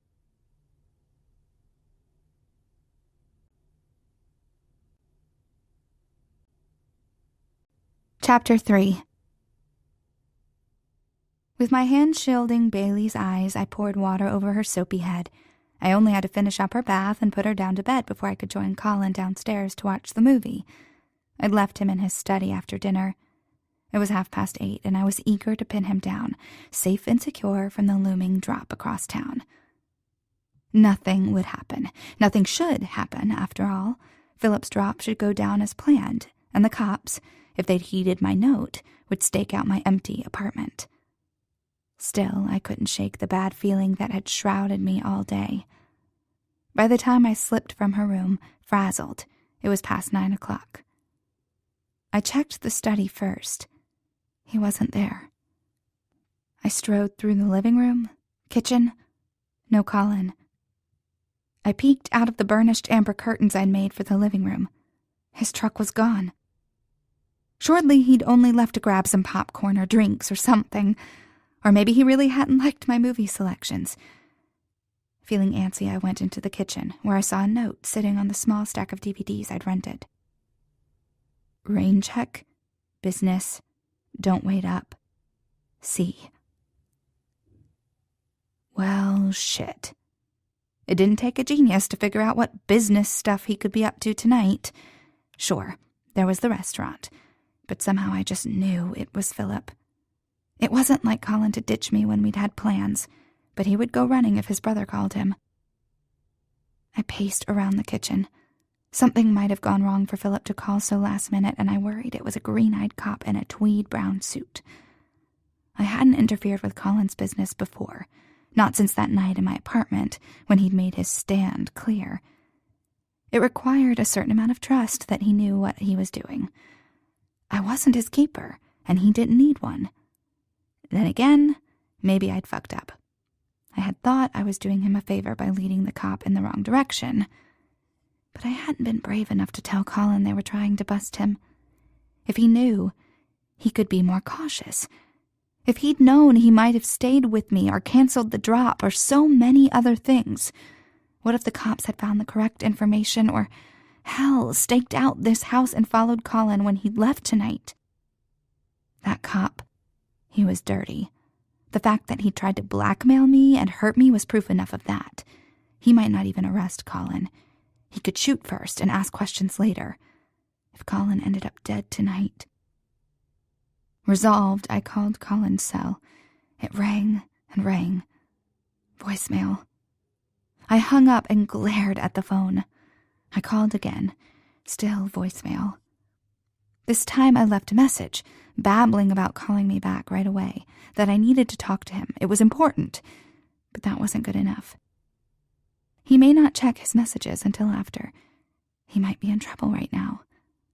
I did know where the drop was happening, the real one. That was a bad idea, very bad. But as bad ideas tend to do, this one sprouted up like a weed, strangling all the others. Picking up the phone again, I dialed Shelley. Hello? She sounded anxious, which matched my mood. Shelley, I love you, sweetie, but can you please come watch Bailey? I can't, not now, she said, sounding distracted. Some bad shit is going down. That's what I'm worried about. There's this drop, and Colin just left, and... Wait a minute. Colin's going tonight? He wasn't supposed to. The sharp edge to her voice startled me, almost panicky. What's going on? What do you know? I demanded. Nothing, she said. But I knew her too well. Shelley, I warned. Tell me what you know. The cops, she said. They're going to be there tonight. No, they're not, I said. I gave the guy a fake address. Silence on the line. Shelley? I gave it to them, she finally said. What? Why? No, never mind. Shit! I can't even. I have to get to Colin. I'm going to call him again, but if he doesn't answer, I need to go there. I can't come over, she was saying over me. I'm sorry, but I have to go. Philip's missing. I thought he'd just gone out. I mean, he never goes to the drops personally. I didn't think... Shelley, I interrupted her. Call Philip. Get them both out of there. I hung up on her babbling and called Colin, only to cuss out his voicemail. Deliberating only a second, I ran across the yard to Linda's house and banged on the door. She opened the door wearing a robe and a face mask of white. It startled me momentarily. Not that it was scary, despite its skull shape. but how ordinary it was to run through a nighttime beauty regimen. A contrast to the shitstorm that was tonight. "Hi, Linda. I'm so sorry to impose on you, so sorry, but would it be at all possible for you to come watch Bailey for an hour? She's already asleep, so really you'd just have to sit there and—" "Of course," she said. "Don't even worry about it." "Thank you so much. An emergency came up, a family emergency, so that's—" "Stop, dear. You don't have to explain it all now. I can see you're in a way. Now, you get back to her, and I'll be right there." Thank God, someone could think, because I probably would have babbled half the night away, just like Shelley had done. And damn, I couldn't believe Shelley had told the cops anything. It didn't make sense. I should have known they'd be pushing for information from all angles. But why would Shelley talk to the cops? Maybe they'd threatened her. Well, of course they had. They'd threatened me, and Shelley was a prostitute, for God's sake. Like taking candy from a baby. That's how easy it would be for them to threaten her with arrest or worse. I practically dug tracks into the hardwood as I waited for Linda to come over. I remembered the business card that the other detective had given me. What could I say if I called him? "I know my hooker friend gave you intel, but could you please do me a favor and not arrest my boyfriend?" Really, I was the epitome of class and grace. But maybe I could find out something. I darted upstairs and into the closet, where I searched through the folded shirts looking for the envelope of money Andrew had given me, where I'd stored the business card. They weren't related in any way, except that they were things I'd hidden from Colin.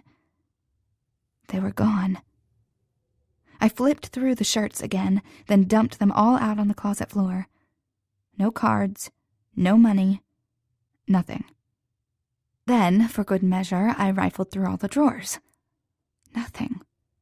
It was like the Grinch had taken my Christmas, not even leaving the empty envelope behind.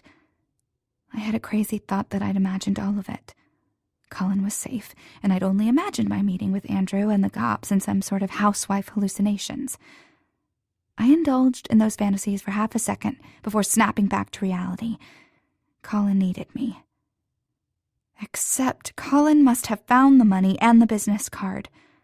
I rolled that over in my head. He found them together. Would he have thought? Was it possible he might think they were connected? That I'd gotten the money from the cops, and there was only one reason the cops would give me money like that. To betray Colin. No, he'd know better. I wouldn't betray him. I hadn't, and he trusted me. He'd said as much to his brother when Philip had accused me of being an informant. But the money... Fuck! And of course Colin had no idea that I'd even met with Andrew, much less that he'd given me money. This looked bad. The very discovery compounded the clusterfuck, but it didn't change my purpose. If anything, it strengthened it. I couldn't sit on my hands at home while Colin did God knew what with the wrong information. It could get him hurt. Or arrested.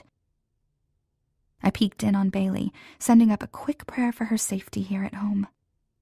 Back downstairs, Linda came in carrying a thick book. She hugged me hard, clasping me to her round body. I resisted as if a hug was a threat to me, but she held on until I slumped in her arms. "Don't worry, hon. Whatever happens, you'll be okay, you know. Go on now." The words helped, which was strange, because they never had before. I stumbled from the house, hoping I was doing the right thing, hoping I wouldn't be Colin's downfall.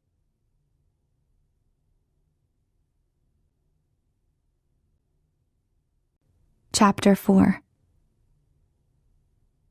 Some of my panic morphed into frustration as I circled the warehouses that huddled the one I was looking for. For blocks they went on, all large gray boxes, and none of them labeled. Around I went, peering at the tiny block numbers on the street signs, trying to make out the right section of street. Christ, if I was too late because of a fucking street sign, well, that would just be hilarious. The street lamps glowed meekly, suspended in the thick of the night. No grassy plots or stick-thin trees dotted this concrete landscape. They'd done away with any pretense that this place was natural. Cars whirred by, oblivious to my worry.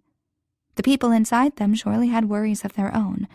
But to me, those cars were just two bright lights tacked onto metal freight, part of the machinery, all backdrop. I hadn't identified the warehouse, but I found my stop anyway. Shelley's car, parked on the side of the road behind a long line of cars, innocuously dark. I pulled in behind her and cut the engine. We were in this together, after all. The car zoomed past my door, shaking my car like a bobblehead.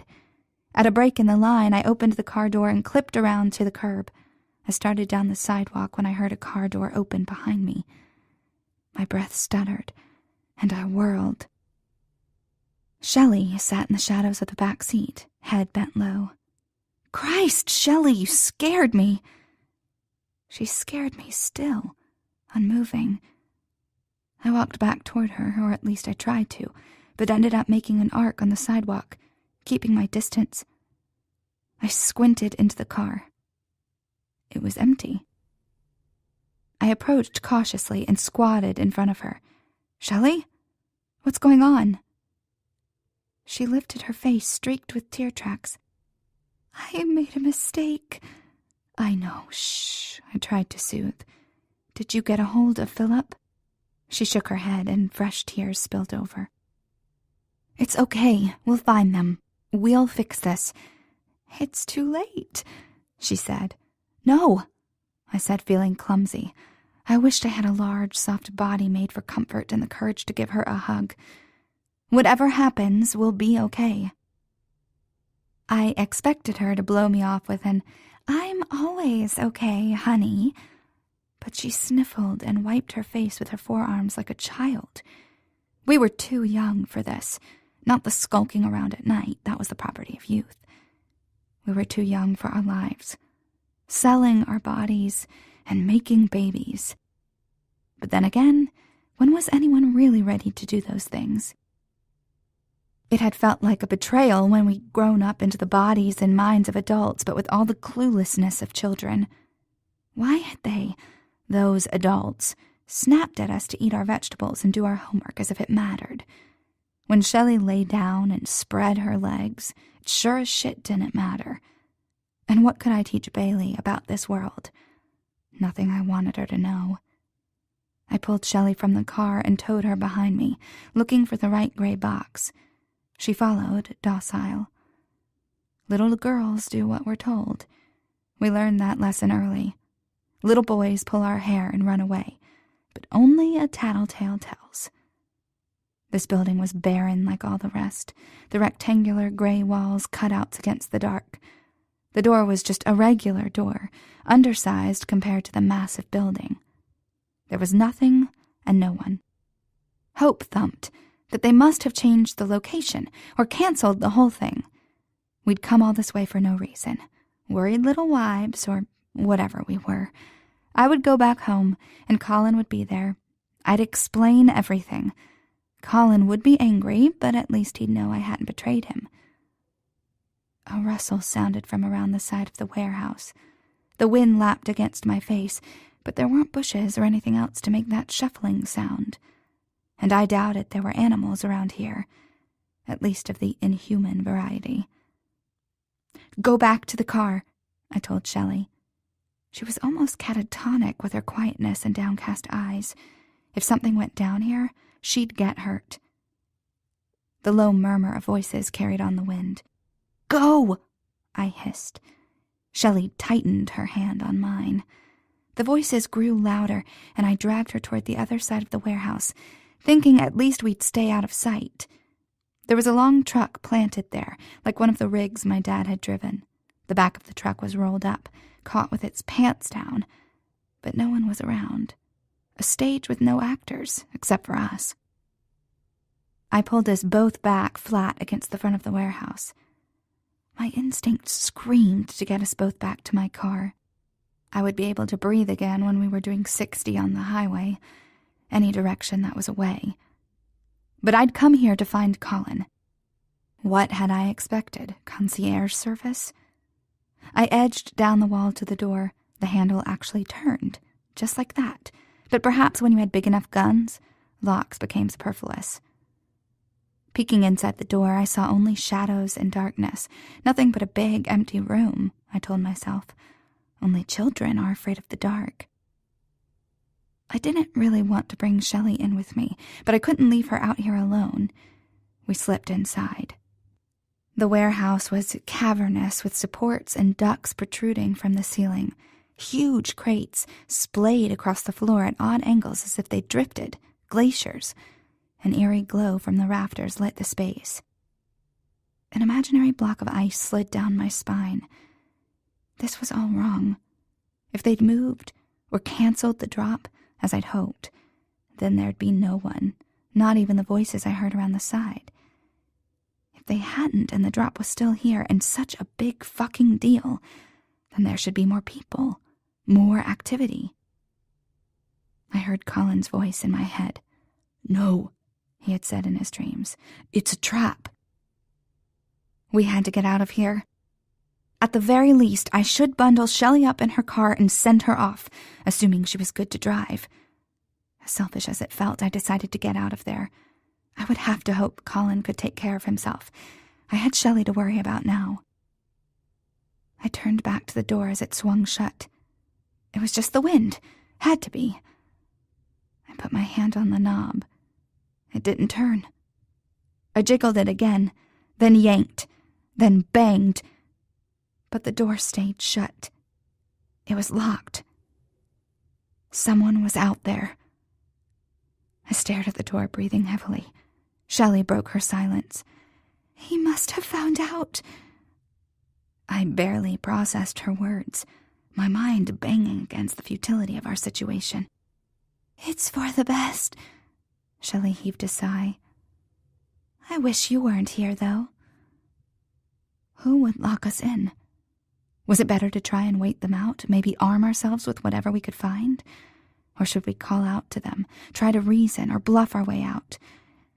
"Do you think," she said musingly, "they'll give Bailey to your dad?" "What?" Her words sank in. I backed Shelley up against the ribbed metal wall, shaking her, bullying her, furious that she would even say such a thing. "Have you gone insane? You have, haven't you? I could kill you. We aren't going to die. We aren't. We're getting out of here, and I'm going home to Bailey. You can do whatever crazy shit floats your fucking boat, but leave me out of it. Do you understand? Do you?"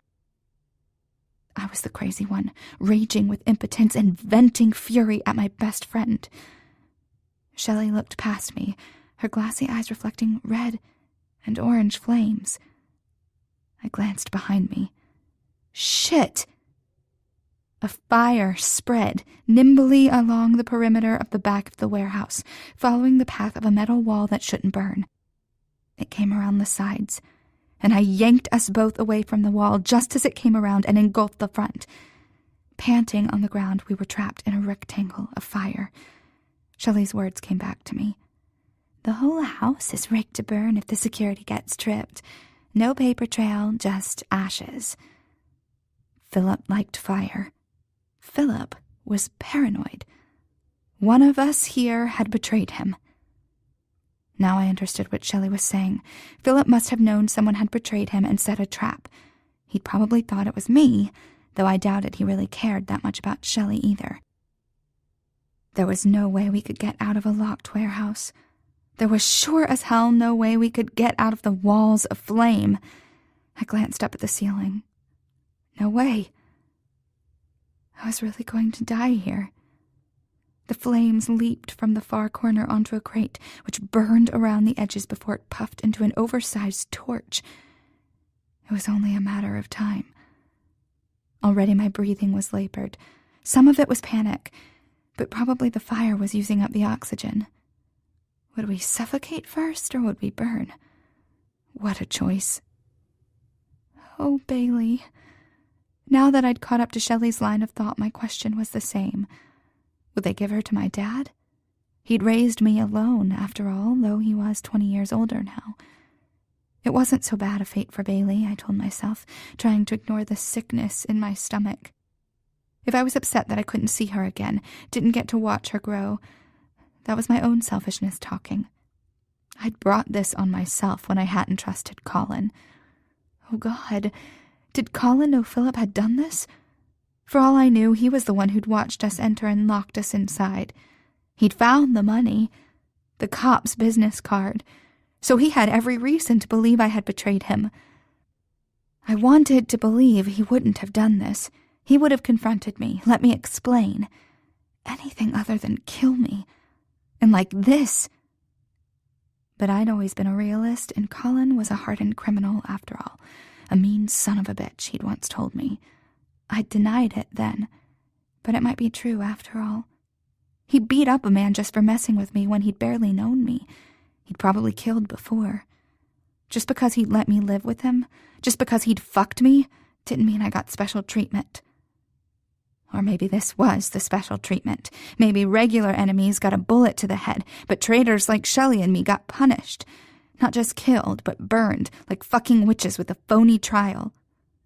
God, I needed to do something. I couldn't just sit here and wait. I ran to the nearest crate, one standing near the middle that hadn't yet caught fire. My eyes burned from the heat and the smoke. I groped at the side, searching for a latch. I moved around the crate, leaving a trail of blood as the coarse wood scraped open my fingertips. Finally, I caught on a padlock. It wasn't any good. I couldn't budge it. Then Shelley's hands pushed me aside. She reached to the top and pulled herself up as if to climb it. But then she stomped down on the padlock and it broke apart. Together we pulled aside the opening to reveal large black containers stacked up like Legos. "Help me up," I said. My voice came out scratchy, but she heard me and bent to give my foot a lift. I caught hold of the second to highest container by its top, and my feet found holds on the lower ones. Slowly, and with Shelley's support behind me, I dragged myself up to the top. The smoke was thicker up here, and I could barely open my eyes. I waved Shelley away, and she disappeared into a cloud of smoke. I rocked gently at first, and then harder, until the containers toppled onto the concrete. When I opened my eyes, I saw one of the containers had cracked open, spilling large, gleaming guns like a macabre treasure chest. I forced myself up, but Shelley had already picked up one of the guns. She aimed it at the fire and pulled the trigger. Nothing happened. "Bullets?" she asked hoarsely. We looked through the rest of the guns, crouching low to avoid the worst of the smoke. But there were no bullets packed with them. That would be too convenient. Fuck. Through my fear and despair, anger surged. Okay, so I should have trusted Colin. He'd given me so much, all on faith, and I should have told him everything. But I hadn't betrayed him. I'd had the opportunity to strike back at Philip, and every reason to do so, considering Tony Yates. But I hadn't. And I was only here in this godforsaken warehouse because I was worried about Colin. I hadn't betrayed him. I didn't deserve this from him, assuming he'd known about it. I picked up one of the guns and dipped low. It was heavier than I'd thought, which was good. I stormed back to the door. The flames hadn't actually caught onto the door. Whatever they'd put on the walls to make them burn, the door seemed to be resistant. But the flames still crowded in from the walls, heating my skin and making it itch. I raised the gun above my head and slammed it down on the doorknob, a shiny beacon through the flames. The shock from the impact traveled through the gun to my arms. Christ, that hurt. Was it possible to get bruised by vibrating? But pain hardly mattered when I was about to get fried.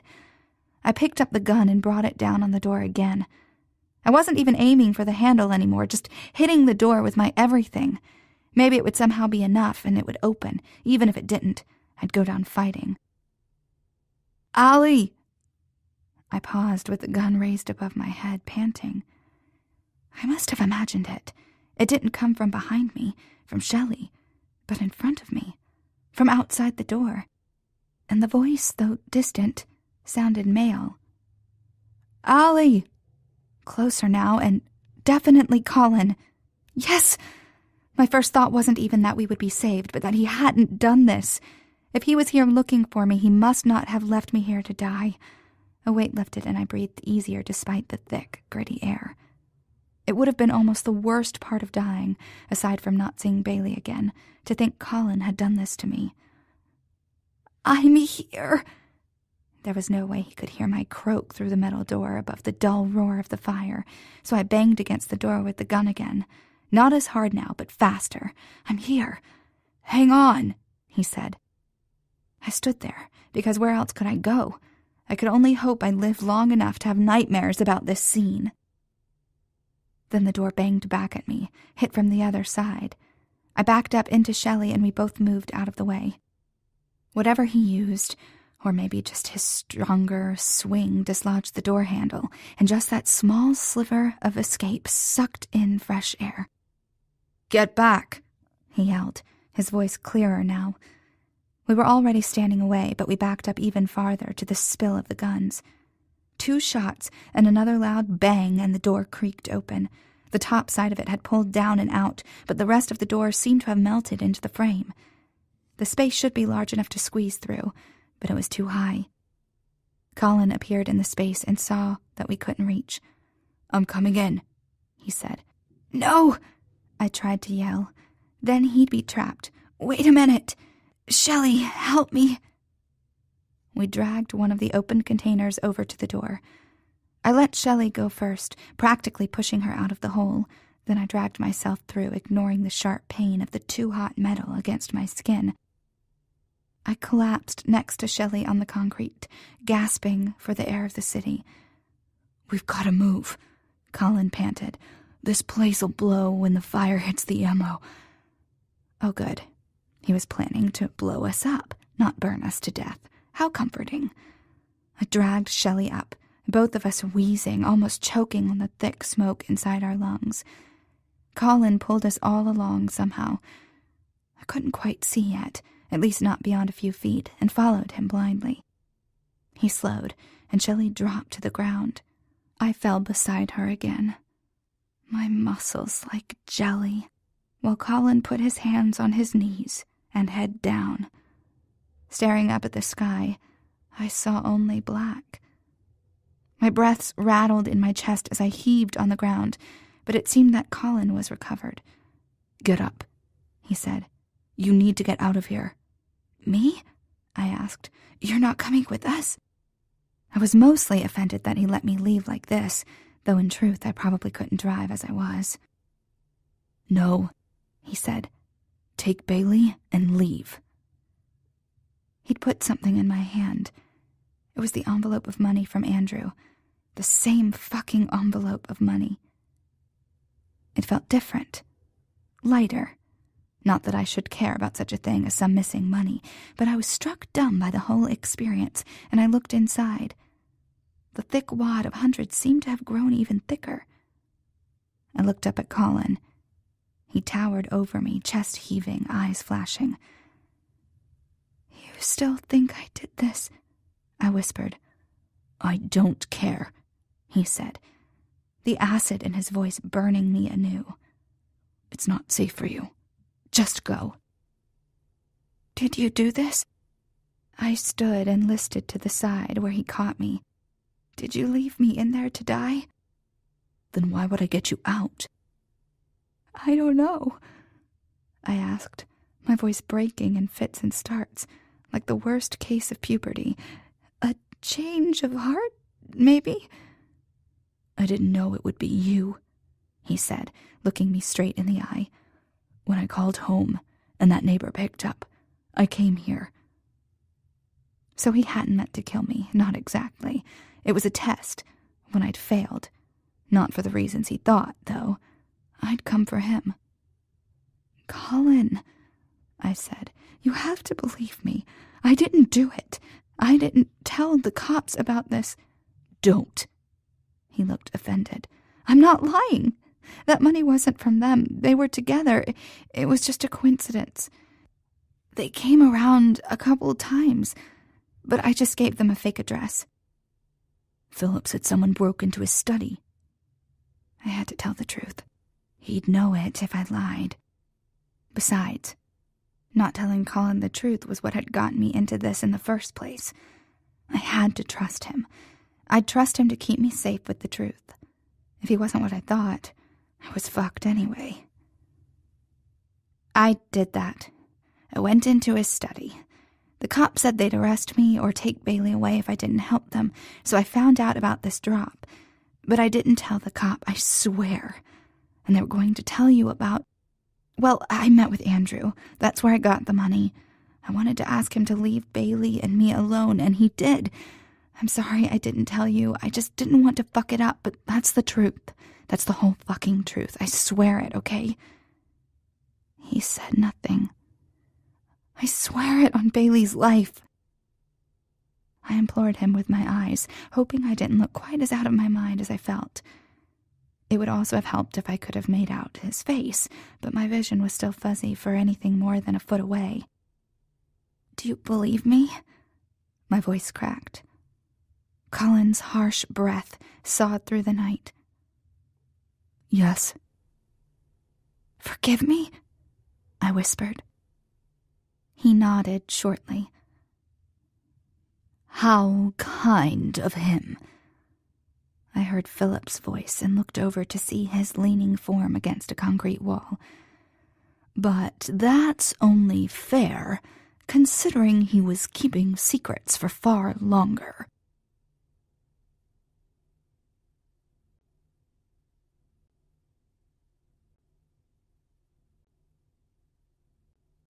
Chapter 5. Shut the fuck up, Colin growled. I told you to tell her yourself, Philip said, his tone bloated with pleasant inevitability. Another word and I'll quit, Colin said. Don't test me. Even though I knew it was in Philip's best interest to stir up trouble between us, I couldn't help but ask, What are you talking about? Philip smiled. The cat got the cream. Didn't you ever wonder how you ended up with him that night? A man so ready to take on your baggage, almost as if he'd already known. Colin's low, rumbling response reminded me of a dog I'd once seen chained to the front of a broken-down house. It sounded like fear. Colin? I asked. Ignore him, Colin ground out. I don't understand, I whispered, waiting for him to say Philip was crazy, that he was wrong. But Colin just stood there, glaring impotent wrath at his brother. I own that club, Philip said, then nodded at whatever he saw on my face. One night, we hear there's a disturbance out in the alley. He shrugged. Some people having sex. My breath caught. Suddenly I wished I'd listened to Colin, who vibrated with anger, but made no move to stop Philip. Why should he? I'd asked for it. I didn't want to hear my shame described in cool, clipped tones, but Philip continued inexorably. Normally, I don't care what people do, but I discourage public displays of prostitution. I don't need the cops breathing down my neck. My bouncer's tied up, and Colin was visiting to talk about business, so I send him out. He comes back, says it's not a problem, but next thing I know, he's looking through receipts and spending every Saturday night at the club. It wasn't hard to figure out he had a little crush. A small sob escaped me, cementing my humiliation. Your lover's drama is fascinating, Philip continued, but if you didn't tell the cop, then who did? Shelley staggered up like a baby doe, ready to take responsibility for giving information to the police about Philip. He would kill her. I stepped in front of her. Why did you pay Tony Yates to fuck me? What? Colin and Shelley asked at the same time. Philip strolled forward. So, you admit to snooping in my study? Colin inched in front of me.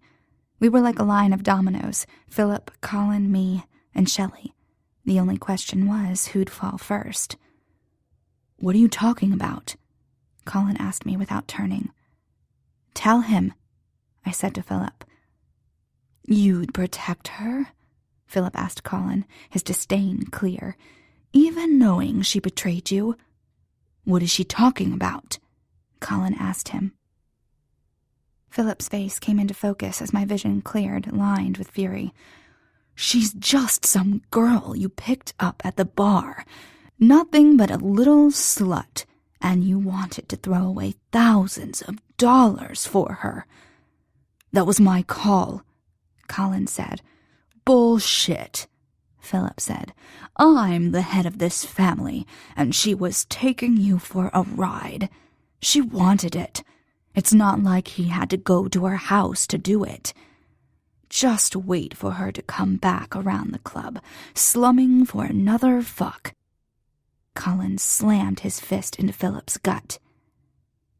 Philip bent over and then fell sideways to the ground, making gasping noises that rivaled our own when we'd emerged. Colin picked Philip up off the ground and slammed him down onto his knee. Colin dragged him up again and waited while he caught his breath.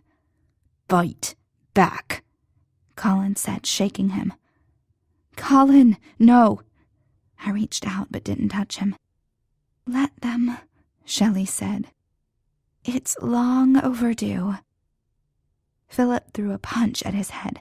Colin blocked it, but Philip grabbed him around the neck and swung them both to the ground. A blast from the warehouse sprayed light down on us like fireworks. Between my shock and the tremors on the ground, I wobbled on my feet. That was enough to knock the brothers apart, thank God. Colin rolled to a stand, breathing hard. Philip, battered and disheveled, lounged on the ground like he'd just sat down from a picnic. Fucking Philip, with his clipped, almost accented words, even though I knew he was from here, and his fancy clothes and house. He thought he had power, but he was just a fucking poser. True power was Colin protecting me. Colin believing in me, seeing me fuck a guy in the alley and thinking I was worth more than my dirty actions. When my ears stopped ringing from the boom, I heard sirens. "If they didn't know where we were before," Philip said, "they do now. Let's wrap this up, shall we?" "Fuck you," Colin spat. Philip affected a bored look, but I wasn't fooled. His eyes shot daggers at me. Mine shot them right back. The man had just tried to kill me. I wasn't inclined to be polite anymore. "Fine," he said. "I'd hate for the cops to catch us with our pants down, so to speak. We can fight over the bitch later." Colin growled at Philip's reference to me, looking almost ready to pounce. "Guys," Shelley said in a sing-song voice, "I think we have bigger problems." I looked at her and then I saw them. Surrounding us were 3 thugs and the cop. My own personal nightmare come true. No one had weapons drawn, but these weren't the sort to bring a knife to a gunfight.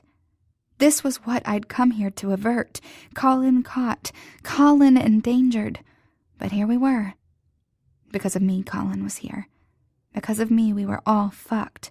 The story of my life. Philip stood and brushed himself off, then gave an ironic bow to Shaw. "Hello, detective." Clearly no introductions were necessary. "You're under arrest," Shaw said with a smirk. "You have the right to remain silent. Should I go on? I know you've heard it before." "If you're going to arrest me, then by all means, continue." Philip shrugged, the picture of a man unconcerned. "But I think we both know that's not what's going to happen." "I might," Shaw murmured. "I just might. Or maybe one of your whores." He eyed Shelley. "I don't share," Philip said. "That's not what she says," Shaw taunted. It was a schoolyard insult, but somehow it rang true. "She's been talking to the cops." Philip's facade paused in a freeze frame. Then he turned slowly to Shelley, who shrank from him. "You?" he said incredulously. Every muscle tensed as I watched him for the rage that would come. An asshole like him wouldn't take well to one of his own betraying him. But oddly, he looked more confused than furious. Hurt, almost. Shelley put her hands up like she was apologizing for forgetting to pick up milk at the damn grocery store. She actually took a step toward him. I wanted to shout at her to get away, but it caught in my throat. Why wasn't she afraid of him? "I'm sorry, Philip." Her mouth tightened as she looked Shaw over. "It wasn't him, though." Shaw flicked his gaze to me, and his eyes hardened. "No. Someone gave me some misinformation. I figured that out soon enough. It was my partner, but I'm afraid he's been unavoidably detained at the moment." He sighed with exaggerated forbearance. "I'll have to clean up this mess by myself." "What do you want?" Philip said, as if bored. "More money? How trite." Shaw's forehead ridged in anger. He couldn't act even half as cool as Philip. I had to give Philip credit for that much. He played his part well, even when he was outgunned. "I already have a friend with deep pockets," Shaw said. "Turns out you aren't that popular. Dmitri Golostov wants you dead." Philip snorted. "A street dealer who pretends he's playing in the big leagues, buying up cops with his daddy's money." Shaw looked briefly disconcerted, but only for a moment. "Yeah, well, there's a lot of it, and cash rules the street. He's got all the players in place. Now all he needs to do is knock out the competition." "You're the one who's been fucking with the shipments," Colin said. Shaw shrugged. "When I could find them, and assuming I could keep my snotty little partner away, I knew it would only be a matter of time before you came to one of these drops yourself." He nodded toward one of his men. "Put the girls in the car. We'll deal with these two here." When one of the men made a move toward me, Colin stepped between us. "I don't think so." "Let's do them all," one of the men said. Shaw's eyes slid to me, then down my body. "I'd hoped for a little more time with you, but I don't want this to get messy." His gaze lingered on my breasts. I resisted the urge to cover them with my hands. Then he nodded to the one who'd spoken. "Do it." An efficient one, he was, because he lifted his gun and aimed it straight at Philip's chest, the money shot. The bang sounded just as Shelley flew in front of him. Even before they'd collapsed in a heap, Colin had knocked down the guy nearest us. He pushed me down. My cheek hit the concrete with an alarming crack. Dazed, I heard more gunshots, but all I could think of was Shelley. What the hell had she been thinking to do that? Any of it? God, let her be okay. I looked up to see the first shooter fall back. The sirens whined closer. Shaw took off at a sprint in the opposite direction. Once he'd lost his goons, he was toothless. Colin took off after him. Philip was crouched over Shelley. He would hurt her, hit her, choke her. There were a million ways a man's body could hurt a woman's. He could do it because he wanted to, because he paid her, and most definitely because she betrayed him. Ignoring the throbbing in my head, I crawled over to them, and then stopped in horror. Shelley lay flat on the ground, a circle of blood spreading across her stomach. Her eyes blinked wide in her face, her skin pale under a layer of soot. "Don't move." Philip pulled off his jacket and pushed it into the wound. "We'll get you to the hospital. You'll be fine." She tried to sit up. "No," he said, pushing her gently down. "Stay still." He wasn't hurting her. He was helping her. A shudder ran through her, and then she lay still. He looked up at me, eyes bewildered. "I don't know what to do," he said. I shook my head. I didn't either, and terror gripped me. This was Shelley. She smiled faintly up at me, ever on display. "Ouch." My laugh came out watery. "I don't understand. Did they threaten you? Why did you do it?" She blinked in slow motion. "Worse than that. I broke the rules. I fell for—" I looked at Philip and then back at her. It didn't make sense. If she'd fallen for Philip, why would she betray him? "Not him," she said, her breaths coming faster. I looked at Philip. He looked as confused as I was. Then who? Shelley squeezed her eyes shut as another shudder racked her body. "Shh," he soothed, tucking a hair back from her face. "Just rest. It's okay." A car pulled to a screeching halt, dousing us in red and blue lights. A door slammed, but neither Philip nor I moved from Shelley's side. I hadn't expected this kind of self-sacrifice from Philip, to give himself up just to see that Shelley was okay. He seemed to be in shock. I hadn't realized he'd actually cared, but he'd definitely been shocked and hurt when he'd realized she'd betrayed him. He looked devastated now that she was injured. He cared about her, but she'd fallen for someone else. The cop didn't tell us to put our hands up or read us our rights. He didn't even acknowledge us except to shove us out of his way to Shelley.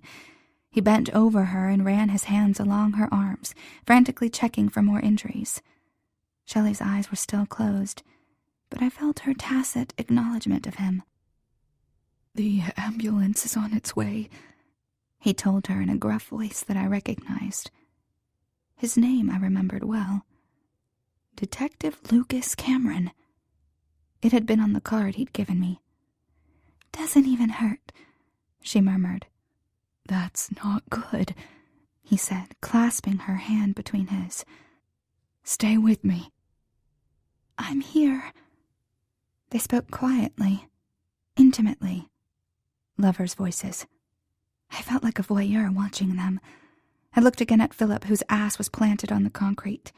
He looked like he'd just been steamrolled. I could almost feel bad for him. Almost. Oh, she'd gotten him good. Moving in with him, pretending to like him, getting him to care for her.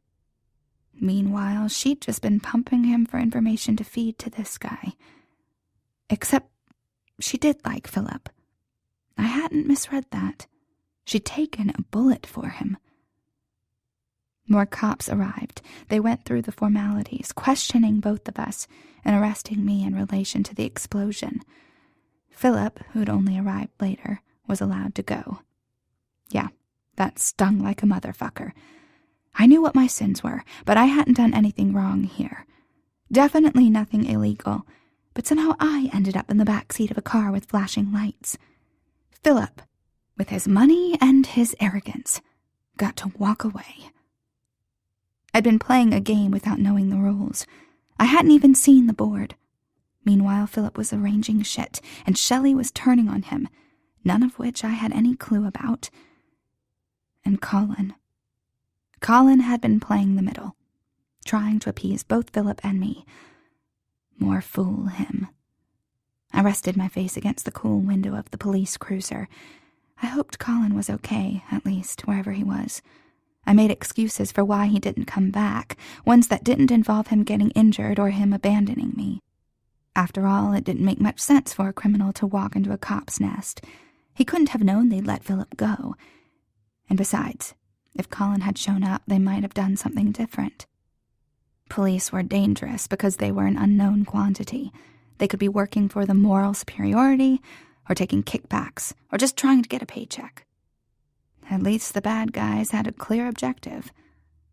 I understood why he'd gone, but it still hurt. With Shelley sent off in the ambulance and Colin off to parts unknown, I was completely alone. It must have started raining because a droplet wove down the glass and pooled at the bottom. One, then another.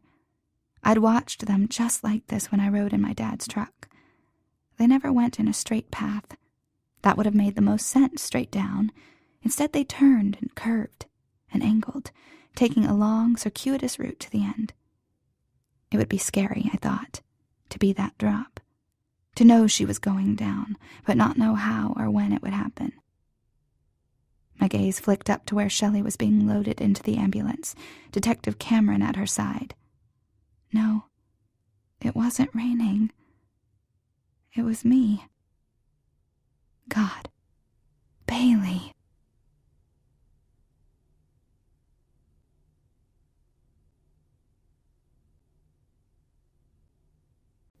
Chapter 6.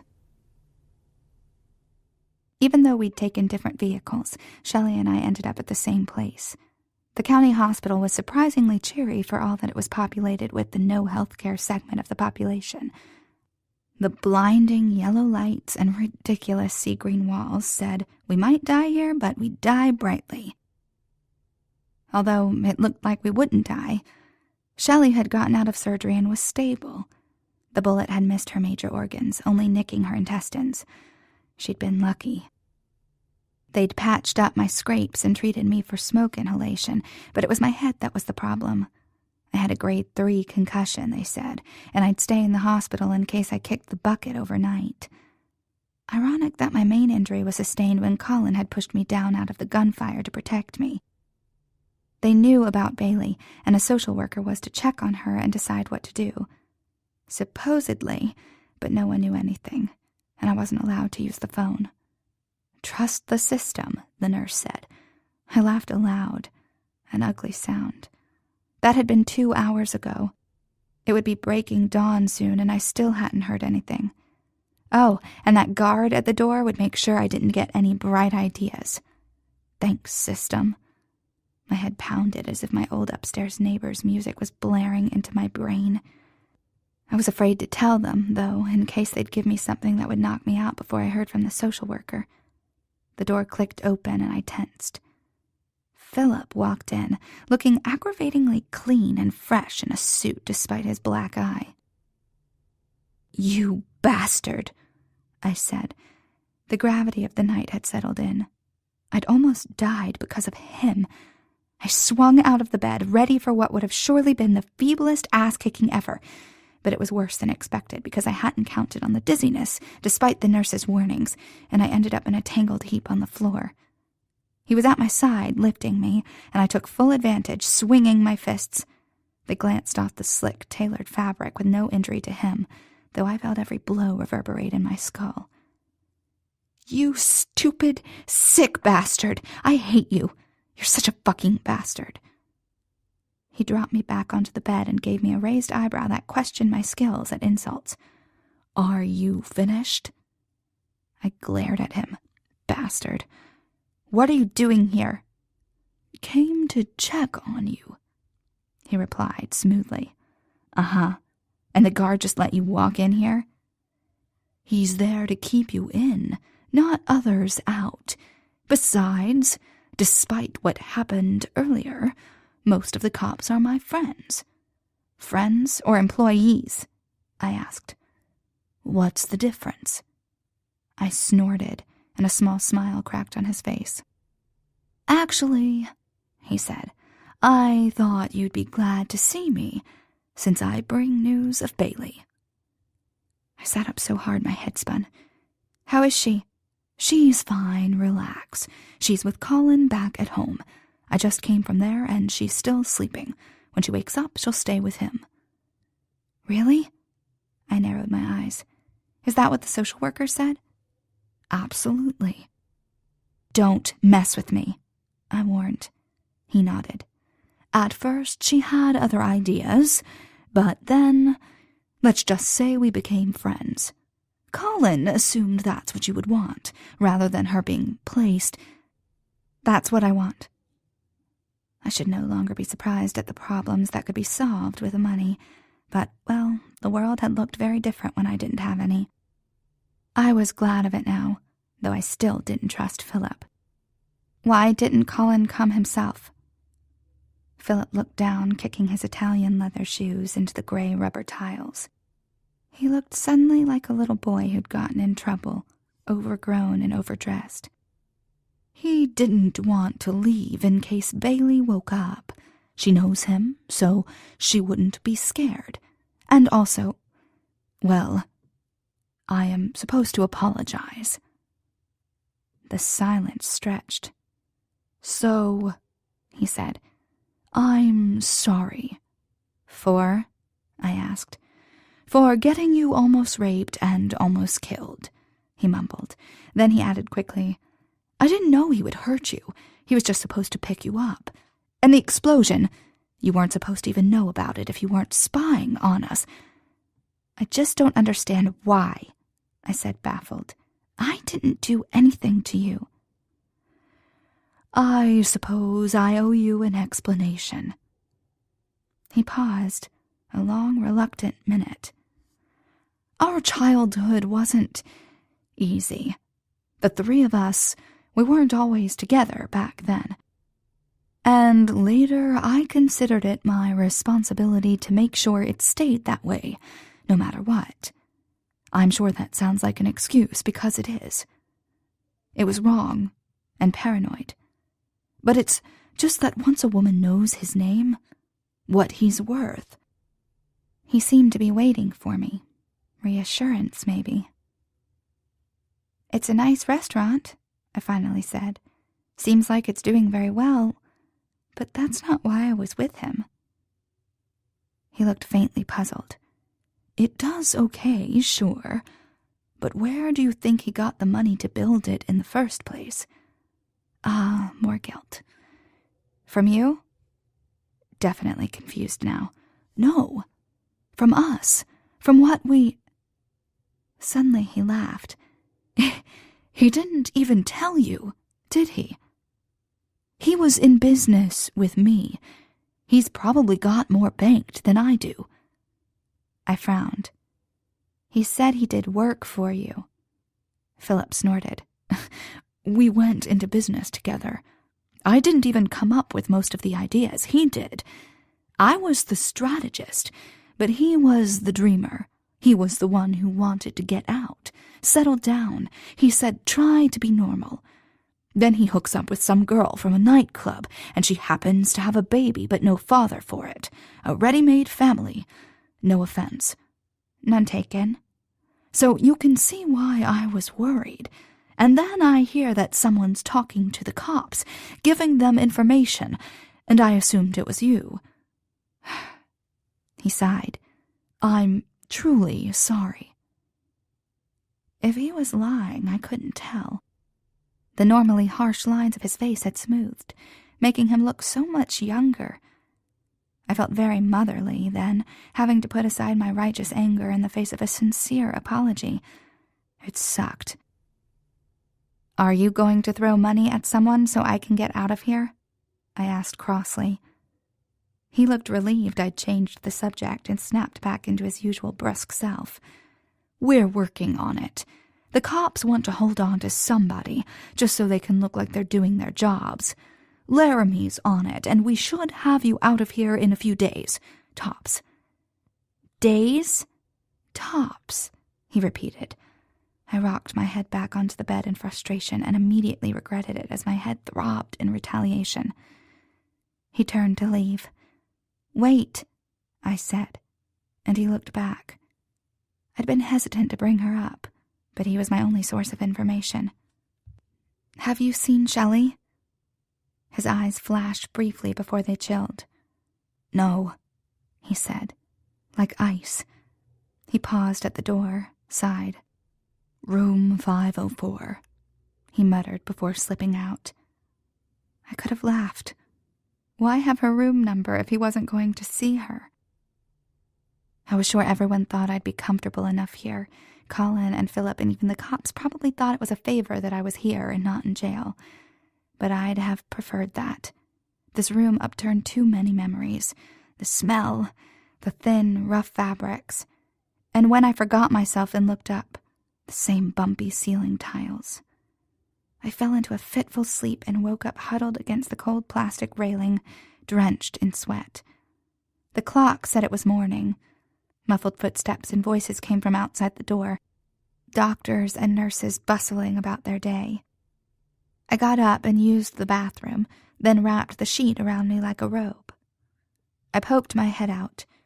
The guard stood up when he saw me. The skin on his face was as smooth as Bailey's bottom. He had to be around my age, but he seemed so young.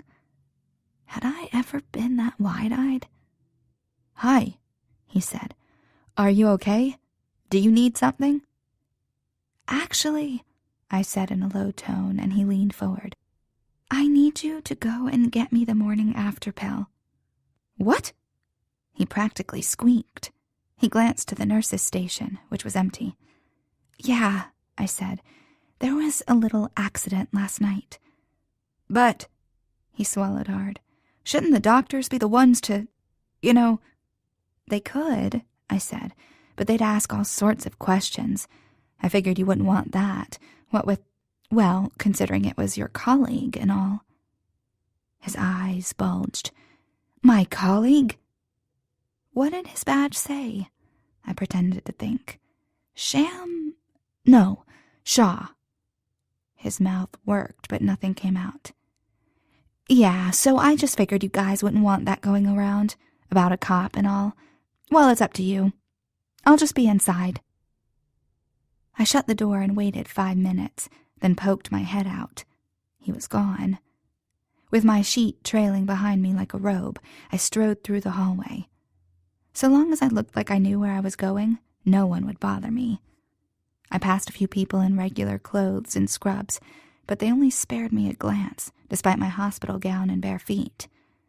Room 504. I slipped inside and saw why Philip may not have stayed, if he'd come by at all. Detective Cameron sat on the bed, his hair mussed and suit rumpled. He looked up at me with bloodshot eyes. "How is she?"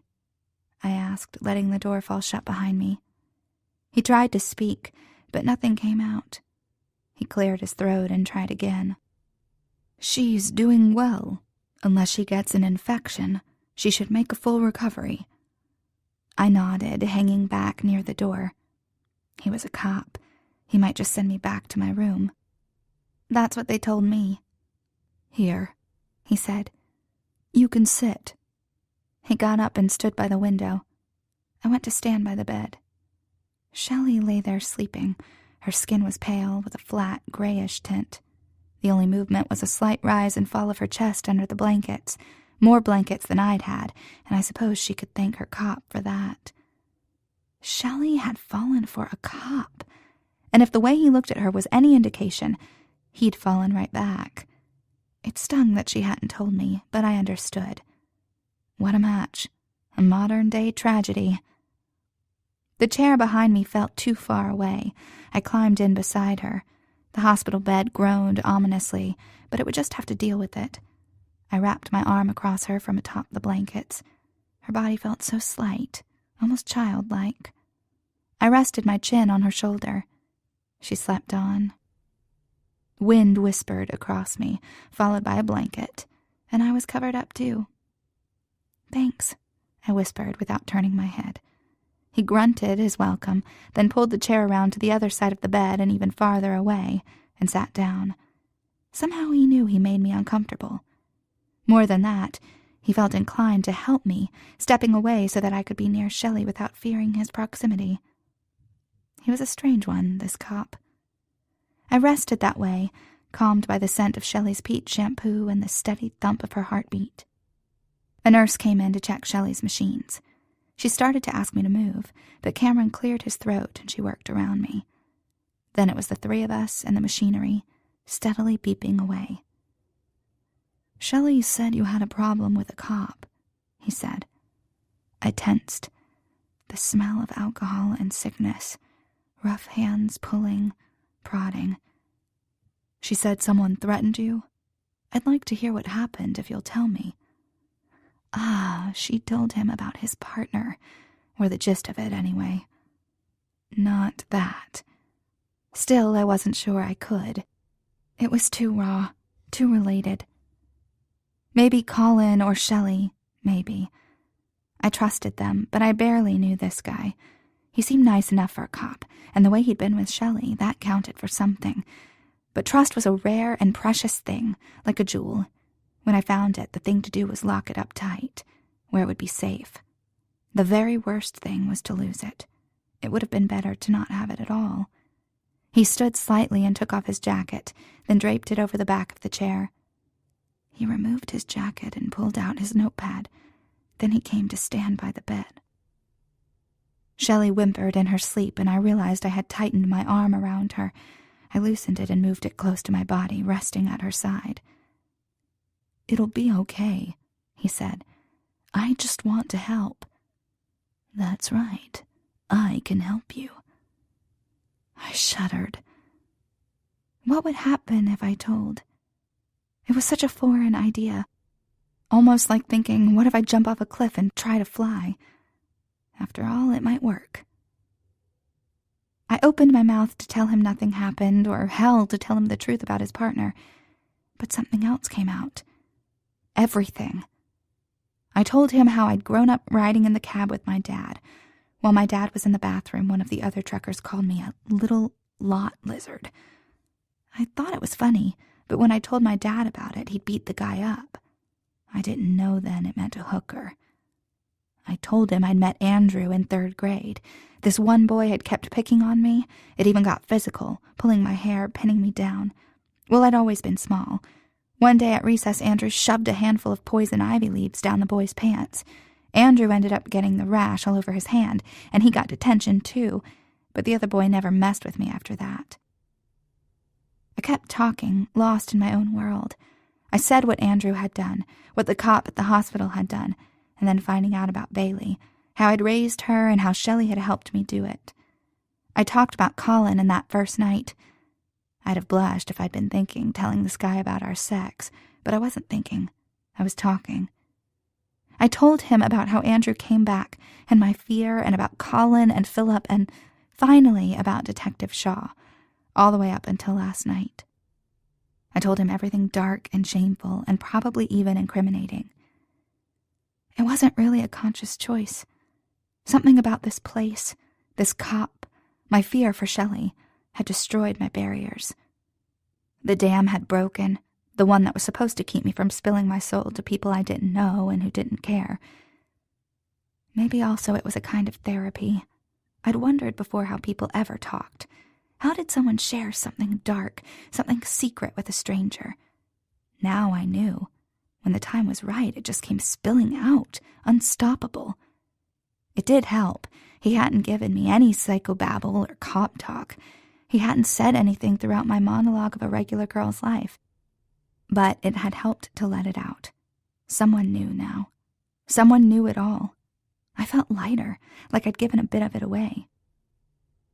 When I got the courage to open my eyes, his head was in his hands. I thought he might have fallen asleep. It would be for the best. I almost giggled. That's how giddy I felt. He looked up, and his bloodshot eyes looked haunted. My spirits fell. Of course I felt lighter. I just dumped it on him. He'd only asked what had happened with his partner, and I'd given him my life story. "I'm sorry," I said. "I don't know why I did that." "No, don't be sorry," he said. I think that might be the saddest story I've heard." Then I did laugh. "I know a better one, but I'll spare you for now." It was quiet. I drifted into a dream state. I'd lost everything, at least for the moment. Bailey, Colin, almost Shelley. I was stuck in a hospital room with a cop. A nightmare if there ever was one. But somehow, strangely, there was peace.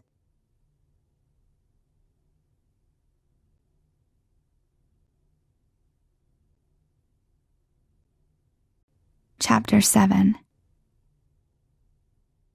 I woke up to the soft sounds of the nurse fussing over Shelley's bandage.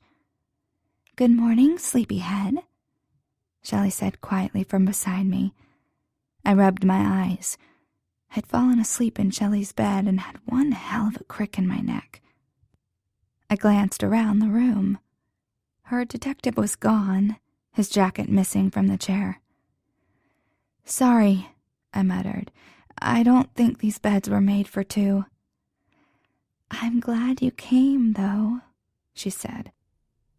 She looked better, still wan compared to her usual self, but it seemed the indomitable Shelley could bounce back from even a bullet. I slid from the bed and wobbled on my feet. Shelley snickered softly. Nice ass. I waved my hand at her, leaving my hospital gown to gape open as I shuffled to the bathroom and shut the door. I only came in to use the toilet, but now that I was here, a shower seemed even nicer.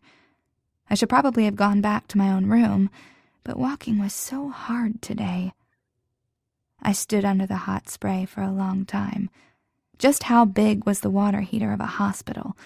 It was a question that needed an answer, I decided, so I stood under the steamy spray even longer, letting the warmth seep into my bruises.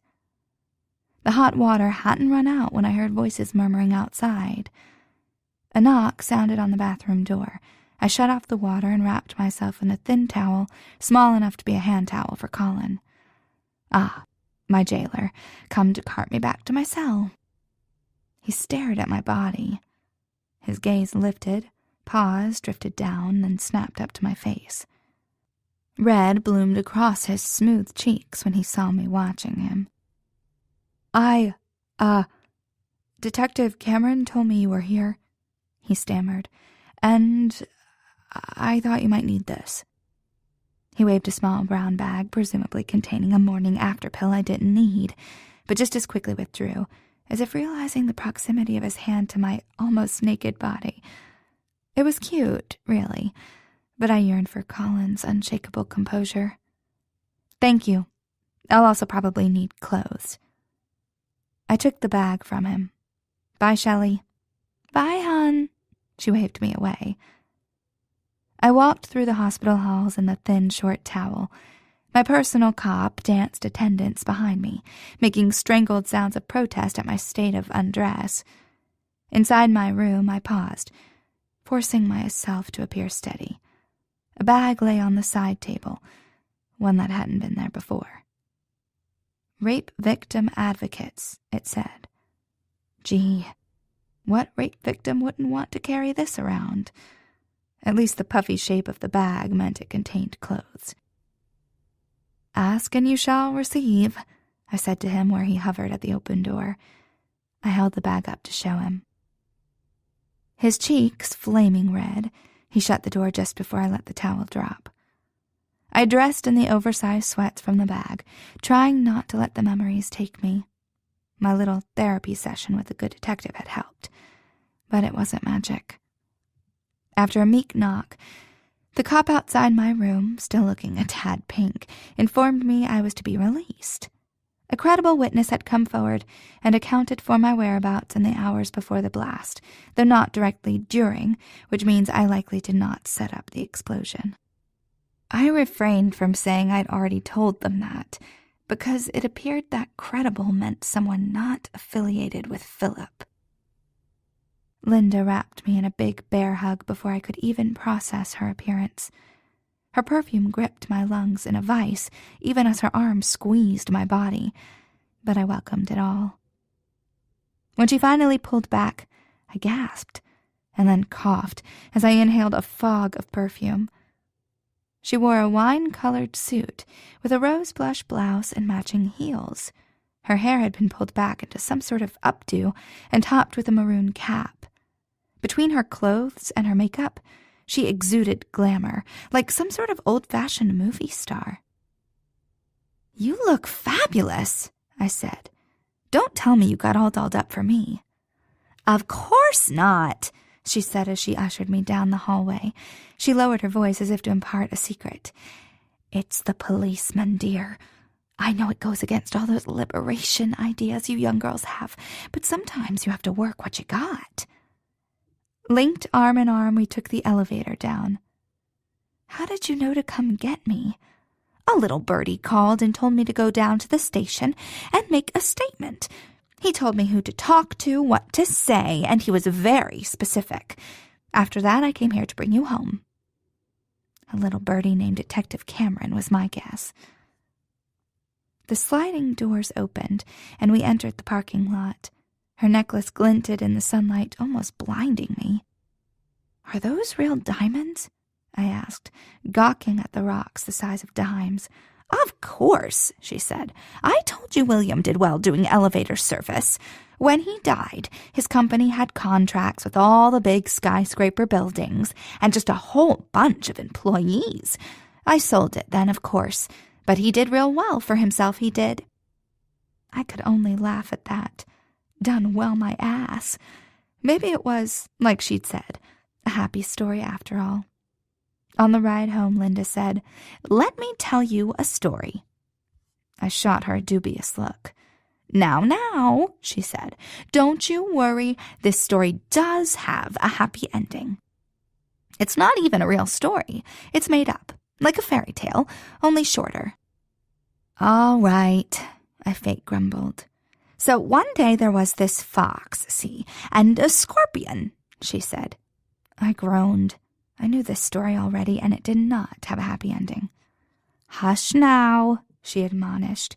Well, the scorpion, she wants to cross the river, but she can't swim, so the fox, being a gentleman fox, offers to take her across. But he's worried, because she stings. But she says, now, you'll be doing me a favor by taking me across, so why would I sting you? She paused the story to accelerate through a yellow red light. I gripped the leather seats, probably leaving permanent nail marks. So, the scorpion gets on the fox's back, she continued, and they're going across the river when the scorpion stings the fox. And the fox says, "Why did you do that?" And she says, "Because I'm a scorpion." And every day after that, the fox knew what to expect from the scorpion. I stared at her. She smiled. "I don't know how to tell you this," I said, "but that's not how the story goes." "What are you talking about?" "The fox dies, Linda, and the scorpion. They both drown. That's the ending." "That's ridiculous," she said. "If they drowned, then how could the fox ask the scorpion a question?" "Well," I considered, "I suppose it's as they're drowning." "As they're drowning," she repeated indignantly. "How could it take? And why is the fox using his energy chatting when he's about to drown? Besides, if he died, how could the fox learn his lesson?" "It was just right then, in those moments. That's when he... You know what? Never mind. I'm sorry. I think you had it right." "Damn straight," she said as she gunned the accelerator. It had taken me a minute to catch on. But I hadn't been lying. I thought Linda had the right of it. It wasn't the original version. It was better.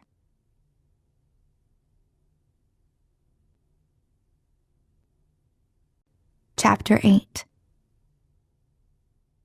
Linda barely pulled into her driveway when I jettisoned from the car, raced across the lawn and into Colin's house. Bailey shrieked, and I cried as I scooped her up into a bear hug of my own. It had only been 16 hours since we'd parted, but they'd been a hellish 16 hours, and I never wanted to repeat it. I breathed in her baby scent and didn't complain one bit as she ran her sticky hands all over my face. Linda came in for one last group hug before she patted both our heads and left. I collapsed on the couch with Bailey and smothered her with kisses. One for every hour I'd been away seemed reasonable to me. In my rush to find Bailey, to hold her, I barely registered that Colin was in the room. Now I looked over at him, to find him watching us intently. He didn't look away, which was good, right? But he didn't say anything. I couldn't read him. I usually could, at least a little. But now his eyes were frozen over, so cold, so remote, like they'd been on that very first night in the club. He'd been a stranger then. He looked like a stranger now. "Colin?" I asked. Only the slightest twitch of his eyebrow as acknowledgement. "Don't look at me like that. You're freaking me out. I know you're angry. That's okay. You can be angry. But I'm home, and that's good, right?" A long pause, then he said, "Yes." I hadn't necessarily been expecting a parade or anything, but what a welcome. "Okay," I said. So, how was Bailey for you? I mean, I know it's only been a few hours. What time did she wake up? She's been fine. She woke up at 8 and had watermelon for breakfast.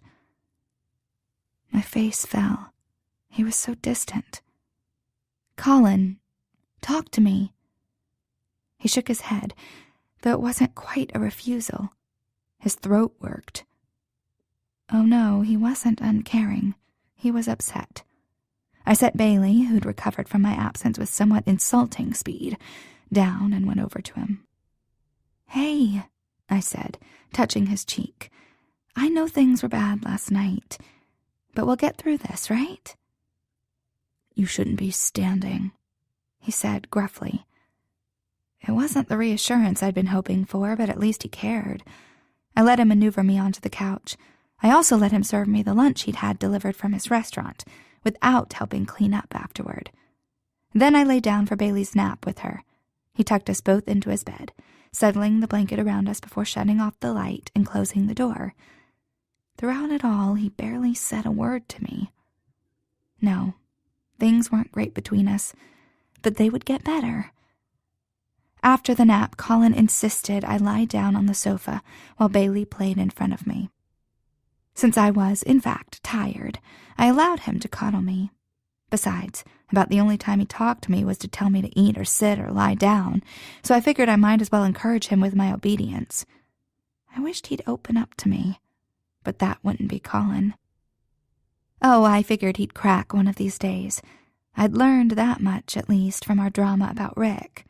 He kept quiet, but if I waited long enough, he'd be the one to bring it up. That's what I told myself.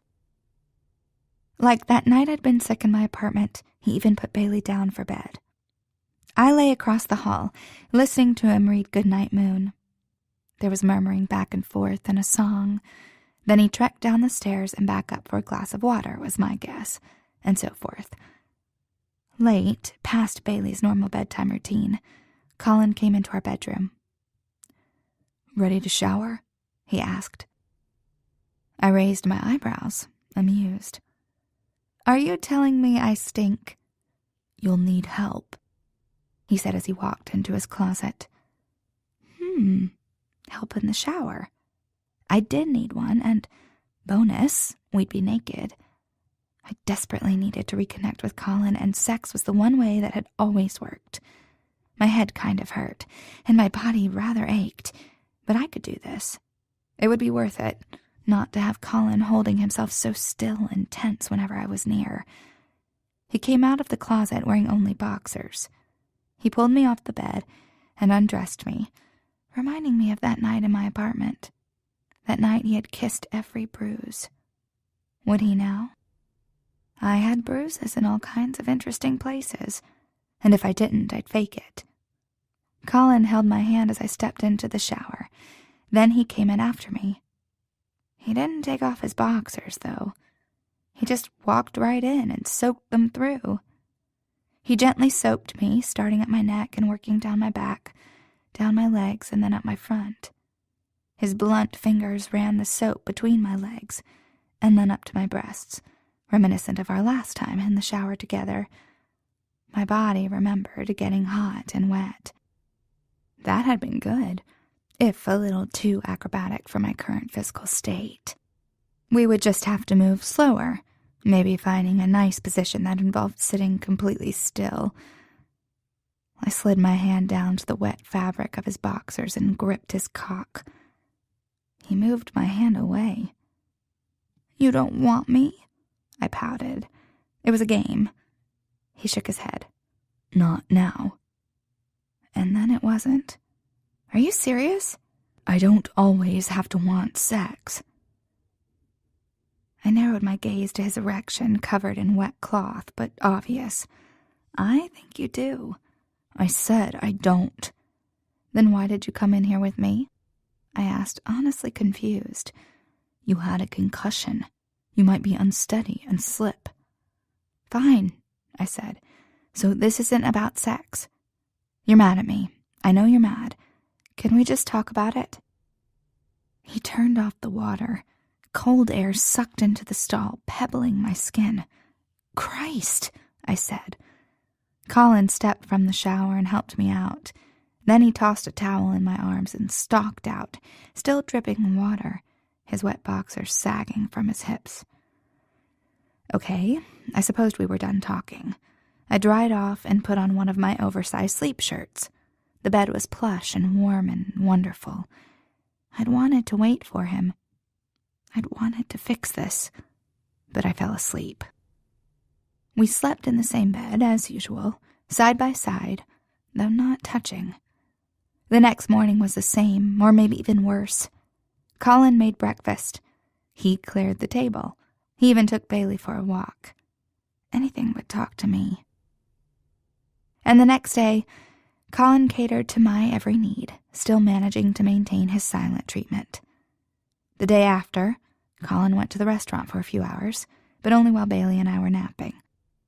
The rest of the time was spent covering me with blankets or handing me new things to read, but he seemed to be talking less as the days went by. Somehow he'd managed to punish and care for me at the same time.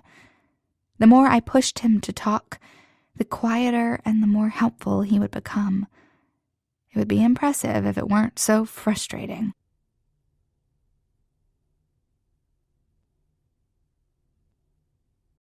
Chapter 9.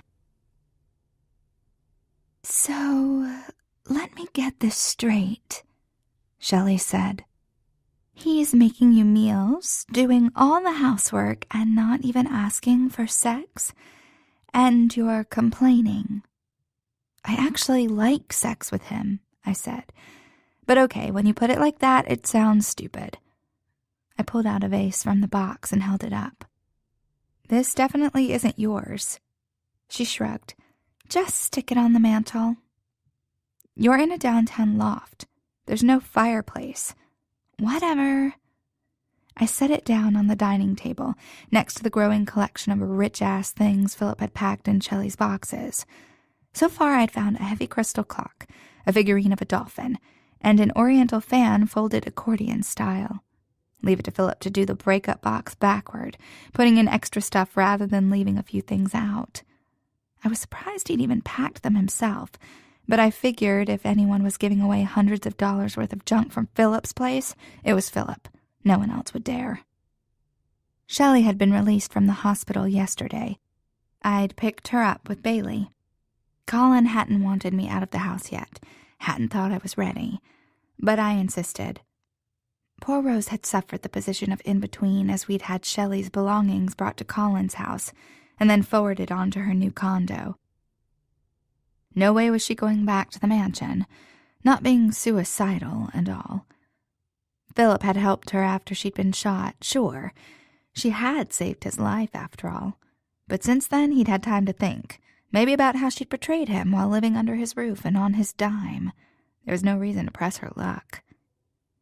It had surprised me, though, that she hadn't moved in with her cop. Sure, I had only just found out about them, but they'd seemed intimate. But no, she told me when I asked, they weren't a couple. They never even had sex, paid or otherwise. There was something there, of course, but it wasn't enough. We stood in the fancy furnished apartment, boxes piled high in the large foyer. Bailey, no! I grabbed the painting, but she'd already torn the corner. I shoved the canvas back into place. It curled up. I stared at the ruined painting of geometrical shapes. Please tell me Philip likes to paint, or he's one of those guys who likes to support local college kids by buying cheap art. Nope, Shelley said, sounding almost pleased. He's got an art dealer, all famous stuff.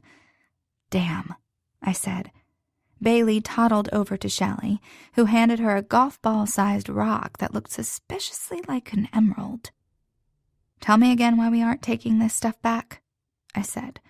It's part of the game, she explained. That's why he likes me, because I know how to play. Only rich people would throw away expensive shit for fun, I grumbled. Don't judge, Allie baby. We're all mad here. There she went again, quoting Alice in Wonderland, using silly to cover up the serious. I moved to the kitchen and packed the plates in the cabinets. "You know what I think?" she called from the sofa. "I think he's sulking." I almost thought for a minute that she was talking about Philip, and then I would have agreed that yes, maybe he was. But her voice was way too contented, and that meant she wasn't talking about her man problems, but mine. I poked my head through the bar to look at her. "Colin doesn't sulk. He's angry at me. You know, for not telling him about the cops and Andrew and all that." She looked puzzled. "But his brother tried to kill you. Doesn't that mean he loses his right to be mad at you anymore?" That's exactly what I thought, but apparently not. I folded up the box I'd emptied and plopped down on the armchair beside Shelley. "This chair is harder than the floor," I said. "Rich people," she said, shaking her head. "You're a rich person." She laughed softly. "I know." "Just how much money did Philip give you?" "Way more than I'm worth."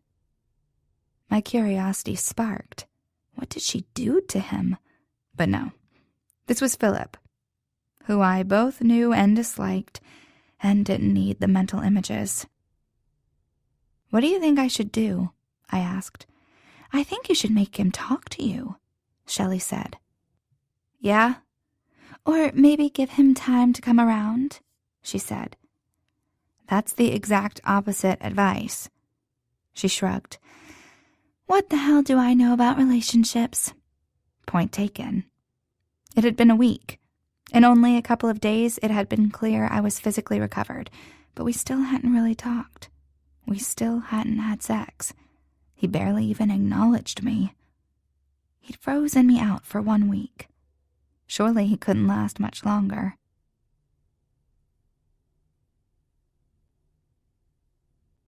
Chapter 10.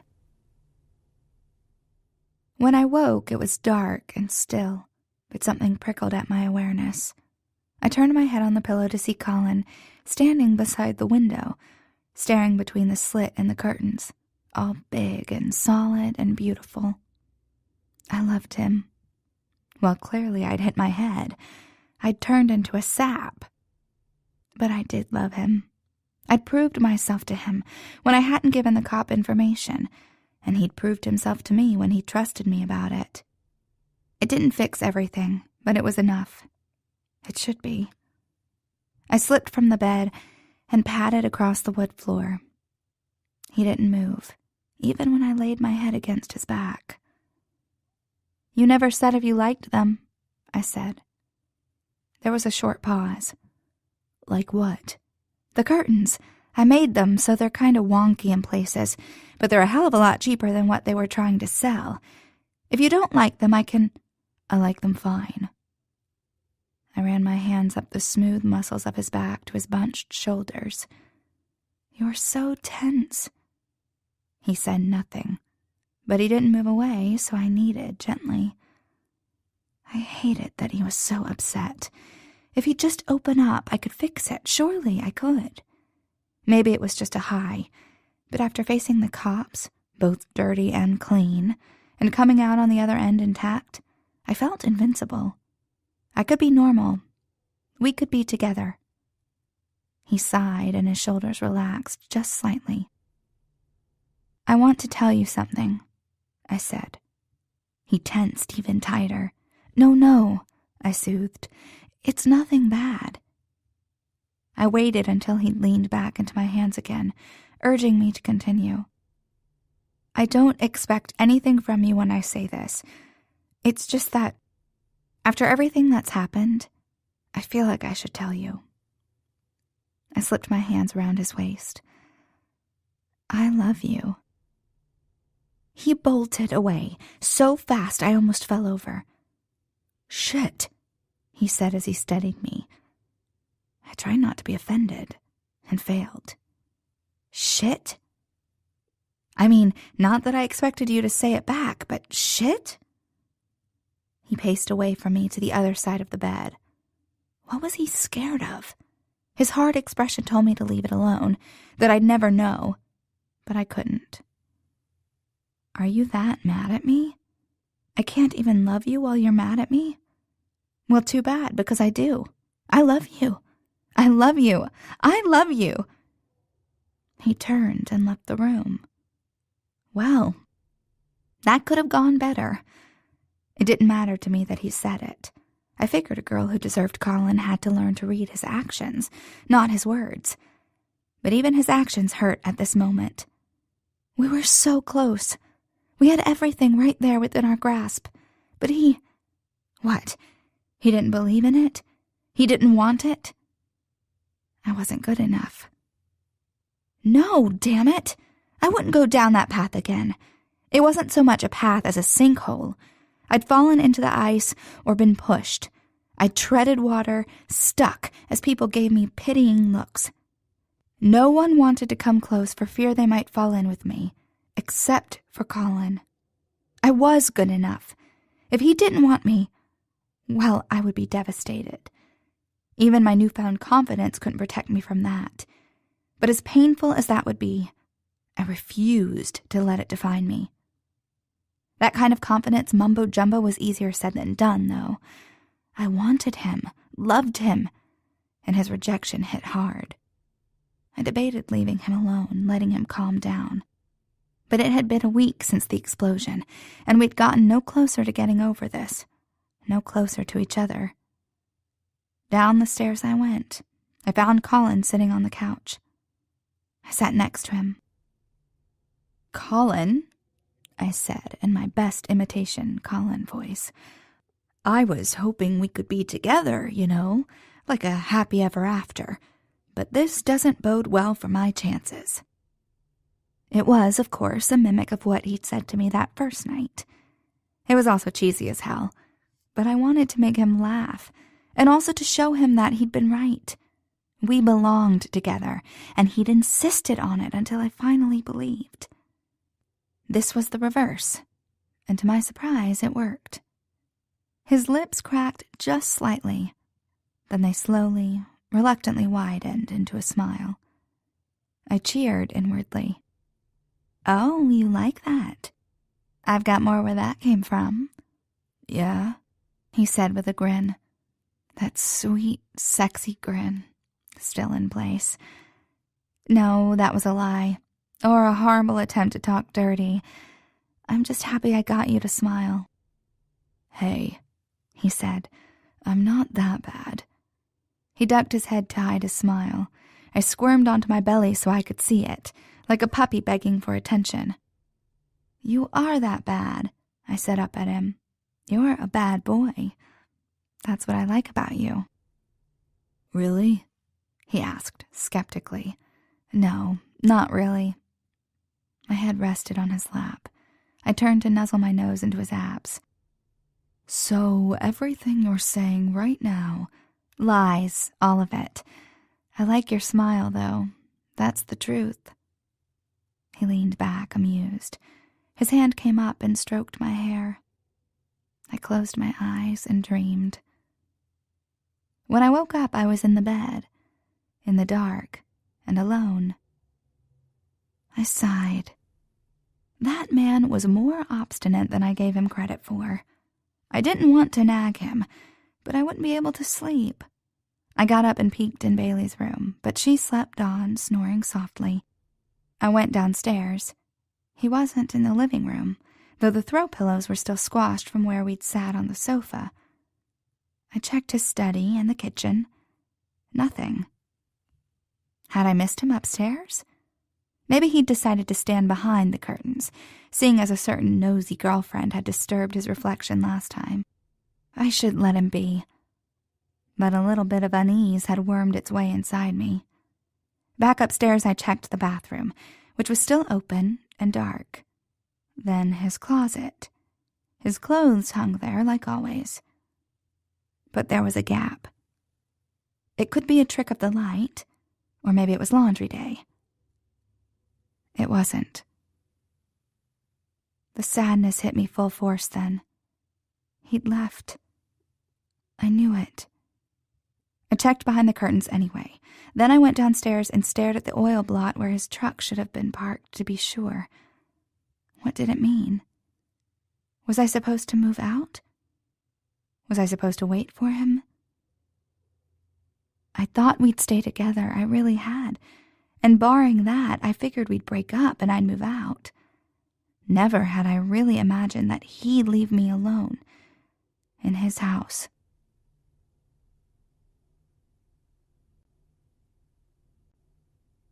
Chapter 11. The day dawned drizzly. Bailey watched morning cartoons, happily oblivious to the fact that we'd soon be leaving. I sat on the couch drinking my coffee, memorizing whatever details I could see. When I got the energy to get up, I'd have to start packing. Then we'd have to move into a new place of our own. The details on how we'd accomplish any of that were hazy, but that didn't make them less real. I supposed it made sense that Colin would break up this way, quietly, the way he did everything else. And it also illustrated just how angry he was with me, that he couldn't even give me the courtesy of a get out. He just slipped away, leaving me to figure it out and get myself gone. I could stay, make a fuss, but that would just be embarrassing for all of us. I would miss this place. I would miss Colin more, but for now I soaked in the somber peace of the house. The moldings at the bottom of the wall didn't match the floorboards. They were a different kind of wood. I'd never gotten to ask Colin if he knew how that had happened. There was a cobweb at the top of the slanted ceiling that I'd never been able to reach, not even standing on a stool and waving a broom. It had been here before me, and it would still be there after I left. The weather hadn't stayed warm enough to spend much time in the backyard. I would have liked a barbecue. I'd never been to one, but they sounded nice. A knock sounded at the door. If they were knocking, then they weren't Colin, so I didn't care. The knocking grew more insistent. They'd wake up the neighborhood. I got up and opened the door. It was Detective Cameron, but he didn't look like Detective Cameron, because instead of a dark suit, he wore faded jeans and a white t-shirt. His hair was jagged, and there were dark shadows under his eyes. "Is she here?" he asked. "Oh, Shelley, what have you done to him?" "She's not." "She's with him, isn't she? I knew it. I just came from there, but the fucking butler insisted—" "No, she's not with Philip either," I said. "She got her own place." "Oh," he blinked. "She's okay?" "She's fine. Recovering well." He understood that I wasn't going to tell him, not that I could hold him off for long. He would track her down at some point if he wanted to. But if Shelley didn't want to be with him, what good would it do? It seemed today was the day for breakups. "Come in if you want." I opened the door wide. He tilted his head, trying to glance around me. "Are you sure? I'd figured I'd have to fight him just to talk to you." "He's not here," I said. His eyes met mine as he caught the finality in my tone. "Oh," he said. "Yeah." He glanced behind him before stepping inside. In the living room, he gave Bailey a curt nod of introduction. She gave him the cryptic message, "Bagel," before turning back to her show. I poured him a cup of coffee and we sat down at the dining room table. He contemplated the black liquid. "Was it because of—" "Yes," I said. Colin had left because of what had happened that night. I'd fucked up, or he just didn't trust me anymore, but either way, it was over. "You really like her, huh?" He glanced up, his eyes hooded. "Who?" I rolled my eyes. "Whatever." "What did she say about me?" he asked cautiously. She said you two had never had sex, paid or otherwise. It made me wonder why you'd never paid for it if you like her. But then we all have our hang-ups. "She said you guys weren't a couple." "Yeah," he said flatly. "I guess that's right." "Did she move there for you? In with Philip?" He paused, then shrugged. "I never know why she does what she does." "But you think it's your fault she got shot?" I mused. The guilt that flashed in his eyes said I was right. If it's any consolation, I think she likes you back." "Thanks," he grimaced. "Could be worse, right?" We sat there, both of us rejected, trying to imagine what could be worse. Aside from death or grievous injury, there didn't seem to be much. But that was the kind of morning it was. The morning after a breakup. "There was something else. We found this at the site. Shelley told me it was yours." He pulled an envelope from his back pocket and slid it over to me. I didn't even know how he'd sat down with that in his back pocket. It was so thick. I recognized it, of course. It was filled with money unless someone had taken it. "It should all be there," he said, "but you should count it." I didn't even know how much had been in there to begin with, how much money Colin had wanted to give me so that I could run away with Bailey after betraying him. Flipping open the flap, I saw the green, crisp bills. Blood money. Or was it? No, it wasn't born of hate or violence, but something nicer. Andrew had started the little fund when he'd given me the money he'd been going to use for the lawyer. Then, Colin had taken it, only to return it at the warehouse with even more money. They'd both wanted me to be safe. I slapped it shut. "I'm sorry about the way it happened," he murmured, "and about my partner. He was a troubled person. Not that I'm making excuses for him." "What do you mean was? What is he now?" He looked surprised. "You didn't hear?" "Oh God, Colin, what did you do?" "Tell me." "He got hit by a car, dead on arrival." "When?" "That night. He was running across a 3-lane highway. Even at night, he didn't have a chance. I guess he was trying to get out of the area. He'd have been exposed after that." Cameron took his leave after that. I didn't show him out, just sat dumbly at the table. Explosions and gunshots, and this guy ends up hit by a car. What were the odds? Accidents happened. But then, Colin had taken off after him. Had he caught him and fought with him? An image flashed through my mind of the man cornered, possibly injured, deliberately steered into a busy street he had no hope of crossing. Colin hadn't struck the killing blow. That had been done by a ton of steel. But he might have played a part. Did I even care if he had? I'd been so adamant that he shouldn't be involved in anything criminal, anything violent. But I knew as well as anyone that being innocent couldn't protect us. It just made us more vulnerable. And aside from Cameron, for whom I had a grudging respect, I had no love for cops. That guy would have killed us. He'd certainly tried and almost succeeded. I couldn't find anything inside me that minded that this guy was dead, or that Colin might have pursued him literally to death. Maybe that made me a monster. Or maybe it just made me human. I delayed packing by putting away the dishes and laundry. They had to be done, I reasoned, so I might as well do them first. And then at noon, something happened. The delivery arrived. Colin had the Oasis start delivering lunch for the 3 of us when I had first been injured. I shouldn't have to cook, and he wanted to watch over me, so we ordered in. A definite benefit to owning a restaurant. It wasn't the delivery that surprised me. I had hardly expected Colin to run around town, letting everyone know we were through, publicly severing ties. He wouldn't even have thought of something so small as a lunch delivery. No, I accepted the large paper bag with thanks, not surprised in the least. Since Colin had always taken the deliveries, I introduced myself to the delivery boy. Though he had to be at least 16, Kai seemed more a boy than a man. He was young and black and overly polite, as if making up for any rude young black men I'd ever encountered. I drew the line at ma'am. He refused to call me Allie, so we settled on Miss Winters. The surprising part was that there were only 2 meals in the bag, one for me and a child-sized portion for Bailey, which meant he had changed the order. Perhaps he had even been at the restaurant and sent the food himself. A little jolt raced through me. It felt like a message of some sort, this deliberate delivery of food from a man who'd always tried to give me food or drink even that first night. What if it was a peace offering? It could mean nothing, but it could also mean everything. I couldn't ignore it.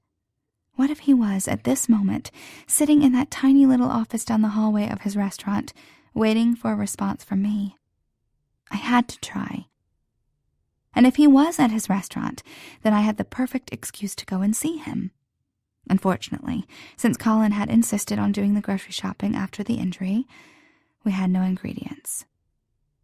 Leaving the food from the restaurant to cool on the counters, I rushed to the grocery store with Bailey and threw just enough ingredients to make a double chocolate cake into a basket. The checkout lines weren't all that long, but I still tapped my foot. Bailey puttered about in the section with little toys they always used to entice small, bored children. I decided it was their own fault if she knocked them all over. I didn't have much hope that this would solve my problems with Colin, but at least I could do something. Baking had always served that purpose for me. Put in the right ingredients and it turned out right, not like life. And when it was done, I'd get to see Colin. "Got a party or something?" the man behind me asked. I turned back to see a man with his own basket, his smile kind. "Something like that," I said, "making a cake for a friend." "Oh, what kind?" He peered into my basket, with special emphasis on my left ringless hand holding it. "Nothing too fancy," I said. "A double chocolate cake." "Sounds great. I like a woman who can bake." I laughed at the blunt caveman statement. It was clearly a sort of pickup line, but it wasn't accompanied with a lascivious sneer or anything. Bake wasn't a euphemism. He just liked a woman who could bake. "Do you want to go grab a cup of coffee sometime?" he asked. He looked to be maybe in his mid-30s, with a kind of body that had once been thick with muscle but was now thick with padding. His age didn't bother me, even though he'd be substantially older. His chubby body didn't bother me in the slightest. It was maybe what Colin would look like several years down the road. He just wasn't Colin. "No thanks," I said. "I'm attached." Disappointment tinged his good-natured smile. "No problem. Gave it a shot." I returned home with Bailey, bemused. I'd never been hit on before when I'd been out with her. What man would want to take on a young woman with a young child? Except a self-destructive guy with a hero complex like Colin. This guy had, though. I wondered now if maybe I hadn't been giving off a "don't fuck with me" vibe all along. Thinking the worst of men, and only seeing what fit into my ugly little expectations. It probably also helped that the grocery store near Colin's house was quite a bit nicer than the one near my old apartment. It was clean and stocked, and I'd never yet found dirty diapers in the carts. Over the hour it took to make the cake, let it cool, and apply the frosting, Bailey nodded off. I tucked her into bed and asked Linda to watch her for me. I marched into the restaurant and straight back to the office. I was a woman on a mission, the cake my Trojan horse. Colin opened the door. His face was pale and drawn, older than I'd ever seen it. His appearance shocked me into forgetting my purpose. "Are you okay?" I asked. His tired eyes looked me over. He was ancient today. "What do you need?" I'd made a mistake. It hadn't been a message, or if it had, the message had been to stay away. A goodbye enchilada with a side of "it's not you, it's me" rice. I shrugged the cake box, a bulky movement. "I just brought this for the restaurant, like we agreed, that's all. Unless you didn't want it, then I could—" "I'll take it," he said, taking the box from me. He didn't sound happy about it, but then he didn't sound mad. More flat, more distant, like he had a cold. Though I knew he didn't, or at least he hadn't last night. I stood in front of him with no further reason to be there, but unable to walk away. "Are you coming home?" "No." Not any time soon, I understood. Why played in my head, but this wasn't the place. He'd removed himself from the place just to avoid that discussion. Still, I was confused. "Do you want me to move out?" I asked. "No," he said sharply. I waited for him to say unless I wanted to. If I wanted to leave, then I should, and that would be my cue. The way a nice guy, a guy who's unable to properly break up with me, would do it. But he didn't say it. "Okay." Tiring, despairing, I turned to leave.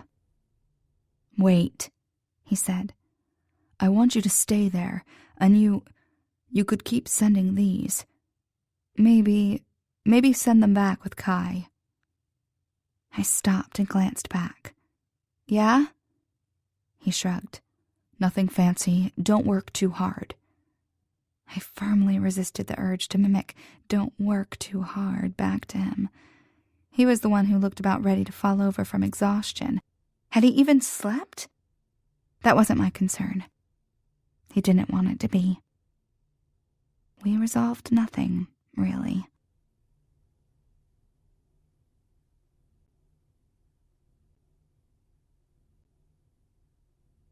Chapter 12. I dragged myself home. The one high point was that Colin hadn't wanted me to leave, which had to mean there was some hope for us. Or maybe he just pitied me.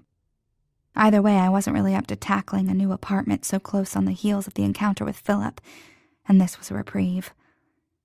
Linda was reading a book to a sleepy-eyed Bailey when I got home. "She woke up just after you left," she said apologetically. "It's fine, thank you." She looked up at my dull tone. "That man of yours at work?" A blush heated my face. "Yes." At least it was true. I left out the part about him not planning on coming home. Her eyes narrowed. "Why don't you go on upstairs? Take a little nap or read a book or something. I've got her covered." Grateful, I trudged up the stairs. I soaked in a hot bath, letting the sweat and steam bead on my face before I pulled myself back out. After throwing on some clothes, I looked inside his closet. Beside the space he'd emptied, there was a row of shirts, collared things that I almost never saw him wear, and underneath, slacks and jeans. In the drawers I found undershirts and socks and underwear. I knew all this was here, of course. He'd gratefully relinquished laundry duty to me since my first days here. I only ever looked at these sections, of course, not what was on the top shelf. It took me a minute to find a stool downstairs and then lug it back up. Shoe boxes, filled with receipts and bills. They looked like they had to do with the restaurant, which fit, since any Philip-related papers were probably in his tinderbox of a mansion. I set that back on the high shelf and rummaged through some folded blankets and sheets. At the very end, in the corner and under some winter clothes, was a file folder marked Marge in Colin's square lettering. I slid it open and found a registered claim and deed granted to Colin James Murphy. Was this where he was staying? It didn't seem likely. Based on the zip code, I guessed it to be out by Wolf Lake, about an hour's drive from here. I was going to find out. Maybe because I deserved answers, and Colin was too damned reserved to ever give them to me. Or maybe because I cared about him enough to push, in the same way he'd pushed me at the beginning. And plus, I was incredibly curious about the man I loved. Even more thankful that Linda had stayed on for Bailey's dinner, I got in my car. I passed through the neighborhood streets of Oak Park, out across Chicago's urban jungle to the remote plains near the lake. A faded sign marked my arrival. Hunter's Glen Trailer Park. Rows of metallic and off-white trailers suffocated among the debris around them. Plots that were little more than dirt and a few stray weeds were marked by white, jagged rocks. If this was a glen, then I was a debutante. But I could believe people hunted in the swamps around the lake. I hadn't known Chicago had anything like this, so country. But then, it was barely there at all. As my car jostled over the gravel path, I noticed several trailers had their windows smashed into darkened rooms. Only a man slumped against the side of one told me that this place hadn't been entirely abandoned. His eyes were yellow, and his teeth when he bared them to me. In a smile or a threat, I wasn't sure. At the end of the path, there was a smaller sign staked into the ground. European fortune-telling, $10. Though a few of them seemed like they might be lived in, I was hesitant to go knocking on doors. Neither did I want to check back with the man I'd seen on the way. The fortune-teller seemed like the safest bet. I got out of the car and wove through the path of junk. The furniture and car parts made me think the plot was used as storage. The pink metal flamingos and numerous gnomes made the area seem more deliberate, more decorous, like a poor person's sculpture garden. I knocked and was rewarded with a raspy, "Come in." When I opened the door, I was met with a beaded curtain. Not wooden beads or jewel tones like I might have expected, but hot pink plastic beads, like the kind that go on Mardi Gras necklaces. I parted the strings to walk into the smokiest room I'd ever smelled. Piles of newspaper and dishes crowded in on me. "You want your fortune told, missy?" came from the corner, in a voice that grated like the gravel I'd just come from. I blinked through the mist of smoke and dust, trying to see. No, I was looking for... Well, I wasn't exactly sure, but... If you don't know what you're looking for, sounds like you do need your fortune told, eh? She cackled. I was pretty sure it was a she. I found out this place was owned by someone I know. "You know Colin?" she interrupted. "Yes, he's... What do you want with the boy?" He hadn't been a boy in some time, but the fact that she seemed to know him and thought of him that way said a lot. "Well, he's my boyfriend. Or he was, and I guess I..." "Girl, you's barking up the wrong tree with that one." I didn't know who this lady was, but that really wasn't the message I wanted to hear. Thank goodness I didn't believe in psychics, especially not her. "I wonder if you could just tell me how you know him?" I said quickly to ward off another interruption. She huffed. "I know everything about him. I practically raised the boy." Holy shit. I thought back to the papers I'd found in Philip's study. He'd been orphaned, they'd said, so she couldn't be his mother. Maybe a foster parent. If they'd been placing kids in this dump, they must have been in a bad way. She leaned forward from the shadows. Her face was a map of neglect with its many wrinkled tributaries and sunken eyes. "I'm his aunt." I looked around the tiny trailer. I saw 2 doors leading off, though one might have led to a bathroom. There definitely didn't seem to be enough room for the 3 siblings. "Where did all of you stay?" I asked. "All of us," she barked. "I only had that one. They tried pushing the other 2 brats on me, but I told them 2's too messed up in the head after what they'd been through. Ain't gonna spend my time on that, have them stealing from me. Colin, though, he was young enough and they didn't much touch him. So I took him in, like family does." I just stared at her, trying to find some hint of recognition, that she knew how heinous what she just said was, but found nothing. She'd taken Colin in, like family does, but had rejected the other 2 because they'd been abused? With family like that, who needed enemies? And then I applied that story to Colin, and even Philip and Rose, and my heart broke. I couldn't even think of Philip and Rose, whatever they had been through with their parents, and then having their aunt turn them away. And Colin, trapped here in this pit of a home, without his siblings. How lonely he must have been. How miserable. I could understand better now why a bachelor like him had such an airy, open house, even when he hadn't needed it. And maybe I also understood what Bailey and I had offered him. Something he hadn't really had before. A family. "You say you're with him, huh?" What, did he leave you pregnant or something? No, I ground out. Colin's not like that. She laughed. I guess not. He wouldn't leave you high and dry, not my boy. He'd just pay you off, probably. A shiver took me, even though the room was burning up. That was dangerously close to what had happened. At the time, I'd written it off. After all, he'd thought I had betrayed him, making his actions more kindness than an insult. He's got money, I know that, she said. He came here once, a few years ago, saying I should leave here. He'd buy me a house. But what do I want a house for? My customers know me here, and I'm comfortable. Getting on in age and don't want to go nowhere, least not till I meet my maker. So he sends me money now and again. Thought that might be why you're here, for the money, if you was pregnant.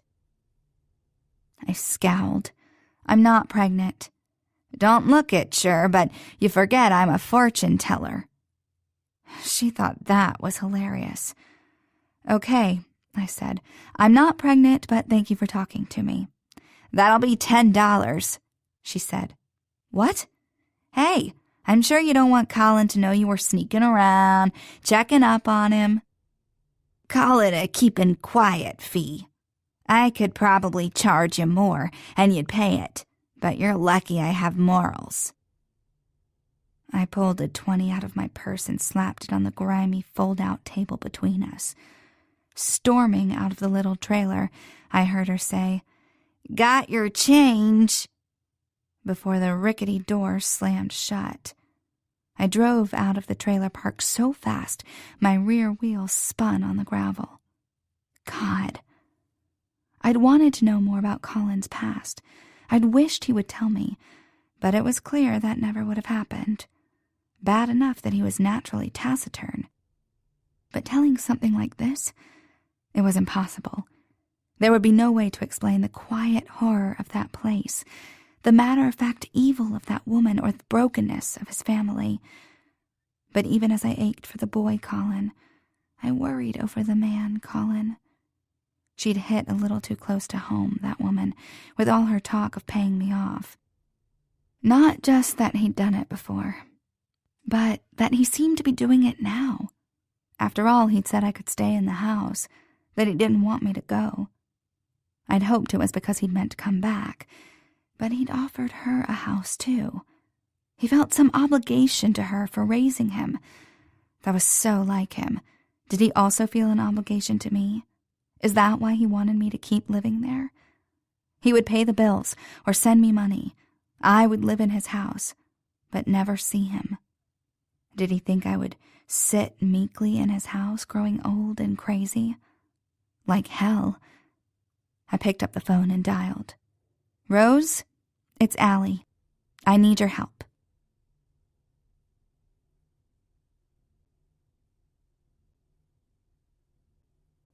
Chapter 13.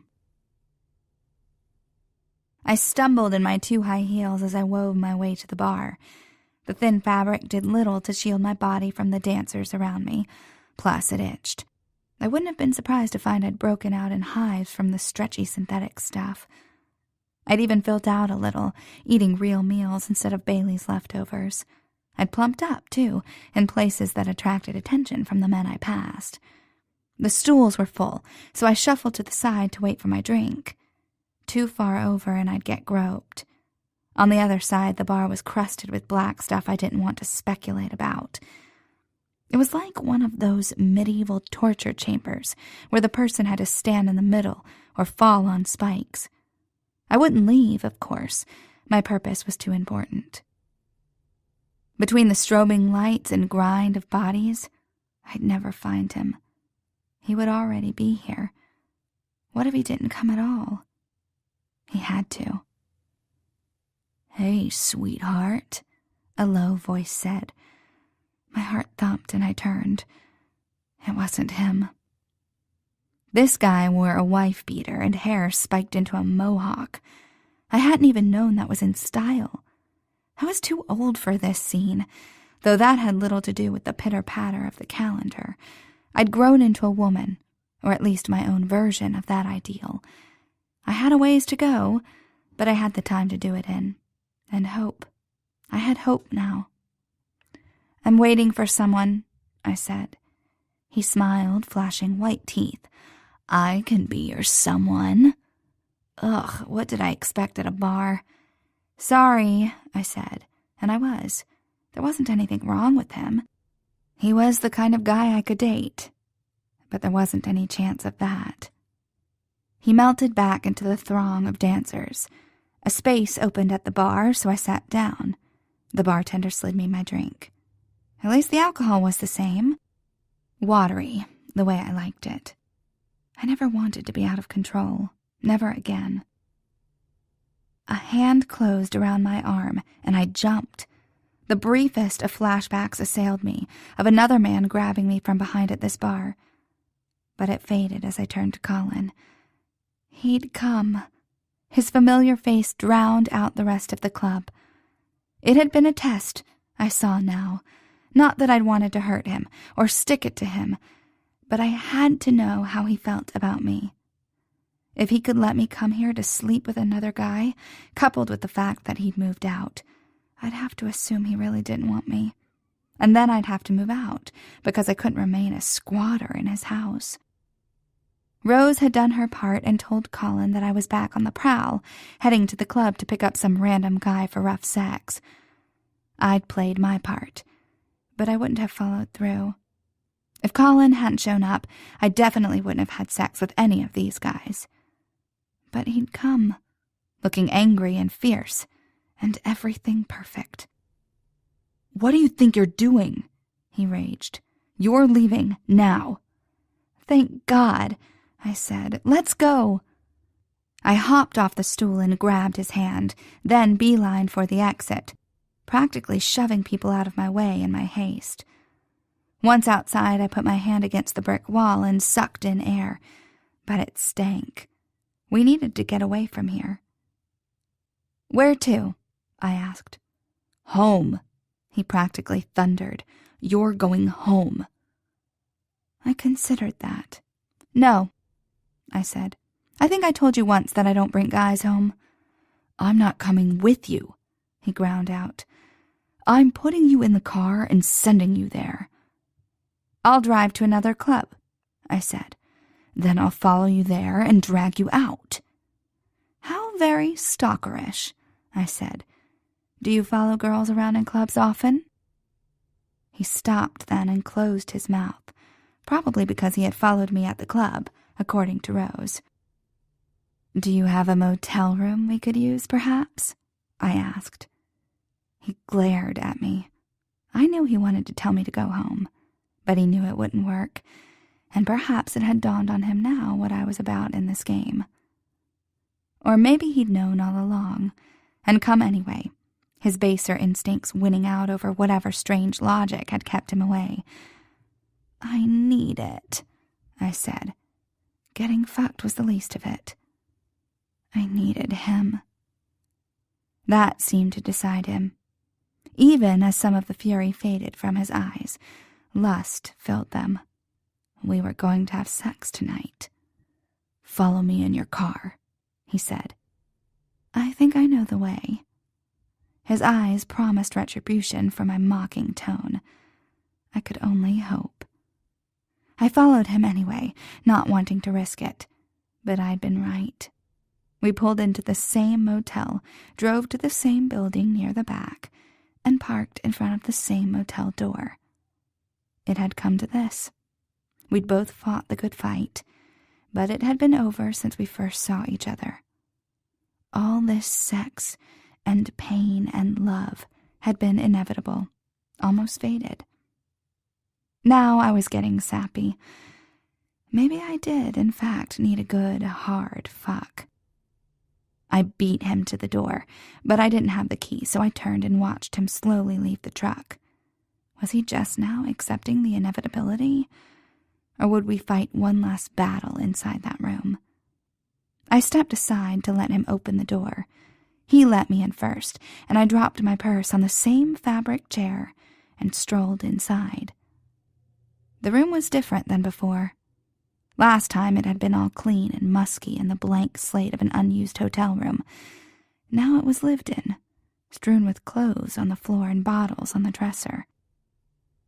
Paperwork was spread across the rumpled sheets, as if he'd been working there.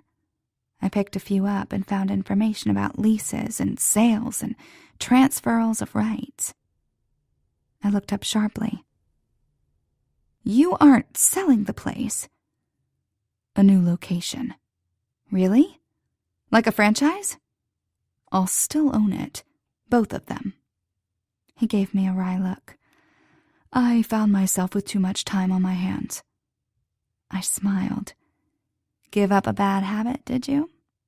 "And a good one," he said, somehow closer to me.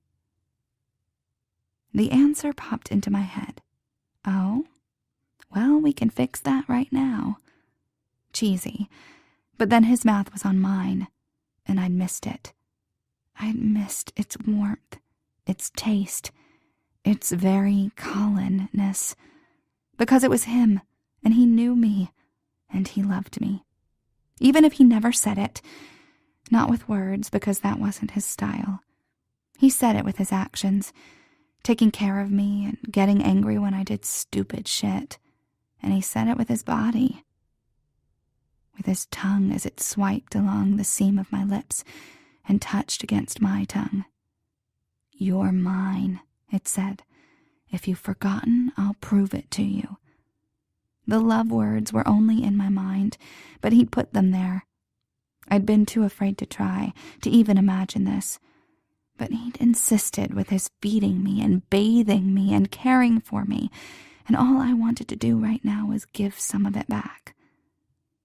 I pulled his shirt up to feel his abs and then around to his back. He ripped the shirt over his head and tossed it aside, then unbuckled his jeans and kicked them off. I thought we'd take it slow, let it build, but his urgency was hot, contagious.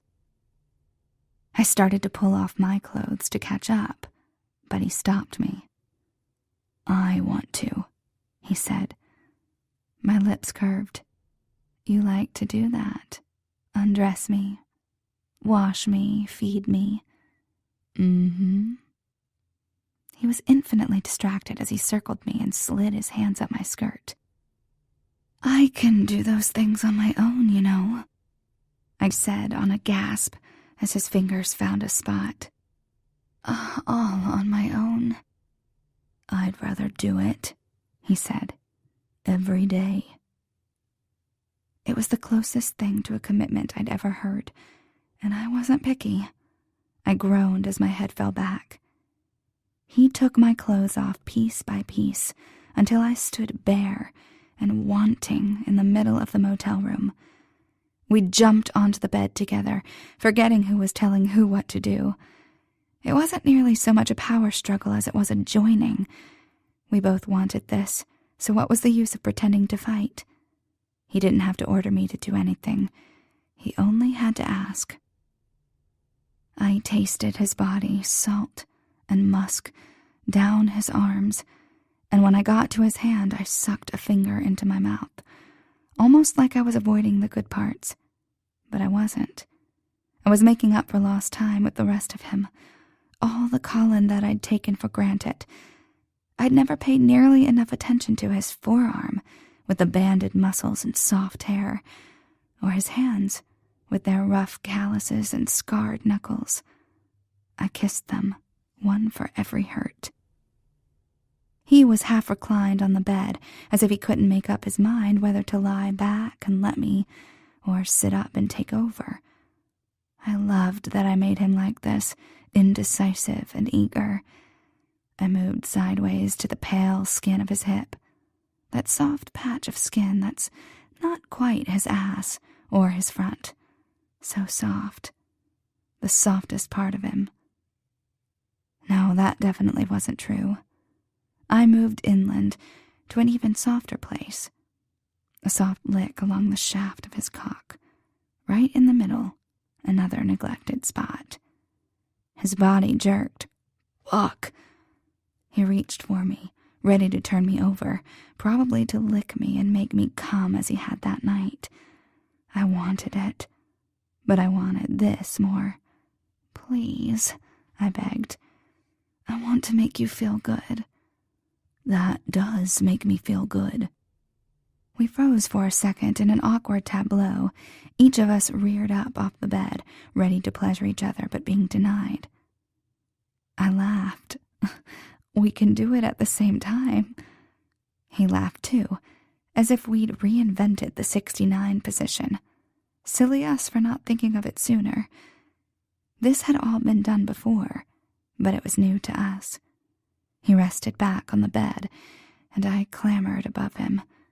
It took a minute arranging my legs, bumping his nose with my knee, not suffocating him, and I giggled, laughing during sex. It felt strange, but exhilarating.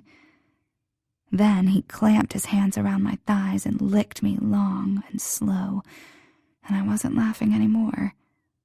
He looked different from this angle, all upside down, with his cock pointing at me. I walked my hands down his body until I reached it. I put my mouth to the tip. A chaste kiss. He sucked on my clit, and my body answered with an involuntary suck. He groaned and then licked me faster, sucked me hard. It made me wild, and I just attacked his cock, just messed it all up with my lips and my face and my saliva. It was dirty, but not shameful. Sexy, but not scary. We sucked on each other, taking pleasure and giving it back. The bliss of his mouth on me was only heightened by the taste of his cock in my mouth. But he'd hit a rhythm, licking my clit, and he put 2 fingers inside me. I couldn't concentrate, couldn't possibly think about sucking or stroking when I was so close. I left my mouth closed around him, letting the heat and the wetness and the vibrations of my moans do what they could for him. My hips rocked, and I tried to hold them still, but even then I was shaking with the effort. It wouldn't last. I couldn't take it. He stopped for just a minute, and I almost screamed. "Ride me," he said. "Do it."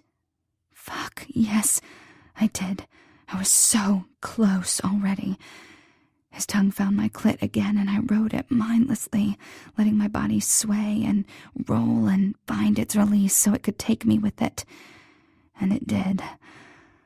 I came on his mouth and tried so hard not to bite down, but that was all I could think.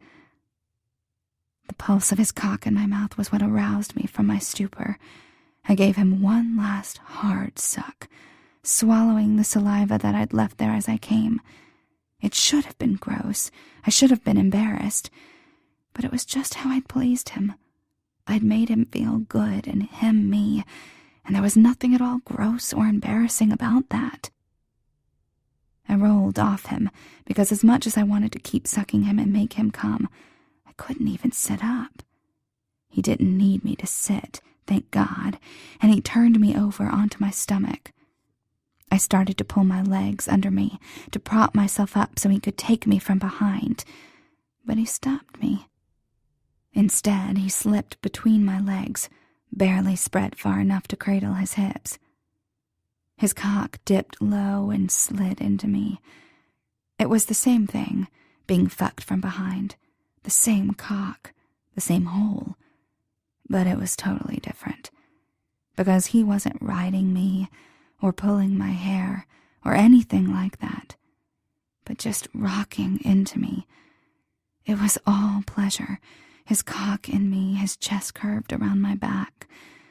The only pain at all was the small bite of his fingers into my hips, anchoring me to the bed. But it was the sweetest hurt. And even sweeter, he began to talk to me, saying the love words he'd written with his body. "You're beautiful, baby. I missed you. You make me crazy. Fuck, you're so hot." My mind responded to his words with hope and love and pride, but all that was drowned out when the angle of his thrusts pointed down, pinging a certain place inside me. He sped up, too, both his thrusts and his words. Allie, fuck, you're so hot and tight. Just for me. Yes, just me. Fuck. My mouth opened against the bedspread in a soundless cry. So close, so fucking close. His words tightened and wound, almost unintelligible, except I could hear my name and fuck in close succession. My ass canted back, begging for it. And then he said it. I love you. He froze, like he hadn't meant to, like he'd surprised himself. But it was too late. I'd heard him, and I was coming.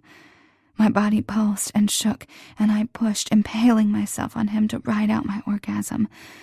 That was too much, even for him, and he came with a strangled, wordless shout. He wrapped his arms and legs around my body like a cocoon, with his cock still inside me. I couldn't move, didn't want to. We panted together, using up all the air, sharing it. We stayed that way for a long, long time, neither of us wanting to separate. Whatever it was, it would be too soon. Only finally, when I couldn't breathe, I even let myself see spots. I shrugged at him, and he rolled off. But he grasped my hand, and I held his back. This was the part where I ran to the bathroom, crying, or maybe he did. But neither of us wanted that, so we held on tight.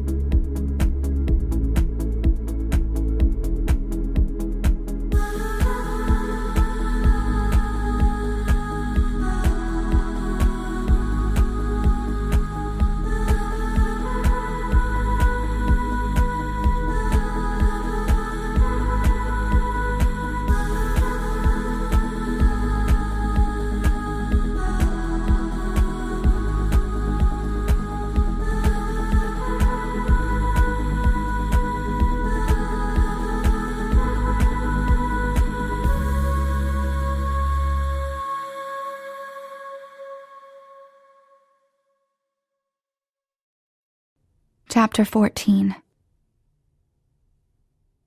Our breathing evened out, and I felt my mind drift into that space between awake and dreams.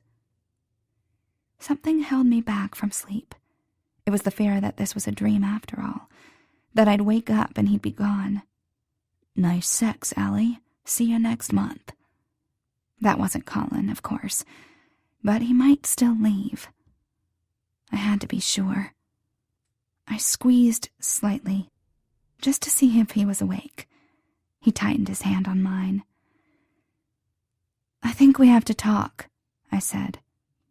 He tensed, his whole body did, with an air of expectancy, and then said on an exhale, "I'm sorry."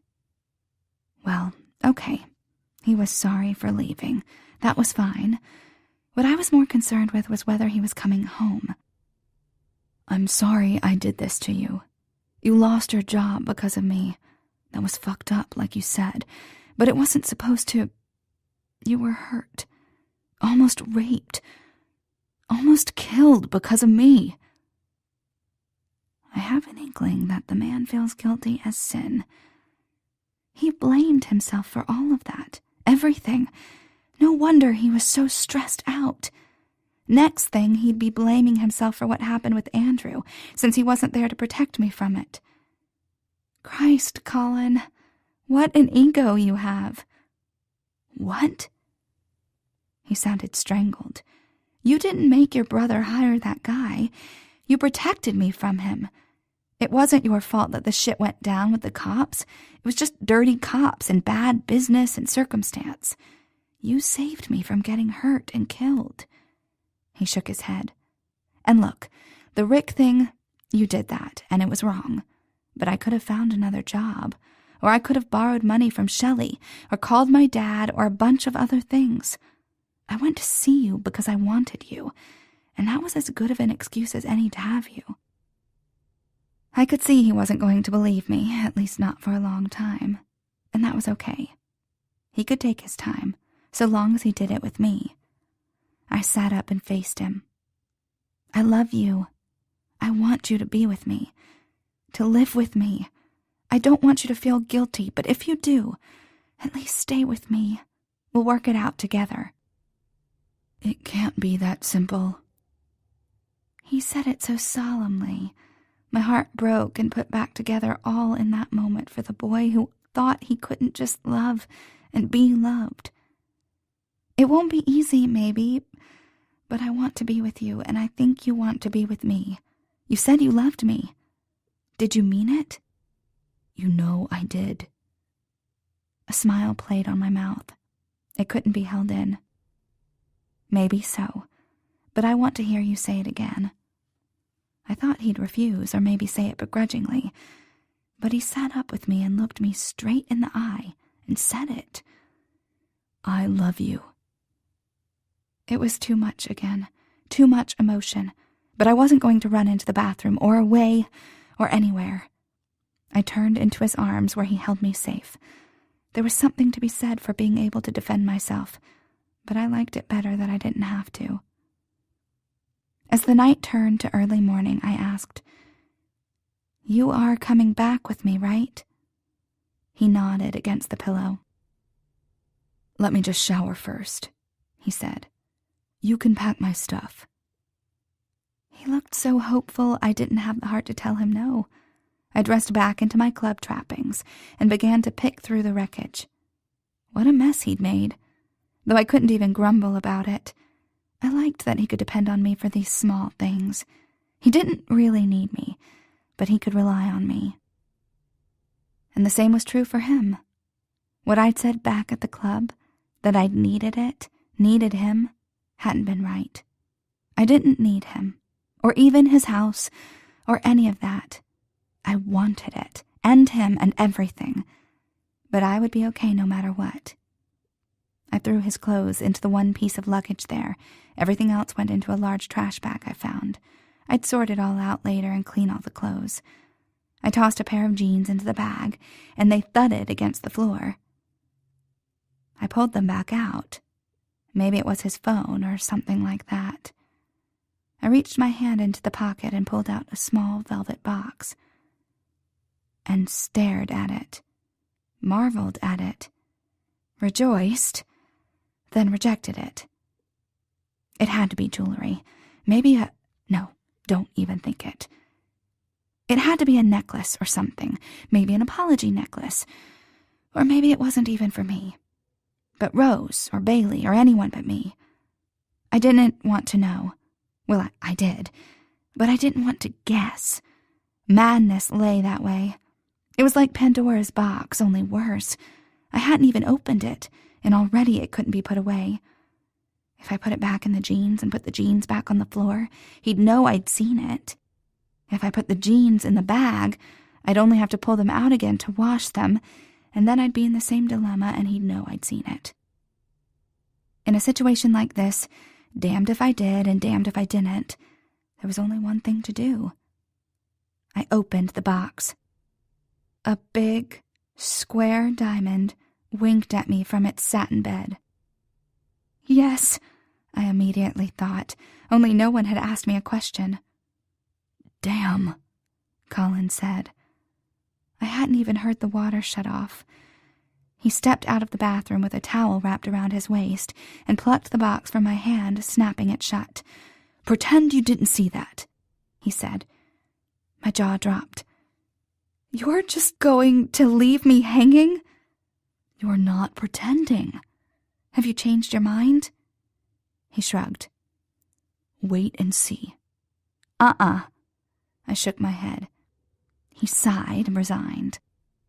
Then I saw the spark in his eyes. He was enjoying this, the sadist. I ought to say no. I ought to make him ask me and then say no. But there wasn't any chance of that. He dropped the towel and pulled on the jeans from the floor. He was going to do it. I clapped. You didn't have to do that. In fact, it could have helped your case. He gave me a look. Okay, I'm sorry, I said. It was all in good fun, but now wasn't the time to risk it. He dropped to one knee and took my hand. I shivered. Don't cry. I had dreamed of this once. I thought all those wishes and hopes had evaporated away. But now I greeted them like an old childhood friend. It had never been like this in those dreams, in a motel room where we'd had sex, me wearing slutty clothes and him wearing only jeans. Well, he might have been wearing only jeans in my adolescent dreams. He looked damned good that way. The packaging was different, but this was what I'd always wanted. Not just getting married, but the forever and ever, I love you, amen. Allie, he said, you told me once I had a white knight complex. You said I saved you. He was going to say I saved him. It was going to be so romantic. But the truth is, he said, I didn't save you. I stole you. I wanted you, and I knew I didn't deserve you, but I didn't care. And for some reason, it seems like you don't either. So it seems to me that I should make it permanent before you come to your senses. Will you marry me? The whole last half of that speech, I hadn't been able to see his face. But I'd heard him. God, had I heard him. It was the very best possible proposal I'd ever heard. More than I'd ever imagined, but so incredibly us. Only Colin could have said that, and only to me. Don't pass out. Allie? Yes. I sucked in a deep breath. I do. Yes. Yes. The ring slipped on my finger. Then he was kissing me, and I tasted my tears on my tongue, and then impatiently swiped my face and kissed him some more. He pulled me into his arms and kissed me harder, but I pulled away. No, I said, not until we get home. We packed everything else up together, and then we drove separately back to our house. The sky was already in that dusky color of almost light of the very early morning. Shelley lay sleeping on the couch, and I decided not to wake her. We tiptoed past her into the bedroom like two teenagers late from curfew. In our bedroom, we pulled off our dirty clothes and jumped into bed together. We rolled and roughhoused. We played. A spring must have squeaked or something because Bailey began to fuss from across the hall. I threw on a nightshirt and undies before settling her back down. She blinked at me groggily, the slight light through her curtains probably keeping her from sleep.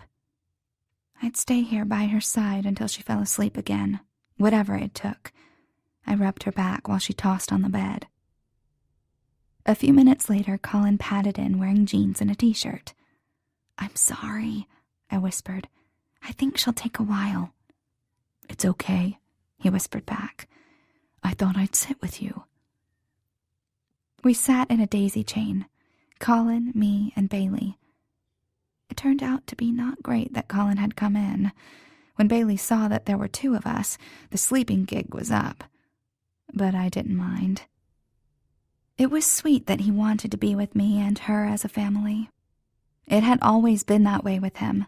From the beginning we'd had the sex, but also the closeness, the love, if I'd been able to put a name on it back then. Bailey climbed off the bed and sat in my lap as she fully woke up. Then she moved around the room, picking up toys and discarding them, and putting some in Colin's lap until it was stacked with toys. She explained a complicated game to him, involving her giving him a toy and him giving it back. And there may even have been a point system. Colin did his best, but he got scolded a few times. The nagging part of my mother's brain knew her sleep schedule would be all messed up now. She'd fuss and be cranky, and I'd have to work extra to get her back on schedule. It could take days, really. But I couldn't be upset. Not as the day dawned on our family, playing and happy. It could take days, but we had forever. The end.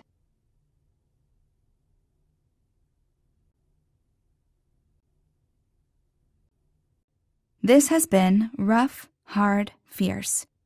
Written by Skye Warren, narrated by Rose Dioro. Copyright 2012 by Skye Warren. Production copyright 2016 by Skye Warren.